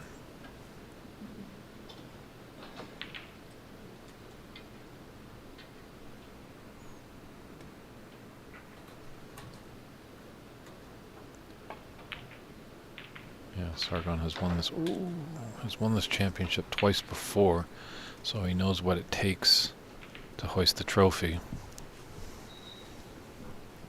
Emil has gone deep in tournaments, but he's never lifted the Tom Collins trophy. Let's see if he can right the wrongs this year. He is in tough.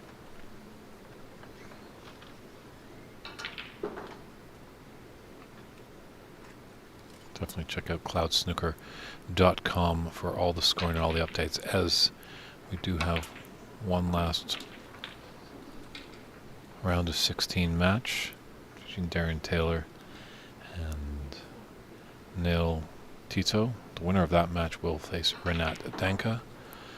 Then on our other tables we have Omar Balacera against CCU, so two Washington players going at it. And on our other quarterfinal table will be Kevin Wong going against Simon Wong against Kevin Wong. So some good matches here.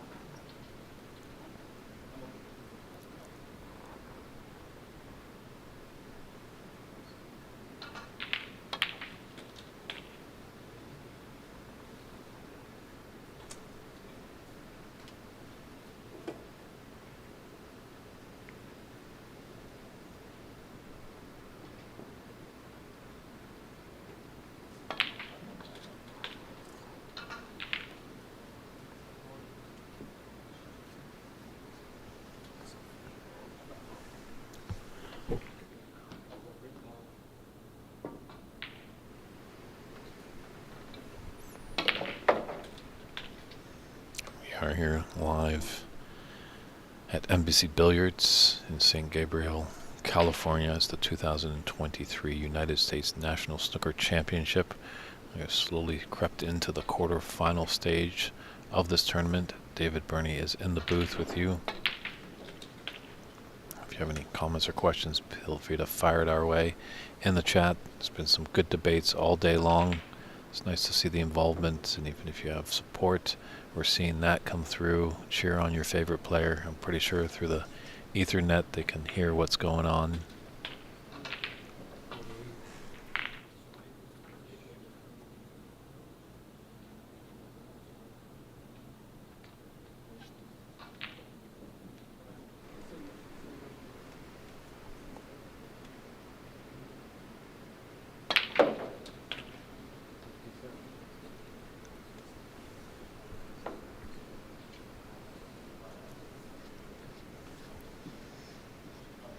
Unfortunately, Mike, you won't be able to enter this match as you have to be an American citizen or possess a green card. And I think as well possibly living in the United States for a minimum of 5 years.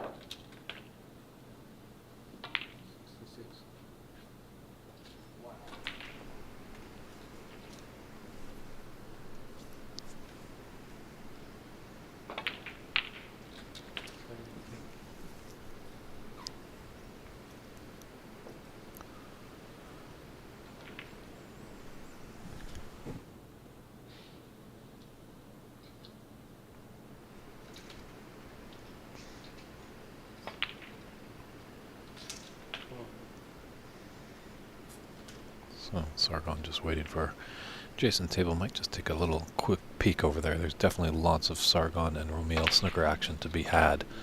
But just taking a look over here as Darren has been potting a lot of reds with blacks. One from about the scoring software here is we won't see the updated, but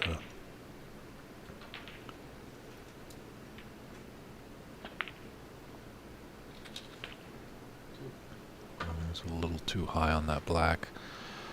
Let's look into the heavens there. That might be end of break, but it is definitely a substantial one. 82. You're not happy with 82? Yeah, you're 82. How much you want? You tell So me. discussion going back and forth. It's almost game over. Why you worry about it? Yeah, 82. Okay. All black was? Might have 11 reds and 11 blacks. Did you account it? I know. Did you account it? Might be on 88.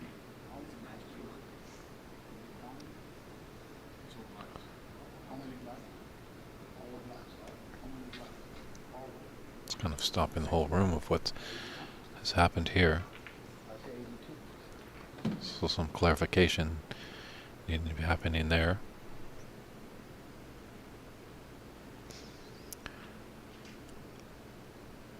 And then, the semifinals will be coming up tomorrow at 9 a.m. Pacific time.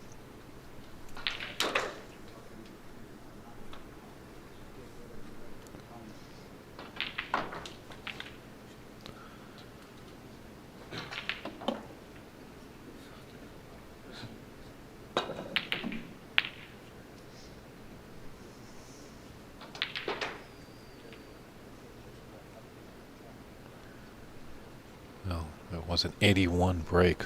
Very impressive there by Darren Taylor. And I think it might be in the 4 snookers required stage.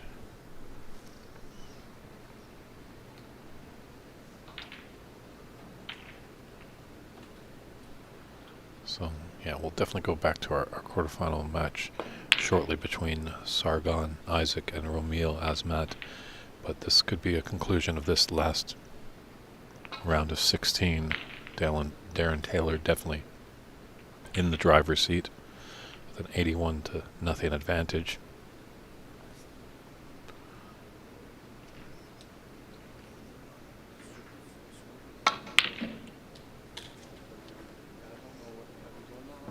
Well, this is going to be exciting. It's looking like it's going to set up for a wonderful quarterfinal match between Renat Denka and Darren Taylor.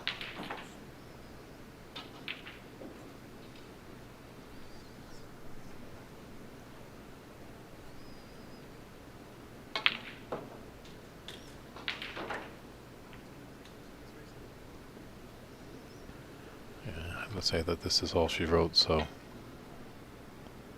just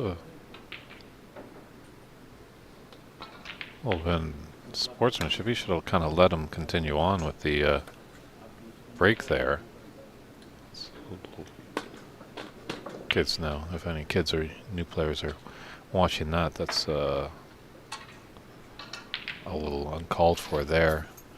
You know, usually you can see it when the player has finished their break. Taryn was maybe going to make a maybe 20 or 30 or something like that, really done. But I think Nail Tito should have conceded a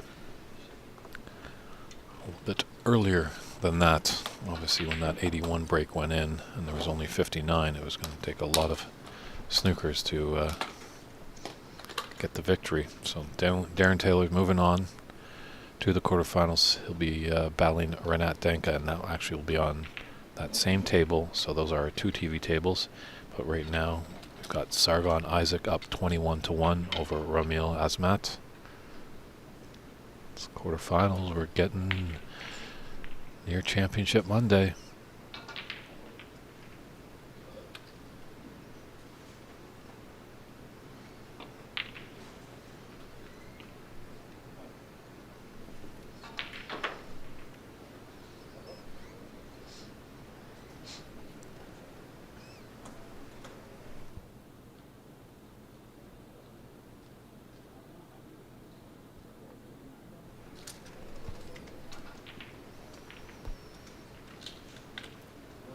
Nice little opportunity here for Ramil. Unfortunately, the black's kind of gone a little astray.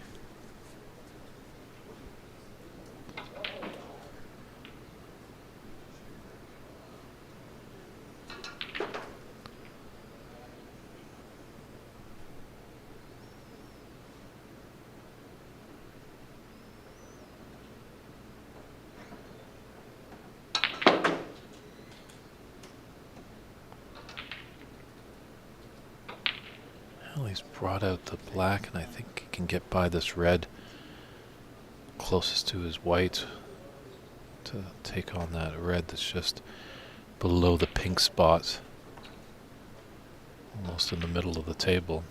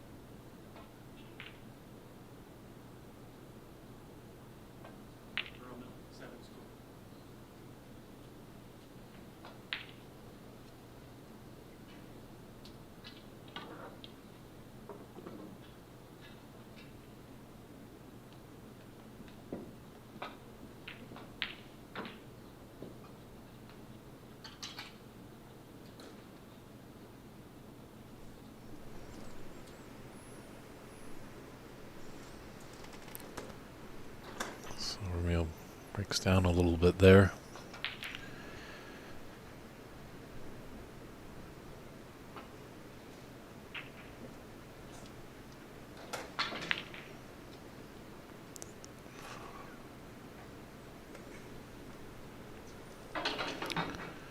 I agree, gents. Yeah, it was just That one got a little weird at the end, that last match that Darren was involved in. So hopefully we can all learn, just become a bit better sportsmanship.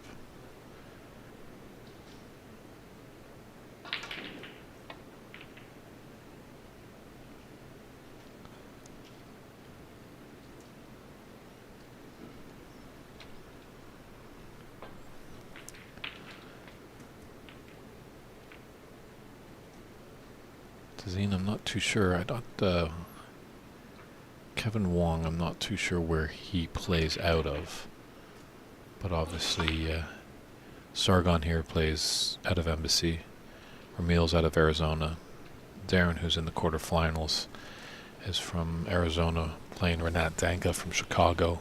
CCU and Omar Balsera are both from Washington State.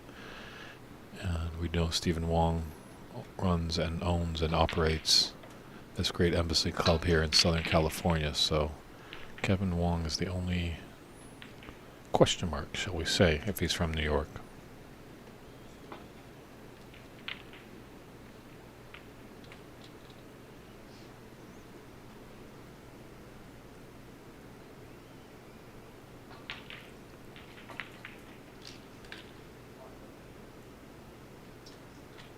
And with these quarters and semis, they're best of sevens, race to four. There is no mid-session interval. However, there will be a mid-session interval in the final tomorrow. It's a best of 9 match, and that is slated to go down at 2 p.m. tomorrow. So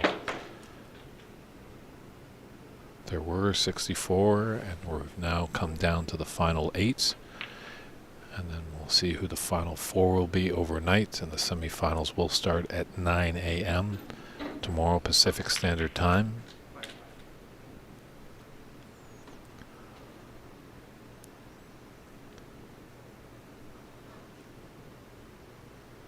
We've got 2 former champions, Sargon Isaac and Stephen Wong, playing on their home turf, but lots of great players.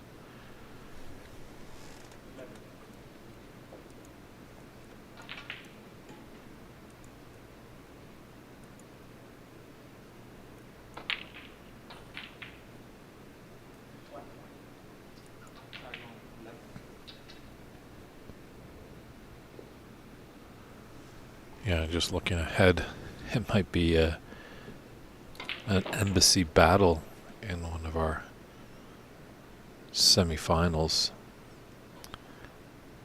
As Stephen Wong is going against Kevin Wong, and Sargon Isaac is going against Ramil Azmet, and they're on the top half of the draw. But I'm pretty sure Kevin and Ramil will have their say about it. They don't want to see a embassy semifinal. And at least Washington will be well represented in the semifinal, whether it's CCU or Omar Balsera.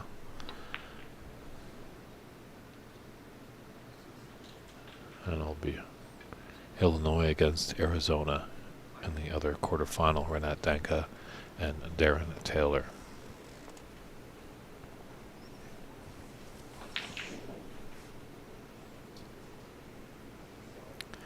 Tazine, I believe the entry fee was $125 American, and as far as I know, I've heard $5,000 for the winner, but I don't know if there must be some prize money, obviously, for the runner-up. I think there's a high break prize. There's definitely trophies for the first place, runner-up, and high break. So you would think there was some financial reward for that. Right now, Renat Danka stands firm with a 105. Great double there by Ramil. Fortunately, he's kind of come close to that red. He can snick off the red on the side cushion, kind of a cross double, and bring his cue ball at least back down to bulk. So a nice little 13, and he's crawled back into this first frame.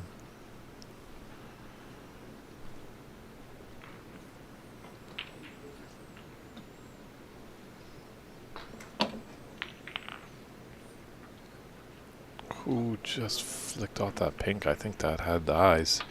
It was looking to possibly go into that top right corner pocket. Yeah, pale shelter. That 147 by Kirk Stevens against Jimmy White in the Masters was just phenomenal. Actually, that whole match I've heard, I've been trying to find that somewhere, but I hear that whole match was just a sight to see. Really top-notch break building, and Jimmy White and Kirk Stevens, some real flash, great players.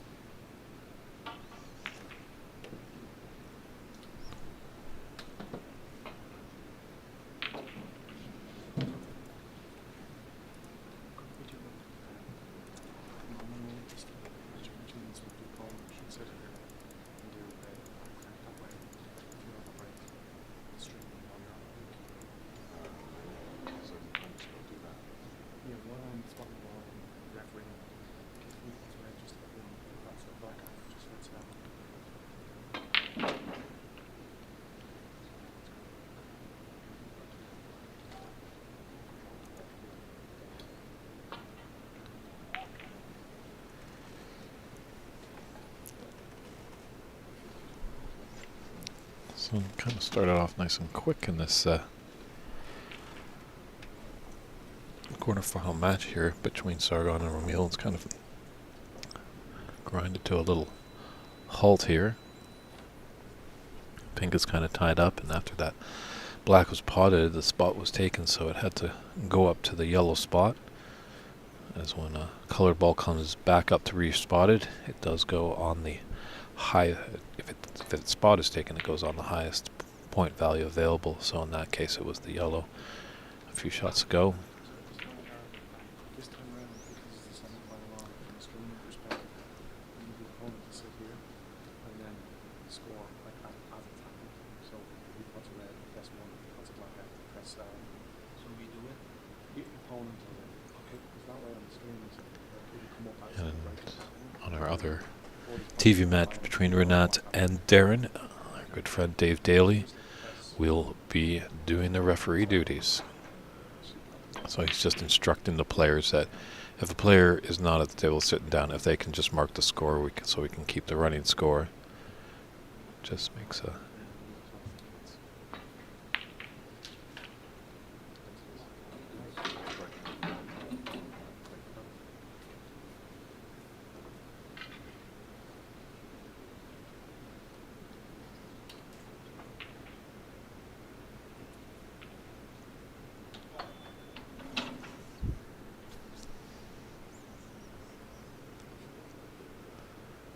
So we're looking like all our quarterfinal matches are underway.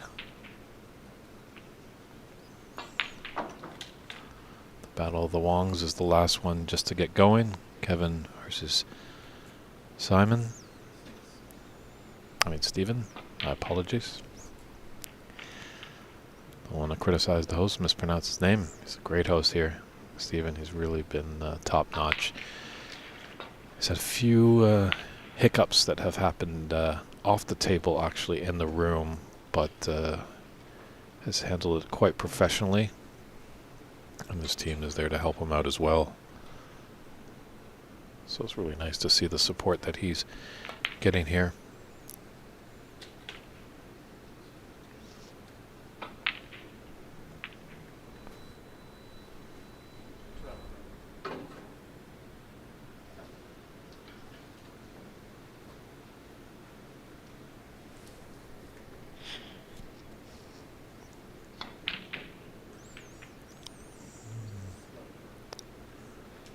Sure why he needed to put so much pace into that shot.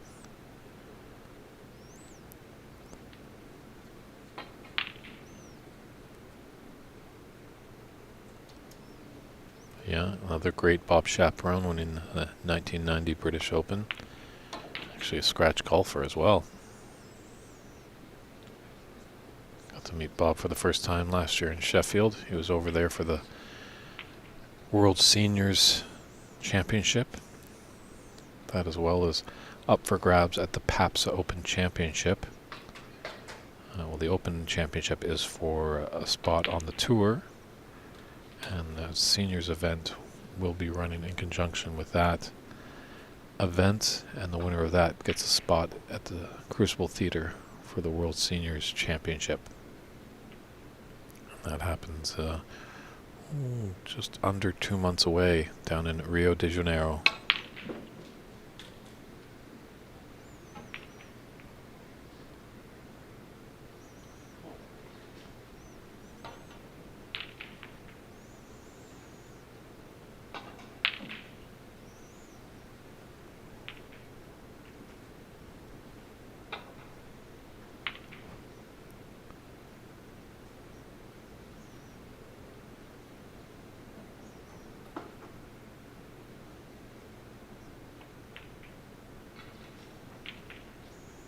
Good opportunity here for the snooker for Emil.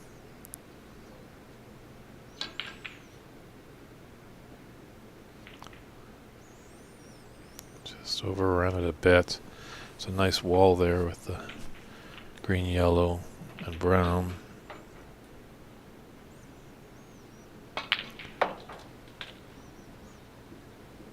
See if Sargon can use that wall there to his advantage.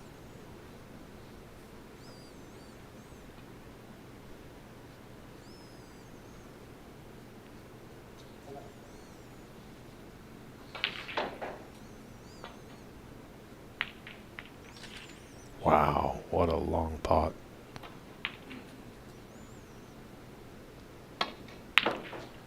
No problem there, Pale Shelter. We're all snooker fans. Some are new, some are been around the game for a while, so popping in some great tidbits of information is always welcome.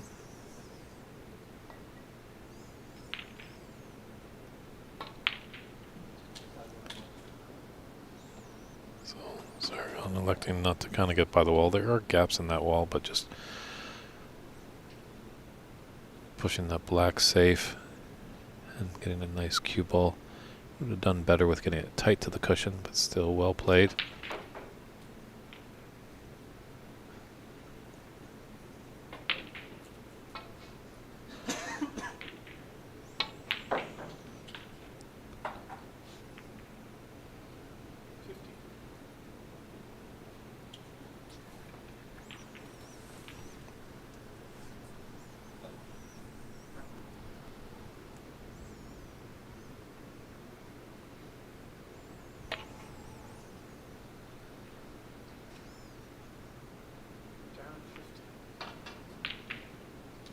Wow, what a pot there by Sargon.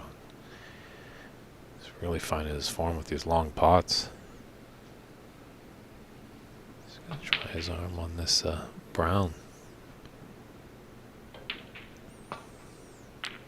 He's got a 25-point advantage with 35 on the table.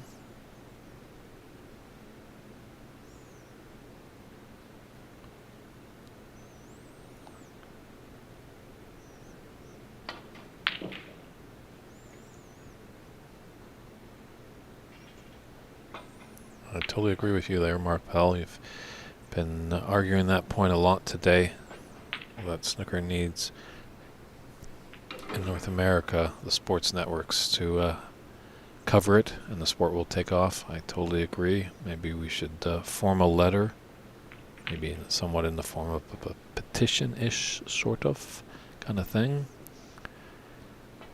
I think this is a shot that Ramil would like to have back, but maybe we can get some kind of digital petition. I know those are kind of the happening things there. Not many people are doing the signatures on written petitions.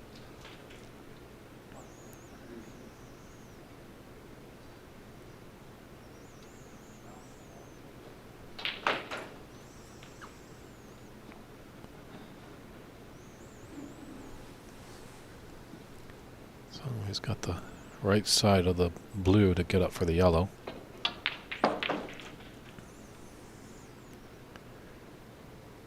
Just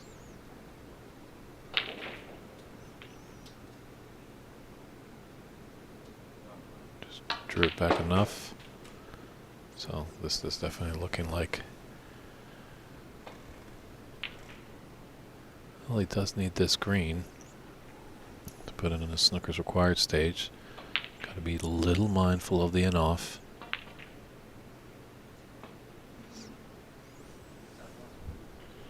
So Ramil has a sliver of hope to take this opening frame.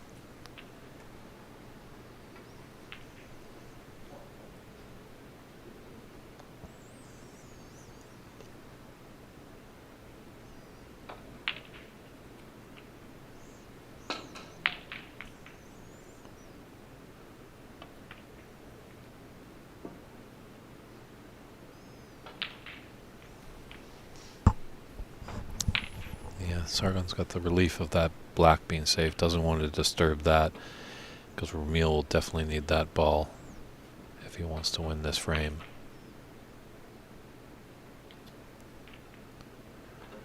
So Sargon potentially try some spots, but don't let that cue ball get anywhere near that black.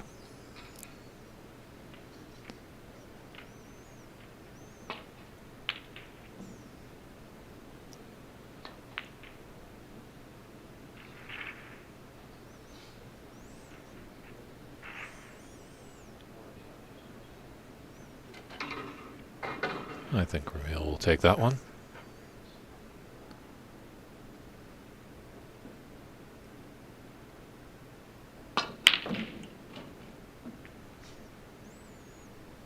I agree, Mike. There's a lot of people in this country, the USA. And I think, you know what? I think it's exposure. That's what we need to really do, and that's what we're trying to do here with these streams, is inspire youngsters or new players to pick up the cue and go at the game. And maybe they don't need to walk in and just start off with 8 ball or 9 ball. Start with the small table. Just start by getting their hand on the table, getting the feel of what the game has evolved, and then hopefully sooner or later they can evolve and get into this great game of snooker. So I think I heard once that Cliff Thorburn was interviewed, and he was asked if there will be another Canadian that wins the World Championship, and he was definitely positive with his response. It felt like that there was going to be one, but probably we don't even know yet. They probably even haven't picked up a cue yet.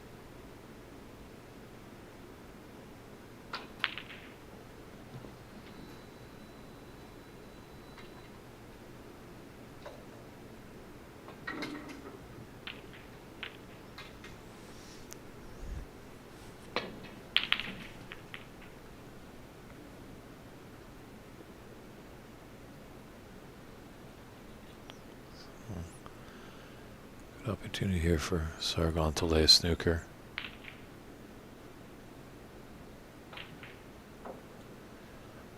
At least he is, well, a little tap on the table by Ramil. There's a lot of distance there, definitely. Looks like Ramil can get past the blue to the green. Can he get to the potting angle?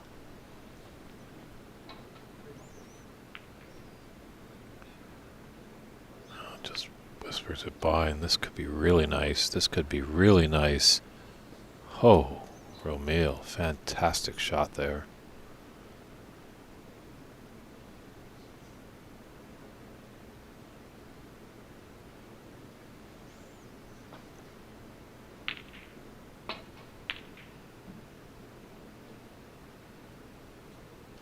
What did you say there? I actually kind of was looking Nothing at another table.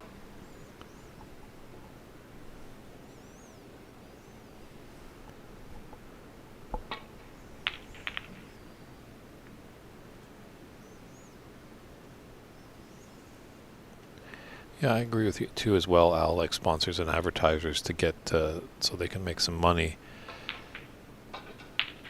But hopefully somehow we could feed into the feeds that we get from the BBC and Eurosport and ITV and get those broadcasted either on TSN or Sportsnet in Canada or ESPN. I guess ESPN is the only premier sports network in America. Obviously, me coming from Canada, I'm not positive on that. Someone can correct me if I'm wrong. But I know there's local networks that obviously air sports, but I feel ESPN is the juggernaut in America. Now Sargon with that green, he has dislodged the black into the open, so that is beneficial to Ramil.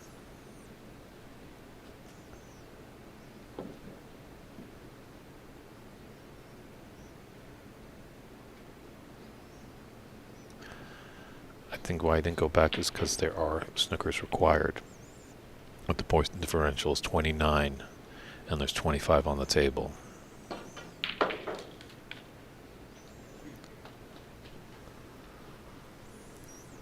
That makes a lot more sense now. Yeah, I think just looking at the scoreboard as it is updated, so that was the reason why Steven Slater.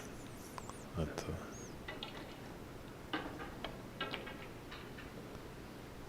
ball cannot go back when snookers are required.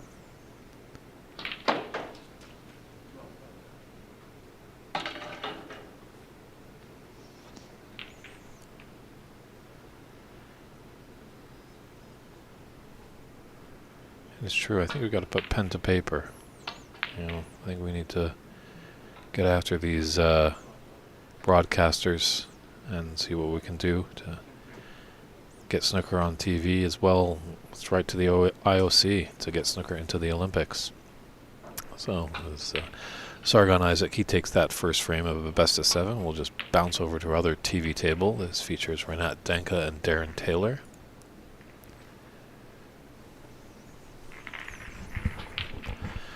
They're in their first frame here.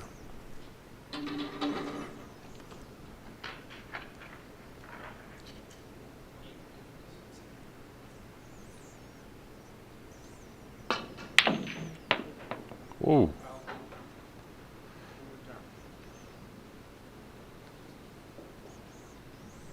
Bizarre there.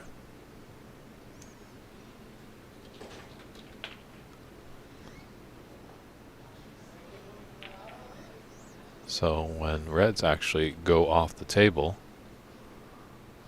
they do not come back up. Now, if that was a colored ball, obviously it would come back up and go back on its spot.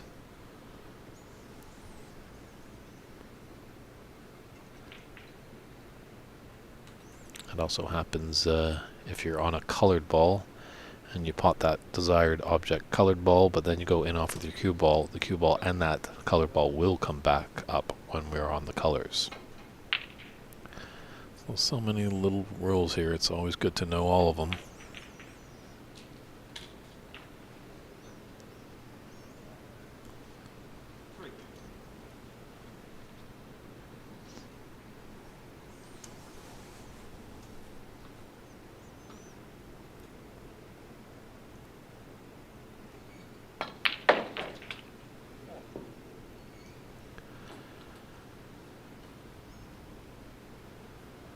Yeah, I'm very interested about this match, how this one will play out, as Darren definitely hit it up in that last frame in his round of 16 match. Put in a break of 81 in that decisive frame, so he might still be warmed up, and Renat might be a little bit cool, but with playing that long grinding match, Renat has had time to just kind of relax. We'll see if fatigue might sit in with Darren.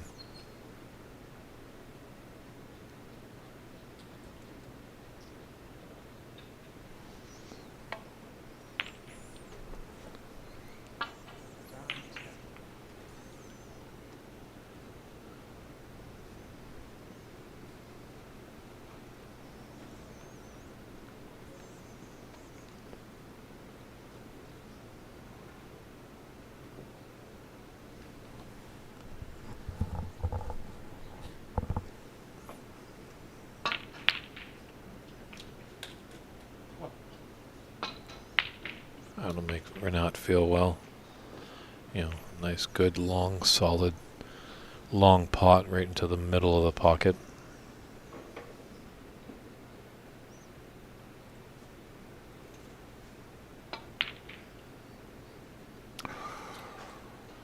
Same pocket doesn't help him out.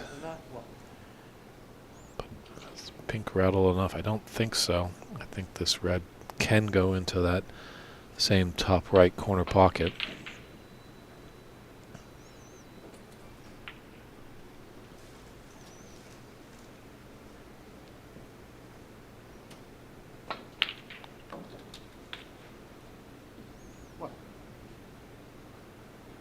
Yeah, black's a little safe there, but with this pink, he'll go back on the spots, and not a bad situation that Darren is in here, already up.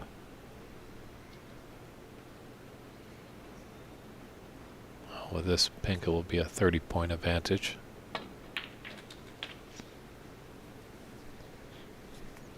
And there's referee Dave Daly.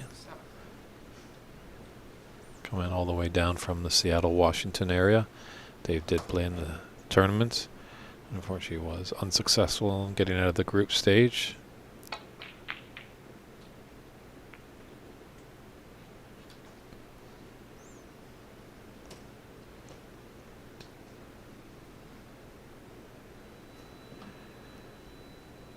You're right, Al. The mindset definitely has to change, and I think that is working. And they're actually trying to change that in Britain. I was talking with the great Matt Hewitt, who works with WPBSA and WWS, puts on some great events. I've been able to chat with him over the few years, got to know him as he's come to Seattle for the World Women's Snooker US Open.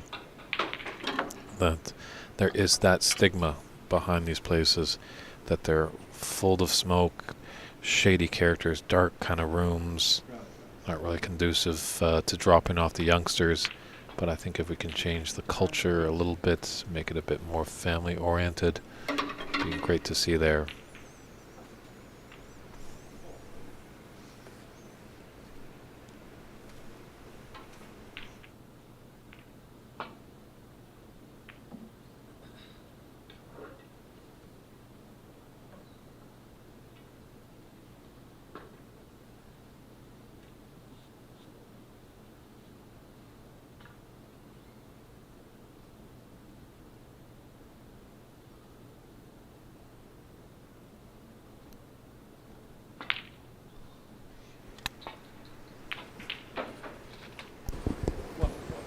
Great long pot there by Darren.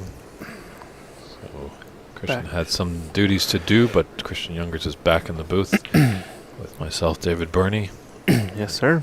It's the 2023 United States National Snooker Championship, live at Embassy Billiards in San Gabriel. Yeah, San Gabriel. Yep. Tongue twister. A lot of words have been coming out of this mouth all weekend long, so sometimes get a little tied up. So we got I didn't see the results. It looks like Darren ended up taking out, was it Niall, I believe? Correct, yeah. And then, so Kevin defeated Li Hua Chen, huh? Okay. Very cool. No, these guys are playing on Riley tables. I think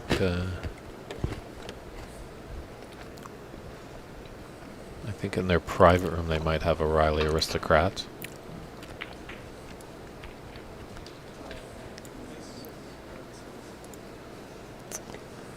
That's a shot over that would like to have back. Wow, so far this tournament seems like Renat hasn't had too much of a challenge we were talking about earlier, right? But Darren Taylor, really bringing the heat in this one. 45 up. Yeah, he had an 81 break in his winning frame in his last match. So I'm just wondering if that machine is going to continue to purr. It's funny that he had yesterday he had an 82 break. That was the high run for the tournament for all of 3 minutes, it seemed like, because very quickly Renat Danka came back and made a 105 to lead the high break. There's Renat right there. Just pondering his next move. Hopefully he can get to the table. But I think there's probably going to be a concession pretty soon here. No need to dilly-dally around.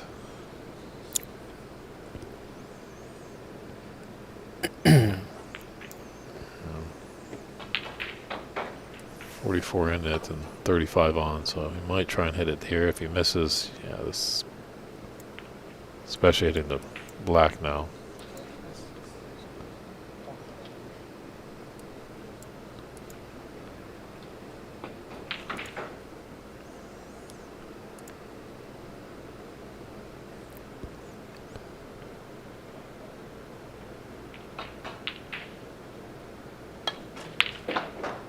Wow. What a pot. So yeah, I don't envision Renat coming back to the table. Just gonna lick your wounds there. You know, just gotta tell yourself it's one frame. You need 4 to put yourself into the semifinals. Mm-hmm. Karen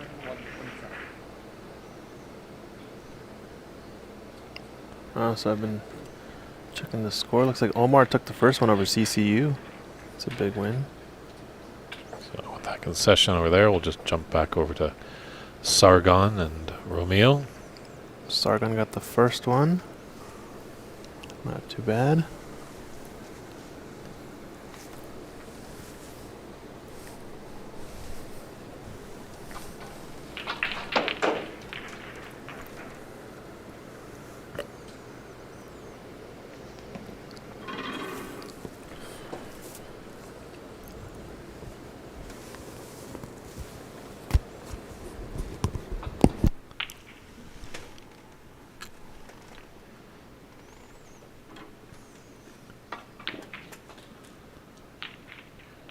Oh, just didn't want to cannon into that black. It had the pace definitely to open up some of those reds in the bunch there. I think he's just going to kind of roll in this. Now he's just going to roll into it. The cue ball nice to the top cushion. A little bit of space.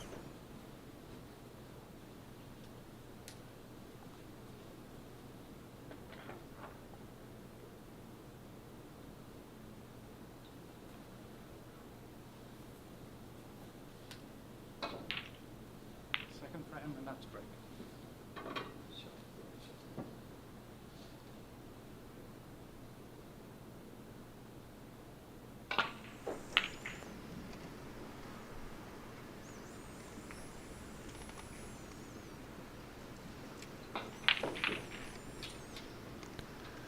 So referee Pradhaka, no touching ball there. As when it's a touching ball situation, that acts as the first contact with the ball. So you see a lot of players shoot away. Another caveat to that rule: if you're touching a colored ball and you are on a colored ball, you can nominate that ball you're touching and shoot away, or you can nominate a different colored ball. And as long as you hit it, it is a perfectly legal shot.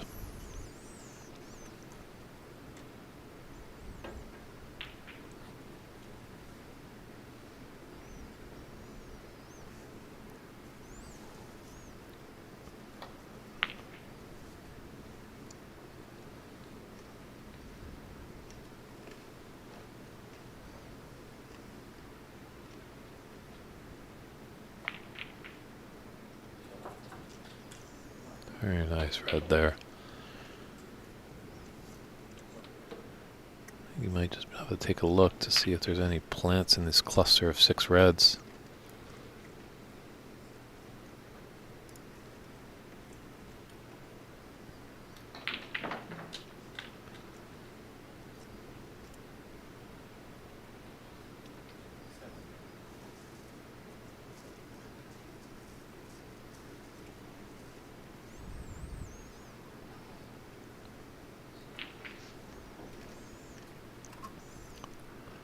Yeah, I wouldn't be surprised if a lot of these quarterfinal matches go the distance. Really some top-notch players here.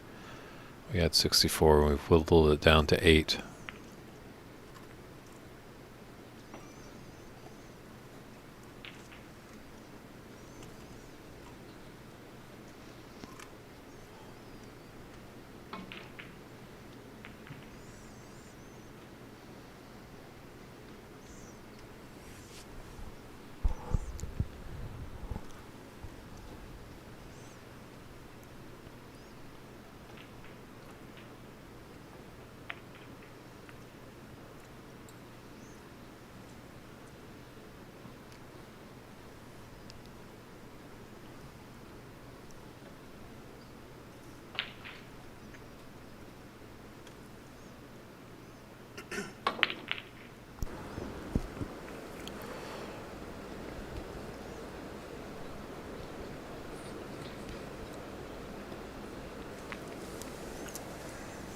Zine, we're just going to be jumping back and forth. We do have, Sargon fans in the chat room, also some Ramil backers. I know there's definitely some fans overseas of Darren Taylor, and Renat Danka definitely has his fan club tuning in, so we will be bouncing back between those two tables. But right now we're just going to leave it in on this one, as both tables are kind of just feeling each other out.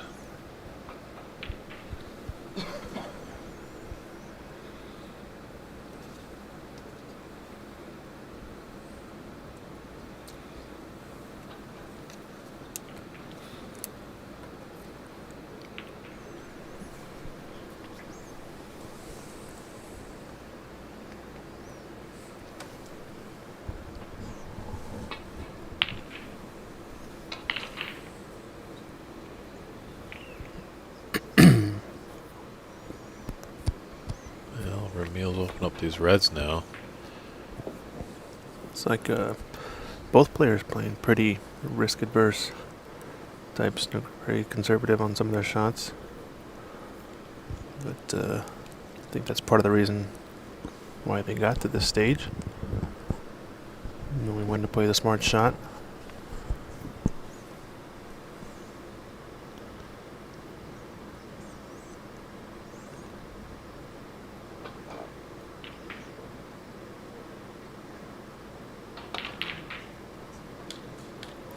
Oh, fantastic long red there by Sargon. Played it nicely to be on the pink. Just kind of waiting for Darren Taylor to take his shot on the adjacent table. Well, as Darren thinks about it, Sargon is going to go about his business with this pink.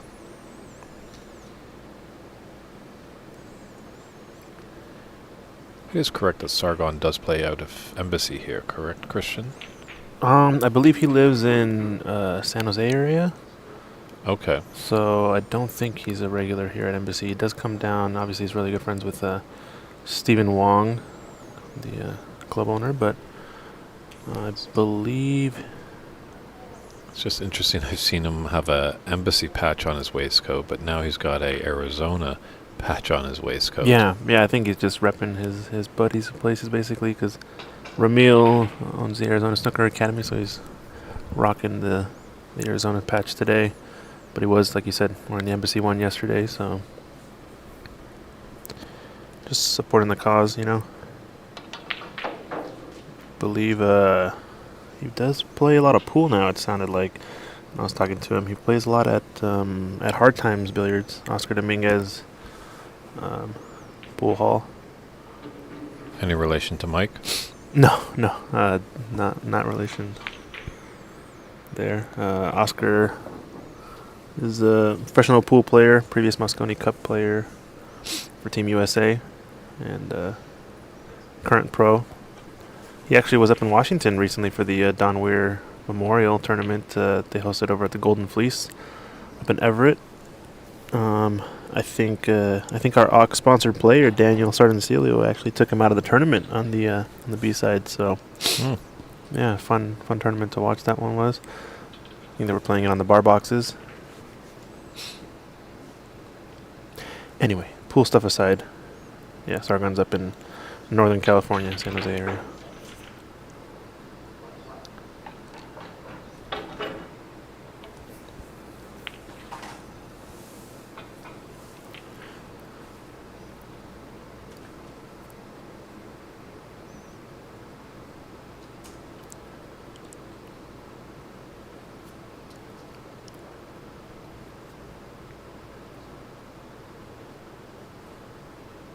Romeo is the GOAT. Bold statement there by Mustafa. Yeah, Mustafa was in the tournament, I believe, right? Ooh, nice little back cut there on the pink. He's playing pretty good snooker here.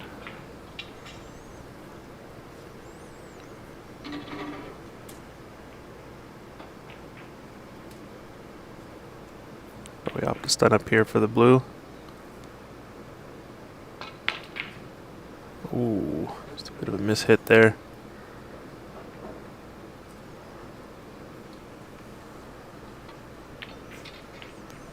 Yeah, now it's Sargon's turn. He's gonna take this red that has been occupying the pink spot for quite a while.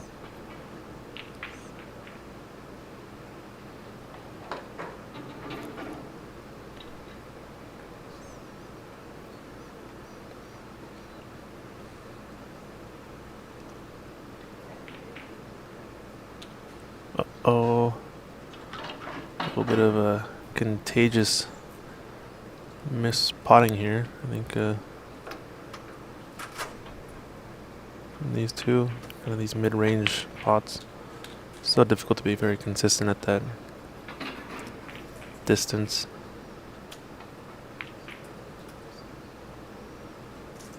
This cue ball's gonna have to run a little bit more. Thin pot is on.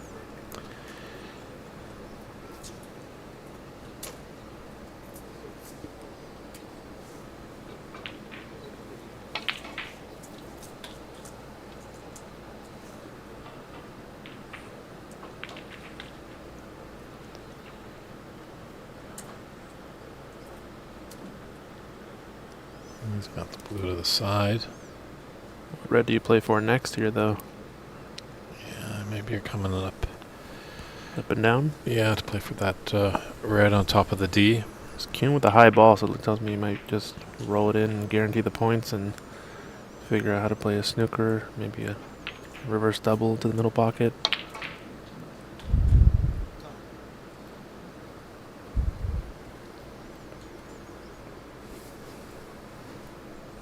The double here.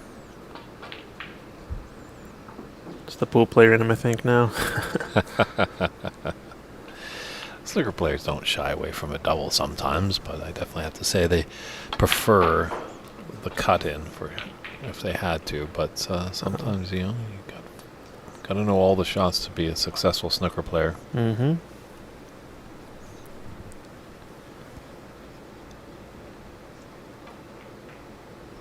Ooh, he's taking a thin on this. Oh, the pink. Didn't have enough pace to run in. Wow. Yeah, just a few more rotations and he would have been in. Another double opportunity for Romeo this time. Let's see. That looks nice pot there.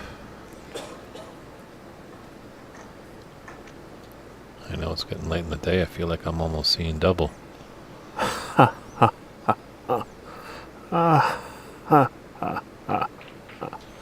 Sorry, that was my double laugh. Well, double takes happen here. Man, It's been a long day and we're not finished yet. A lot of great snooker, some ups and downs.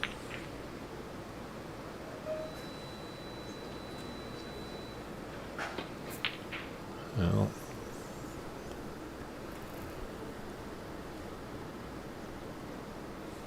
$18 points in it and 59 on the table. Reds are up in the bulk area.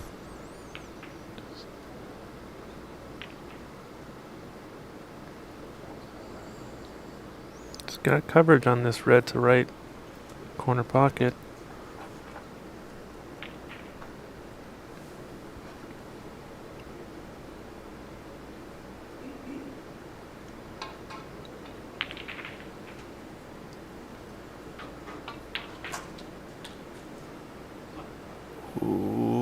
gonna get away with that.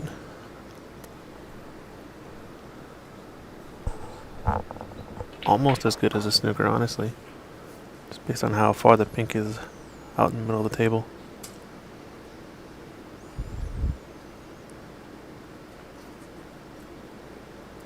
Yeah, they sometimes refer to that as a Chinese snooker. The great Joe Johnson was saying, do you know why it's called the Chinese snooker? No, why? It's because Chinese people read bottom to top. Is that so? Mm-hmm. Wow. I know in Japanese to be read top to bottom. I never heard of bottom to top. Interesting. This brown is kind of spoiling the fun here for Romeo. It's covering up that pocket. I don't think there's a pathway. Maybe he sees something. Can he We don't. cannon? Can he cannon it off the black? Is the question. It's a bit of a pool shot. Yeah, it might be what he's looking at. This red definitely goes into the corner that he's queuing up to. And it's a bit of a natural safety if he just plays kind of center ball, rolls it up table play for pink or something like that. Yeah, he was looking at the cannon and off. Okay. I mean, the benefit there is that it opens up the pocket as well and gets the black into play. Mm-hmm. Sometimes you have to have a little bit of patience, set something up for a few shots time. Oh, Mike, Overdox Billiards saying an open fluker. Open fluker. Interesting.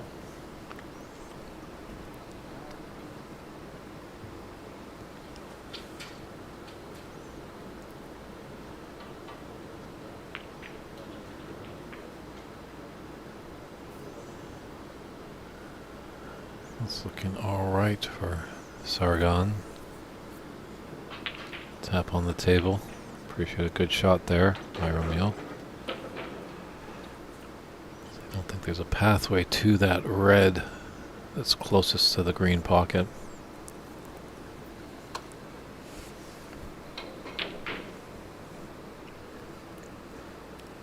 Does this red go past the brown along the right long rail? No, he just opted to roll at it. Does leave a pot on this in this case though. Don't know if I like that shot from Ramil. And it is a little tricky with the brown so close to the pocket.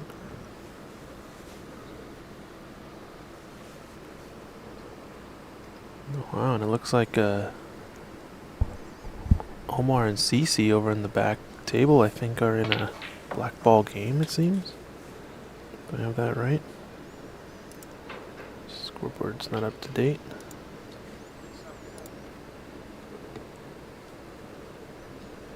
Yeah, they're within 4 points of each other. And that's CC's frame there.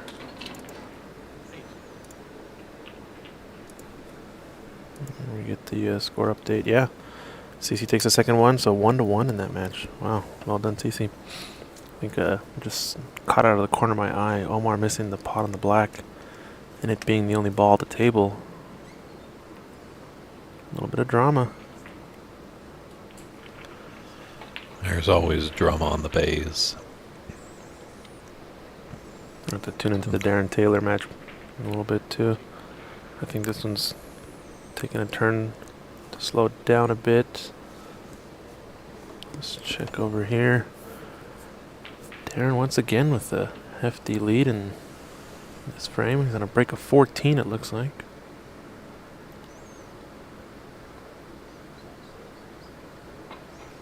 And plenty of reds that's still out in the open, so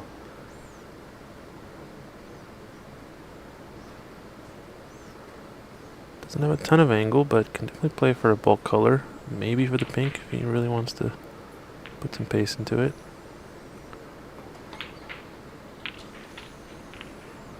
Oh, cannon is okay. Yeah, he's definitely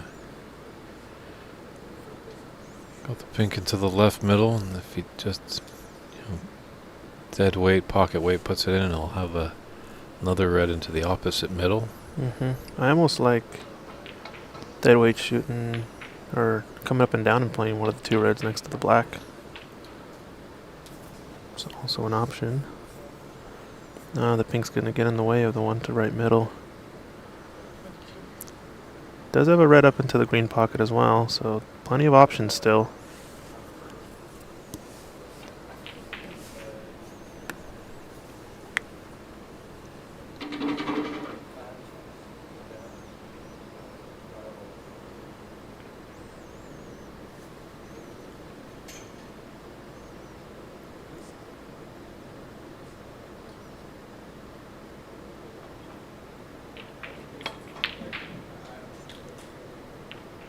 Another excellent pot, except now it's gonna have to play for blue or bulk color.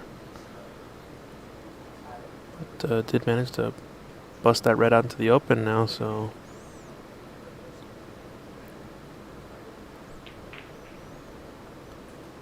And he's got 2 reds into the 2 middle pockets.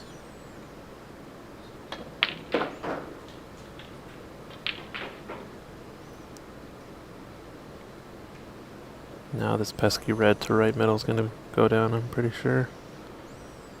Can easily play for black here.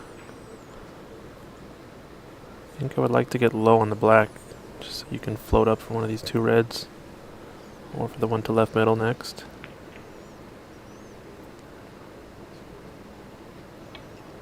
Behind the black is still fine as well, just means you have to play the cushion. I guess playing high is a little bit more guarantee of an angle, instead of flirting with getting too straight in.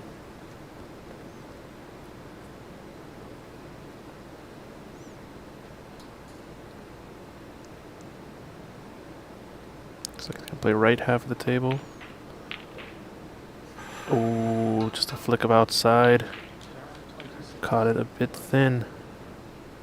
But okay, got the cover with that pink, so it's not an easy starter here for Renat. Or maybe it is. Tough to see from this camera angle. And yeah, just Renat had mood and my telescopic vision as I can look onto the other side of the room as we're quite far away from the action on this table. That red does not go. Looks like Ramil finally busted open this table now too, though. A couple of pots on. It's gonna wait for Ramil to take the shot, so see what he does here. Do you take this thin cut, or are you gonna play up table safe? I think he's opting to play the safety here. Oh yeah, reverse double. Play the cue ball. Oh, it just nudged that red out into the open a little bit more. Now I think it's a pretty... Has it given Sargon an opportunity? Yeah, pretty straightforward pot now. This red, you can play for black, yellow. A lot of options.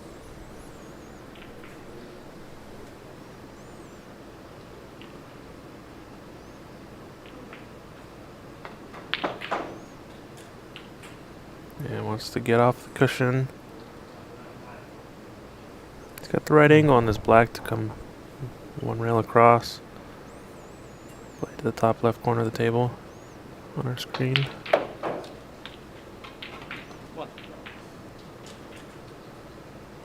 Needs it to run a bit more.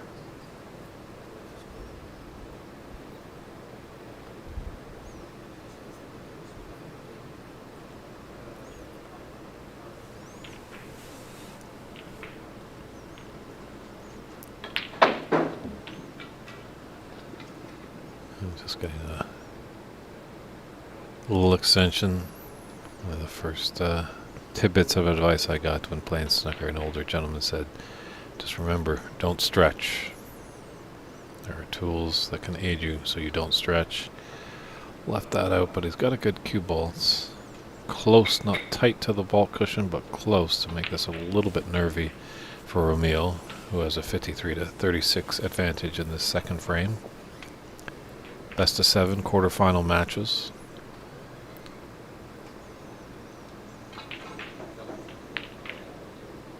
Ooh. It's on the cushion. This makes it a little extra difficult, but this pot does go on these tables a little more easily than it might on a pro table.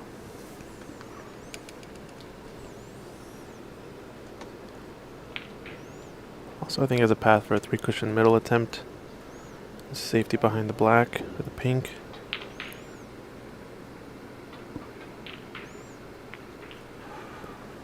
Risky pot at that speed. True.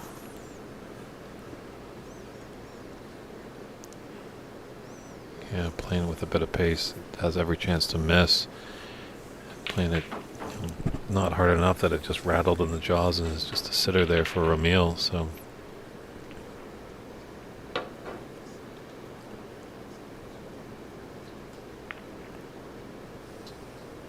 black and yellow will be Ramil's frame balls. He's going to take the black and take the yellow in.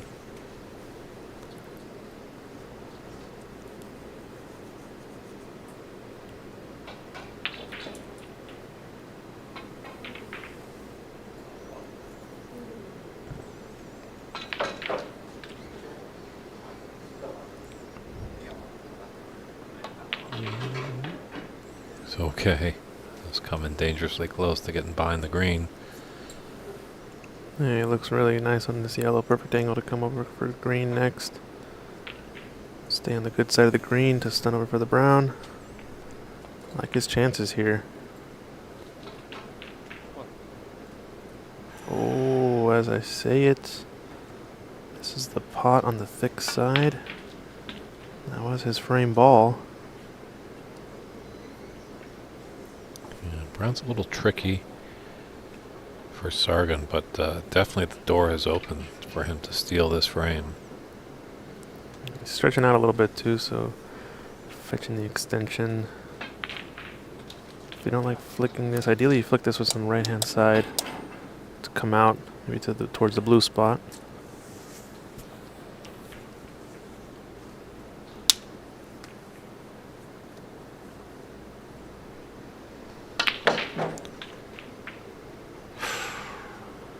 There's the risk though, catching it on the thick side.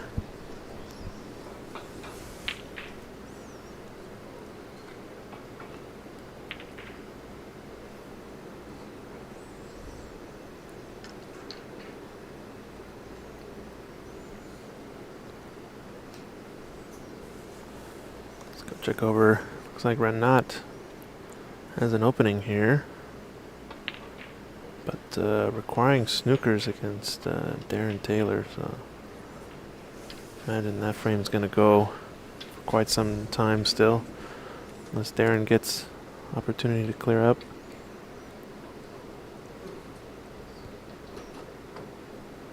It's been a long day for these players. A lot of them here at 9 a.m. Most of them, I think. Yes, I think Stephen Wong was in the first batch. Ramil was. CC. So kind of a half and half, I guess, kind of thing. Yeah. Sargon as well. Don't know about Omar or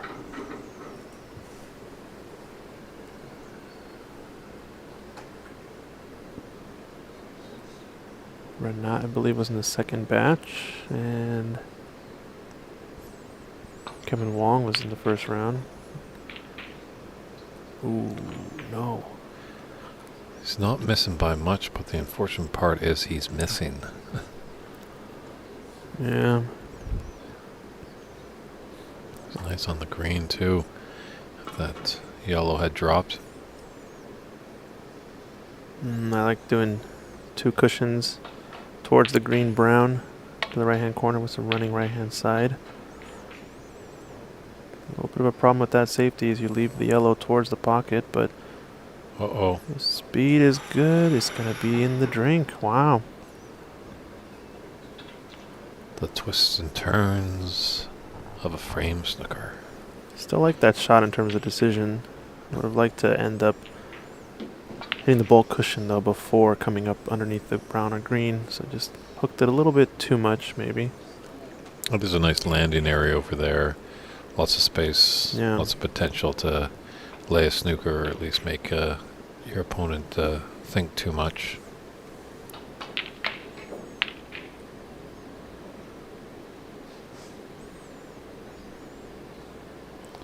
Other little caveats into the rules. when you do have ball in hand in the D, there are times when you can put their cue ball very close to the yellow spot or the green spot.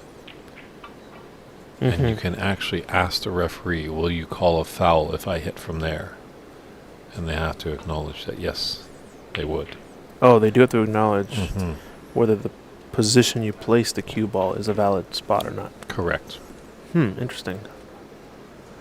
There are some other situations, though, where the referee can't actually address the situation and tell you whether or not you would foul, right? Definitely. Like if a situation where you're not too sure about your colored ball and say, you know, if I pot this red, will the pink go? You cannot ask the referee that. Okay, in the situation where the ball would spot, I guess. Okay. Well, just after the red goes in, your colored ball might be like, or yeah, when you when the colored ball comes comes back out. up. Yes, correct. Oh, Sargon's got the good angle here. It's going to be a couple of rest shots, though. He is right-handed. Yeah, he's just checking if he can reach there.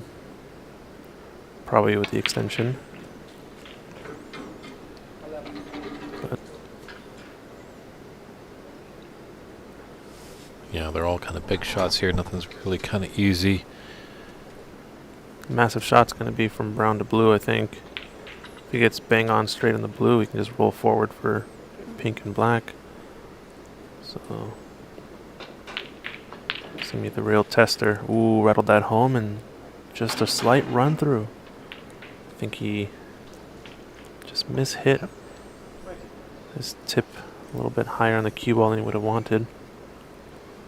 Oftentimes difficult to tell when you're using the rest how close your tip is to the cue ball, so you can sometimes follow through to a different position on the white. And we're going to check in really quick, actually. Darren Taylor on a 26 break closes out this second frame, so it goes 2-0 up against Renat Denka, who a lot of the fellow players have as the favorite in this tournament.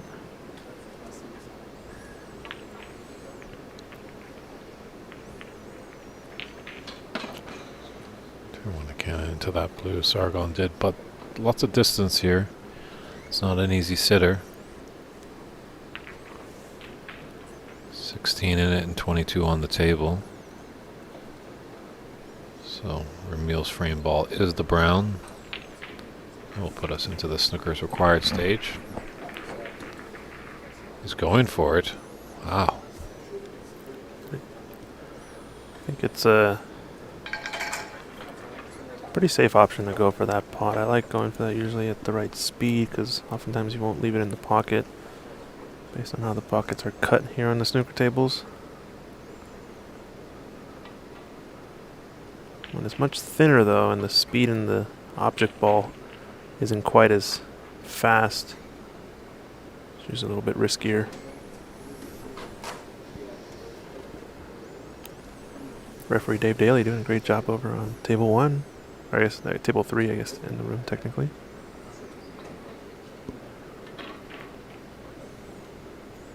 Yeah, looks like a Jaya is doing the refereeing for this match.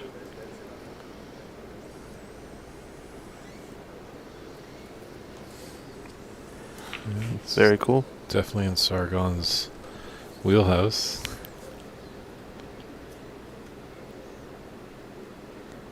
Big pot that this would be. Wow, great stroke. This could be a great steal here. The Kiss of Love. Well, a couple weeks ago we did have the World Women's Snooker US Open at Ox Billiards. So some friends from overseas came over. I think Naturat was victorious in that tournament. But there was a local, about 8 local players in the Seattle area. There was one Canadian that came down. Frances Cho was in this event. Unfortunately, she got knocked out in the group stage. So there are some women that are getting involved. I think our friends at Ox are doing a great job by putting on that U.S. Open, and that's really giving great exposure. There's a very inspiring story of late that Rianne Evans heard that a young girl was watching and was amazed by Rianne playing, as she thought only women were referees. So, with patience, it will come. Oh, there's a massive pot on this black. To steal the frame for Sargon Isaac. Oh no, the pressure. I think it was a bit of the stretch as well. You can see him. Just collapsed into his arms. However, this is no easy one for Ramil here. Yeah, I think it's one that he might go for though. Angle on the cue ball is going to send it up table. Probably play it fairly safe. Just needs to hit good speed. Nope, opting to take two-railer safety. Great speed control there. Always going to play the smart shot, Ramil does.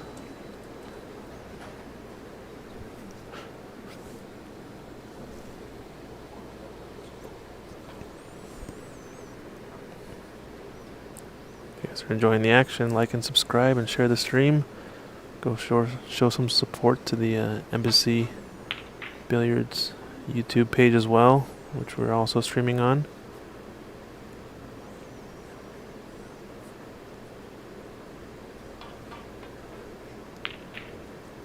Gonna play the up and down safety along the long rail. Well struck. They have different rates here because of love at Embassy Billiards. I think the best bet probably is to go onto their website. I would think that they probably have put their rates up there for snooker, pool, and Chinese 8-ball. Yeah, I think it's somewhere on 20 an hour to 30 an hour, depending on what time and table you're on. I think they do have a couple of different tables. These are the championship tables I think they're live streaming on. Slightly tighter pockets.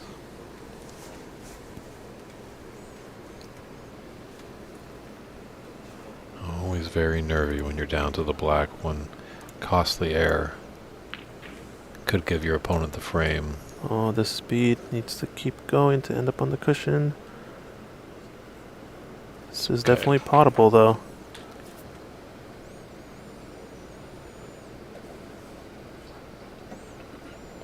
Looks like CC in the third frame over the corner is 53 to 0 up. I don't know if that was a 53 break. There. They got a few reds left on that table. Oh, and he pots it. Great long pot there by Ramil. Gutsy. He did say it was on Christian, so with that frame win, ties this match 1 frame apiece. Just jump over to our other TV table between Darren Taylor and Renat Denka. Looks like they just got started in this one. We've also gonna check on the action back here. CCU versus Omar Balsara. 2 Washingtonians. I guess Omar now living in Ghana, moving around a lot for work.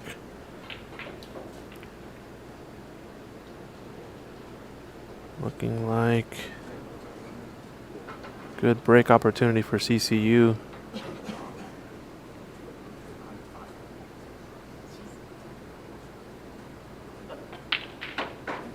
little difficult to see there with some of the angles we have, but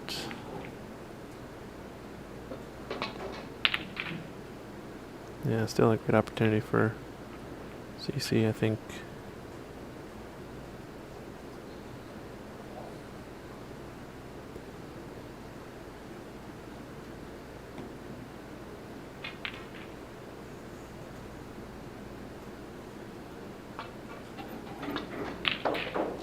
Need another red in color to really lock down this frame. Omar still in with a shout.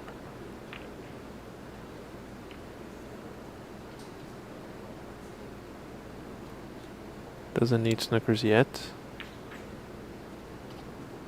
Or may not at all, depending on how the rest of this frame goes. Ooh. It's a tough miss because it means you lose out on those possible color points.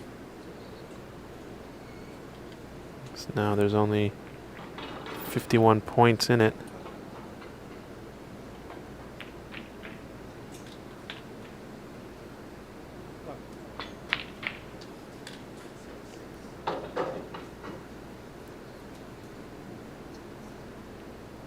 Needed that blue not to require snookers, so 54, 51 available. I mean, snookers required for Omar, so not looking too good there. Let's go check in on Darren Taylor. He's off to the races once again, forcing some mistakes possibly from Renat.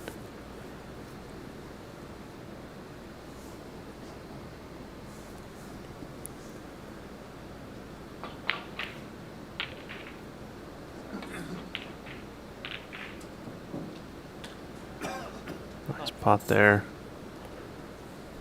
Little cannon on the blue, holding it for the brown. Or yellow. He's got to check this blue spot. If it's blocked, would spot up by the brown instead. If it goes, could mean a few extra points. I like not taking the risk. Playing to pick off this red next. Possibly blocking the blue spot. And then respotting the blue.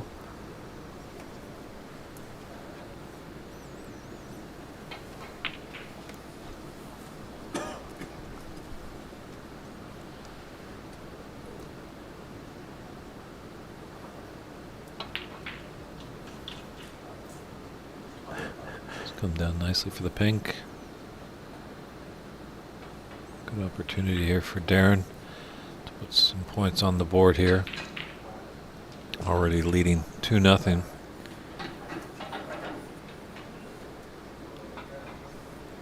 I like Dan Peterson coming into the chat. I think last two comments were him. One was yesterday, one was today. Maybe both today actually, but all he says is Darren is a monster.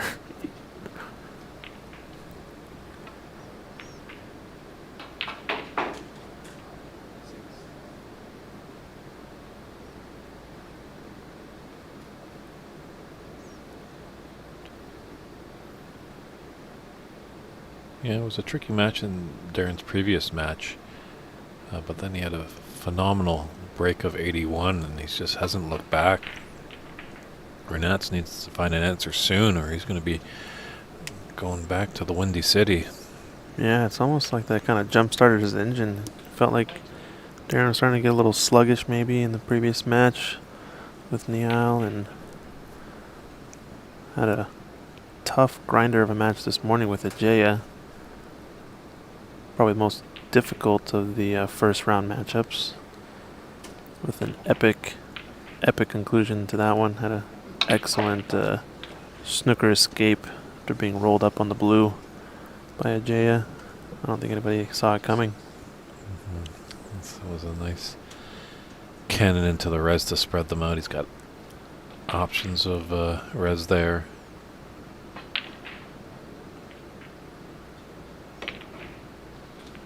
We've got Raymond Fung over on the Facebook chat. How's it going, Raymond? Still missing you here at Embassy, but glad to see you tuning in.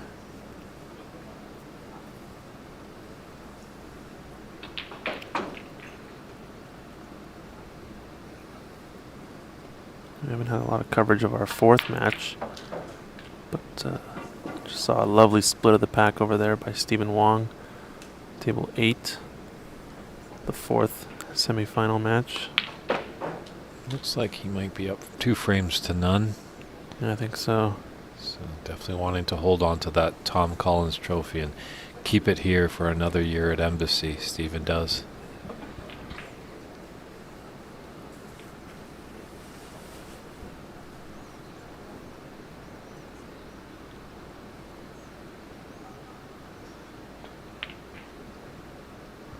Ooh, a little tricky there. All right, Renat Renat needs to take a deep breath. Focus.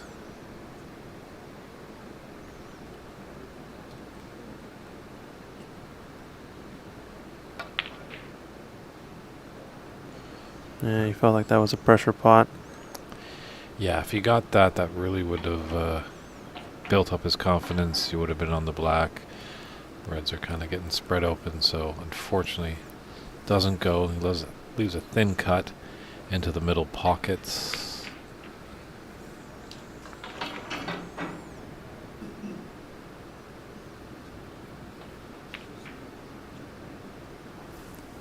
Now it's time for a little bit more conservative play with nothing on. Put the pressure on Renat.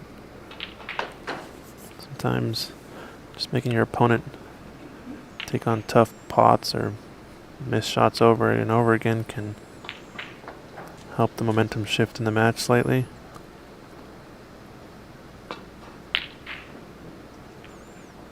Yeah, momentum's such a big thing, Uh-oh.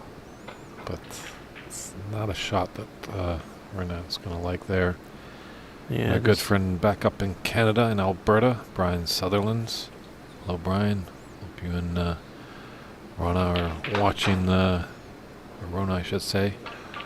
Rona did a great job a couple years ago at the Alberta Open, first time tournament directing. So it's good to see there's a good scene for snooker in Alberta.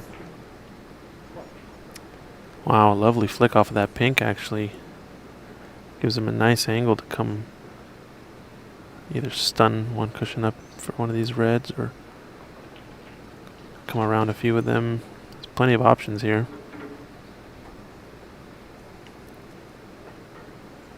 I think he was ideally playing for black, but he'll take this for sure.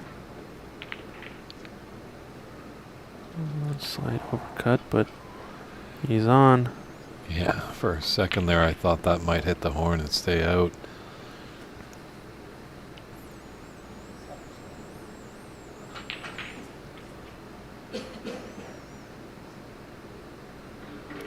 He's got this, he's got the pink, and he can come up for that red that's just below the red that's on the pink spots. I think he's just getting referee daily just to make sure that is spotted correctly. Yeah, I don't think this red passes. He's going to have to play the one to the right middle. Trickier position with these. A little bit hampered on the queuing as well, so he might need to play for a bulk color just to be a little bit more careful. Oh, he's taking the rightmost one. Leads to the black or pink a little bit easier, but a bit more of a blind pocket, this one. Just doesn't like it. And that's a great example right there for all your youngsters and new players right there. Darren got down, didn't like it, got himself back up, refocused, then got down and got comfortable and executed a shot. Wanted that to go in, but when you're down, you can get up. Someone asking, did Corey Duell take part in that snooker tournament here? No, he did not.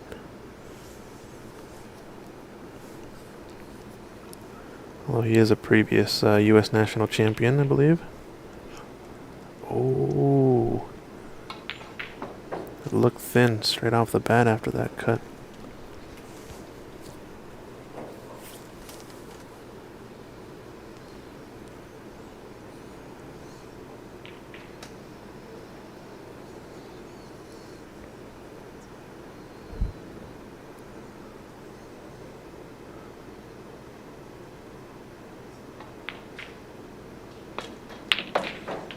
Wow.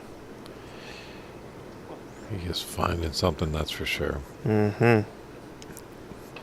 It's also the first time we've seen any sort of chink in the Renat armor as well. Seems like he's been playing flawless all tournament long.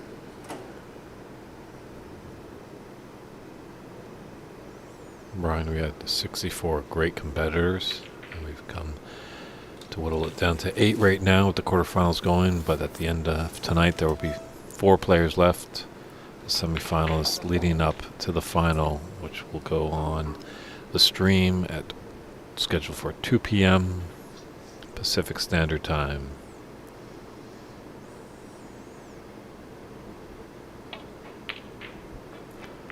Yeah, I think as we were kind of looking at the group sometimes, you know, when you tune into the World Cup, when it's playing all those countries, sometimes you see groups of death in there that are really tough groups. I think that also translates into the game of snooker.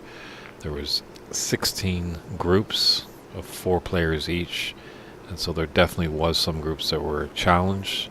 Oh yeah. Some might not have had a stronger player, as strong of players.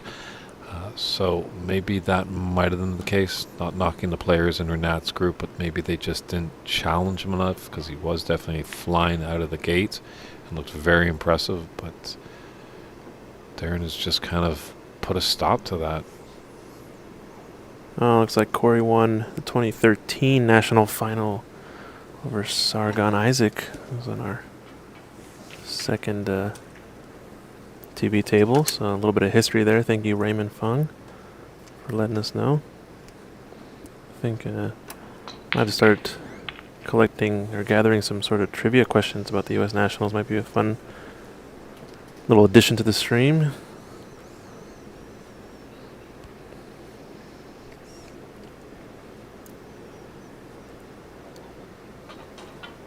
Looks like this red is available. And it's Going to combine beyond the pink. still bad news for Renat. Doesn't seem like he's able to get started anywhere. Yeah. Stranger things can happen, but being down 3-0 in the best of 7 is tough. So I won't be surprised if Renat does lose this frame. He might take a little break, have a comfort stop, and maybe give himself a little pep talk while he's away from the table. Yeah. It's going to need to change something drastically, because it seems like Darren Taylor's only getting better as this tournament goes on. Ooh, caught the inside of that jaw, but he's going to end up bang on perfect on this red. Wow. Yeah, it's funny how that can work. The man in the booth beside me, Christian Youngers, you were not looking good, but I know you were attempting a safety shot, but you fluked to black in your second frame of your first match, so you were able to tie that match 1 apiece. Then you won the deciding frame, and then you went on to win the next 2 matches to have a 3-0 record in your round robin phase. So I just think that was shot of the tournament, basically. That's all I can say. Nice pot. He's going to probably play for the red up by the blue to right middle next. It's got a pretty natural angle to roll this pink in, as it's the only red really available.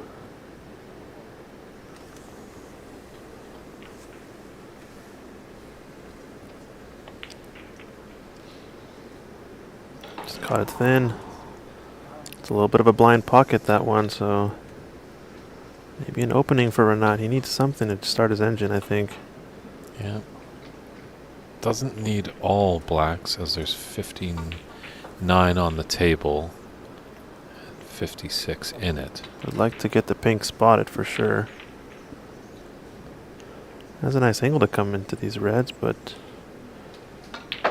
depends. Yeah, can in there, but I wanted to catch it a little bit more full, so to push both reds maybe down towards the pocket.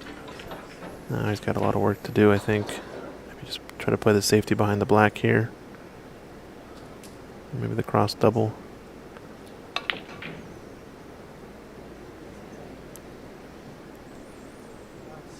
Not too bad, but Little trouble, obviously, pushing those reds up table where Renat does need high value colors. yeah. It's a little bit of a problem, so Darren's going to have not a problem pushing this red up there. It's a little, obviously, awkward bridging going over the black, but doesn't really need to do anything special. Yeah, just push it past the side pocket, and like you said, the more reds that stay up in the bulk end, the better it is for Darren. Keeping Renat out of the high value colors.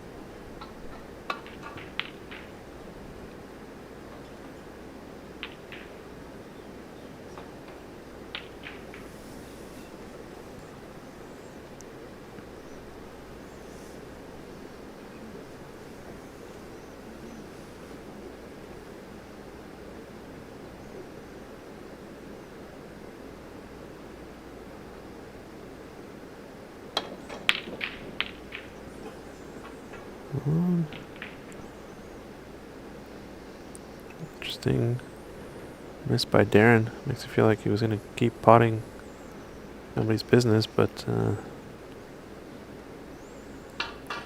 everyone is human.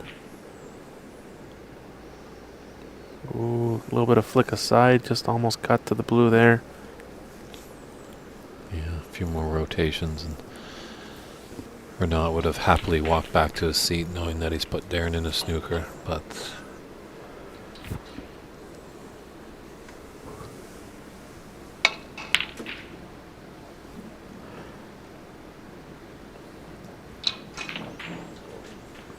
Oh, he's got a red trickling down. it's like it was rolling, that's for sure. Problem with this is it's got an angle now. Left middle. Can play for black and get that back on its spot, which makes it a lot more dangerous.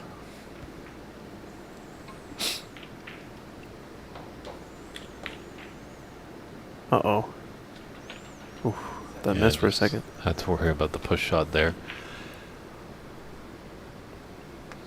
He is on the cushion. Doesn't need black yet. No, can afford the blue. Uh-oh. Oh, Yikes. It's disaster for Renaud there. yeah, that just unlucky there. I think we just have to have a little watch on Renaud after this match. If he's not victorious, he might be calling the suicide hotline here in San Gabriel. None of that. It's just sometimes you just feel like you can't get a break. The tournament's going so well for him. Had a nice blue there.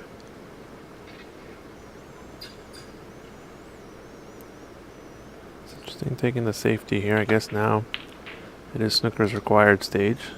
Yeah, 3 snookers for. Yeah, let's go switch over to our other TV table. This looks like a pretty close frame. Sargon at the table, missing this pot into left middle, or left corner. Ramil with the advantage here, leading 35-18. That's 67 points on the table. Pink's rather tied up.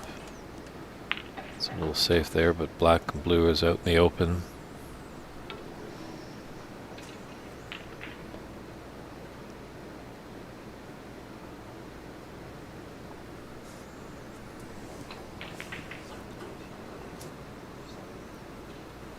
Gonna get behind brown here, maybe yellow. Oh wow, almost checked off that last cushion a little bit, but excellent safety there.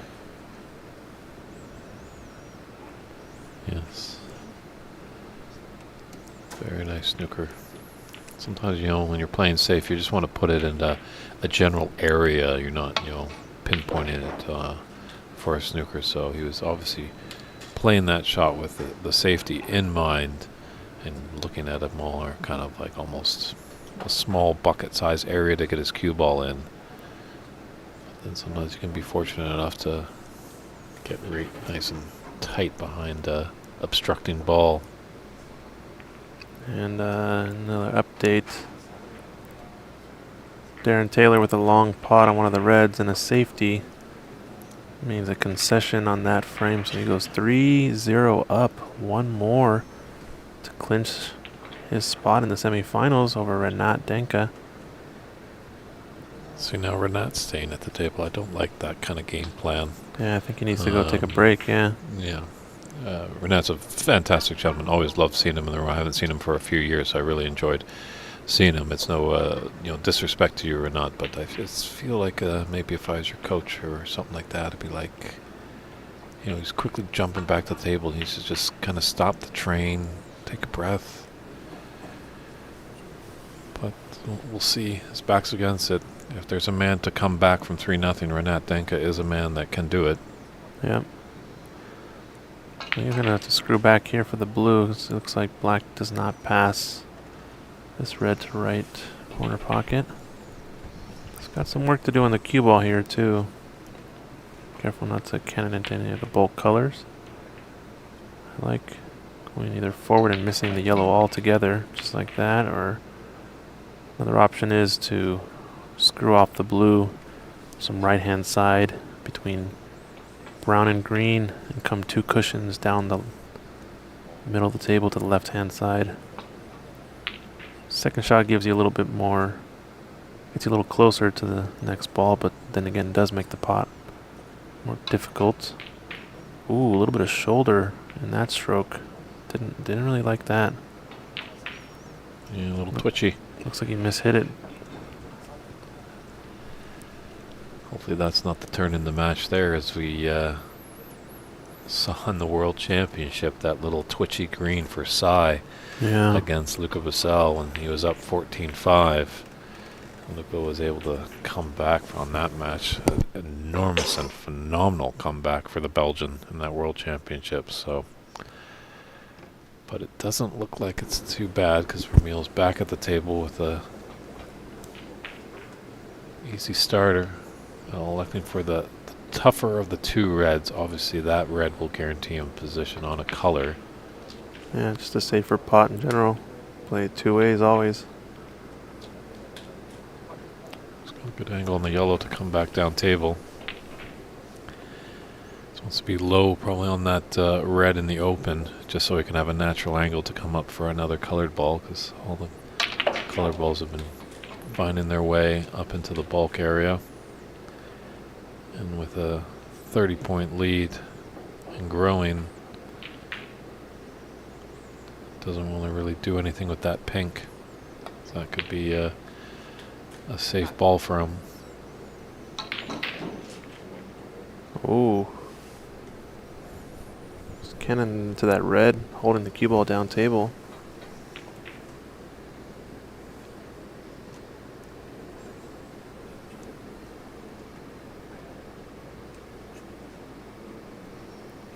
Looks like Stephen Wong is up 2-0 in his match, and he's also up 52-31 in the 3rd frame, and they're on the pink and black ball. Someone in the chat asking, pool table speed cloths are very fast. Why don't they use them on a snooker table? I imagine it has a little bit to do with tradition as well as style of play. These cloths are napped on the snooker table, so it does affect the performance slightly based on reaction as well as what shots are capable, etc. Yeah, where's the encyclopedia when you need him? David Brock, he's probably long gone to bed. Fast It's asleep. probably 4 o'clock in the morning back in the UK. Yeah. But we'll have to maybe remember that for tomorrow. But maybe snooker, as you said, tradition. It just started off with the napped cloth, and they've never gone back.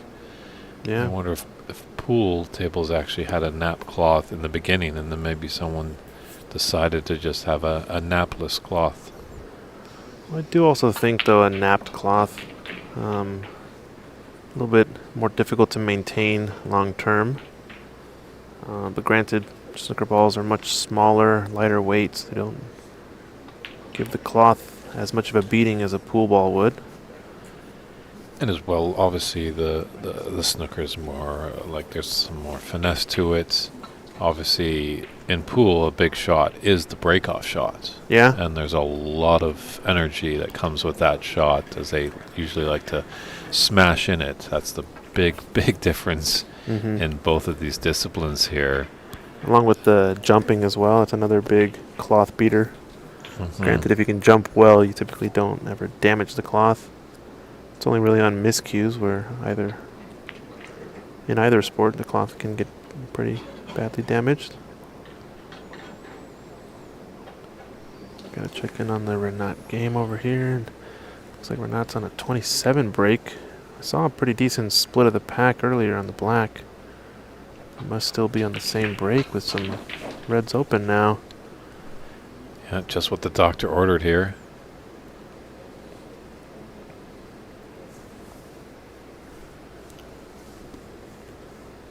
Afsoon, I'm already way ahead of you.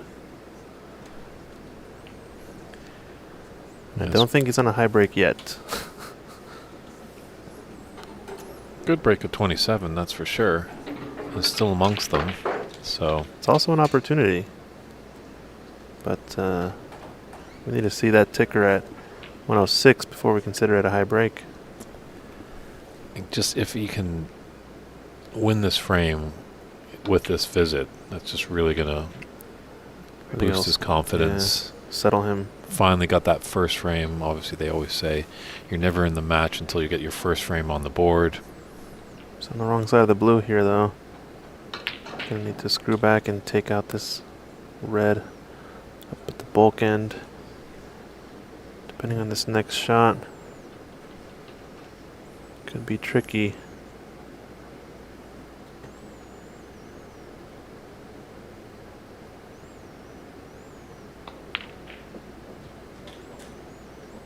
Nice, perfect on this pink. Yeah, great angle to come down table. Also can take green if he wants to avoid spotting the pink until later, but I do believe the pink spot is open.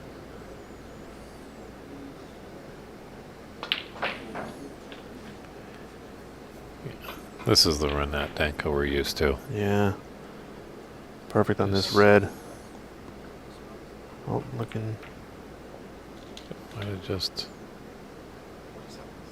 want to make sure the spot is there. Can sometimes wobble. Yeah. Yeah, he's perfect on that. Now I think if he can pick off these reds one at a time, I don't think he necessarily needs to run into the pack anymore. Obviously, Be able to go through just for that red of the two on the bottom there. I think the bottom of the 4 is the one you want to take out first. And then Yeah, the that, rightmost I guess- one. I guess those two that are in the line is leading to there. And It's a little tricky on this angle. yeah, he might. He's gonna cannon it. All right. I think that red's gonna ruin the party though. Unless this pink, yeah, it doesn't go. Blue does pass, so a big shot here to keep the break going. Yeah, because the frame is still in the balance.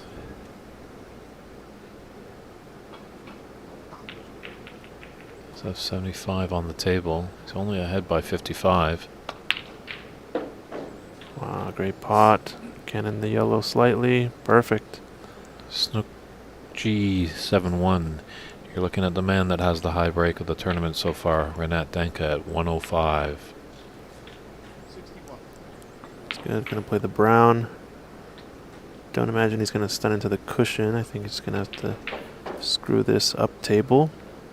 I like playing for the rightmost red. Maybe getting on the red. Oh, he did avoid the cannon. Nicely done. Ideally, you play for this rightmost red, but if you get on the red in the middle of the table, you're good to go.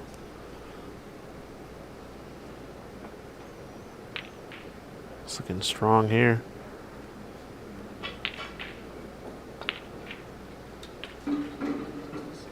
Stuns over for the black. A little bit short though. Yeah, it's going to have to use the rest. Wanted a few more rotations. It was frame ball, I believe, though. So one visit snooker, it looks like to me.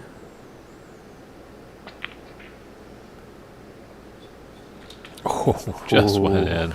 Rattles it home. I think at Ox that would have stayed out, but We're here at Embassy. with a little generous pockets, believe me, they're definitely tight and tough. I was taking a look at them before we got started, and I was like, I don't want to play on these. These look scary.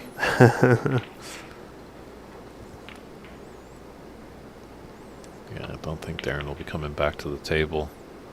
Oh, great pot. I don't know if he'll have an option to, based on how we're Yeah. not shooting here. Potting machine. Another big one here. Blew up in the yellow pocket. Screw this back. The red to left corner. Wow. He's going to screw enough for the red to left middle. I think he's back in the match, folks. Well, Darren's got to shake this off, and she's like, "Hey, it's just one frame, and I just need one frame." So, but that one frame to get the victory is always the toughest. I like to say chair game strong. When your opponent's keeping you in the chair, that's when you got to be your strongest. So you got to be ready to go once you get back to the table. Be nice if you could just develop that red. Sorry, On the side SL147. This opportunity for a high break. We're going to have to stay tuned in on this. We'll check in on the Sargon match after this. Him and Ramil are in a safety battle on the green, it looks like. This could be a chance. This last red, the trickiest one. It's always been there all along. He might have an angle. Just... Maybe straight. Can he just draw back just to get behind it? No, I think he's going toward it. He's going to be underneath or run into it. Oh, 2 cushions. Oh, dang. Oh, Wow. Just broke down on that final black. 86. Or final red. Wait a minute. Wait a minute. Oh. Good attempt, though. 86 break from Renat. 1 93 visit. actually. Snooker. That last black gave him a 93. So. Oh, wow, 93. Well, let's tune back into our other TV table here. Resurgence of Renat. Looks like Snooker's required stage now for Sargon in this 3rd frame. Yeah, these odd frames are always big ones. You know, winner of this frame will definitely take a 2-1 lead. Help their cause.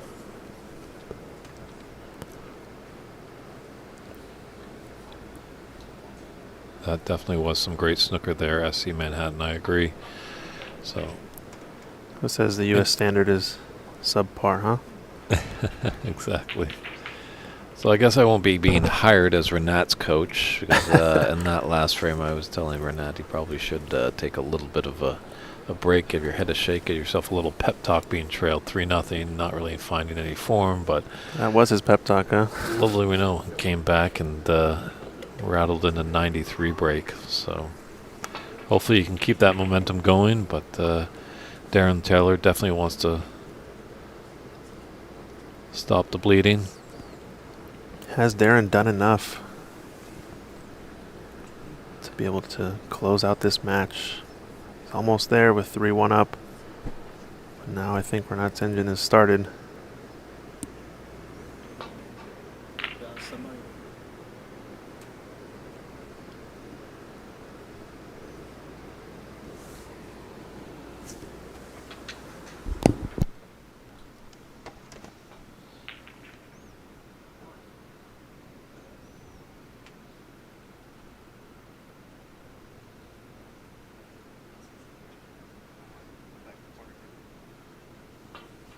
This brown being safe, that's a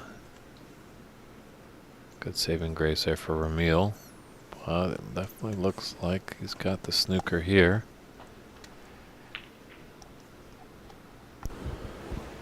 Sargon just needs 1 4-point snooker and to clear all the colors to force a black ball respot.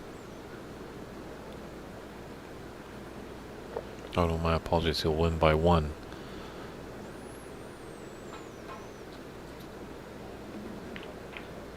Good contact. Just gets past the side, yep. Awfully thin cut. But still needing snookers. Sargon's not going to be going for this one. Yeah, just looks like it passed the sweet spot to slice in that green.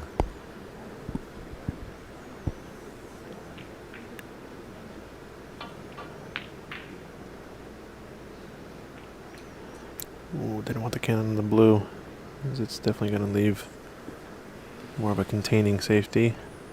Or do you roll this green into its own pocket, Christian? You just... Oh, sorry. Yeah, for a meal? Yeah, for sure you do, I think.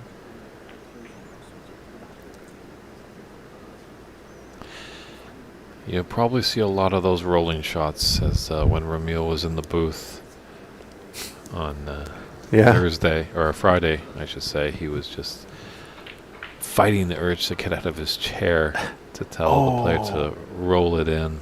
No, he missed the ball altogether. He was trying to clip it thin and double the green out of there, but now it's open season for Ramil. This green surely would close out the frame now.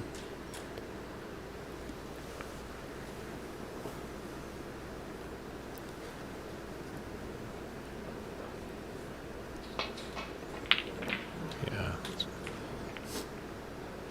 4 snookers required. Yeah. And a that frame. is a concession. So Ramil takes that third frame, puts him ahead 2 frames to 1. And we're back at our other TV table here. Just as they're kind of get things organized, we'll just take a look at what's going on in the room. Looks like CCU is up 2 frames to 1 and also leading the 4th frame 26 to 4 over Omar Balsera. And on our other table, the Battle of the Wongs. It looks like, I believe that Stephen Wong is up.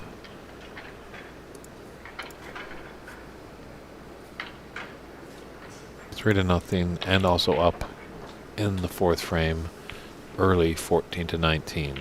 So it's looking good for the reigning champ to get into the semifinals. But hey, right here on this TV match, Darren was up 3-0 and looking very impressive. But then Renats just came back and put up a fantastic break of 93. Yeah, sorry. Switching cameras and scenes there. I missed a cannon into the reds from Darren Taylor, I believe, to kick off this break. But unfortunate in this breakout situation. Don't think he's on anything, actually. Plenty of reds out in the open. Pretty unfortunate. And he's on a color, so this is really nasty stuff. Because Yeah. he needed the extended spider. He could hit the black, but he's definitely well aware of Renat's ability. Yeah, with this So- red to right corner, there's no way he's going to go for black here. He's going to have to kick at the pink or blue, I imagine. I think blue is the only real option. Oh, can he have a gap for the pink? You have to check it with some side. Nope, it's going for blue. And that's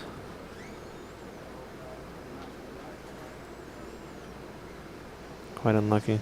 Yeah, unfortunately, we're kind of far away. Didn't know which was nominated there. He did nominate the blue. So that's that miss there.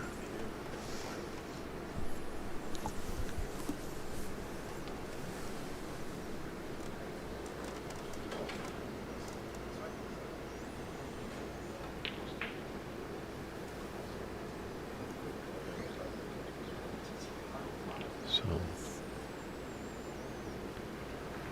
both players aiding referee Daly there to get that cue ball back precisely where it was.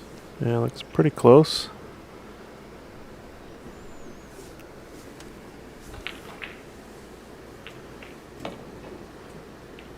There's the contact with the blue. So no more foul and a miss.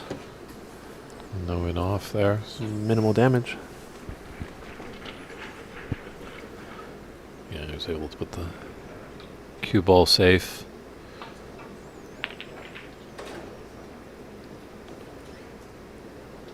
Very clever shot there by Renat. Acknowledged by a tap on the table there by Darren. Funny situation in our second TV table. Ramil getting ready to break off, and referee Ajaya coming over and saying, "Hold on a second, you broke off on the other break. It's actually Sargon's break." Sargon's like, "Get out of the way, get out of the bulk end. It's my shot." These two guys, good friends. Put on the table, sworn enemies.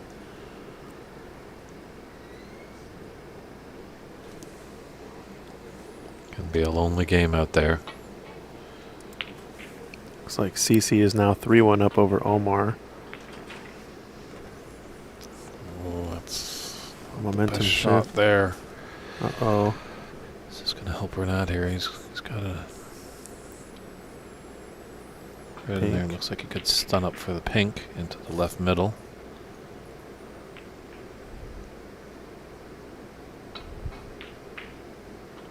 And if Renat can get going, these reds are open nicely.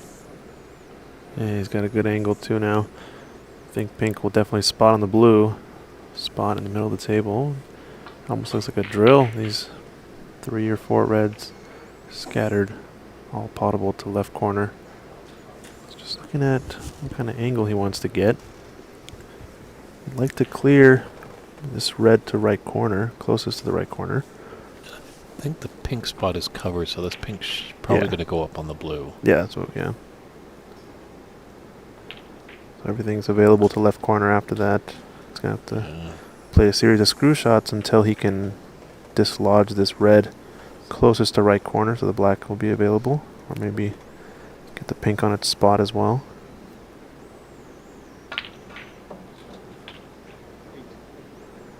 Needs it to run. Just come a tad bit short. It's got a bit more of a mid-range pot on next.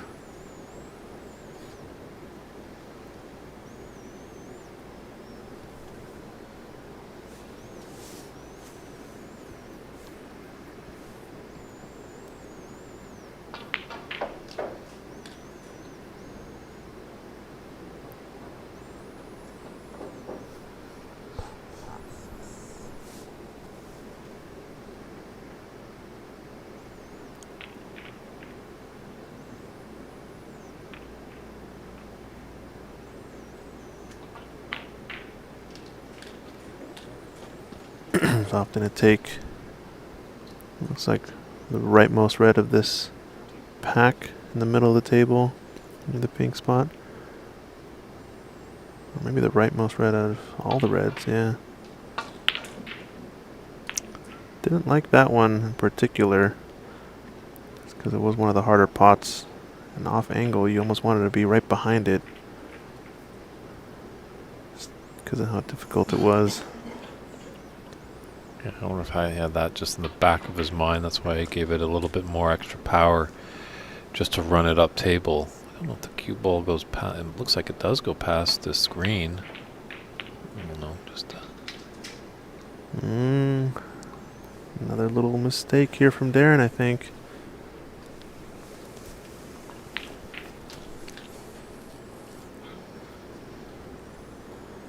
Sense a shift in momentum in this match for sure.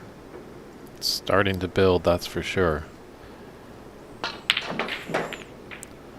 Yeah, if Renat is able to take this one, definitely Darren will be reeling. If Renat's able to force a decider, then all bets are off. There's a big opportunity there. Missed, though. I think Darren just needs one big snooker or one big pot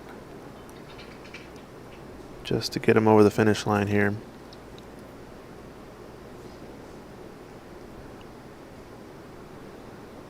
With that red miss, though, he's dislodged the one to right corner. Now the black does go. Oh, didn't want that cannon. Uh-oh. Just lost his cue ball slightly. Yeah.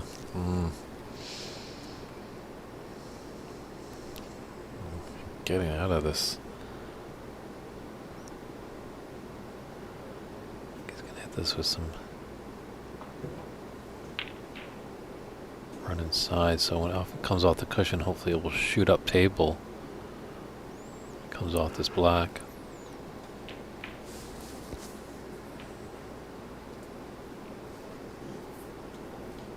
Tricky shot this because you're deflecting away from the black. Always a risk of either catching it too thin because you are afraid of deflecting too much or just missing the ball altogether. If you misgauge how much deflection your cue has, just like that, Doesn't make contact with the black, so it's going to be a 7-point foul, I believe. At least I didn't see it move. Yeah, it looks like. Ever so slightly.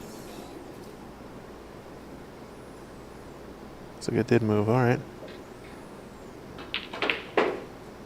I think everyone at the table's having a little wry smile there, as it was like, it was close, that's for sure. Enough to confuse Christian here in the booth. But in Christian's defense, we are quite far away from the table, and sometimes these camera angles can play tricks on us. I was leaning back a bit. It's too. I couldn't see the monitor from quite where I was. I have the excuses. Don't worry.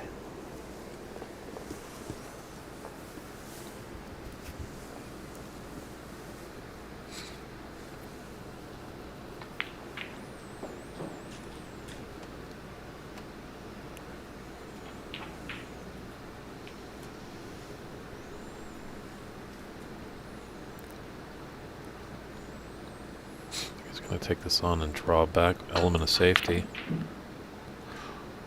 And those folks on YouTube, I'm not exactly sure, but we might be needing to just refresh the stream around the 12-hour mark, just in about 25 minutes. I'm not exactly sure if it'll happen, but I believe all you'll need to do is refresh the page for Ox Billiards.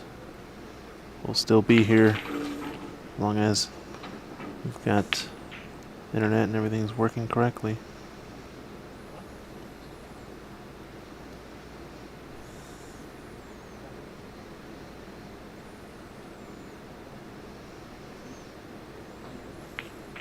Yeah, I think the more and more this frame gets a bit cagier, it's going to swing the pendulum towards Darren's advantage. I think Renat really wants to get in and score heavily. He knows he can do it. His last frame was a prime example of that.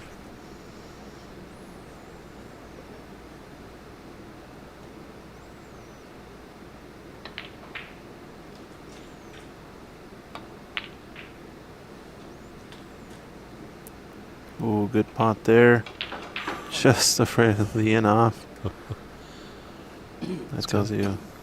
He's got a couple of reds in bulk, but he could just roll this in and be on the red of those three, kind of around the pink spot, the rightmost one. Yeah, that's tight against the cushion. Can't really do much with the cue ball, but doesn't want to put any unwanted side, which can happen when your cue ball is tight to the cushion. Good stroke there on the rail. This red into the yellow pocket might not be too bad. If he's a left-hander, it might be a bit more of a pain.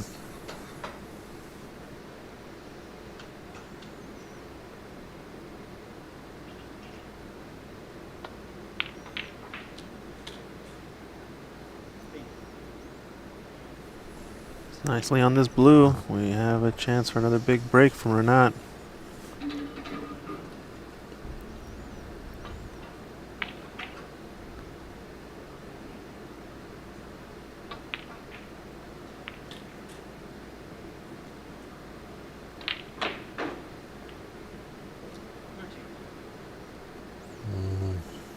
Gonna play the Mid-range far right. shot. Yeah. Missed this similar red to this earlier, but nails that one. And the cannon. A little funny though, still.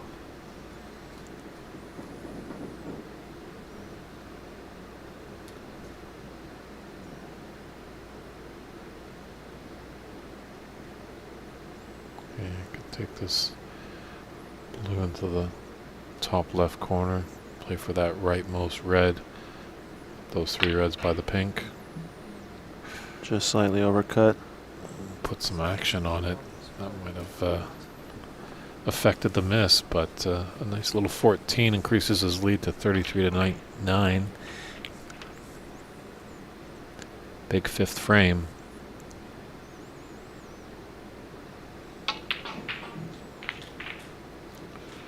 See if Darren can respond. Yeah, just came short. I think, still used to that slicker cloth. Yeah, just right in the middle there.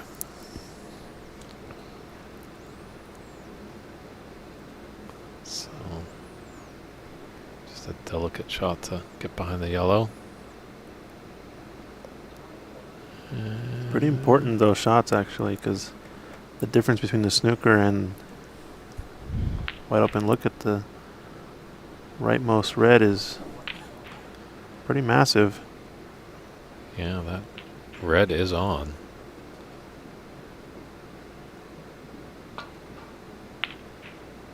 Oh, just a containing safety there. Yeah. Just if you had to kick at these reds would have been a much different scenario.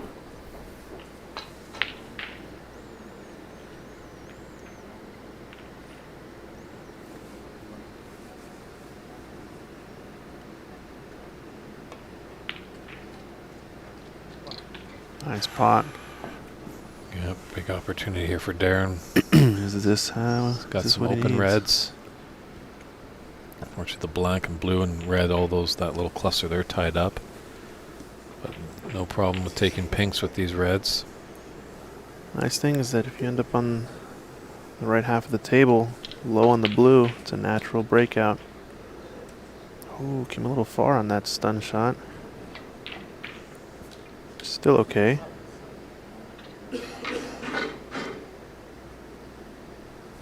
Just now has to use the rest instead of... I guess he's right-handed. He would have used the rest either way. Thinking about it as a left-hander.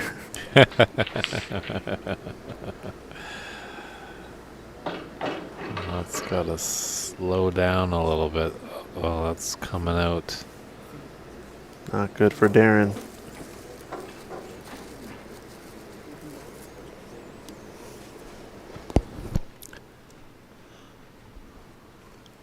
Yeah, it looks like Stephen Wong is up 60 to 33. Stuff. I'm just looking at the scoreboard on the other side of the room. And he's up 3-0, and there's 35 points on the table. Renaud made a nice long red there.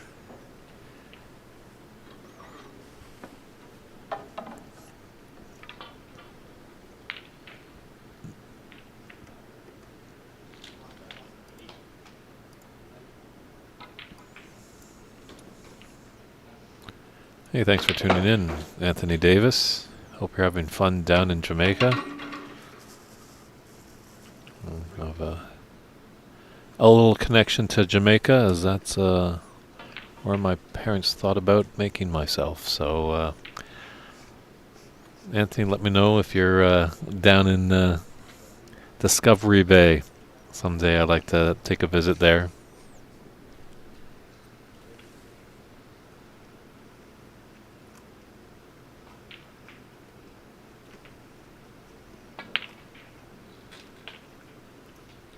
I tell you what, Renat is discovering something here.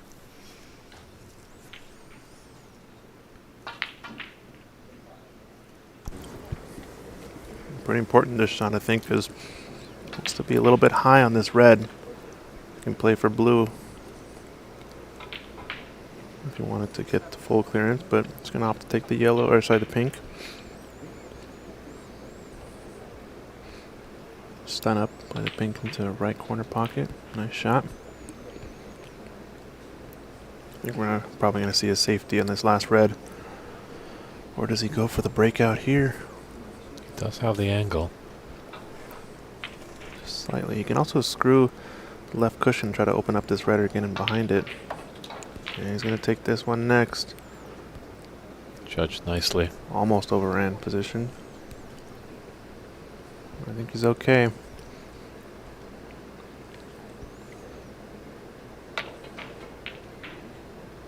Yeah, maybe just a little too close. Red is on, I think. I think it goes through that gap there, yeah.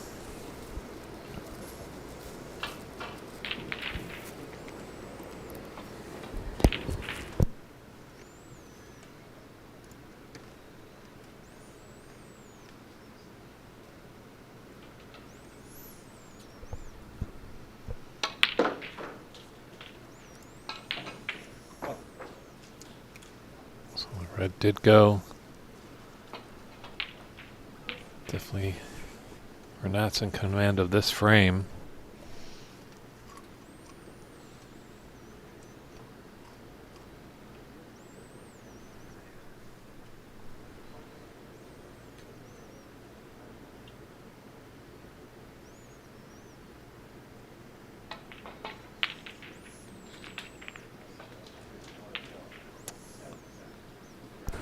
Disturb them a little bit, but he might be touching ball here. I think it's close. Not quite. Yeah, I don't think referee Daly has awarded a touching ball, but just Darren asking the referee just to have a look. It is touching ball. I'm also coming to take a look. Renat just double checking. Gotta respect the referee's opinion. They are the law officer on the table.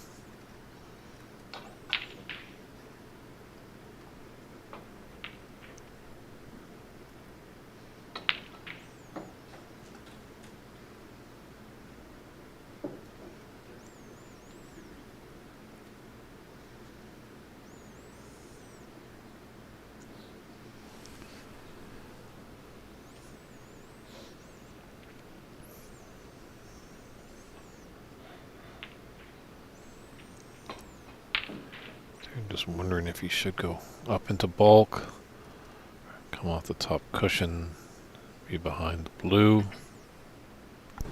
Yeah, it's almost worse that he can't move this red since it is a touching ball. And you've had some separation. He could have really hooked Renat behind the blue or the black based on how close these balls are. Now I think he's going to have to use pink. Try to play behind the green or brown. He's thinking about either the 2 cushion or the 3 cushion, possibly a 4th, and settle on that bulkhead. Yeah, he's going to go 3 cushions and try to just land on the bulk cushion tight. Let's get behind green. That was the line. That was the pace. And the length. It's okay. I think it's an edge, but Yeah. Probably a rail first. Mm-hmm.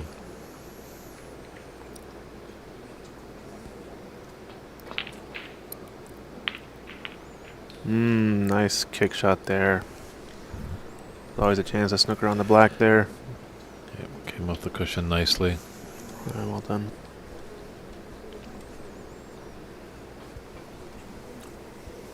Gonna check the meal really quick. Looks like he's on a break. Trying to clear up some of these loose reds. I'll tune back in a little bit as this match is starting to get a little spicy. Yeah, both of our TV tables down to the final red. This one might have just a bit more importance, as if Darren's able to crawl back and take this frame, he'll win the match, whereas Sargon's and Romeo's match is just at 2-1. Referee Daly and the players have to be careful here too, because I believe 35 in it means Darren Taylor's only going to get, I guess it won't matter because they're only doing 3. Yeah, they're only doing 3 attempts still, so no chance to accidentally put back.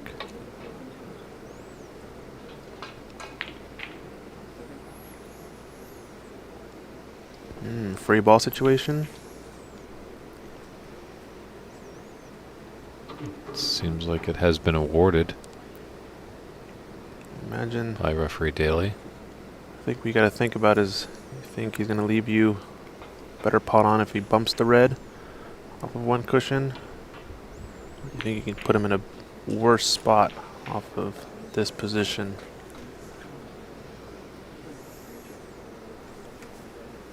It's only 1 more attempt regardless of where it lands, so I think Renat's probably going to take the free ball, it looks like. Oh. It's going to put him back in from there. I think that's the right choice.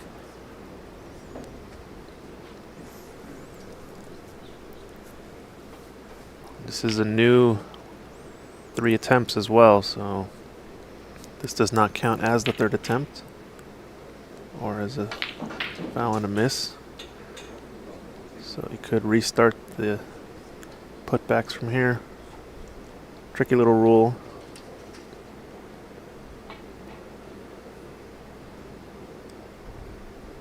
Oh, just came short. He's going to leave another free ball maybe. Nope, not quite. Oh, yeah. Drama. Definitely. Sargon over here. Oof. Managed to pot the black. He's getting a close one. So I think Darren will just make the fine adjustments as he just missed. So now, with the points available, 35 in it, 35 to tie. This is the last chance for a putback. No more putbacks allowed, since now snookers are required. That might be a free ball, possibly. No, it No. looks like he can get by it. I just managed to cannon it enough, so 1 snooker required to tie for Darren. I think he rips this down the line. Oof, he wanted it. It's close. Surprising amount of cue ball movement too off of that shot.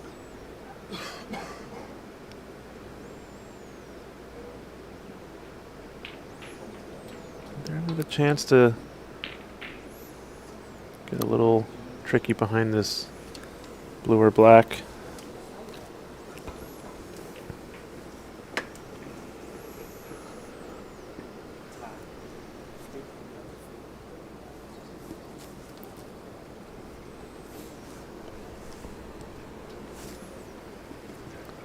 Might be a black ball respot on the Battle of the Wongs between Kevin and Steven.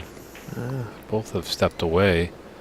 I just noticed they put the black ball on the spot. The cue ball still on the table. But both gentlemen have excused themselves. Yeah, based on the points available, it looks like pink and black would have put it at a tie, so. And those were on the table, so. But that's the first time I've ever seen that. When there's a black ball respot, that both players leave the table. Usually they stick around until the conclusion of the frame. I guess if both agree, there's nothing stopping them.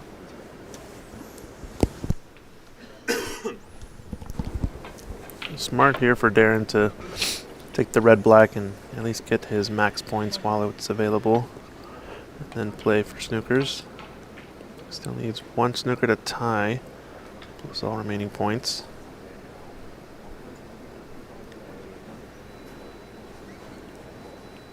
Based on where the blue sits, do you try to clear up from here and play safety behind the black? He's going to make the yellow first, though. Ouch. I think that's going to be painful.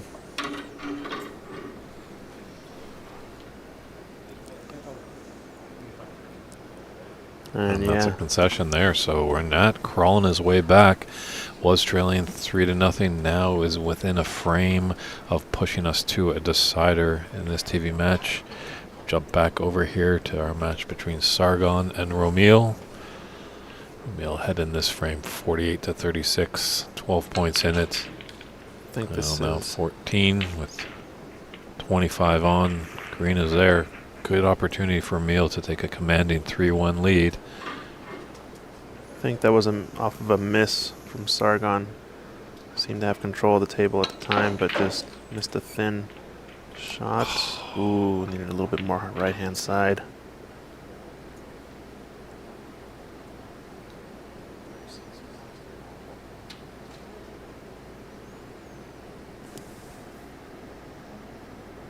Friends at Ox Billiards are putting out some late night trivia. As Ahmad Ali has won this championship a record 6 times, but how many times has he been in the finals? That's a good question. I think we got to start having USSA trivia questions for next year's event. if someone wants to help us out, we can try to have some queued up for tomorrow. I think Ray Fung would have a lot of good questions to pose for the audience.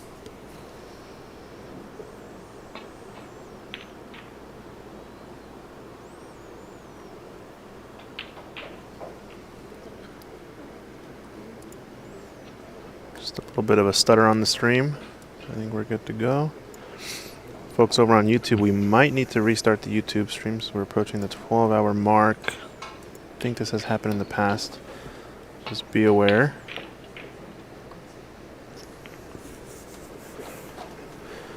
5-minute warning. Oh, we got the answer. Raymond Fung says Ahmed Ali has been in the championship finals 9 times, it looks like. Well, we have Ray's answer. That's true. Is it the correct answer? No disrespect, Ray, but I would trust it. I think the trivia master on this question is our friends at Ox Billiards. So Nah, I don't know. I think when it comes to the USSA, Ray Fung knows what he's talking about. So Sargon needs all the colors. Ooh, he lost 2 to Sargon, it seems. Wow. I would assume that's because you were probably there, weren't you, Ray?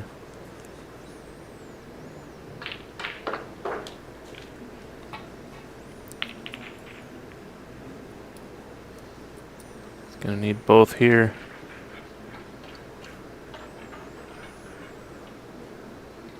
Oh, and he lost 1 to you as well. Interesting.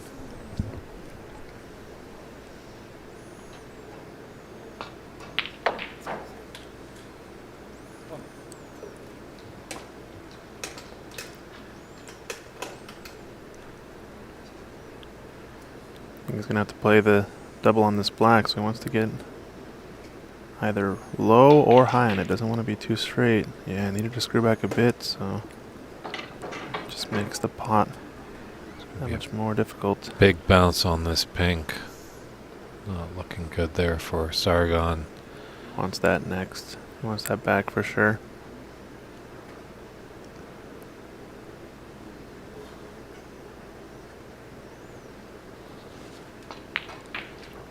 Just have to concentrate on that pink, so Ramil takes that frame to Wow. lead that match 3-1. He's on the footsteps of punching his card into the semifinals and knocking out 2-time champion Sargon Isaac.